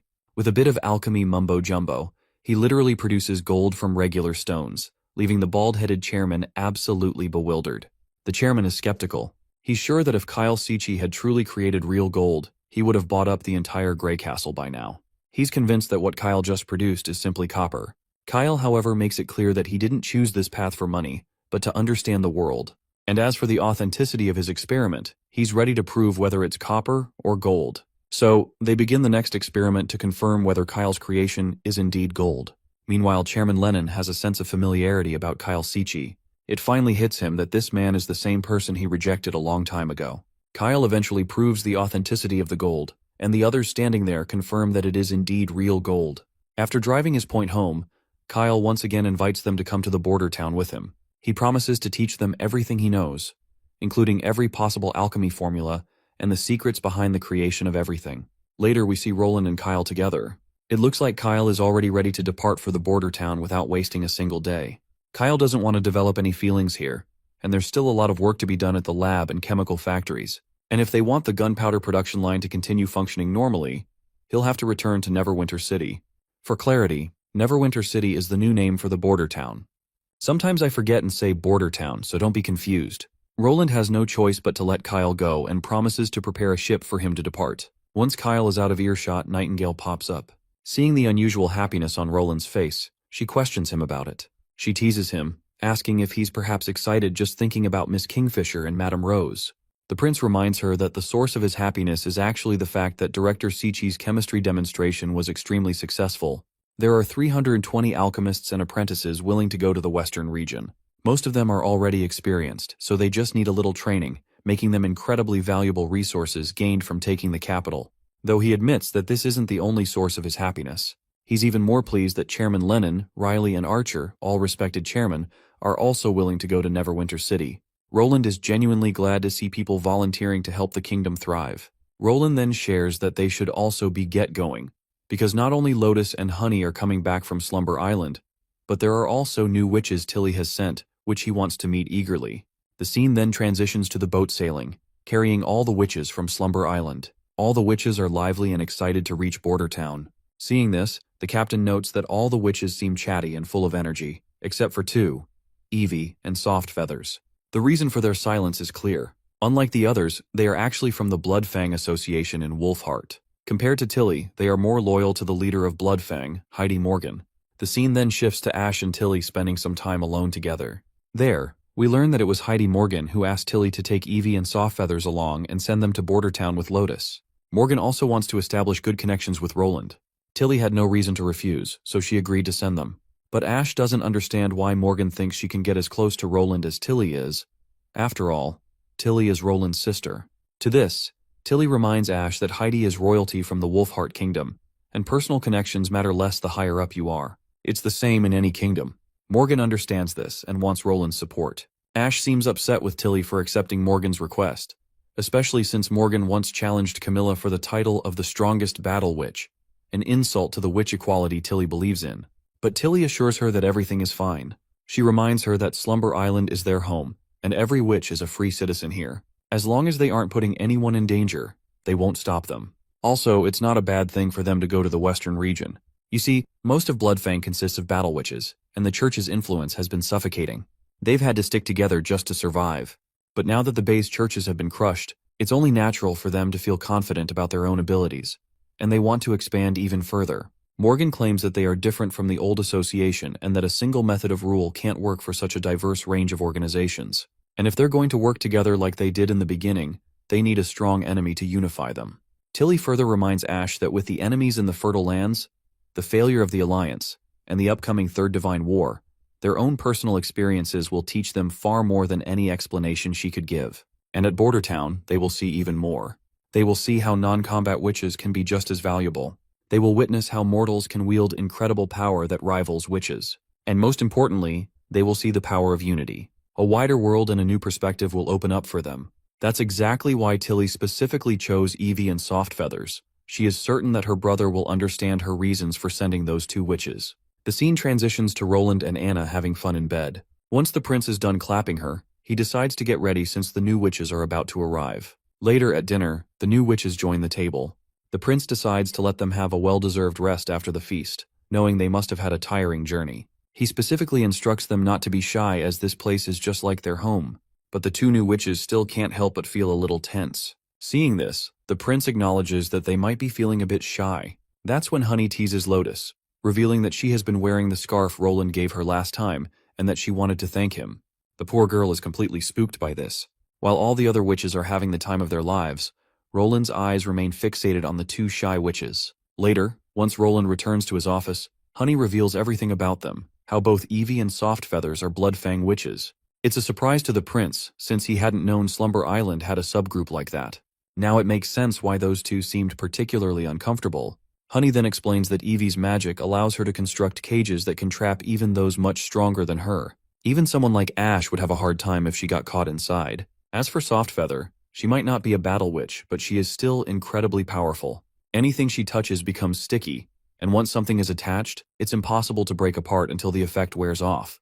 The prince can't help but recognize how versatile these abilities are, and he's even more surprised that Heidi Morgan actually agreed to send them. Since I don't know the name of this witch you see in front of you, I will call her Buttpuss until we find her real name. She explains that Bloodfang witches are just naturally strong. The construction of Slumber Island was partly thanks to them, and they always act high and mighty, often bullying witches who are weaker than them. If Miss Tilly wasn't strict about it, far fewer witches would have come to the island. The prince then falls into contemplation. He realizes that the witches who go to the bay don't have as much combat experience and come from many different organizations. It's no wonder something like this happens.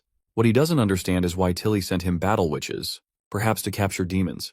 But the months of demons are already over. Then, another thought crosses his mind. Maybe Tilly wants him to capture that devil with multiple magic stones. But that task is far too risky, even if the rewards are great. Nightingale suddenly places her hand on his forehead, checking if he's feeling unwell, given how tense he looks. He reassures her that he's fine as he is just puzzled, unable to fully grasp why Tilly would assign him such a daunting task. When they ask what kind of task he's referring to, he comes clean, revealing that he's considering using the two witches' powers to capture a devil. The next day, everyone gathers outside. Softfeather is the first to demonstrate her powers, using her magic on the stones laid out in front of her. The prince then turns to Nightingale, asking about Softfeather's level of control over her magic. Nightingale responds that Softfeather has excellent control. Her magic consumption is quite low, and she barely detected any change in her stamina. Iron Axe and the others inspect the enchanted stones, and to their surprise, the stones are completely stuck together. They can't pry them apart at all. Roland then inquires if Softfeather has ever tested how long the stickiness lasts. She explains that if she sticks something like two rocks together with all her power, it could probably last for decades. But that's just a prediction, as she has never actually tested it before. The prince then asks her about the largest thing she has ever stuck together. She claims it was the sea walls of Slumber Island. One day, large cracks started forming on the walls during high tide, and Lotus was absent. To prevent disaster, she filled all the cracks with her magic glue, cloth, and stones to stop the water. Otherwise, the walls wouldn't have survived the next tide. But Puss then chimes in, expressing that she plans to stay longer this time, and she's also ready to demonstrate her abilities. Roland immediately shifts his attention to Buttpuss, which causes Softfeather to pout in annoyance. But Puss then reveals that her ability is an area of control. Anyone who comes within 5 meters of her has to act according to her will. To demonstrate, she casts her magic on Iron Axe and Knight Carter, and both men suddenly start dancing against their own wills. She states that she can do this about 10 times a day. The prince is quite pleased to see another unique ability. It might not be suited for ranged attacks, but in close quarters, it's incredibly effective. Also, since this ability can't be seen with the naked eye, enemies won't see it coming. As long as she can get within 5 meters, their lives will be in her hands. It's obvious that this will be incredibly useful for observing devils up close. Then, it's time for Evie to shine. She proudly boasts that she can instantly immobilize enemies and even kill them by shrinking the cage she traps them in. She can capture 2 people at a time, especially since she only has 2 hands. She further brags that even Ash wouldn't be able to escape, as long as she doesn't unclench her fists. She then throws an open challenge for any witch to step forward and try to escape her. She especially wants Maggie to try, since Maggie can transform into a huge beast. The prince finds this idea to be very good. After all, Maggie's dragon form is the same type of creature that the devils use as steeds. If they're going to capture devils, they might encounter similar enemies, so they decide to call Maggie over. And speak of the devil, Maggie appears. The prince doesn't waste any time explaining the situation. All Maggie has to do is transform into her dragon form and see if she can escape Evie's magic cage. Maggie quickly shifts into her giant form, and Evie wastes no time activating her ability. A glowing cage materializes around Maggie, trapping her. Maggie struggles with all her might, but it's clear she can't escape. Seeing this, the prince is thoroughly satisfied. Even if they face a devil riding a dragon, they'll still be able to capture it, and the cage itself is incredibly sturdy. Roland then orders Evie to release Maggie, but instead of complying, this crazy woman does the opposite. She tightens her grip on Maggie and slams her down into the ground. Everyone watching immediately panics and starts yelling at Evie to release Maggie, but Evie doesn't listen. She completely ignores them. Seeing this, Lightning gets annoyed and charges straight at the treacherous woman, but Evie just traps Lightning too. And then, with no hesitation, she throws her away. That's when Roland finally snaps. He promptly delivers a hard slap across Evie's face for the shit she's pulling. That slap is enough to snap Evie out of whatever twisted mindset she was in, and she quickly apologizes. Apparently, she was just trying to gauge the other witch's powers. She believes that people are capable of surpassing their limits when facing danger, and she just wanted to make the test results more accurate.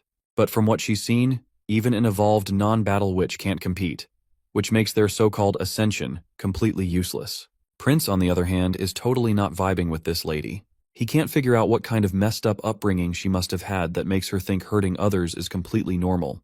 Roland then turns to Maggie and asks her about her well-being. Wendy sadly admits that while she's not severely injured, she ended up with some bruises. Roland gets even more ticked off hearing this, and sternly orders Evie to apologize to her. Evie doesn't respond immediately, but eventually she offers an apology to Roland. However, the prince reminds her that he doesn't want her apology to him. He wants her apology to Maggie. Hearing this, Evie looks rattled, as if Roland had asked her for something blasphemous. All she does in response is click her tongue. Seeing her messed up attitude, Roland realizes that the situation on Slumber Island is worse than he thought. Most importantly, he sees that she doesn't believe she did anything wrong. He can think of countless ways to punish her, but none of them will change her twisted views, so it's pointless. Instead, Roland tries to mess with her psychologically. He reminds her that just because she thinks she's strong doesn't mean it's her right to hurt those weaker than her. In reality, she's the weak one. Roland reminds her that support witches are more important than battle witches, and in a fight, support witches are the heart of survival. Her idea that the opposite is true is both pitiful and laughable. She won't win if she relies on her abilities alone. Evie just feels annoyed and believes that no support witch is capable enough to defeat her. But Roland makes it clear that most of the Witch Union members could do it easily, even if they've never used their abilities in combat. Yet Evie sticks to her guns, making it clear that she believes no one can defeat her. At this point, Roland decides to organize a serious fight between her and Maggie, hoping Maggie will show her that Evie has no privilege over any witch. Of course, this arrogant Evie just dismisses Maggie as a dumb pigeon. Roland makes it clear that the duel will take place tomorrow, and he wants Evie to learn that she's not as strong as she thinks she is. The next day, an extravagant breakfast is laid out in front of Evie. She had expected them to starve her so Maggie would have an upper hand, but it seems like they want her to fight fair and square. This also shows how much Roland trusts Maggie. Softfeather then reminds her that Madame Heidi Morgan had clearly told them to simply observe the situation, and they've only attracted unwanted attention by making a scene. But the arrogant Evie reminds her friend how Madame Heidi would say that battle witches who conquer territories and wield power for their ruler are more important. As for the king here, she finds him strange. It's like he actually sees all witches as equals. She also doesn't like the fact that someone like Maggie, who can barely finish her sentences, is loved by everyone, including the king. Evie also believes that Maggie is a traitor who left Slumber Island and joined these witches. She wants to show the king her true strength so that he will acknowledge her and hold her in high regard, since she is a battle witch. She wants to show him that the gap between battle and support witches can't be closed, no matter how much evolution occurs. Now, let's switch to Maggie and Lightning. Lightning is totally fired up and wants Maggie to beat the crap out of Evie. While Maggie doesn't want to hurt her fellow witch, Lightning reminds her that if she lets Evie go this time, she won't take Maggie exploring anymore, because cowards can't become explorers. This is when Nightingale yells at Lightning for calling Maggie a coward. Cowards don't fight devils, and Maggie clearly saved Nightingale's life from them. She then turns to Maggie and explains that Roland arranged this duel to make the Bloodfang witches recognize their mistake and change their attitudes. If Maggie can defeat them, she'll be helping them learn the truth. So if she's not fighting for herself, she's protecting everyone, just like when she was fighting the devils. Maggie relaxes a little and acknowledges what her senior is saying. She even breaks into a happy smile because Roland promised her unlimited ice cream and peppered steak for a week if she wins. Just another reason for her to give it her all. The time for the duel arrives and both participants stand facing each other. Before the fight begins, Evie, out of habit, throws some nasty jabs at Maggie, telling her to surrender while she still has the chance. But Maggie isn't fazed at all. As soon as the king signals the start of the duel, Evie immediately tries to retaliate. But Maggie quickly transforms into a bird and flies off, giving Evie no chance to trap her in her cage magic. After dodging left and right, Maggie seizes an opportunity. She shifts back into her human form and fires a barrage of bullets at Evie, utterly defeating her. Suddenly, the scene transitions to Evie's past. She is running alongside a red-haired girl named Annie. After running for what feels like forever, they are eventually caught by soldiers hunting witches. But before the soldiers can act, they are obliterated by another faction. The one who just brutally slaughtered them is none other than Madame Heidi and her companions. Skyfire, one of Madame Heidi's underlings, interrogates the two girls. Annie reveals that they are both witches, but 3 others got separated from them. She wants to find them. But Skyfire makes it clear that they don't have the resources to find and rescue everyone. If those who are not powerful enough to make it here, then they are no use for Bloodfang. Not to mention, those who even end up making to Bloodfang are not guaranteed to be enrolled. Later we see that only Evie ends up joining the Bloodfang group, while her friend Annie is left behind. Annie's abilities weren't impressive, and physical strength is not enough to be classified as powerful. Evie cries and begs to stay with her friend, but Madame Heidi personally addresses her concerns. She tells Evie that Bloodfang doesn't need lambs for slaughter, it needs beasts. Then, she tells her a story. The stone wolf, the mascot of Wolfheart, is the apex predator of the mountains. A stone wolf mother commonly gives birth to 3 or 4 cubs, but not all of them survive. The mother wolf kills any cubs she can't afford to feed, ensuring the survival of the strongest. She believes that this is the only way future generations can survive. She further tells Evie that to survive in this cruel world, a witch must become a beast. Only a witch as strong as them can keep her life. They continue to drill this belief into her mind. Right then, Evie wakes up from her nightmare. When she opens her eyes, she finds Nana happily introducing herself. She's the one tending to Evie's wounds under King Roland's orders. Suddenly, Nana remembers that Evie must be hungry, so she quickly leaves to get her some food. Evie moves her limbs and realizes she isn't hurt anywhere. Reflecting on the fight, she feels deeply embarrassed, losing to some stupid pigeon of all things. To her, all these witches are nothing more than untrained lambs, living only for foolish pleasure. Meanwhile, her own struggles are written in the scars that still remain on her body. She believes Tilly's witches are the same, pleasure seekers who would barely put up any real resistance against a powerful enemy. This world belongs to the strong, where survival means preying on the weak. To live, one must become a beast and act like one. She holds Madame Heidi's teachings close to her heart, and yet, she can't stop thinking about her friend Annie, who was left behind simply because she wasn't strong enough. She remembers the times they used to share food, breaking bread together. Just then, Nana returns with some freshly baked bread, and Evie promptly takes it. She then asks Nana if she was sleep-talking earlier. Nana responds positively, claiming that she kept repeating the words, wild beast. She asks why Evie would say something like that. After all, she isn't a wild beast. To Nana, they are all just witches. And witches, in the end, are no different from humans. Sure, witches possess supernatural abilities, but according to King Roland, they aren't all that different from mortals. Later, Evie meets Roland, wanting to know what kind of weapon Maggie had used against her. That's when Roland shows her the revolver. This thing is called a gun. It uses gunpowder to propel a fatal bullet at the enemy. However, the bullets Maggie used were specially modified so they wouldn't penetrate her body. Otherwise, she would have been dead by now. He emphasizes the importance of this weapon. He shows her a bullet, not longer than a pinky finger, but manufacturing it is an incredibly complex process. This process involves hundreds of ordinary townspeople and 3 witches, all working in strict coordination to produce them.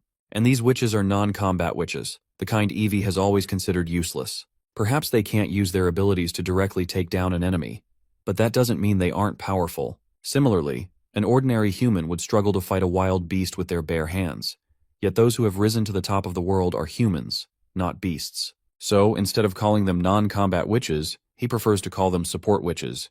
Their abilities allow them to accomplish things that would otherwise require dozens of ordinary people. As a result, humanity can easily defeat beasts, and from a certain perspective, support witches might even be more valuable than combat witches.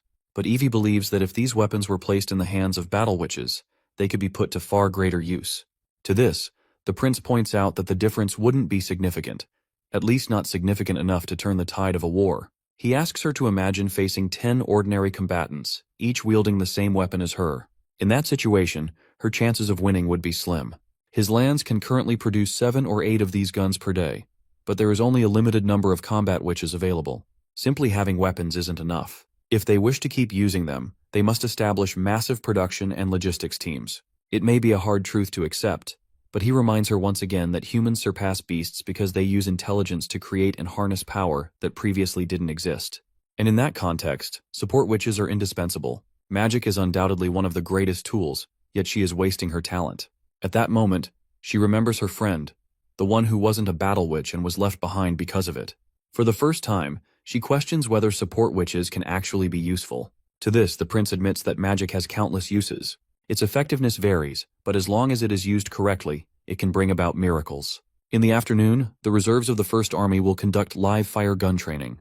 He arranges for Evie to observe. If she goes, she will witness firsthand what true power is. Later, we see Wendy scolding Agatha for skipping meals while overworking. Agatha apologizes, explaining that she was so focused on making the last batch of dinitrogen that she didn't realize it was already nighttime. She partly blames Roland for inventing light bulbs. When the factory lights are on, it feels like daytime. Regardless, Wendy places a dinner box on the table and urges her to eat before it gets cold. She also tells Agatha that if she ever feels tired, she should ask Echo to sing the Song of the Springing. The melody can lift her spirits and relieve exhaustion.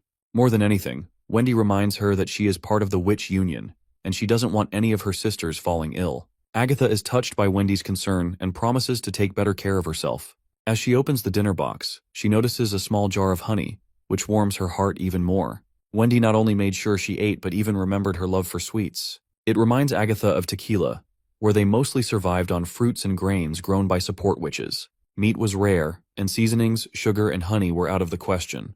Even if they had a witch who could control bees, she would have been sent to the battlefield rather than assigned to produce what was considered an unnecessary luxury.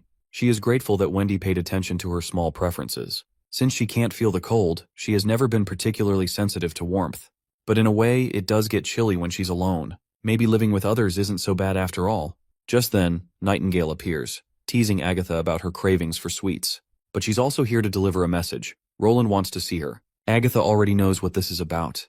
He probably wants to lecture her about work-life balance and convince her to go home earlier. Since she already knows what he's going to say, she tells Nightingale to inform him that she doesn't want to waste his precious time. She promises to keep his concerns in mind. However, Nightingale reveals that this isn't the only reason. Roland also wants to discuss launching an attack on the devils. That gets Agatha's attention. She opposes the idea. Killing a few thousand devils won't make them throw down their weapons and flee. The war won't end that easily, and if they act too soon, the kingdom could be in ruins before they even establish what they have envisioned. But the prince clarifies her misunderstanding. He doesn't intend to destroy the devil's camp. He wants to capture some of them alive. The new witches are perfect for this task, and after Evie captures the devils, they can transport them easily using a hot air balloon. Prince then asks her few crucial questions. Can devils survive without the red mist they carry? And more importantly, would their blood still be useful for creating sigils?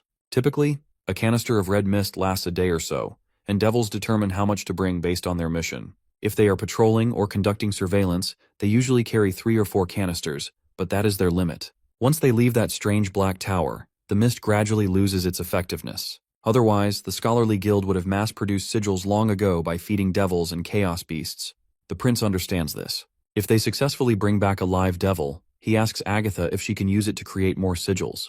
She confirms that she can, but she will need sufficient ingredients, an independent lab, and at least 20 mortal assistants.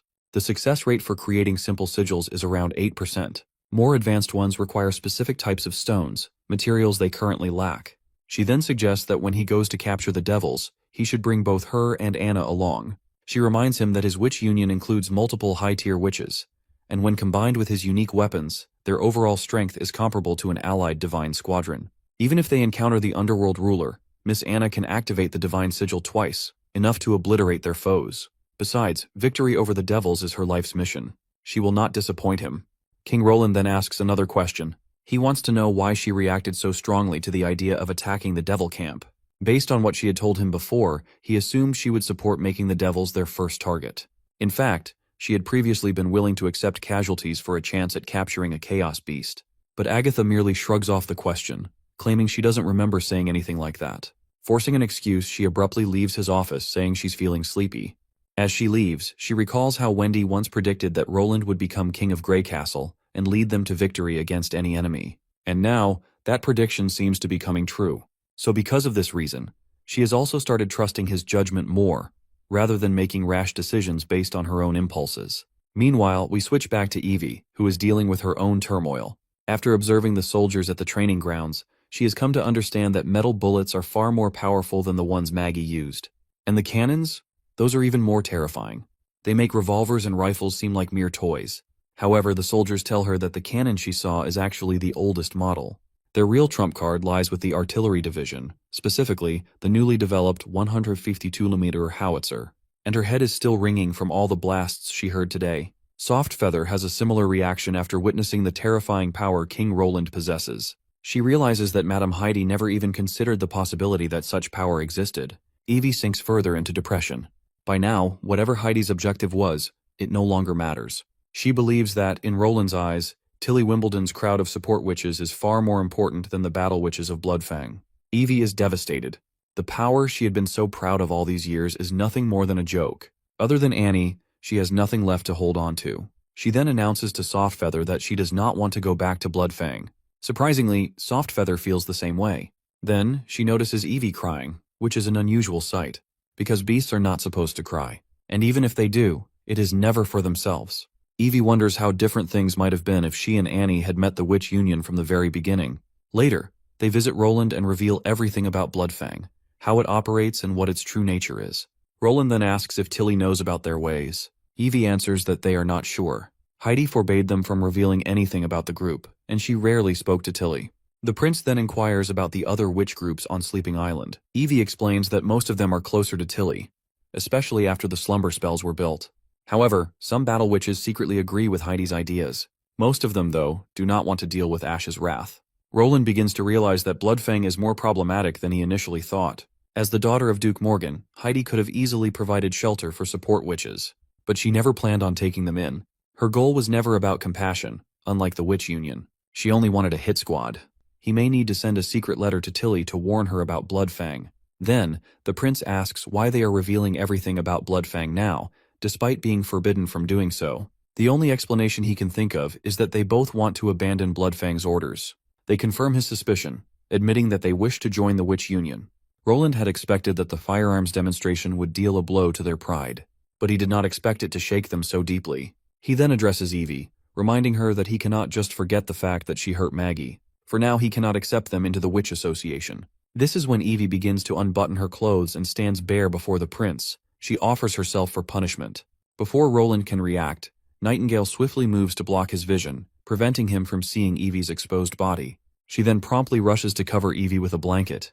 But in that brief moment, Roland catches a glimpse of the permanent scars marking her back. And suddenly he understands. Evie's willingness to accept punishment without hesitation reveals just how deeply Bloodfang's ways are ingrained within her. This is not just about obedience. It is about control, submission, and a warped sense of loyalty. Roland tells her that if she truly wants to join the Witch Union, she must stop acting as though she is still part of Bloodfang. She is no longer a tool to be used or discarded. A short while later, as he grows more relaxed, he informs her that she may submit a request through Wendy. Her behavior and willingness to change will determine whether the witches are willing to accept her. But no matter what, Neverwinter will always be a home for witches. Even if she does not become part of the Witch Union, she will not be cast out. When Evie leaves, Nightingale comments on how fortunate she is. She survived while her friend Annie was not as lucky. If Bloodfang is truly the only witch organization left in Wolfheart, then witches who do not fall into their ranks likely face even worse fates. Captured by the church or aristocrats, their chances of survival would be slim. The next day, Anna arrives wearing a new uniform, looking absolutely stunning. She seeks Roland's opinion on the outfit. He has grown used to seeing her in the maid uniform, so this change is refreshing. The fabric was provided by Soraya's magic, making it both lightweight and durable. This means she can design even more outfits for Anna, an idea that excites Roland. Then, he reveals the real reason he called her over. He wants to develop a new energy source, an alternative to the steam engine. He presents her with blueprints for a new machine. It is similar to a steam engine, but instead of rotating rods, its mechanism uses paddles.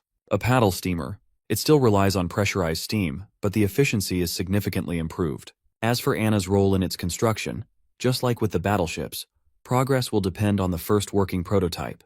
There is no rush though, since Wendy mentioned that they are preparing to capture some devils. And this time, Roland will not be joining them. Anna is visibly relieved. She cannot bear to watch him get injured, or worse, killed, like last time. They share some passionate moments together before she departs. Later, after Anna leaves, Nightingale appears. Roland tells her that they should practice a few more times before the mission. She must be completely familiar with the plan and everyone's role. This ambush will target small groups of devils that pursue invaders, and they must be ready to adapt if things do not go as expected. If the situation turns dire, Roland orders her to ensure that Anna returns safely, no matter what. That is precisely why he is not going with them. Otherwise, everyone would prioritize protecting him, leaving them vulnerable. Just then, they notice Barov through the window. He has returned from the capital. Since Roland wants to discuss smelting operations with him, he decides to head out to meet him. Meanwhile, in the capital, Iris, the daughter of Duke Carlin, arrives at the castle, seeking an audience with King Roland. However, the guards inform her that Roland left Prime Minister Barov in charge, but Barov himself departed for Neverwinter a few days ago. For now, the castle stands empty, except for the servants. Iris feels frustrated as she stares at the grand yet empty castle. They had rushed all the way here without stopping, only to realize that they completely missed their mark. She cannot believe that the king abandoned such an incredible city just to build his own in the western region. With no other option, she decides to return to the pier. If Roland is in the west, then that is where she must go. She is adamant about meeting him. However, her brother reminds her that there is no need to rush. They can take their time. Reluctantly, Iris agrees. She decides to find an inn for the night and leave in the morning. As for the heads and the rest of their luggage, she insists on leaving them on the boat. The last thing she wants is to smell them any longer. The next morning, when the siblings return to their boat, they are met with an unexpected sight. The ship has been burned down. Iris immediately seeks out a dock worker, demanding to know why their ship was set ablaze. The worker promptly explains the situation. Some fool left corpses on board, and the smell attracted burglars. He reminds them that people in this city are extremely sensitive about dead bodies. After all, it was corpses planted by the church that caused the terrible plague just a year ago. Fire, he says, is the safest and most effective way to eliminate the threat. To make matters worse, the captain of the ship has been arrested for questioning. Hearing this string of bad news, Iris's frustration grows.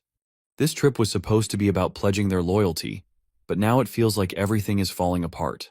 Meanwhile, at the border town, the witches gather to prepare for their devil heist.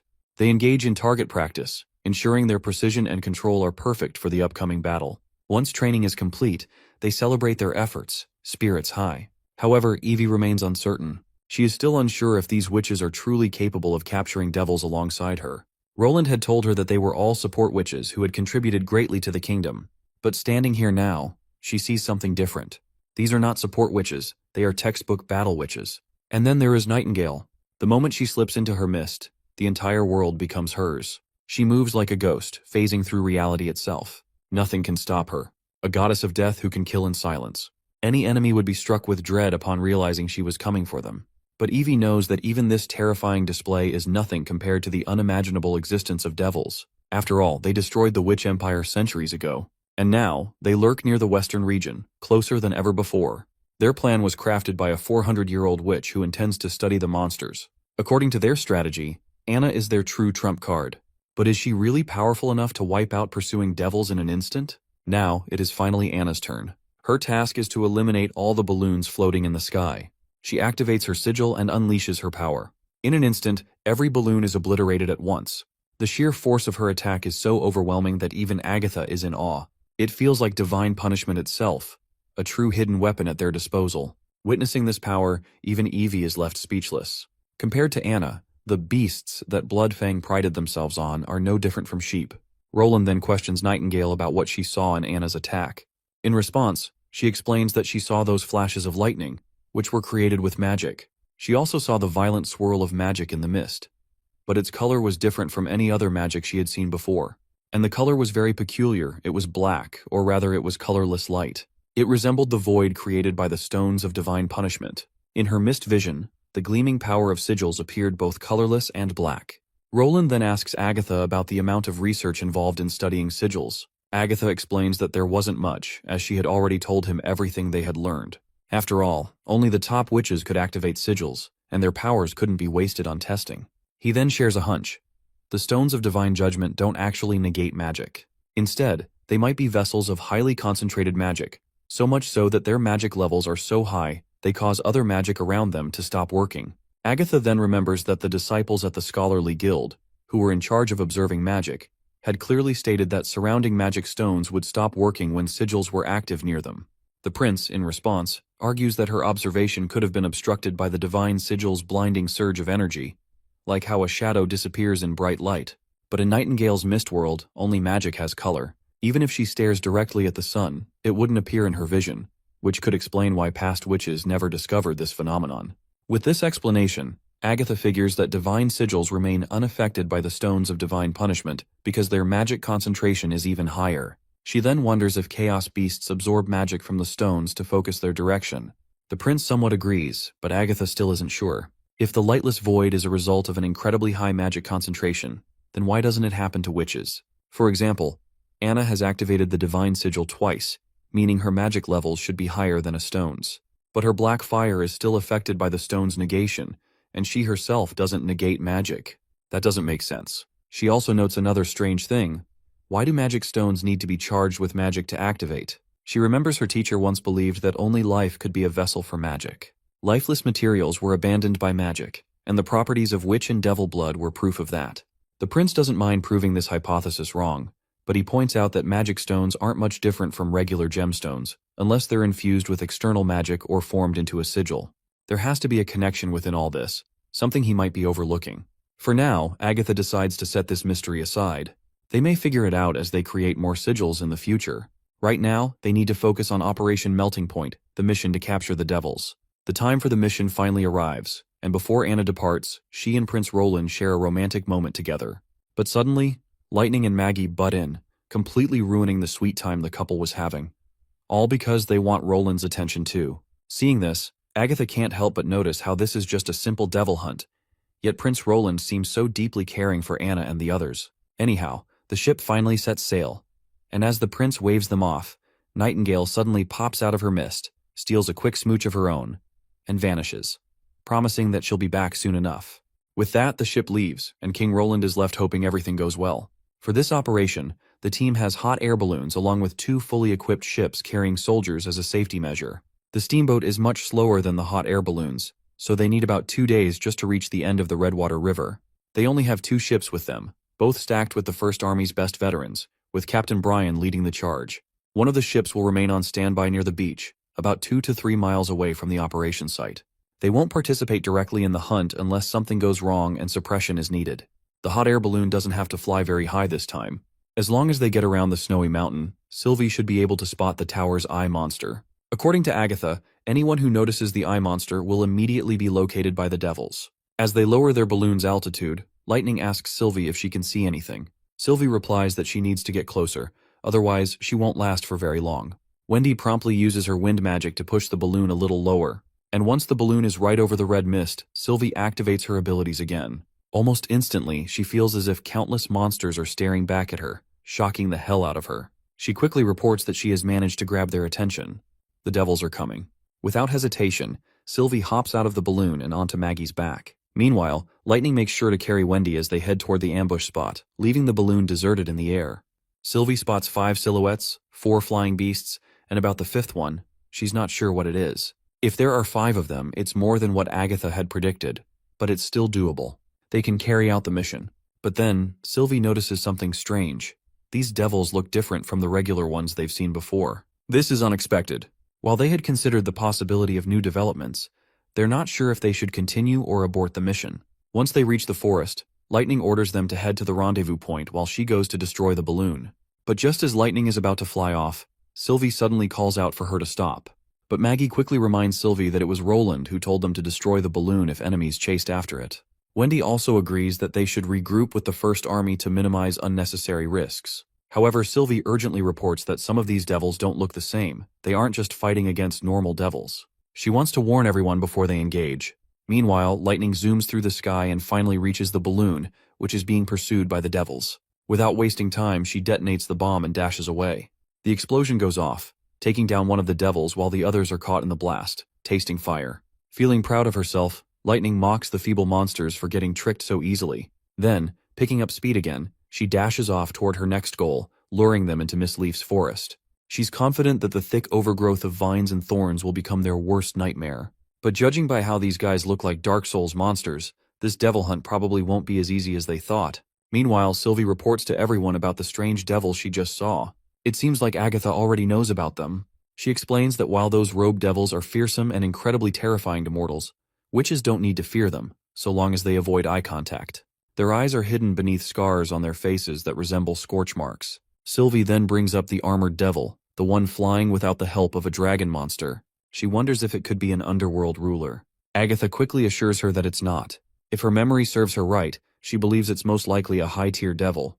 The Alliance knows very little about them, but she does know that they have multiple abilities.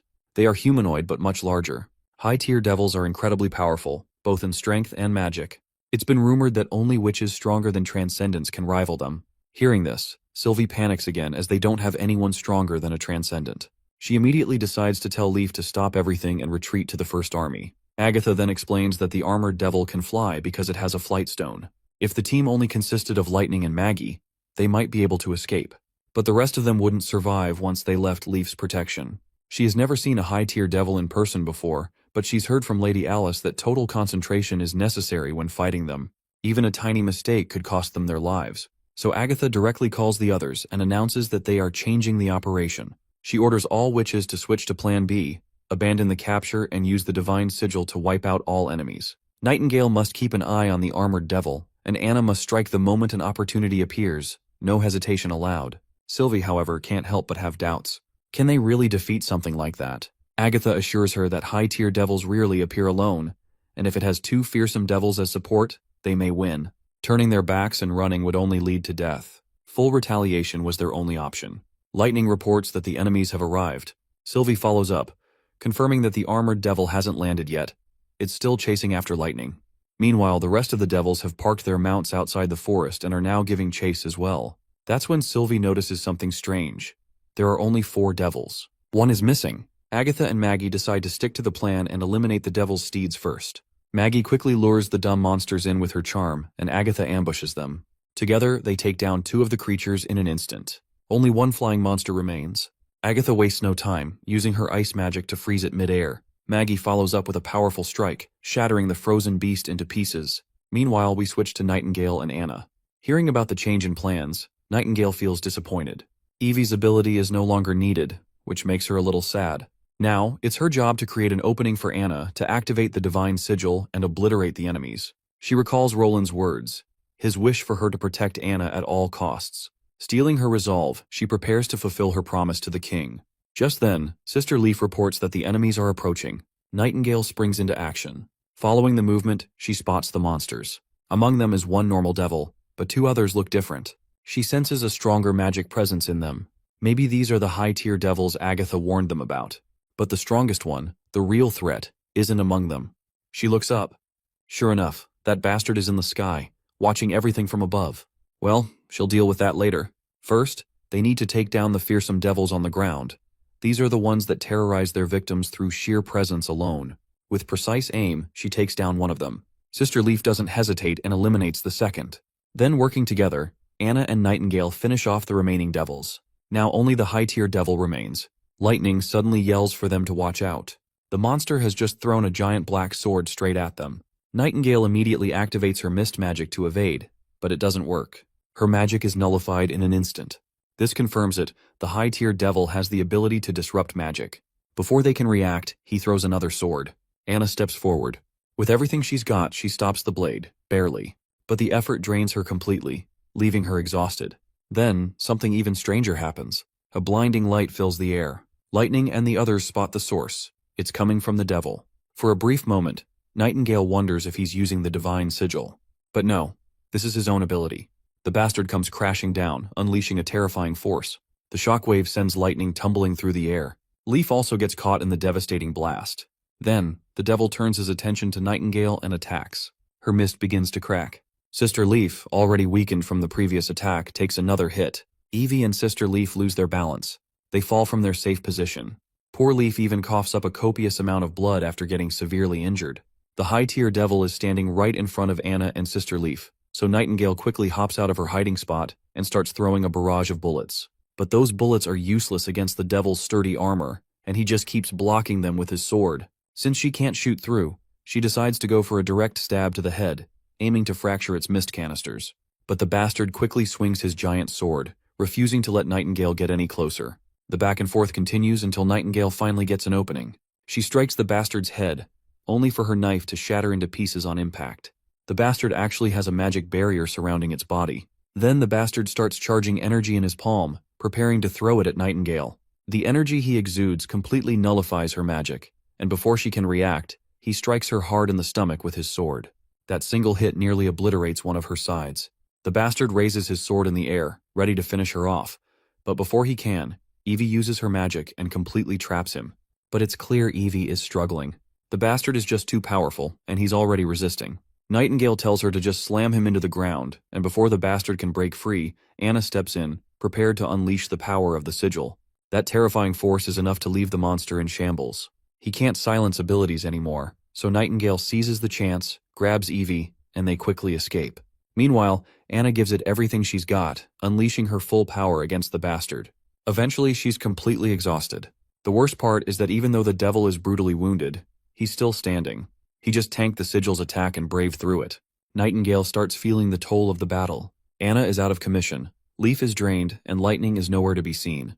That's when Evie steps forward, dagger in hand, ready to fight the monster. Her powers are almost depleted, but she's still a combat witch. Just then, Agatha and Maggie arrive. Maggie swoops in, crashing right onto the bastard.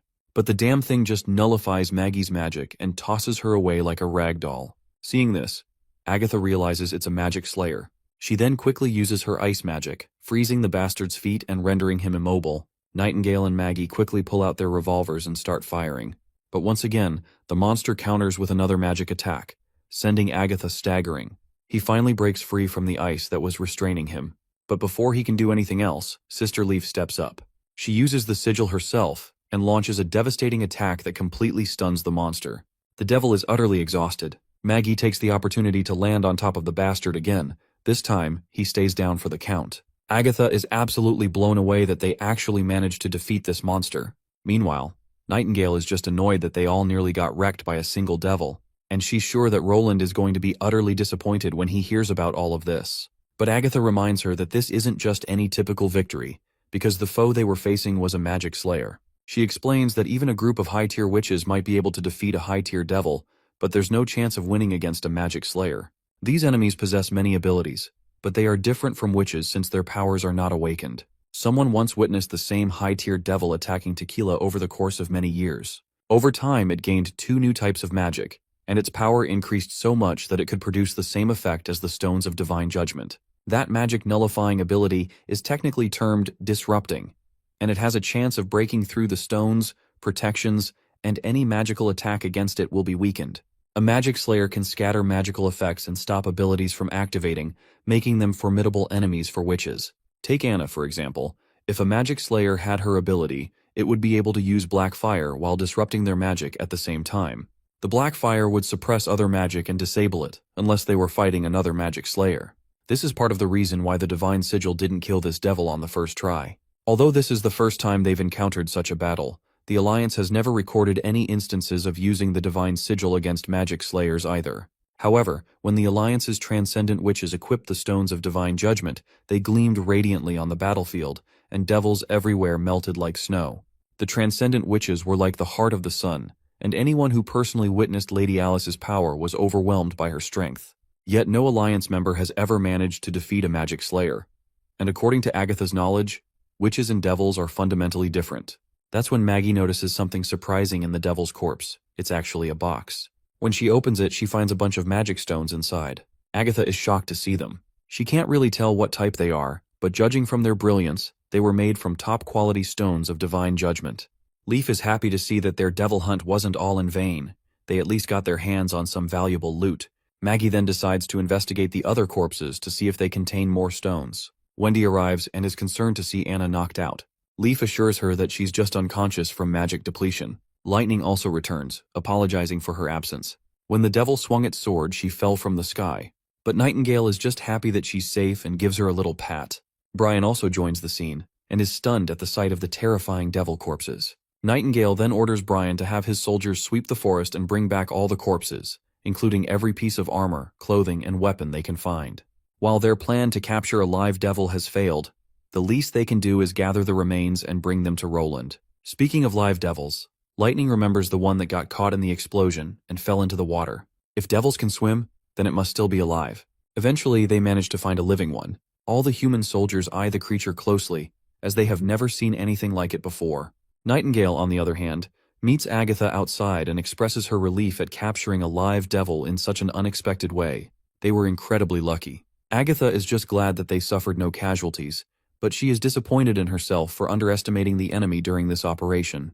Nightingale reassures her, saying the unexpected presence of that high-tier devil wasn't her fault. No one could have predicted it would appear in a place like this. But Agatha states that this is what concerns her the most. High-tier devils typically hide behind large armies, and they never act alone. There weren't many of them around either. She had thought they would only see one when the Red Moon arrived, but after seeing these magic stones, she isn't so sure anymore. The stones they retrieved were of such high quality. The Alliance has killed thousands of fearsome devils.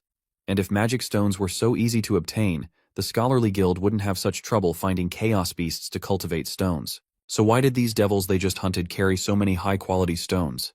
Could it be that they never stopped magic stone production in the past 4 centuries? She is also uncertain about the lifespan, growth cycle, and reproduction of devils, so she has no clue how they might have developed over the years. If the enemy is gathering numerous stones, does that mean they have more high-tier devils? She hopes they find the answer before it's too late. The scene transitions to Iris, who has finally made it to Neverwinter City, or rather, Border Town, where she is ready to meet King Roland. After seeing how massive the city is and how bustling the streets are, she can't help but marvel at how Roland united the western region into one city. The growth in population and commerce has even surpassed the former capital. She vividly recalls how the fourth prince was notorious for his scandals and neglect of studies. She then instructs her brother Carl to send a message to Roland announcing their arrival. She specifically tells him not to mention her as his sister. He will be representing and handling the meeting. Soon enough, Roland receives Carl's message and learns that the northern region has surrendered. Carl Candle, representing the northern region as Duke Carlin's son, has come to deliver the news. Later, Roland meets Carl and Iris. Carl speaks on behalf of his house, bringing good news. Holmes and Lista have been dealt with because they were treacherously supporting Timothy. Meanwhile, Roland's eyes remain fixed on Iris, while she is Carl's supposed assistant, but something about her presence feels more commanding than Carl's. Carl, on the other hand, continues that they hadn't expected Roland to return to the western region so soon. They had wanted to present the severed heads of Holmes and Lista as evidence, but the heads rotted away during the trip. Roland is surprised that Duke Carlin killed the 2 dukes outright. This makes him believe that Carlin's loyalty is stronger than he initially thought. If Carlin is sending the heads of 2 dukes as a pledge, it must mean he is struggling to gain the support of northern aristocrats again. At the very least, the possibility of rebellion in the northern region has greatly diminished, so Roland is somewhat relieved to hear this.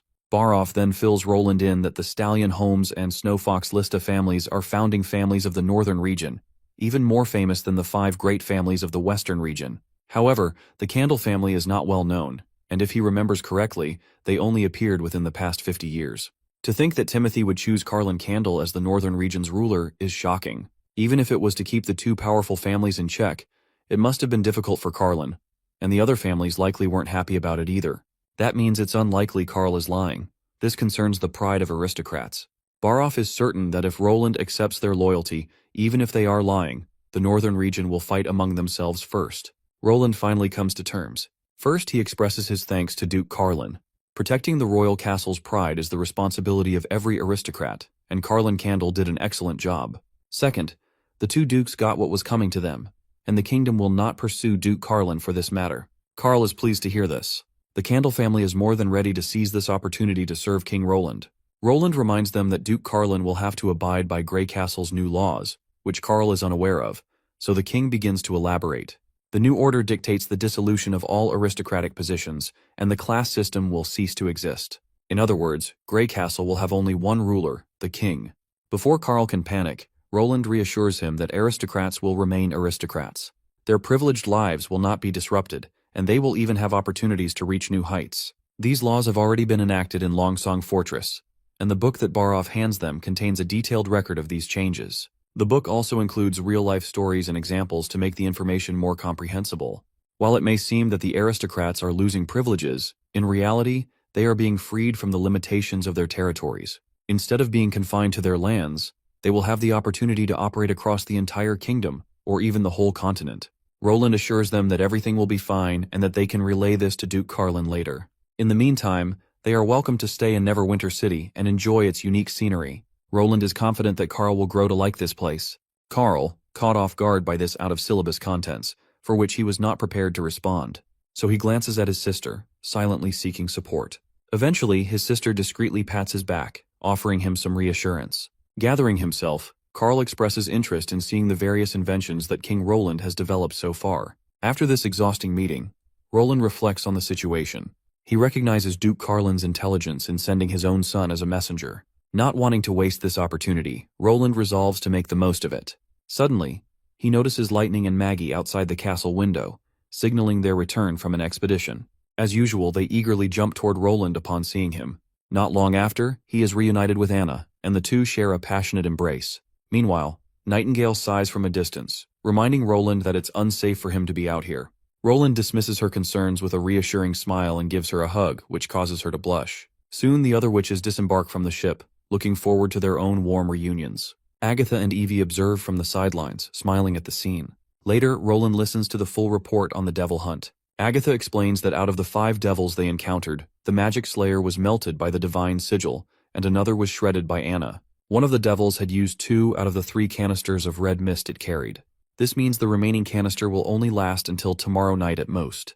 If they are to conduct any further experiments involving sigils, they must finish by tomorrow noon. Melting the sigil's vessel will take at least half a day, and Agatha anticipates multiple failures in the process. Roland reminds them that red mist is fatal to witches, and asks how they managed to replace the canisters for the captured devil. Agatha explains that she had mortal assistants handle the connections for her. She also brought back the depleted canisters, believing they might be useful later. Turning to Buttpuss, Roland asks if she can control the devil's mind and make it use magic. Buttpuss replies that she doesn't need to control every movement. She can issue a command that the devil will be compelled to follow. With this in mind, Roland instructs Nana to reconnect the devil's severed limbs. Though the task is unsettling, Nana has no reason to refuse and proceeds with the healing. Once the devil is fully restored, Buttpuss casts her magic, bringing it under her control before it can resist.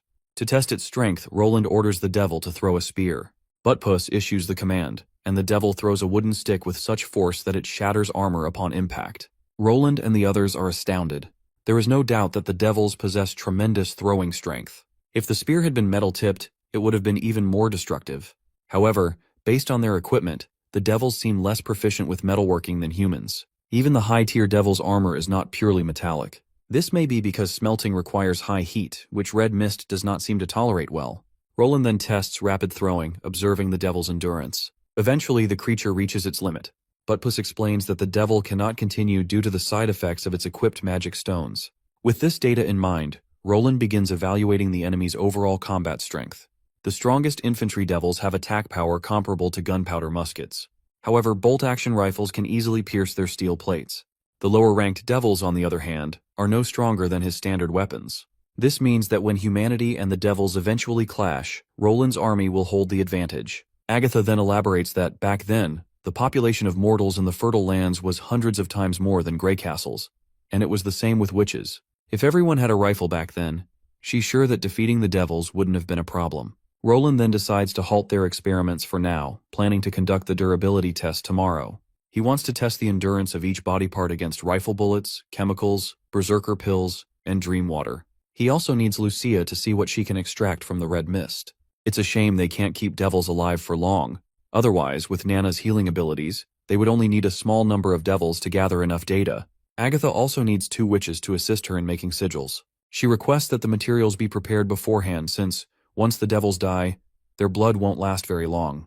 They'll also need to start dissolving the stones of divine judgment while the devils are still alive. Speaking of sigils, Roland suddenly remembers that they haven't decided what type to make yet. So, he decides to spend tonight reading the Magic Stone Encyclopedia, and will let Agatha know tomorrow which kind of sigil he wants. We then switch back to Iris, where her brother has just come out of the shower and insists she take a bath while the water is still hot. She asks him how the water system works here. Carl explains that he's heard the water in the pipes flows from that big metal tower, though he still doesn't know how they even managed to raise the water that high. Iris is totally out of the loop on how everything operates here. She looks outside and notices how all the building windows are glowing with light. There's a common saying among merchants that man-made light after dark represents wealth. She had thought that brightness at night could only be seen in pubs and theaters, but now she understands what it truly means. Under the lights, every factory in the city is producing all kinds of goods, what they call industrial products. She also can't forget the steam engine she had seen. A rough lump of metal is smoothed by spinning wheels and shaped by rotating drills, turning into shining mechanical parts among mounds of grease and scraps. It's an entirely new kind of beauty. The steam engine is a beauty far beyond the brilliance of a gemstone or an intricate dress. She is desperate to figure out how in the hell Roland Wimbledon acquired all of this alien knowledge. She then leans back and questions her brother about the new law Roland has created. She wants his take on it. Carl isn't sure how to respond, but he plans to write a letter to their father tomorrow about it. Still, he fears their father might not accept the terms. He read the booklet His Majesty Roland gave him, and even if he disregards whether the examples in it are legitimate or not, he argues that the highest-ranking example mentioned was merely the son of a lord. Yet, under the new laws, that man has become something like a duke without a territory. And that man we are talking about is Ambassador Petrov. If Karl is being honest, he would probably do the same as His Majesty Roland if he were in his shoes. But he worries because their father is the legitimate ruler of the entire northern region. He is the Duke of Evernight City, holding far more power than the honeysuckle heir. If he agrees to Roland's demands, he would essentially be giving up his territory. Instead of a promotion, it feels more like a steep demotion. Well, his sister kind of agrees with his judgment, but she reminds him of one crucial thing her brother didn't take into account: the question of whether they can maintain their power. She points out that the only reason they distribute land to their knights and personnel is to preserve their loyalty to the Candle family and attract newcomers to pledge their service. And if their father had owned the entire northern region outright, the knights would have left long ago. Without property, the knights would look elsewhere, and the lower lords would do the same. In the end, the entire northern region would belong solely to the Candle family. Carl knows all this too well, and this is the same reason he isn't sure if having all of the cities belong to just one family is even feasible. In his view, the northern region is massive, and their family simply can't handle governing it alone. Not to mention, collecting taxes and harvests is already annoying enough. They can't expect the peasants to just pay up on their own. But his sister reminds him that they've been expanding their vassals precisely to protect their land. They've been following this approach because their military and governing abilities are limited. And that's exactly why Roland wants to establish a unified system. With how fast everything is changing, no army can gather the strength to defeat Roland, and no one on the entire continent can oppose him. But Carl reminds her that Roland also believes a strong, centralized government can manage an entire continent. So distributing land to lords isn't necessary. His sister, however, counters by saying that Roland himself believes that this shift is inevitable. A well-equipped centralized government will inevitably replace the feudal system because it can utilize the kingdom's resources far more efficiently. He wants to use the potential of all citizens to make production explode, believing that production is the key factor that decides the fate of a superpower. But to Carl, all of this sounds ridiculous. He doesn't believe Roland has nearly enough people to collect taxes and run everything. He will eventually have to rely on elites anyway. And even if those people have to pay up taxes at the end of the day, then what difference will it make for them? The peasants don't care who their king is. Iris responds that she's just as curious as her brother about everything he's mentioned. But she's certain that anyone capable of writing a booklet like that is definitely prepared to make it a reality. She plans to visit Roland again, but this time, she'll be the one leading the conversation. Carl, however, is frustrated to hear this. He's convinced that their father will never accept these terms. The next day arrives, and we see His Majesty Roland reviewing all the records from the experiments they ran on the devils. While firearms and swords can be fatal to devils, poison doesn't affect them much. It's likely because their biology is fundamentally different from that of humans. He also tested dream water and berserker pills, but the results were the same. The devil was completely unaffected.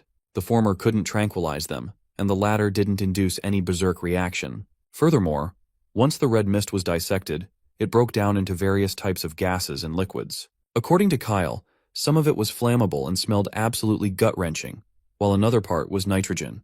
The rest was still unclear. However, those components weren't necessary for the devil's survival. The key lies in the mist's enchantment and understanding why the red mist expires. Also, when the temperature rises to 300 degrees, the red mist starts to separate rapidly. At 800 degrees, it even begins to burn. It seems that fire is a decent weapon against devils, on top of traditional firearms. Just then, an officer reports to Roland that the Northern Region's ambassador wishes to see him. Roland is a bit surprised that they're ready to talk after just a day, but he's prepared to meet them. If they don't recognize his law, he's already planning to force them to stay. Later, Iris finally introduces herself as Iris Candle, the Duke of Evernight's eldest daughter and Carl's sister. She apologizes for not introducing herself previously, explaining that her brother probably forgot to do so. Roland immediately figures that she must be the real ambassador, and Iris doesn't hesitate to admit it, further claiming that her father has given her full authority over this trip, along with his official approval seal. The prince is quite intrigued to finally meet her. In this age, it's incredibly rare for a woman to be an ambassador, let alone someone so young and attractive. Given her impeccable etiquette, he can tell that this isn't the first time she has met someone of higher authority. He also realizes that she hid her identity to avoid attention during negotiations. It wasn't really deception, more like a playful tactic often used by elites. Since she is here on behalf of her father, the prince finally asks if she has made up her mind. Before giving a direct answer, she first wants to ask a few questions and clarify some things. She recalls that he mentioned how the aristocratic system would be eliminated due to the growth of central power. But without the elite's help, she wants to know how he plans to ensure that the kingdom will still be managed efficiently. Majesty Roland is intrigued by her willingness to debate, and her question is an interesting one.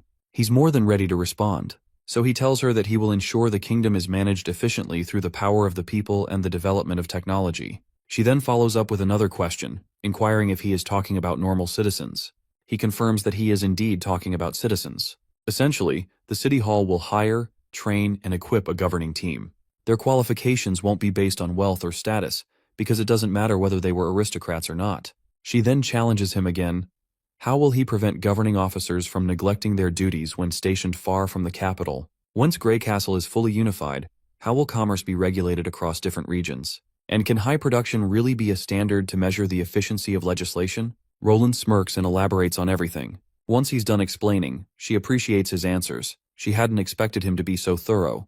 She's also impressed that the rulebook he wrote doesn't lack context either. Once again, Roland finds himself fascinated by how sharp she is. While he isn't the most well-versed in politics, he feels that's the most he can tell her on the subject. She then moves on to another topic. She wants steam engine equipment to be produced in the northern region. But the prince reminds her that he doesn't have enough personnel for that. Most importantly, replicating the technology would be difficult since the process requires the input of witches. After discussing all these matters, she is still curious about one particular thing. She doesn't quite understand why he is rushing to reunite Grey Castle, especially when he could just wait 10 years or so and easily conquer any region. In order to answer her question, Roland invites Iris to follow him. He assures her that she will understand soon enough. Eventually, he takes her to the experimental lab, where the devil lies restrained on a table. He explains to her that the foreign creature before her is a devil. They originate from beyond the northern mountains, and they pose the greatest threat humanity has ever faced. The war between humans and devils isn't about wealth or territory, it's a battle for survival. The losing side will be completely wiped out. This truth has been buried and censored by the church for centuries. In reality, this war stretches back millennia and was once known as the Divine War. Seeing the undeniable evidence before her, Iris is forced to acknowledge his words. Roland suggests continuing the discussion at the guest house. With that, they both leave the lab, leaving Agatha behind to continue her experiments. Not long after, Anna and Nana arrive. They are here to assist Agatha in accelerating the process of creating sigils. Their goal is to craft 4 listening sigils, 1 screeching sigil, and 1 observing sigil. Agatha recalls how, back in the days of the Scholarly Guild, it would have been considered a complete waste to use high-quality stones of divine judgment from magic slayers to create something as basic as screeching and observing sigils. But with Roland's powerful artillery, combat sigils are no longer as essential as they once were. As Agatha continues her work, Anna asks if the quality of a sigil depends on the ingredients used. Agatha confirms that it does. The primary determining factors are the Stone of Divine Judgment and magic-infused blood. The Scholarly Guild once believed that magic alters the body in every aspect, and a high-tier witch's body contains far more magic than that of a normal witch. This difference becomes even more pronounced with those who surpass the transcendent level. To forge an excellent sigil, one requires the blood of powerful devils and the highest quality stones of divine judgment. For example, Lady Alice's sigil of divine judgment was created on the battlefield, using the blood of a dying magic slayer. Hearing this, Anna wonders if the same result can be achieved by combining witch blood with the stones instead. Agatha responds with no. The stones do not melt like wax, and the reaction is not as strong. When mixed with witch blood, the liquid becomes watery and clear. However, when mixed with devil blood, the liquid hardens like rock. Since the process of crafting a sigil is similar to smelting metal, the magic stone must be placed before the liquid solidifies. At the same time, they must complete a key step, connecting the magic veins. The veins are similar to those found in plants. The scholarly guild believed that only living beings could harness magic. Without this crucial step, the magic stone remains nothing more than an isolated object, incapable of channeling true power. Anna hesitates for a moment before asking, "Does this mean that devil blood can grant ordinary elements life?" Agatha does not hesitate to reveal the harsh truth. Not only do they require devils, but they also require witches. Of course, this revelation shocks both Anna and Nana. Agatha further continues to reveal that the scholarly guild discovered this secret by accident. When witch blood is mixed with devil blood, a unique effect occurs. Essentially, a stone of divine judgment will melt and maintain a state of life, just like a plant. In this state, it can retain the magic flowing through its veins without losing it. Agatha doesn't know how to describe it, but she's sure Anna will understand once she sees it. So, she cuts her palm to draw blood, and after acquiring enough blood, she tells Nana to heal her wound. Anna, on the other hand, is tasked with placing the magic stone in the cavity according to the notes. The reason Agatha chose these two for assistance is obvious. While Nana can help her through the pain, Anna is the most educated witch in the Union, making her perfect for inheriting this practice. If King Roland hadn't given Agatha hope of defeating the devils, she would have buried the method of creating sigils forever. Mixing witch and devil blood was a truth even the Alliance found difficult to accept. That controversy was incredibly detrimental to the Divine War. Consequently, the crafting process was the scholarly guild's closely guarded secret, and that's exactly why she doesn't want Roland to observe it. The next process involves pouring the blood. Afterward, Agatha works her magic, and once the blood and stone mix together, it feels like the fluid is coming alive, a sign that their experiment is succeeding. Next, they'll have to cut it open and seal it again with a sheet of silver. The last step differs with each type of sigil.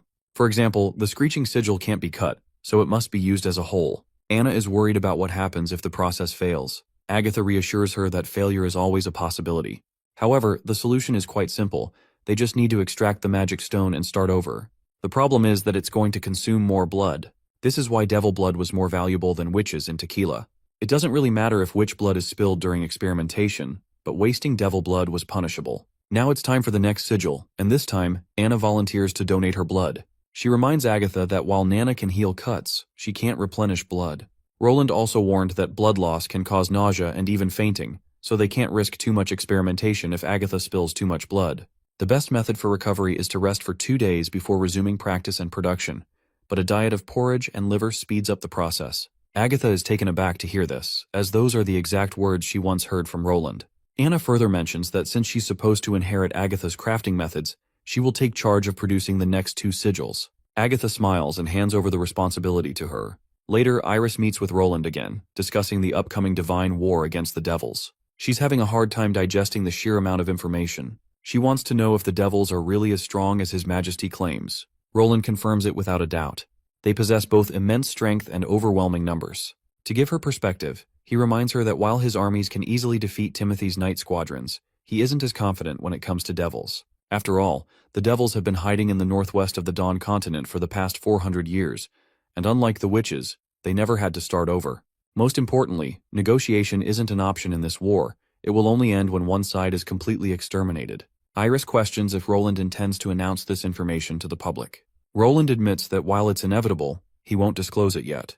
He has no way of knowing how people will react to the existence of such cruel and terrifying monsters, and building trust takes time.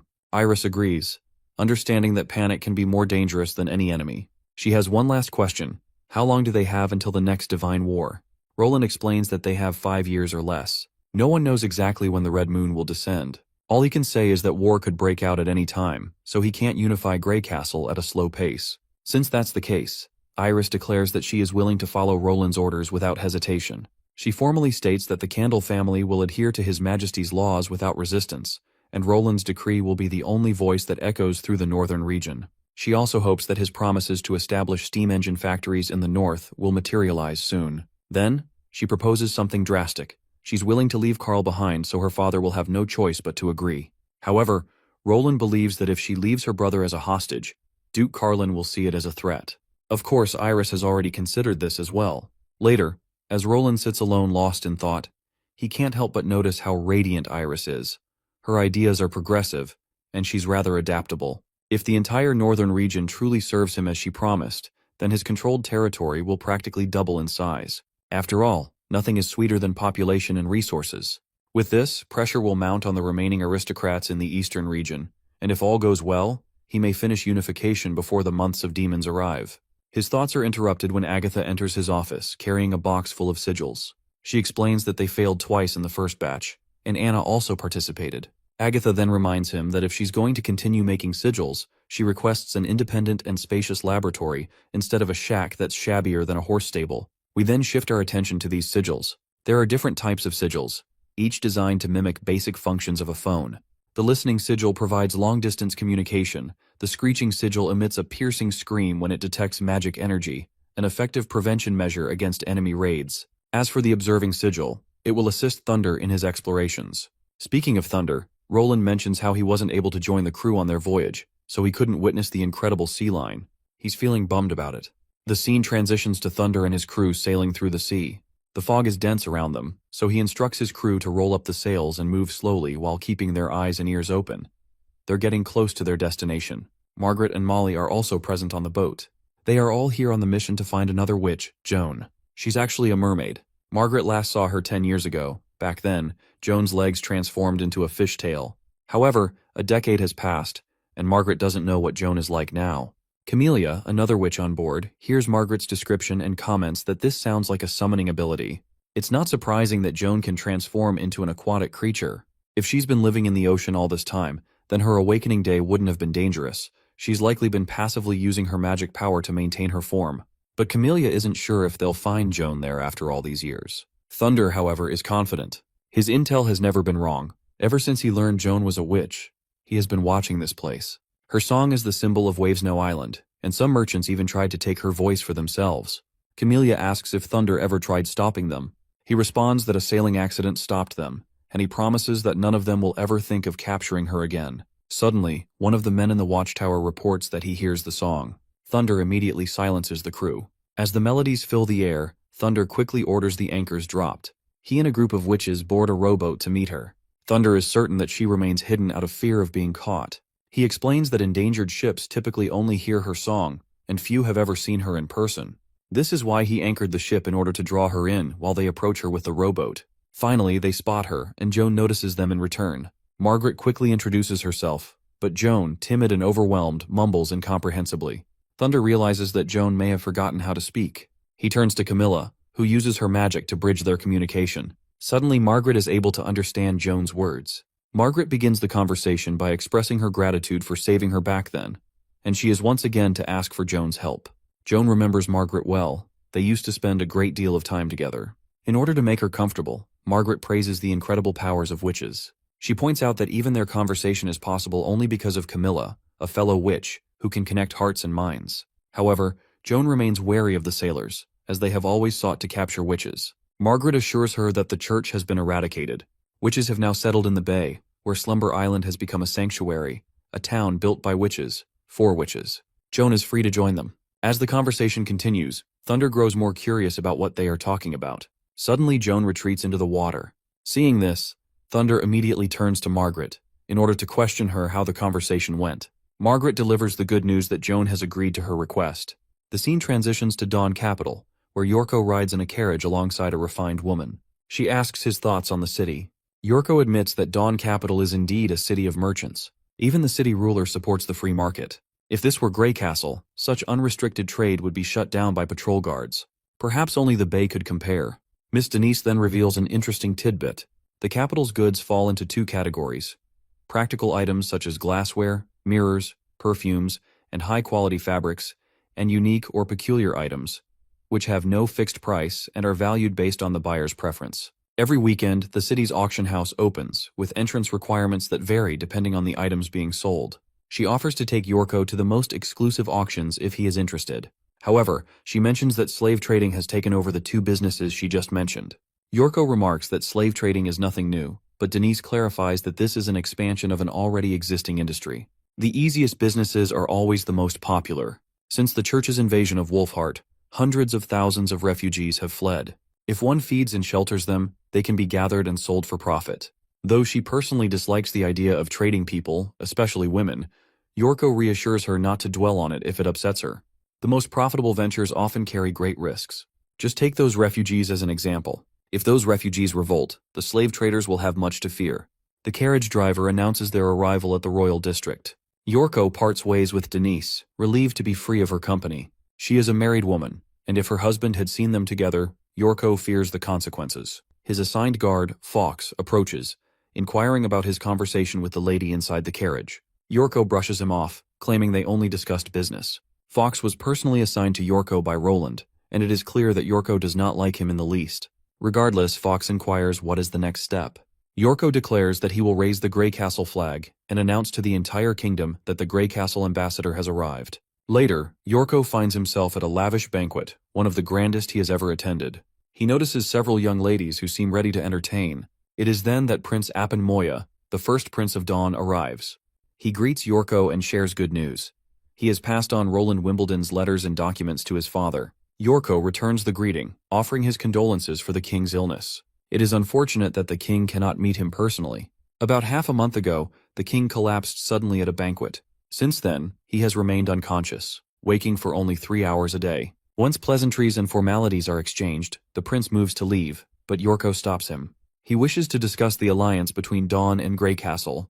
Prince Apan acknowledges the matter, but states that he will wait for his father's recovery before handling administrative decisions. With that, Yorko resumes enjoying the banquet. There he encounters Miss Denise once again. Meanwhile, Prince Apan speaks privately with Otto, his close associate. If you don't recall, Otto is the same guy who was friends with Andrea.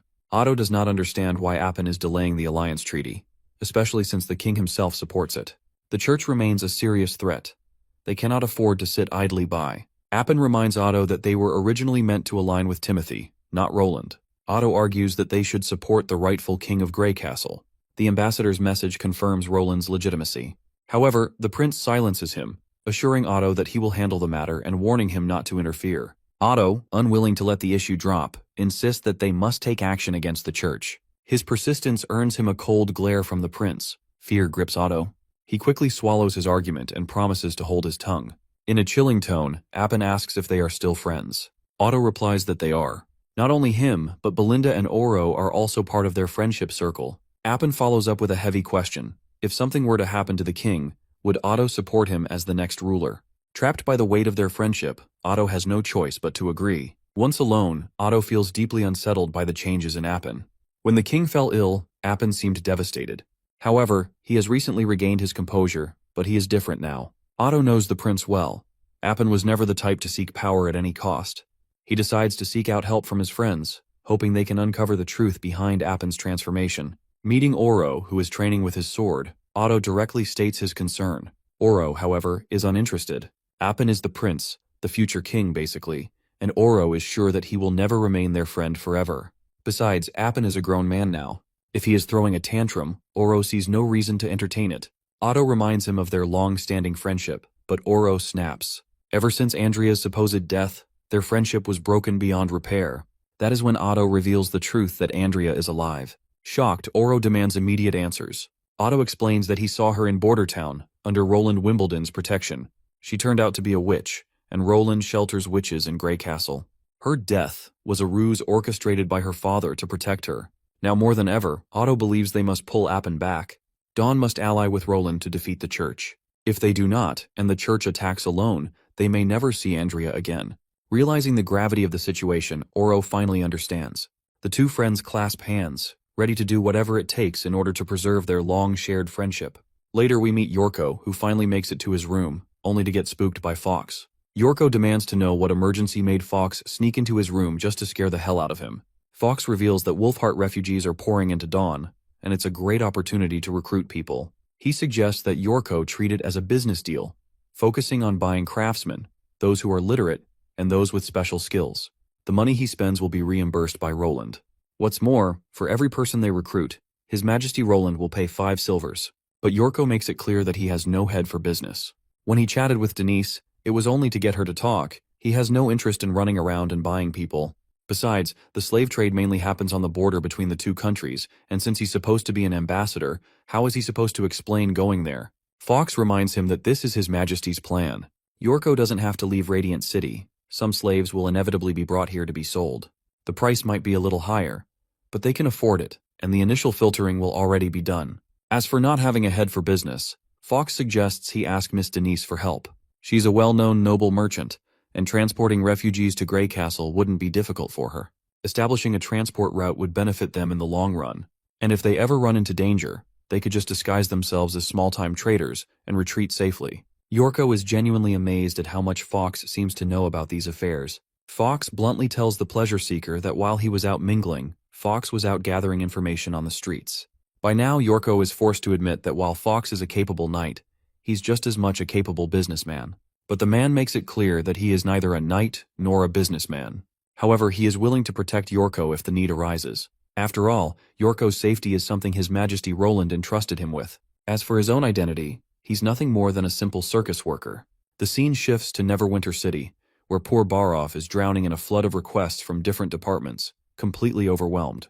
But he's not alone in this mess. Beside him is Iris, sent by His Majesty Roland to learn a thing or two about how the City Hall operates. She is already done with the first task Barov assigned to her, meticulously laying everything out with no room for mistakes. Internally, Barov is amazed by her mannerisms and intelligence. He's so impressed that he's literally eyeing her as a potential candidate for His Majesty Roland's wife. If Iris successfully establishes a provincial city hall in the north, that would be a great achievement.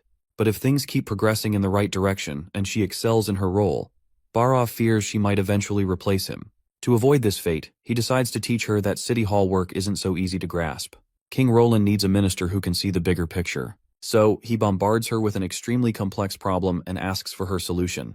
In his mind, controlling the big picture requires experience in administration and a deep understanding of the city's unique traits. No amount of talent or prior experience could allow her to know this city like the back of her hand. But to his shock, she comes up with a solution that completely blows his mind. The plan she proposes is not only clever, but also so daring that even he wouldn't have thought of it. Later that night, Iris returns to her room, where she finds her brother, Carl, reading a book he bought from the local market. It's like a painting, but it has a story too, making it quite entertaining to read. Seeing her in such an upbeat mood, Carl wonders if she has no intention of returning. She reminds him that she's still waiting for their father's response. Once their father replies, Roland will let Carl return home, but she plans to stay longer. Carl asks if it's the city hall that wants her to remain. She clarifies that it's not the city hall itself, but Roland Wimbledon's administration. She then tells Carl that she will be sending a letter to their father soon enough. The scene transitions to the northern region, where Duke Carlin throws a tantrum after reading the letter Iris sent. The source of his distress is His Majesty Roland's plan to strip the aristocracy of their governing power. Usually Iris has always helped Carlin stay one step ahead, but this time, he feels like she has completely handed them over to Roland. To make matters worse, she even told him to avoid resistance and accept the situation. Her choice of words makes Carlin sound like a criminal. For a moment, he's certain she's trying to rebel against him. If he submits to Roland, the Candle family will lose its ruling power over the border region. Just when he thought he could enjoy total control after getting rid of the Holmes and Lista families, he's back to square one. At the same time, he dreads the consequences of refusing to submit to Roland. Iris had made it clear in her letter that if their father refused to submit, both she and Carl would be doomed. Roland would imprison them forever, just like the heir of Duke Ryan. She could already imagine countless ways he could humiliate her, and once he was done with her, he'd throw her into the dungeons or the military barracks, destroying the so-called Northern Pearl forever. To intimidate her father further, she urged him to think about his own fate as well. Before long, Roland's armies would descend upon the north, and she was willing to bet that his vassals and knights wouldn't last even half a day. If he resisted, he wouldn't just lose his title, he wouldn't even be able to live as a normal citizen, much less a duke. Basically, she was trying to convince her father by showing her own fear of the worst. She wanted him to send an official letter of loyalty to express their cooperation. Along with that, she asked him to send literate servants to learn the city hall's governing system so they could familiarize themselves with the new laws. Since Iris had already made her decision, Carlin saw no choice but to trust her plan and pledge his loyalty to His Majesty Roland.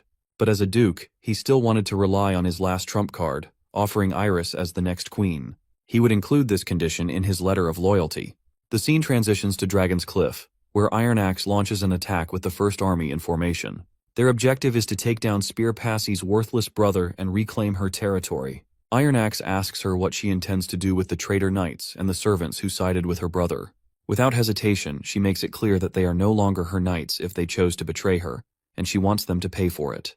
He then asks her what she plans to do with Redwyn Passie, her brother. He reminds her that His Majesty's orders were to send all elite rebels to Neverwinter, except for her family.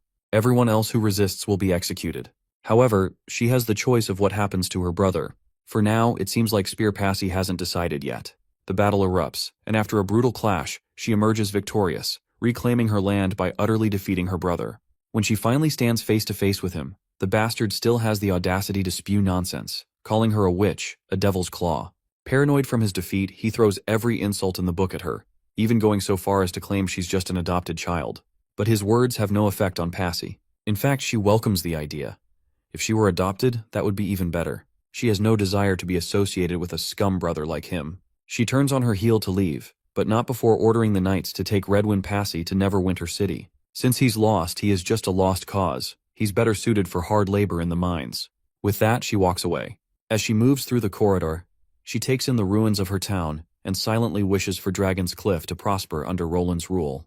The scene shifts to Neverwinter, where the skies rumble with thunder, a clear sign that summer is here. The weather seems unforgiving. Roland is relieved that it didn't rain 3 days ago. Otherwise, one of his plays, The City of Love, wouldn't have had its outdoor performance. Fortunately, the remodeled plaza was spacious enough, and Echo's ability had taken the performance to the next level. Even Roland, despite having watched many high-production films in the past, was deeply moved by the performance. He had no doubt that the song she sang, the Song of Unison, had a profound effect on everyone who heard it. Suddenly, Barov bursts into Roland's office with good news for once. It's a rare sight. Usually, every time he steps into the office, he's already out of breath and rattling off the worst possible scenarios. Barov reveals that the latest real estate statistics have been calculated, and the results are just as Roland expected. After the performance of The City of Love, the number of people submitting requests for rentals and home purchases has surged. Even marriage registrations have increased significantly. Roland feels proud upon hearing this. He further emphasizes that the theater is not just for entertainment, it serves as a tool for emotional stability. Beyond promoting the pride of labor and construction, it also strengthens social bonds. His next plan is to expand efforts to accept more refugees. A thriving population is Neverwinter's greatest resource for development, and it takes priority over many other matters. He then instructs Barov to summon Scroll, as he has something important to discuss with her. Soon enough, Scroll arrives in his office, responding to the summons. Roland wastes no time getting to the point. He intends to expand the education department's reach and include the newly arrived refugees in the system. However, Scroll is hesitant. At the moment, they lack enough teachers and classrooms. To accommodate the new influx, they would need to double or even triple their current staff. But Roland already has a plan to ease the burden on teachers by having students teach themselves. His idea is simple. Public classes will be held once a week for basic literacy, and the rest of the time, students will practice writing and recognizing words using workbooks. There will be no grades, tests, or formal requirements. Everything will depend on the individual's willingness to learn. Scroll, however, is skeptical. Without supervision, she doubts that even 1 in 10 students will succeed in learning properly. But Roland doesn't mind. His goal is simply to give them a chance. There will always be people dissatisfied with low salaries, and to prevent them from making poor decisions, he feels it is his duty to provide them with a way to improve themselves. Offering a legitimate path for the lower classes to rise is essential to maintaining the energy of a new government. Outside, the rain has finally stopped after pouring all night. A new day begins. Wendy attempts to wake Nightingale, but she remains in a deep slumber, oblivious to Wendy's calls. Deciding not to disturb her further, Wendy heads off to breakfast. After eating, she meets with her little students. She inquires about the sales of the first volume of Witch Diaries. One of the girls eagerly reports that the book has been a hit. Everyone is fascinated by the stories of Bordertown's angels, especially the First Army soldiers. People come to buy copies every day. In the past week alone, they have sold around 60 copies. At this rate, they'll sell out all 1,000 initial copies within half a month. Wendy is pleasantly surprised by these numbers. While they may seem modest on paper, they are impressive for a town where food is the top priority. Witch Diaries is purely for entertainment. It doesn't help with studies, nor does it feed people. And it's not cheap either. It's time for them to start brainstorming ideas for the next volume. Luckily, Roland has already chosen the protagonist for the second book, Sister Echo. The title will be The Silver Moon Princess from the Southern Lands of Sand and Fire. Wendy finds herself looking forward to the day Roland conquers the southern region and finally visits Echo's homeland, an endless desert. Her role is to spread awareness about witches and reveal their true nature to the people. Echo, on the other hand, has firmly established herself in the theater, where the actors absolutely love her music. Meanwhile, Evelyn has opened a pub near the Holy Mountain Hotel, selling all sorts of unique liquors. Her drinks have become unforgettable to both locals and tourists alike. Rumor has it that Hummingbird will soon join City Hall as the Vice Department head of the construction department, making her the second witch to hold an official position after Scroll. As everyone works hard to build Neverwinter City, public perception of witches is also beginning to change. One day, they will be seen as equals. The scene shifts to the Kingdom of Dawn. Oro and Otto sneak around the king's residence, moving carefully through the shadows. Otto is anxious, fearing they might get caught. Sneaking into His Majesty's residence is strictly forbidden, but Oro insists this is necessary if they are to accomplish their goal. In fact, Oro still can't believe he used Andrea's whereabouts as leverage to demand help from Lord Quinn, her father. They burn through a sewer cap using acid and proceed inside. This passage is actually an old escape tunnel. Otto knows it like the back of his hand. He and Oro used to explore the castle through it during their childhood. Eventually, they reach the end of the tunnel, which leads directly to the fireplace in the king's chamber. Inside, they find His Majesty lying in bed. Appin is also present. Soon enough, two pure witches enter the room, joining Appin. If anyone had forgotten, the blonde one is Isabella, while the veiled woman is literally named Viel. They claim to have the medicine that can cure the king, but they refuse to hand it over unless Appin fulfills their unreasonable demands. And even if he manages to get the medicine, there's one condition. It will only work if the Pope is the one to administer it. The mention of the Pope catches Oro off guard, leaving him sweating bullets. From what Oro and Otto understand, these women are not alchemists sent to cure the king. They are pure witches, exactly like the ones Roland had warned them about. Viel reminds Appin of the orders he had received a month ago to shut down all roads leading to Wolfheart. Yet, for some reason, refugees are still pouring into the kingdom. She coldly points out that even if these people crawled their way to the border, they should have reached it by now. Appin tries to explain that there are simply too many of them. If they are stopped at the border, most of them will starve to death. There are no nearby cities or settlements capable of providing food, and if the refugees are forced to turn back, it will take at least a week to return to Moortown. By then, many will perish, but Viel remains indifferent. As far as she is concerned, if these people are abandoning their kingdom, they deserve to die, whether by starvation or dehydration. She would rather Appin focus on saving his father's life instead of worrying about breaking their agreement. With no other options, Appin reluctantly agrees to shut down all roads within the next week. However, if refugees manage to cross through the mountains or forests, he won't take responsibility for them. Isabella, at least, agrees not to force him to do something beyond his control. Satisfied, Viel picks up the medicine bottle, drinks it herself, and then pours it into the king's mouth through her own. With that, Isabella promises that he will wake up in an hour, like usual. Viel once again reminds him that as long as Appin follows orders, King of Dawn will be healed, and even healthier than before. Isabella also mentions that the next time they come will be when he completely shuts down the border, so she hopes he won't disappoint the Pope.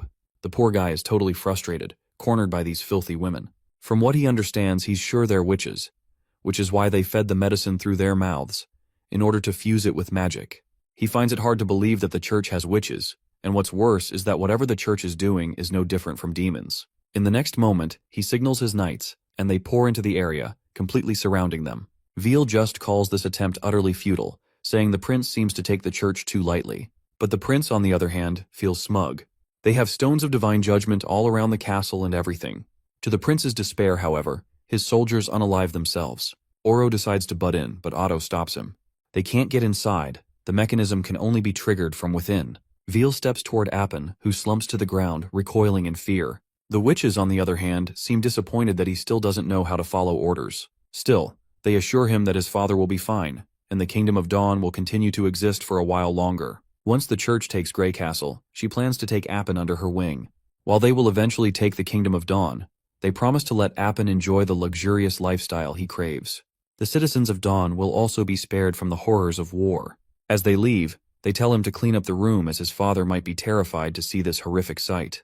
Otto and Oro finally take a moment to breathe.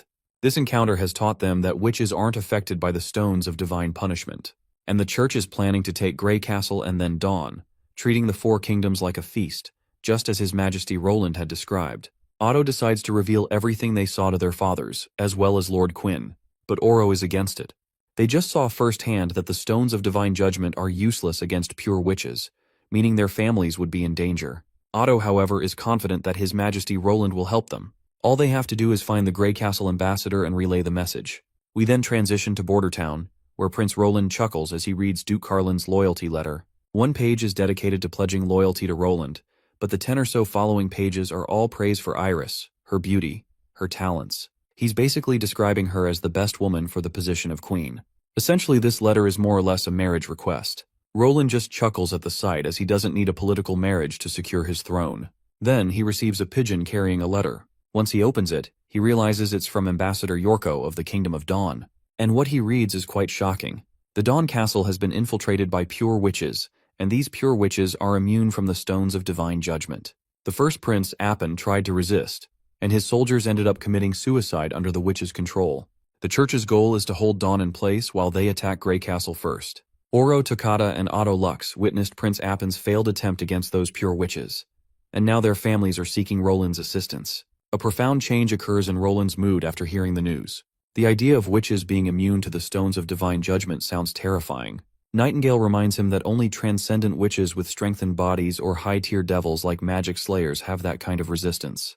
Roland, on the other hand, decides that he's going to adjust his plans for conquering the southern region. Later, we see him in a conference with all the core members, planning how to proceed with the conquest. Iron Axe brings up replacing the first army soldiers stationed at Dragon's Cliff with newer recruits.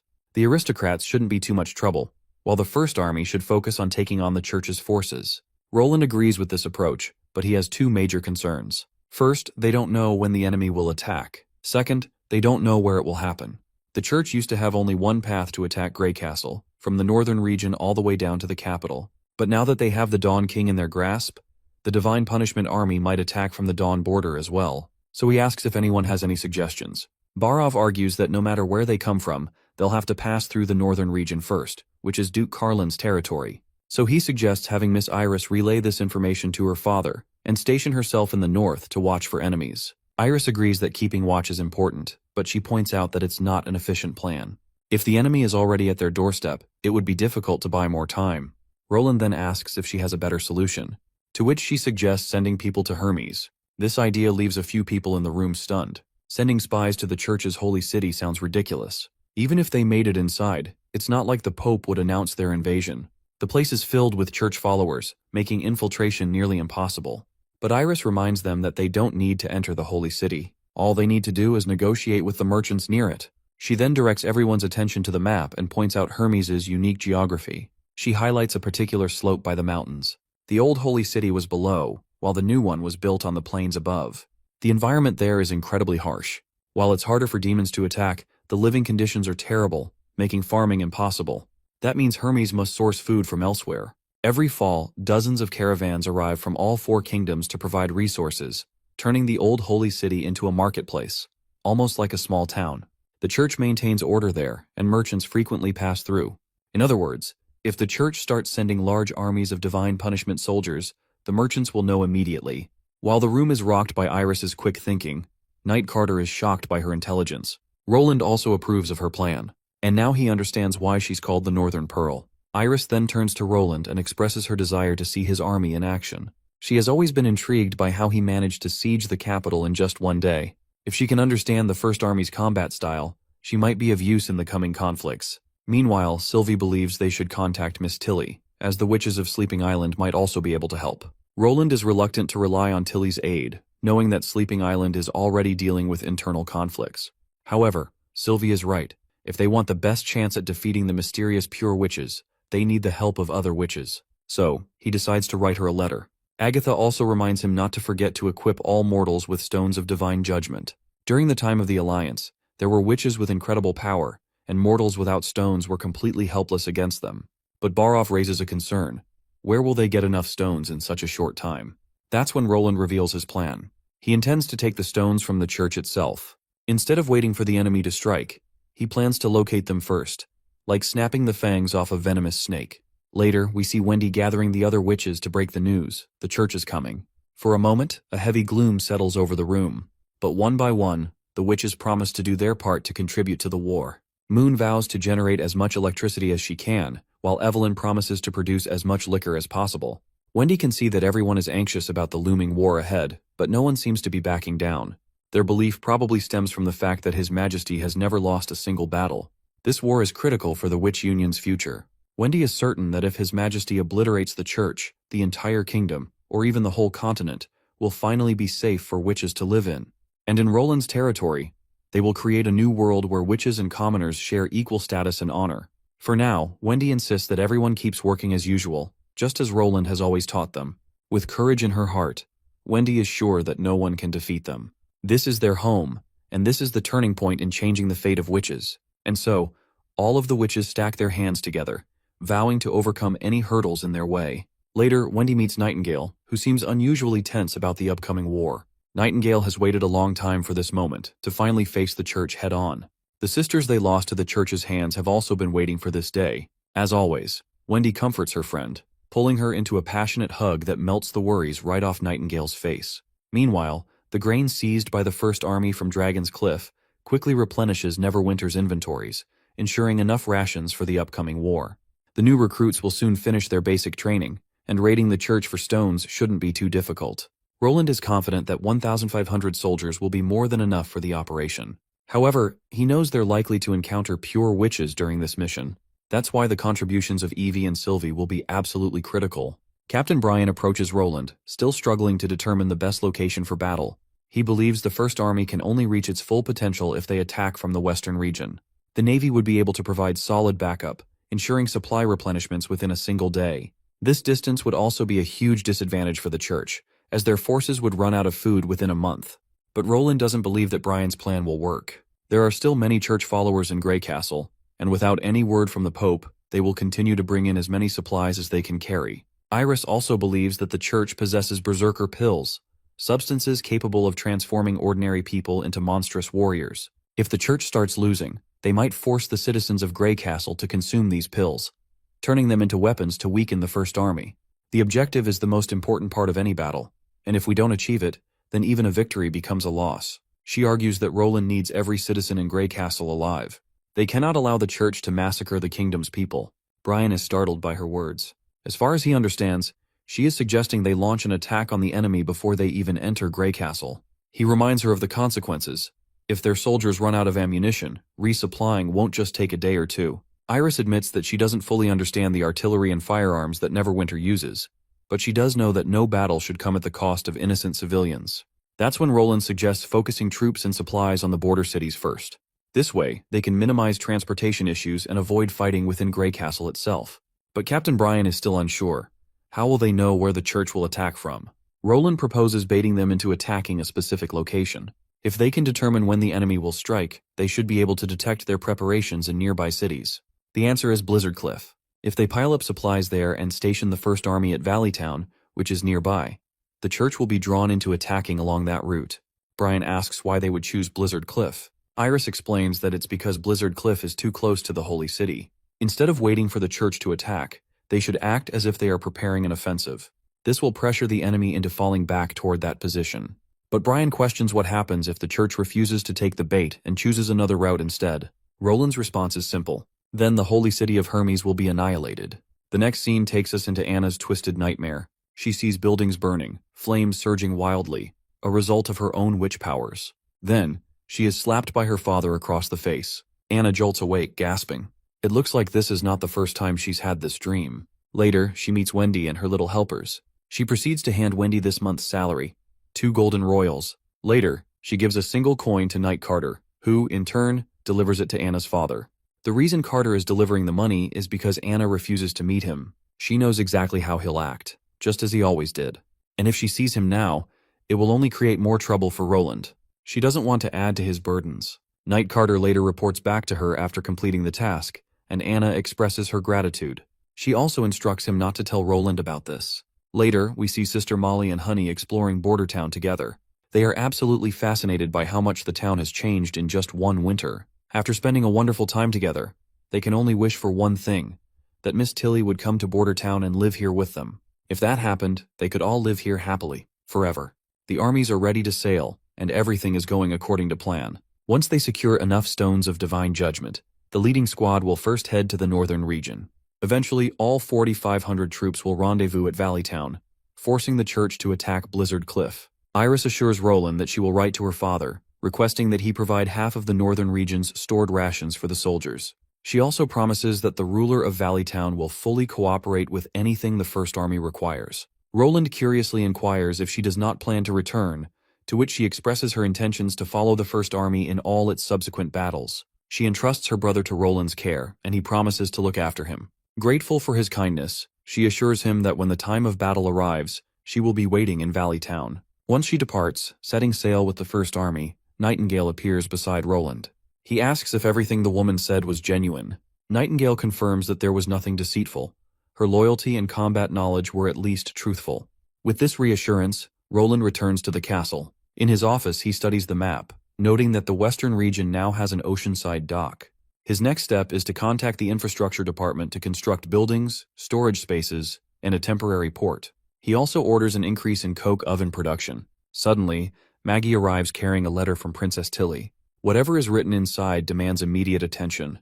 Without hesitation, Roland instructs Maggie to take Sylvie and chase after the departing ships, delivering Tilly's message to Evie. At sea, the First Army. On board the ships, Iron Axe and Brian strategize their next move. Brian suggests blasting the cannons upon reaching the port, but Iron Axe warns that this could provoke hostile attention from the local ruler.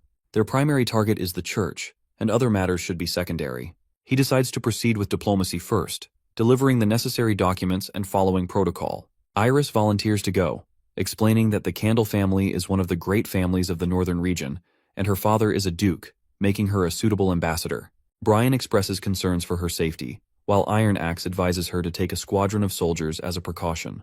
If they hear gunfire, they will launch an attack. Upon landing, Iris proceeds into the city, where Baron Delta, the ruler of Redwater City, arrives to escort the delegation. Later, Iron Axe meets with the Baron and states their objective. The church is attempting to consume all 4 kingdoms, and rebellion is now inevitable. He reminds the Baron of the disasters at Everwinter and Wolfheart. Their goal is simple: destroy the church and leave. However, the Baron acts suspiciously, insisting there is no need to rush. He invites them to a grand banquet at the castle that evening, hoping everyone will attend. While Iris expresses gratitude for his generosity, she reminds him that they must first fulfill His Majesty's orders. As the army continues its march, an ominous presence suddenly descends upon the area. Sensing danger, Iron Axe commands full mobilization. Just then, Maggie and Sylvie appear, warning them of an impending threat. Sylvie has detected magic in the area. At that moment, the Baron's knights suddenly turn on the First Army. Chaos erupts as the Baron himself is struck by a massive rock, thrown by a witch with the power to hurl boulders. Iron Axe immediately gives the order to open fire. Soldiers unload their bullets, killing the witch on the spot. As she falls, the magic Sylvie had sensed dissipates. Brian reflects bitterly on how the church not only forces commoners into consuming berserker pills, but also secretly trains witches, ruining their lives. Nevertheless, Iron Axe reaffirms their mission. Following Roland's orders, they storm the church, eliminating the hooded figures inside. Inside the treasury, they uncover a hoard of valuable items. The scene shifts to Slumber Island, where Madame Heidi appears for the first time. It has been 2 months since Evie and Softfeather left, yet no news has arrived. She fears something terrible may have happened. She reflects on how her position on the island has become increasingly precarious. Ever since Tilly established the slumber spell, all non-combat witches have sided with her. Those useless individuals are now beginning to stand on equal footing with battle witches, a fact that frustrates Heidi. Just then, her subordinate Skyfire rushes in with urgent news. A new witch has arrived on the island. Her name is Annie. Skyfire fears that Annie is the same girl they encountered years ago, the one who had traveled with Evie. She recalls spotting Annie on a stretcher. She is certain that Annie is the same girl Bloodfang once rejected while taking Evie instead. Heidi gets furious and rebukes Skyfire for failing to take care of Annie when they first met. Skyfire insists she did her part and cannot explain how Annie has resurfaced. From what I can understand, Heidi secretly hands over support witches to the church while keeping battle witches for herself. If Annie is alive and well, it could expose Heidi's dealings with the church. Heidi demands to know why Annie was brought in on a stretcher. Skyfire explains that Annie has a severe case of frost illness, and Deborah is already tending to her. Unsettled, Heidi orders Skyfire to summon Nightfall and instruct Sandstorm to investigate Annie's condition. Since Sandstorm has never met Annie before, she will not be recognized. Later, Sandstorm reports back, Annie is unconscious and the frost illness has spread to her lungs. She won't recover in just a day or 2. However, rumors suggest that a witch in Grey Castle's western regions possesses the ability to cure any illness. Once the rainstorms subside, Annie is to be sent there. This infuriates Heidi. She turns to Nightfall and asks if she can ensure that Annie sleeps forever. Nightfall hesitates but confirms that it is possible. When she inquires why it is necessary, Heidi dismisses the question, simply stating that Annie is a traitor to Bloodfang. Under Heidi's menacing glare, Nightfall quickly agrees to follow through. Heidi instructs her to cast her magic now, and it should only trigger when Annie is aboard the mermaid ship. With that, they decide to carry out the plan. Later, she and her entourage approach Camilla, demanding to see the new witch. Camilla, however, reminds them that Annie has already been put to sleep and should not be disturbed. But Heidi keeps insisting, claiming that they know someone named Annie already. She fabricates a story, stating that Annie may have been separated from Bloodfang during an escape from an island.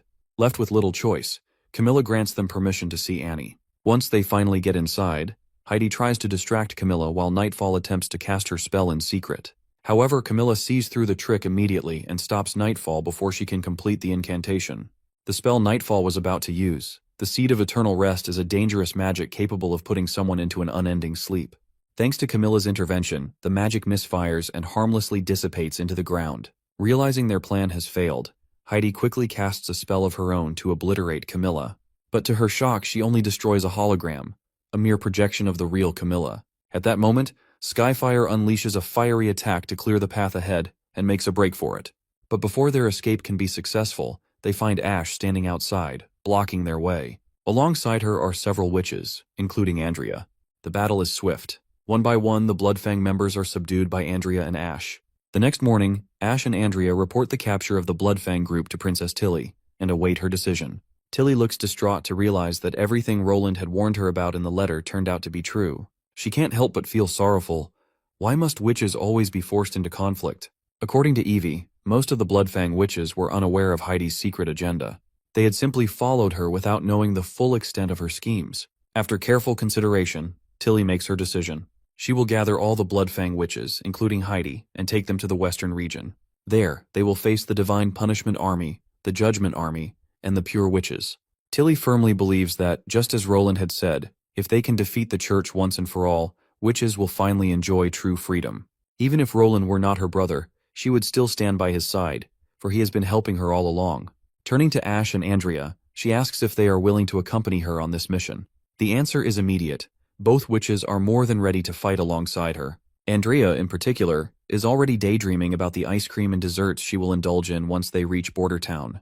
We then cut back to Neverwinter City, where Nightingale receives a report from the First Army about their mission to infiltrate the church and seize the Divine Judgment Stones. The report states that Silver City has lowered its drawbridge, and the armies are currently entering the church. Noticing how Sigil's transmission is heavily distorted, Roland deduces that this must be the maximum distance the communication sigil can operate without losing connection. If he wants direct communication with the north and east, he'll need to set up relay stations. But Nightingale reminds him that there aren't enough sigils for that. Only 4 pairs were ever made, and 2 of them are already in use for the current mission in Silver City. Besides, producing more isn't an option since capturing devils isn't exactly easy. As Roland tries to figure out a solution to their communication problem, Nightingale receives another transmission. The report confirms that there are no Divine Judgment Stones in the church. The place is completely empty. Even the basement has nothing. This leads Nightingale to suspect that the church might have fled, causing the prince immense disappointment. Suddenly, the sigil picks up another transmission, and it's lightning this time. She reports that the red mist beyond the snowy mountains has disappeared, or rather it's currently dissipating.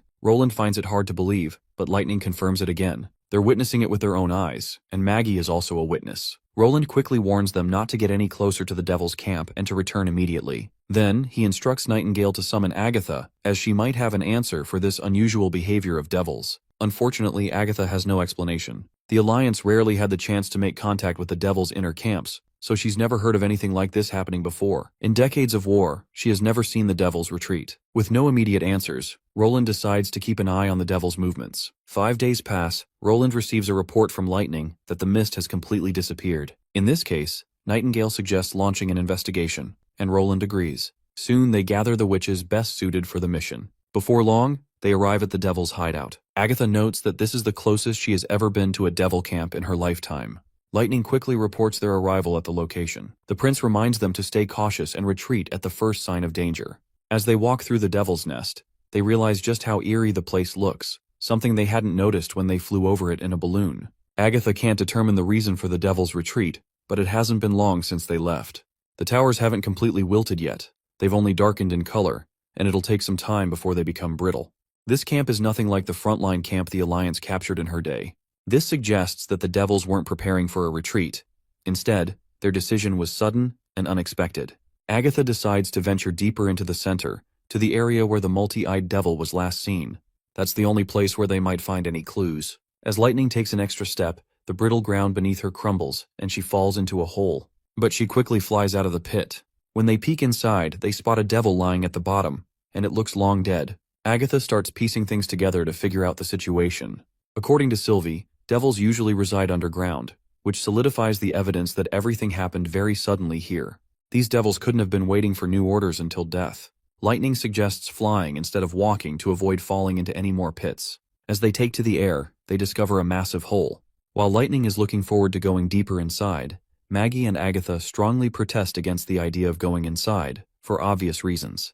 While exploring the area from above, they come across a towering wall of mountain stones blocking their path. Lotus steps up, using her powers to widen the path by moving the stones away. As they go further, they stumble upon a treasure trove of magic stones and other valuable items. Maggie takes on the task of transporting the goods back.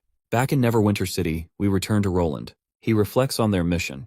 While Maggie has already taken a whole bunch of magic stones back home, Summer is currently working on deciphering what happened.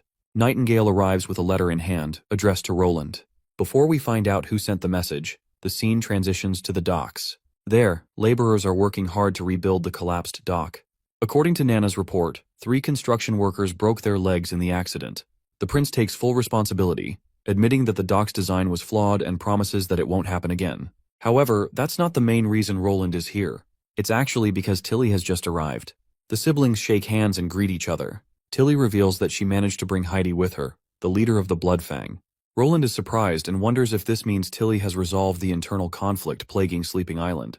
Tilly clarifies that while she has Heidi restrained, she hasn't yet revealed what happened to the witches who were rejected by Bloodfang, though she promised to explain everything once she meets with Roland. Tilly believes that Heidi sees Roland as her last hope.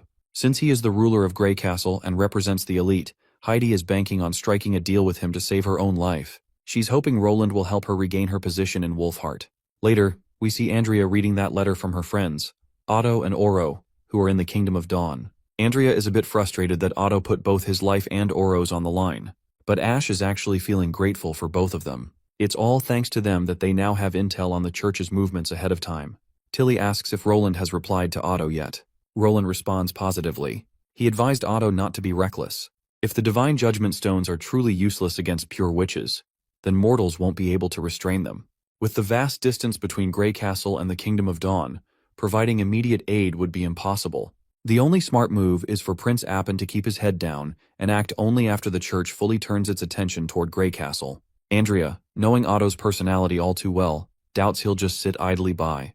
But Roland assures her that Otto will listen. After all, Otto is a sucker for Andrea.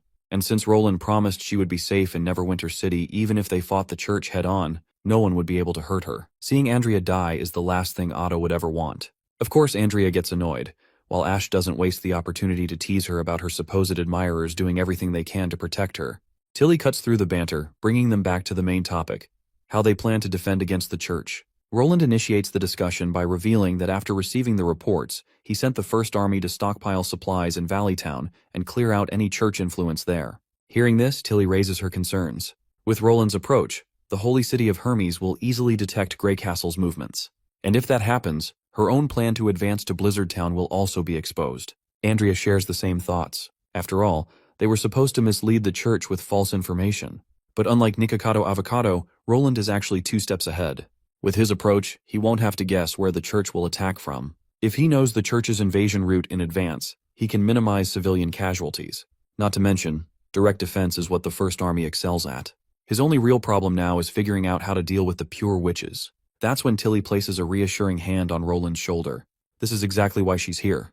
She promises her brother that the witches of Sleeping Island will aid him in this battle. Later, Tilly enters her designated resting quarters. She notes how clean and elegant the place is, with no shortage of fresh snacks. As she looks around in awe, Ash casually asks why she called Roland brother today. After all, she used to insist that he wasn't the same person he once was. Tilly simply brushes it off, admitting that she still believes he isn't her stupid brother anymore. But at the end of the day, he's still her brother, just a smarter one. Besides, that's not what's important right now. Tilly wants to know if Ash has ever considered the significance of the war with the church. Of course, the not-so-intelligent Ash thinks it might just be revenge witches we'll finally be able to get. But Tilly corrects her, reminding her that what they're truly fighting for is a free life, not revenge. She then further asks Ash if she's ever thought about moving to Neverwinter City, living here with everyone instead of staying on Sleeping Island. Ash agrees that Neverwinter is great, and there's obviously a reason why the former Witch Association chose to serve under Roland. But she believes the witches from Sleeping Island are different. They already have a place to call home. Tilly then educates Ash on the 3 outcomes of the war she predicts. The first is that they won't be able to stop the Divine Punishment Army and may fall in the north. In that case, whether it's Sleeping Island or Neverwinter City, it won't matter. But Ash quickly shuts Tilly down, refusing to even consider dying. She promises that as long as she's here, she won't let Tilly die. Tilly tries to calm the overly dramatic Ash by reminding her that it was just a hypothetical scenario. She's confident she won't die in battle either. Anyway, Tilly proceeds to explain her second predicted outcome. If Roland fails but the witches of Sleeping Island survive, then if Grey Castle falls and Neverwinter is lost, the only safe place left for them will be Sleeping Island. She hopes they can keep resisting the church's advances from there until the Divine War arrives. In the third outcome, if the church falls and Roland takes over the holy city of Hermes, all witches will finally be able to escape oppression and prejudice, leading to true salvation. And when that day comes, the main reason for Sleeping Island's existence will disappear. You see, Sleeping Island was originally meant to be a sanctuary for witches. But if the church falls, there'll be no reason to hide on a cramped island in the middle of the ocean. Once the church is gone, witches will be able to live anywhere they want. No matter where they go, Ash is willing to stay by Tilly's side, ready to protect her. Later, we find Roland sipping tea, thinking about Tilly and why her mood toward him has drastically shifted. He asks Nightingale about it, but even she seems clueless. However, Nightingale has a hunch that Roland's quick decision to fight all out against the church might have something to do with it. It's just a guess, but Roland seems to believe this might be the true reason behind Tilly's change in attitude. But either way, he's happy that Sleeping Island has placed more faith in him. Later, Roland goes to meet Heidi, who's trapped in a cage. She had been knocked out before Nana treated her injuries to protect Nana from her. The other witches of Bloodfang reveal that Heidi tried to take Andrea hostage when she was surrounded, so Nightingale warns Roland to be cautious around her. He then orders Nightingale to wake her up. Nightingale promptly goes to the other side of the cage and wakes Heidi. Once she's awake, Roland introduces himself as Roland Wimbledon, King of Grey Castle. Since she wanted to speak to him, he's here. The first question he asks her is what happened to the witches who were rejected by Bloodfang. I already have a hunch that she might have handed them over to the church, and Roland seems to think the same. As far as he's concerned, Duke Island was under Duke Morgan's jurisdiction, and since Heidi was his heir, she should have cared for the handful of support witches she deemed as worthless. Even if their abilities were of no use, it would have been nothing more than providing them with food to keep them alive. Moreover, support witches are far more useful than she seems to understand. Of course, Heidi scoffs at the idea, which makes Roland chuckle. He wonders if she thinks he took the capital and became king solely by using combat witches. If combat witches were so powerful, they wouldn't have been oppressed and forced to live in hiding. So, he asks her again, where did those witches go? Heidi lies, claiming she released them and told them to find other witch organizations. She vaguely suggests that some went to neighboring towns or possibly to Dawn, but her lies don't go unnoticed by Nightingale. Roland feels disappointed in her, while Heidi continues to insist she's not lying. Roland responds by letting her know that Nightingale can detect the truth, so no lies can escape her abilities. Though Heidi isn't in a position to negotiate, she tries to strike a deal with Roland. She explains that the Wolfheart Kingdom has already been swallowed by the church, the king is missing, and she's the last of the Morgan bloodline. She promises that if Roland helps her take back Wolfheart, she will repay him in ways he can't even imagine. Money, jewels, witches, anything he wants. But Roland responds sharply, making it clear that he's only interested in knowing what happened to those witches. His complete disregard for her offer catches Heidi off guard. To think that a few witches are worth more to him than an entire kingdom is beyond her comprehension. Roland, on the other hand, has no interest in some distant land. All he wants is the truth. This back and forth is nothing more than an act of courtesy. He has plenty of other ways to make her talk. She must understand that avoiding the truth will only bring her pain. He emphasizes that he is a man of his word, so she'd better not take his warning lightly. Finally, Heidi speaks the truth, admitting that she handed the rejected witches over to aristocrats. While she didn't directly sell them, it was still a trade of sorts. Since not enough witches awakened on Duke Island to bolster their numbers, she needed to spread the word about Bloodfang across Wolfheart to attract more witches.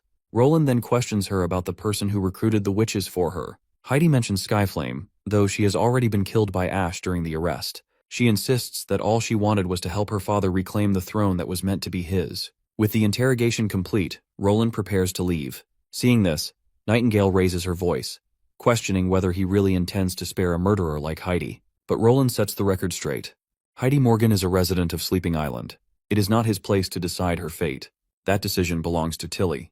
Later, Roland fills Tilly in on how Heidi sent the witches to filthy aristocrats as payment.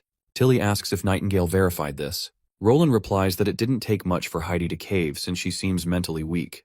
Though saddened by the twisted truth, Tilly expresses her gratitude to Roland for separating the water from the milk. Roland is more than happy to help his sister. Furthermore, he reminds her that since Heidi is a sleeping island witch, it's up to Tilly to decide her fate.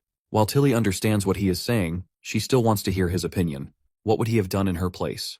Roland simply replies that he would do exactly what Tilly would do. This makes Tilly crack a smile as she has figured out what must be done with Heidi. As she prepares to leave, their attention is caught by Lightning, who is reporting something urgent through the sigil. When Roland responds, she describes the sighting of strange monsters. She struggles to put it into words. This is an unprecedented discovery, as these creatures have never been seen before. She wants Roland to witness them with his own eyes. Later, Roland boards his steamship and reaches the location to investigate personally. As they walk through the land once occupied by the devils, they come across a mark, one seemingly left behind by Lotus. There are also holes in the cliff. While Nightingale isn't sure of their purpose, she claims to have seen similar holes in the barren mountains, though those were slightly bigger in comparison. The further she went, the more she felt something was watching her. And not just one thing. It was near the valley where the association had set up camp. A narrow path leads even deeper underground, but she didn't dare to venture too far. Roland, fascinated by this discovery, decides to investigate that place as well once they finish here. They finally meet Agatha and Soraya, but Lightning and the others are missing. Roland asks Agatha about it. Agatha explains that Lightning is flying all over the place with Summer. This uncharted land is like a giant playground for her to explore. Roland isn't surprised. If these ancient monuments and devil towers existed in his old world, they'd probably be turned into a national park with ridiculously expensive tickets. Nightingale overhears and questions what the hell he's even talking about. Roland quickly changes the subject, telling her to call Lightning back using the listening sigil. Soon enough, Summer, Maggie, and Lightning return. Now that everyone is here, Roland decides to begin the task at hand. Summer promptly uses her ability to recreate a holographic projection of what happened here. A giant stone tower suddenly materializes through her magic. The scene they're about to witness takes place right before the devils disappeared. Since Summer can maintain the memory for around half an hour, they will be able to see the entire process. But Roland is particularly interested in the devil with multiple eyes, the one that detected Sylvie's magic. Agatha reveals that it was at the top of the tower. However, it's too far from Summer's holographic range, so they can't see it for now. As the projection progresses, they witness a giant worm devouring the black stone tower. And after swallowing the tower, the worm simply disappears. Tilly is absolutely shocked to realize that this is the same worm that devoured Agatha's lab. What bothers her is why it would be hostile toward the devil camp. The only explanation Roland can think of is that this worm monster isn't being controlled by the devils, or at least, not by these particular devils. Agatha shares the same thoughts. There were no records of a creature like this in the past divine wars. If the devils truly had control over something this massive, none of them would have survived. But the question remains, if the devils aren't controlling it, then who is? Not to mention, there were also the invisible praying mantises that only Nightingale could see. Tilly would bet her life that these aren't just stray monsters wandering aimlessly. They have a clear purpose. Nightingale, however, believes that these creatures aren't being controlled by anyone at all. They have their own will. After all, hybrid monsters aren't typical demons. Judging from what they observed during the months of demons, the highly evolved demons possessed intelligence. It's possible that these creatures have grown smarter over time, adapting as they survived long enough. Roland is forced to acknowledge this possibility as well. After all, when the conditions and environment for intelligent life are optimal, their traits can change drastically. It's still unclear whether or not humans are truly the smartest organisms in this world. Suddenly, Lightning spots a tunnel. They light a torch and begin exploring this unknown place. Seeing how much remains unexplored, Roland decides to thoroughly investigate the first tall mountain in the western region. Later, as everyone waits, Lightning returns with a map in her hands after flying around and surveying the entire mountain. Roland thanks her for her efforts and asks if she discovered anything new. The only thing Lightning found was snow. No large animals, no demons, and no traces of devils. Roland takes the drawn map and examines it carefully. The layout of the mountains resembles a massive volcano, and there is moving water beneath the thick ice. Naturally, Nightingale is curious about what might be at the mountain's peak. Well, only the gods would know. Perhaps ruins, or even more blackstone towers. Roland also takes note of the source of the Redwater River. Lightning explains that it's hidden within the clouds, and if not for the sound of rushing water, she wouldn't have noticed it. He asks if she attempted to enter the cracks where the water was leaking from. Lightning admits that she did try, but she couldn't get through.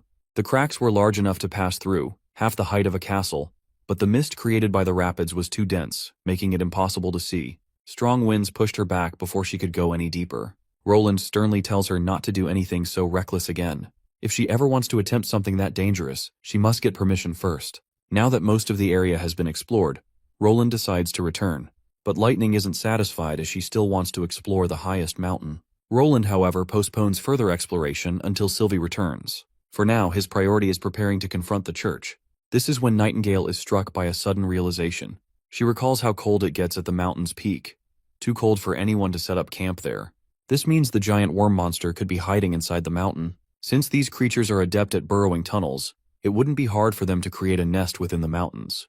And speaking of burrowing tunnels, she wonders if the holes in the barren mountains are also connected to these worm monsters. Meanwhile, back in Grey Castle, the stargazer Missan is ready to observe the night sky through a telescope Roland recently provided. One of his assistants reports that all the equipment has been set up. Missan then asks if there have been any disturbances in the star regions. The assistant responds with a yes. However, Master Skygleam from Area North 1 is resting after falling sick, so Master Void is taking his place. In that case, Missan decides to begin their stargazing session. As they peer through the telescope, they notice a faint red light in the sky, which of course shocks the hell out of the old man.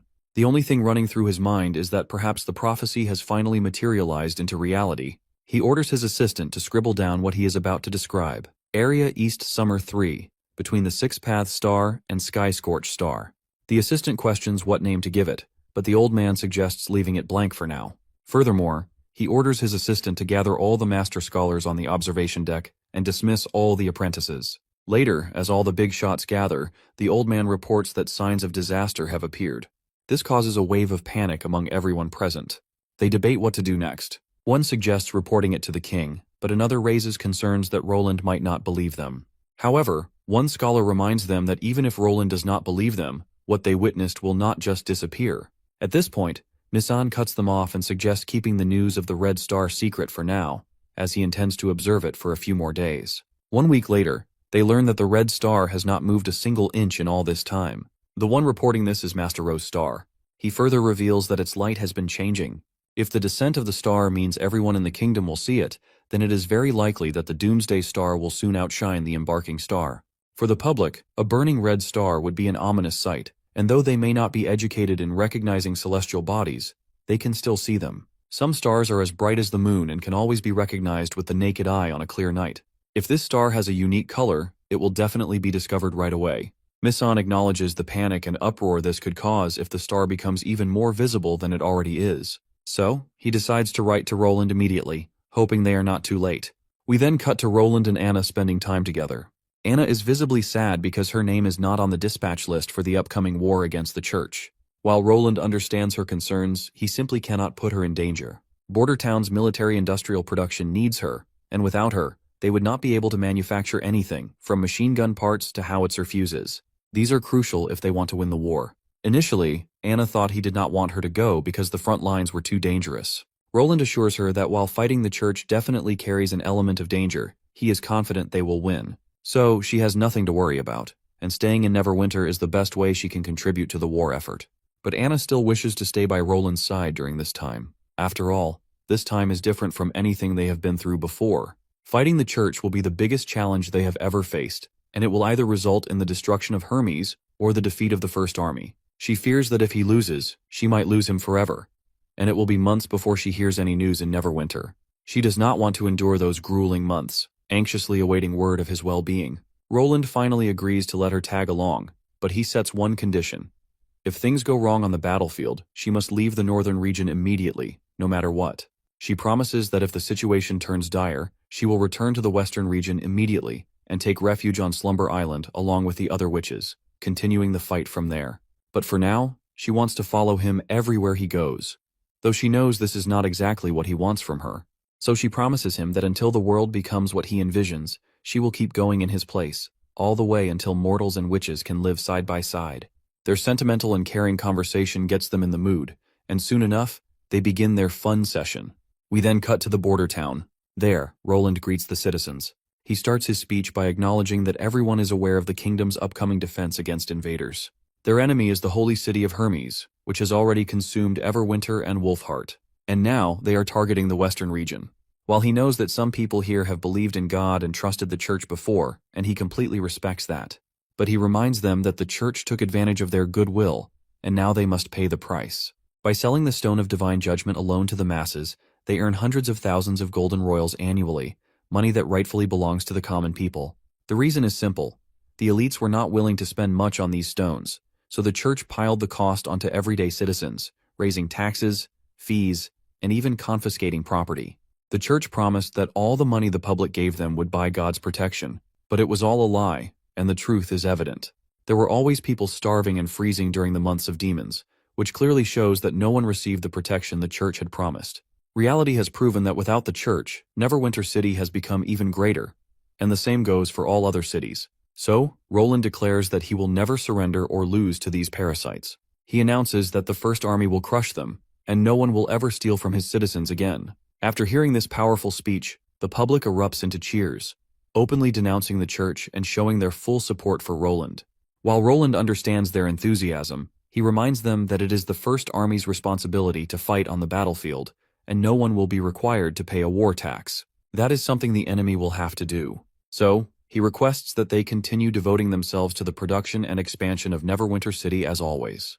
That is the best way they can help their soldiers on the front lines. Once again, the common people erupt into a round of applause for Roland's visionary thinking, confident that victory is within their grasp.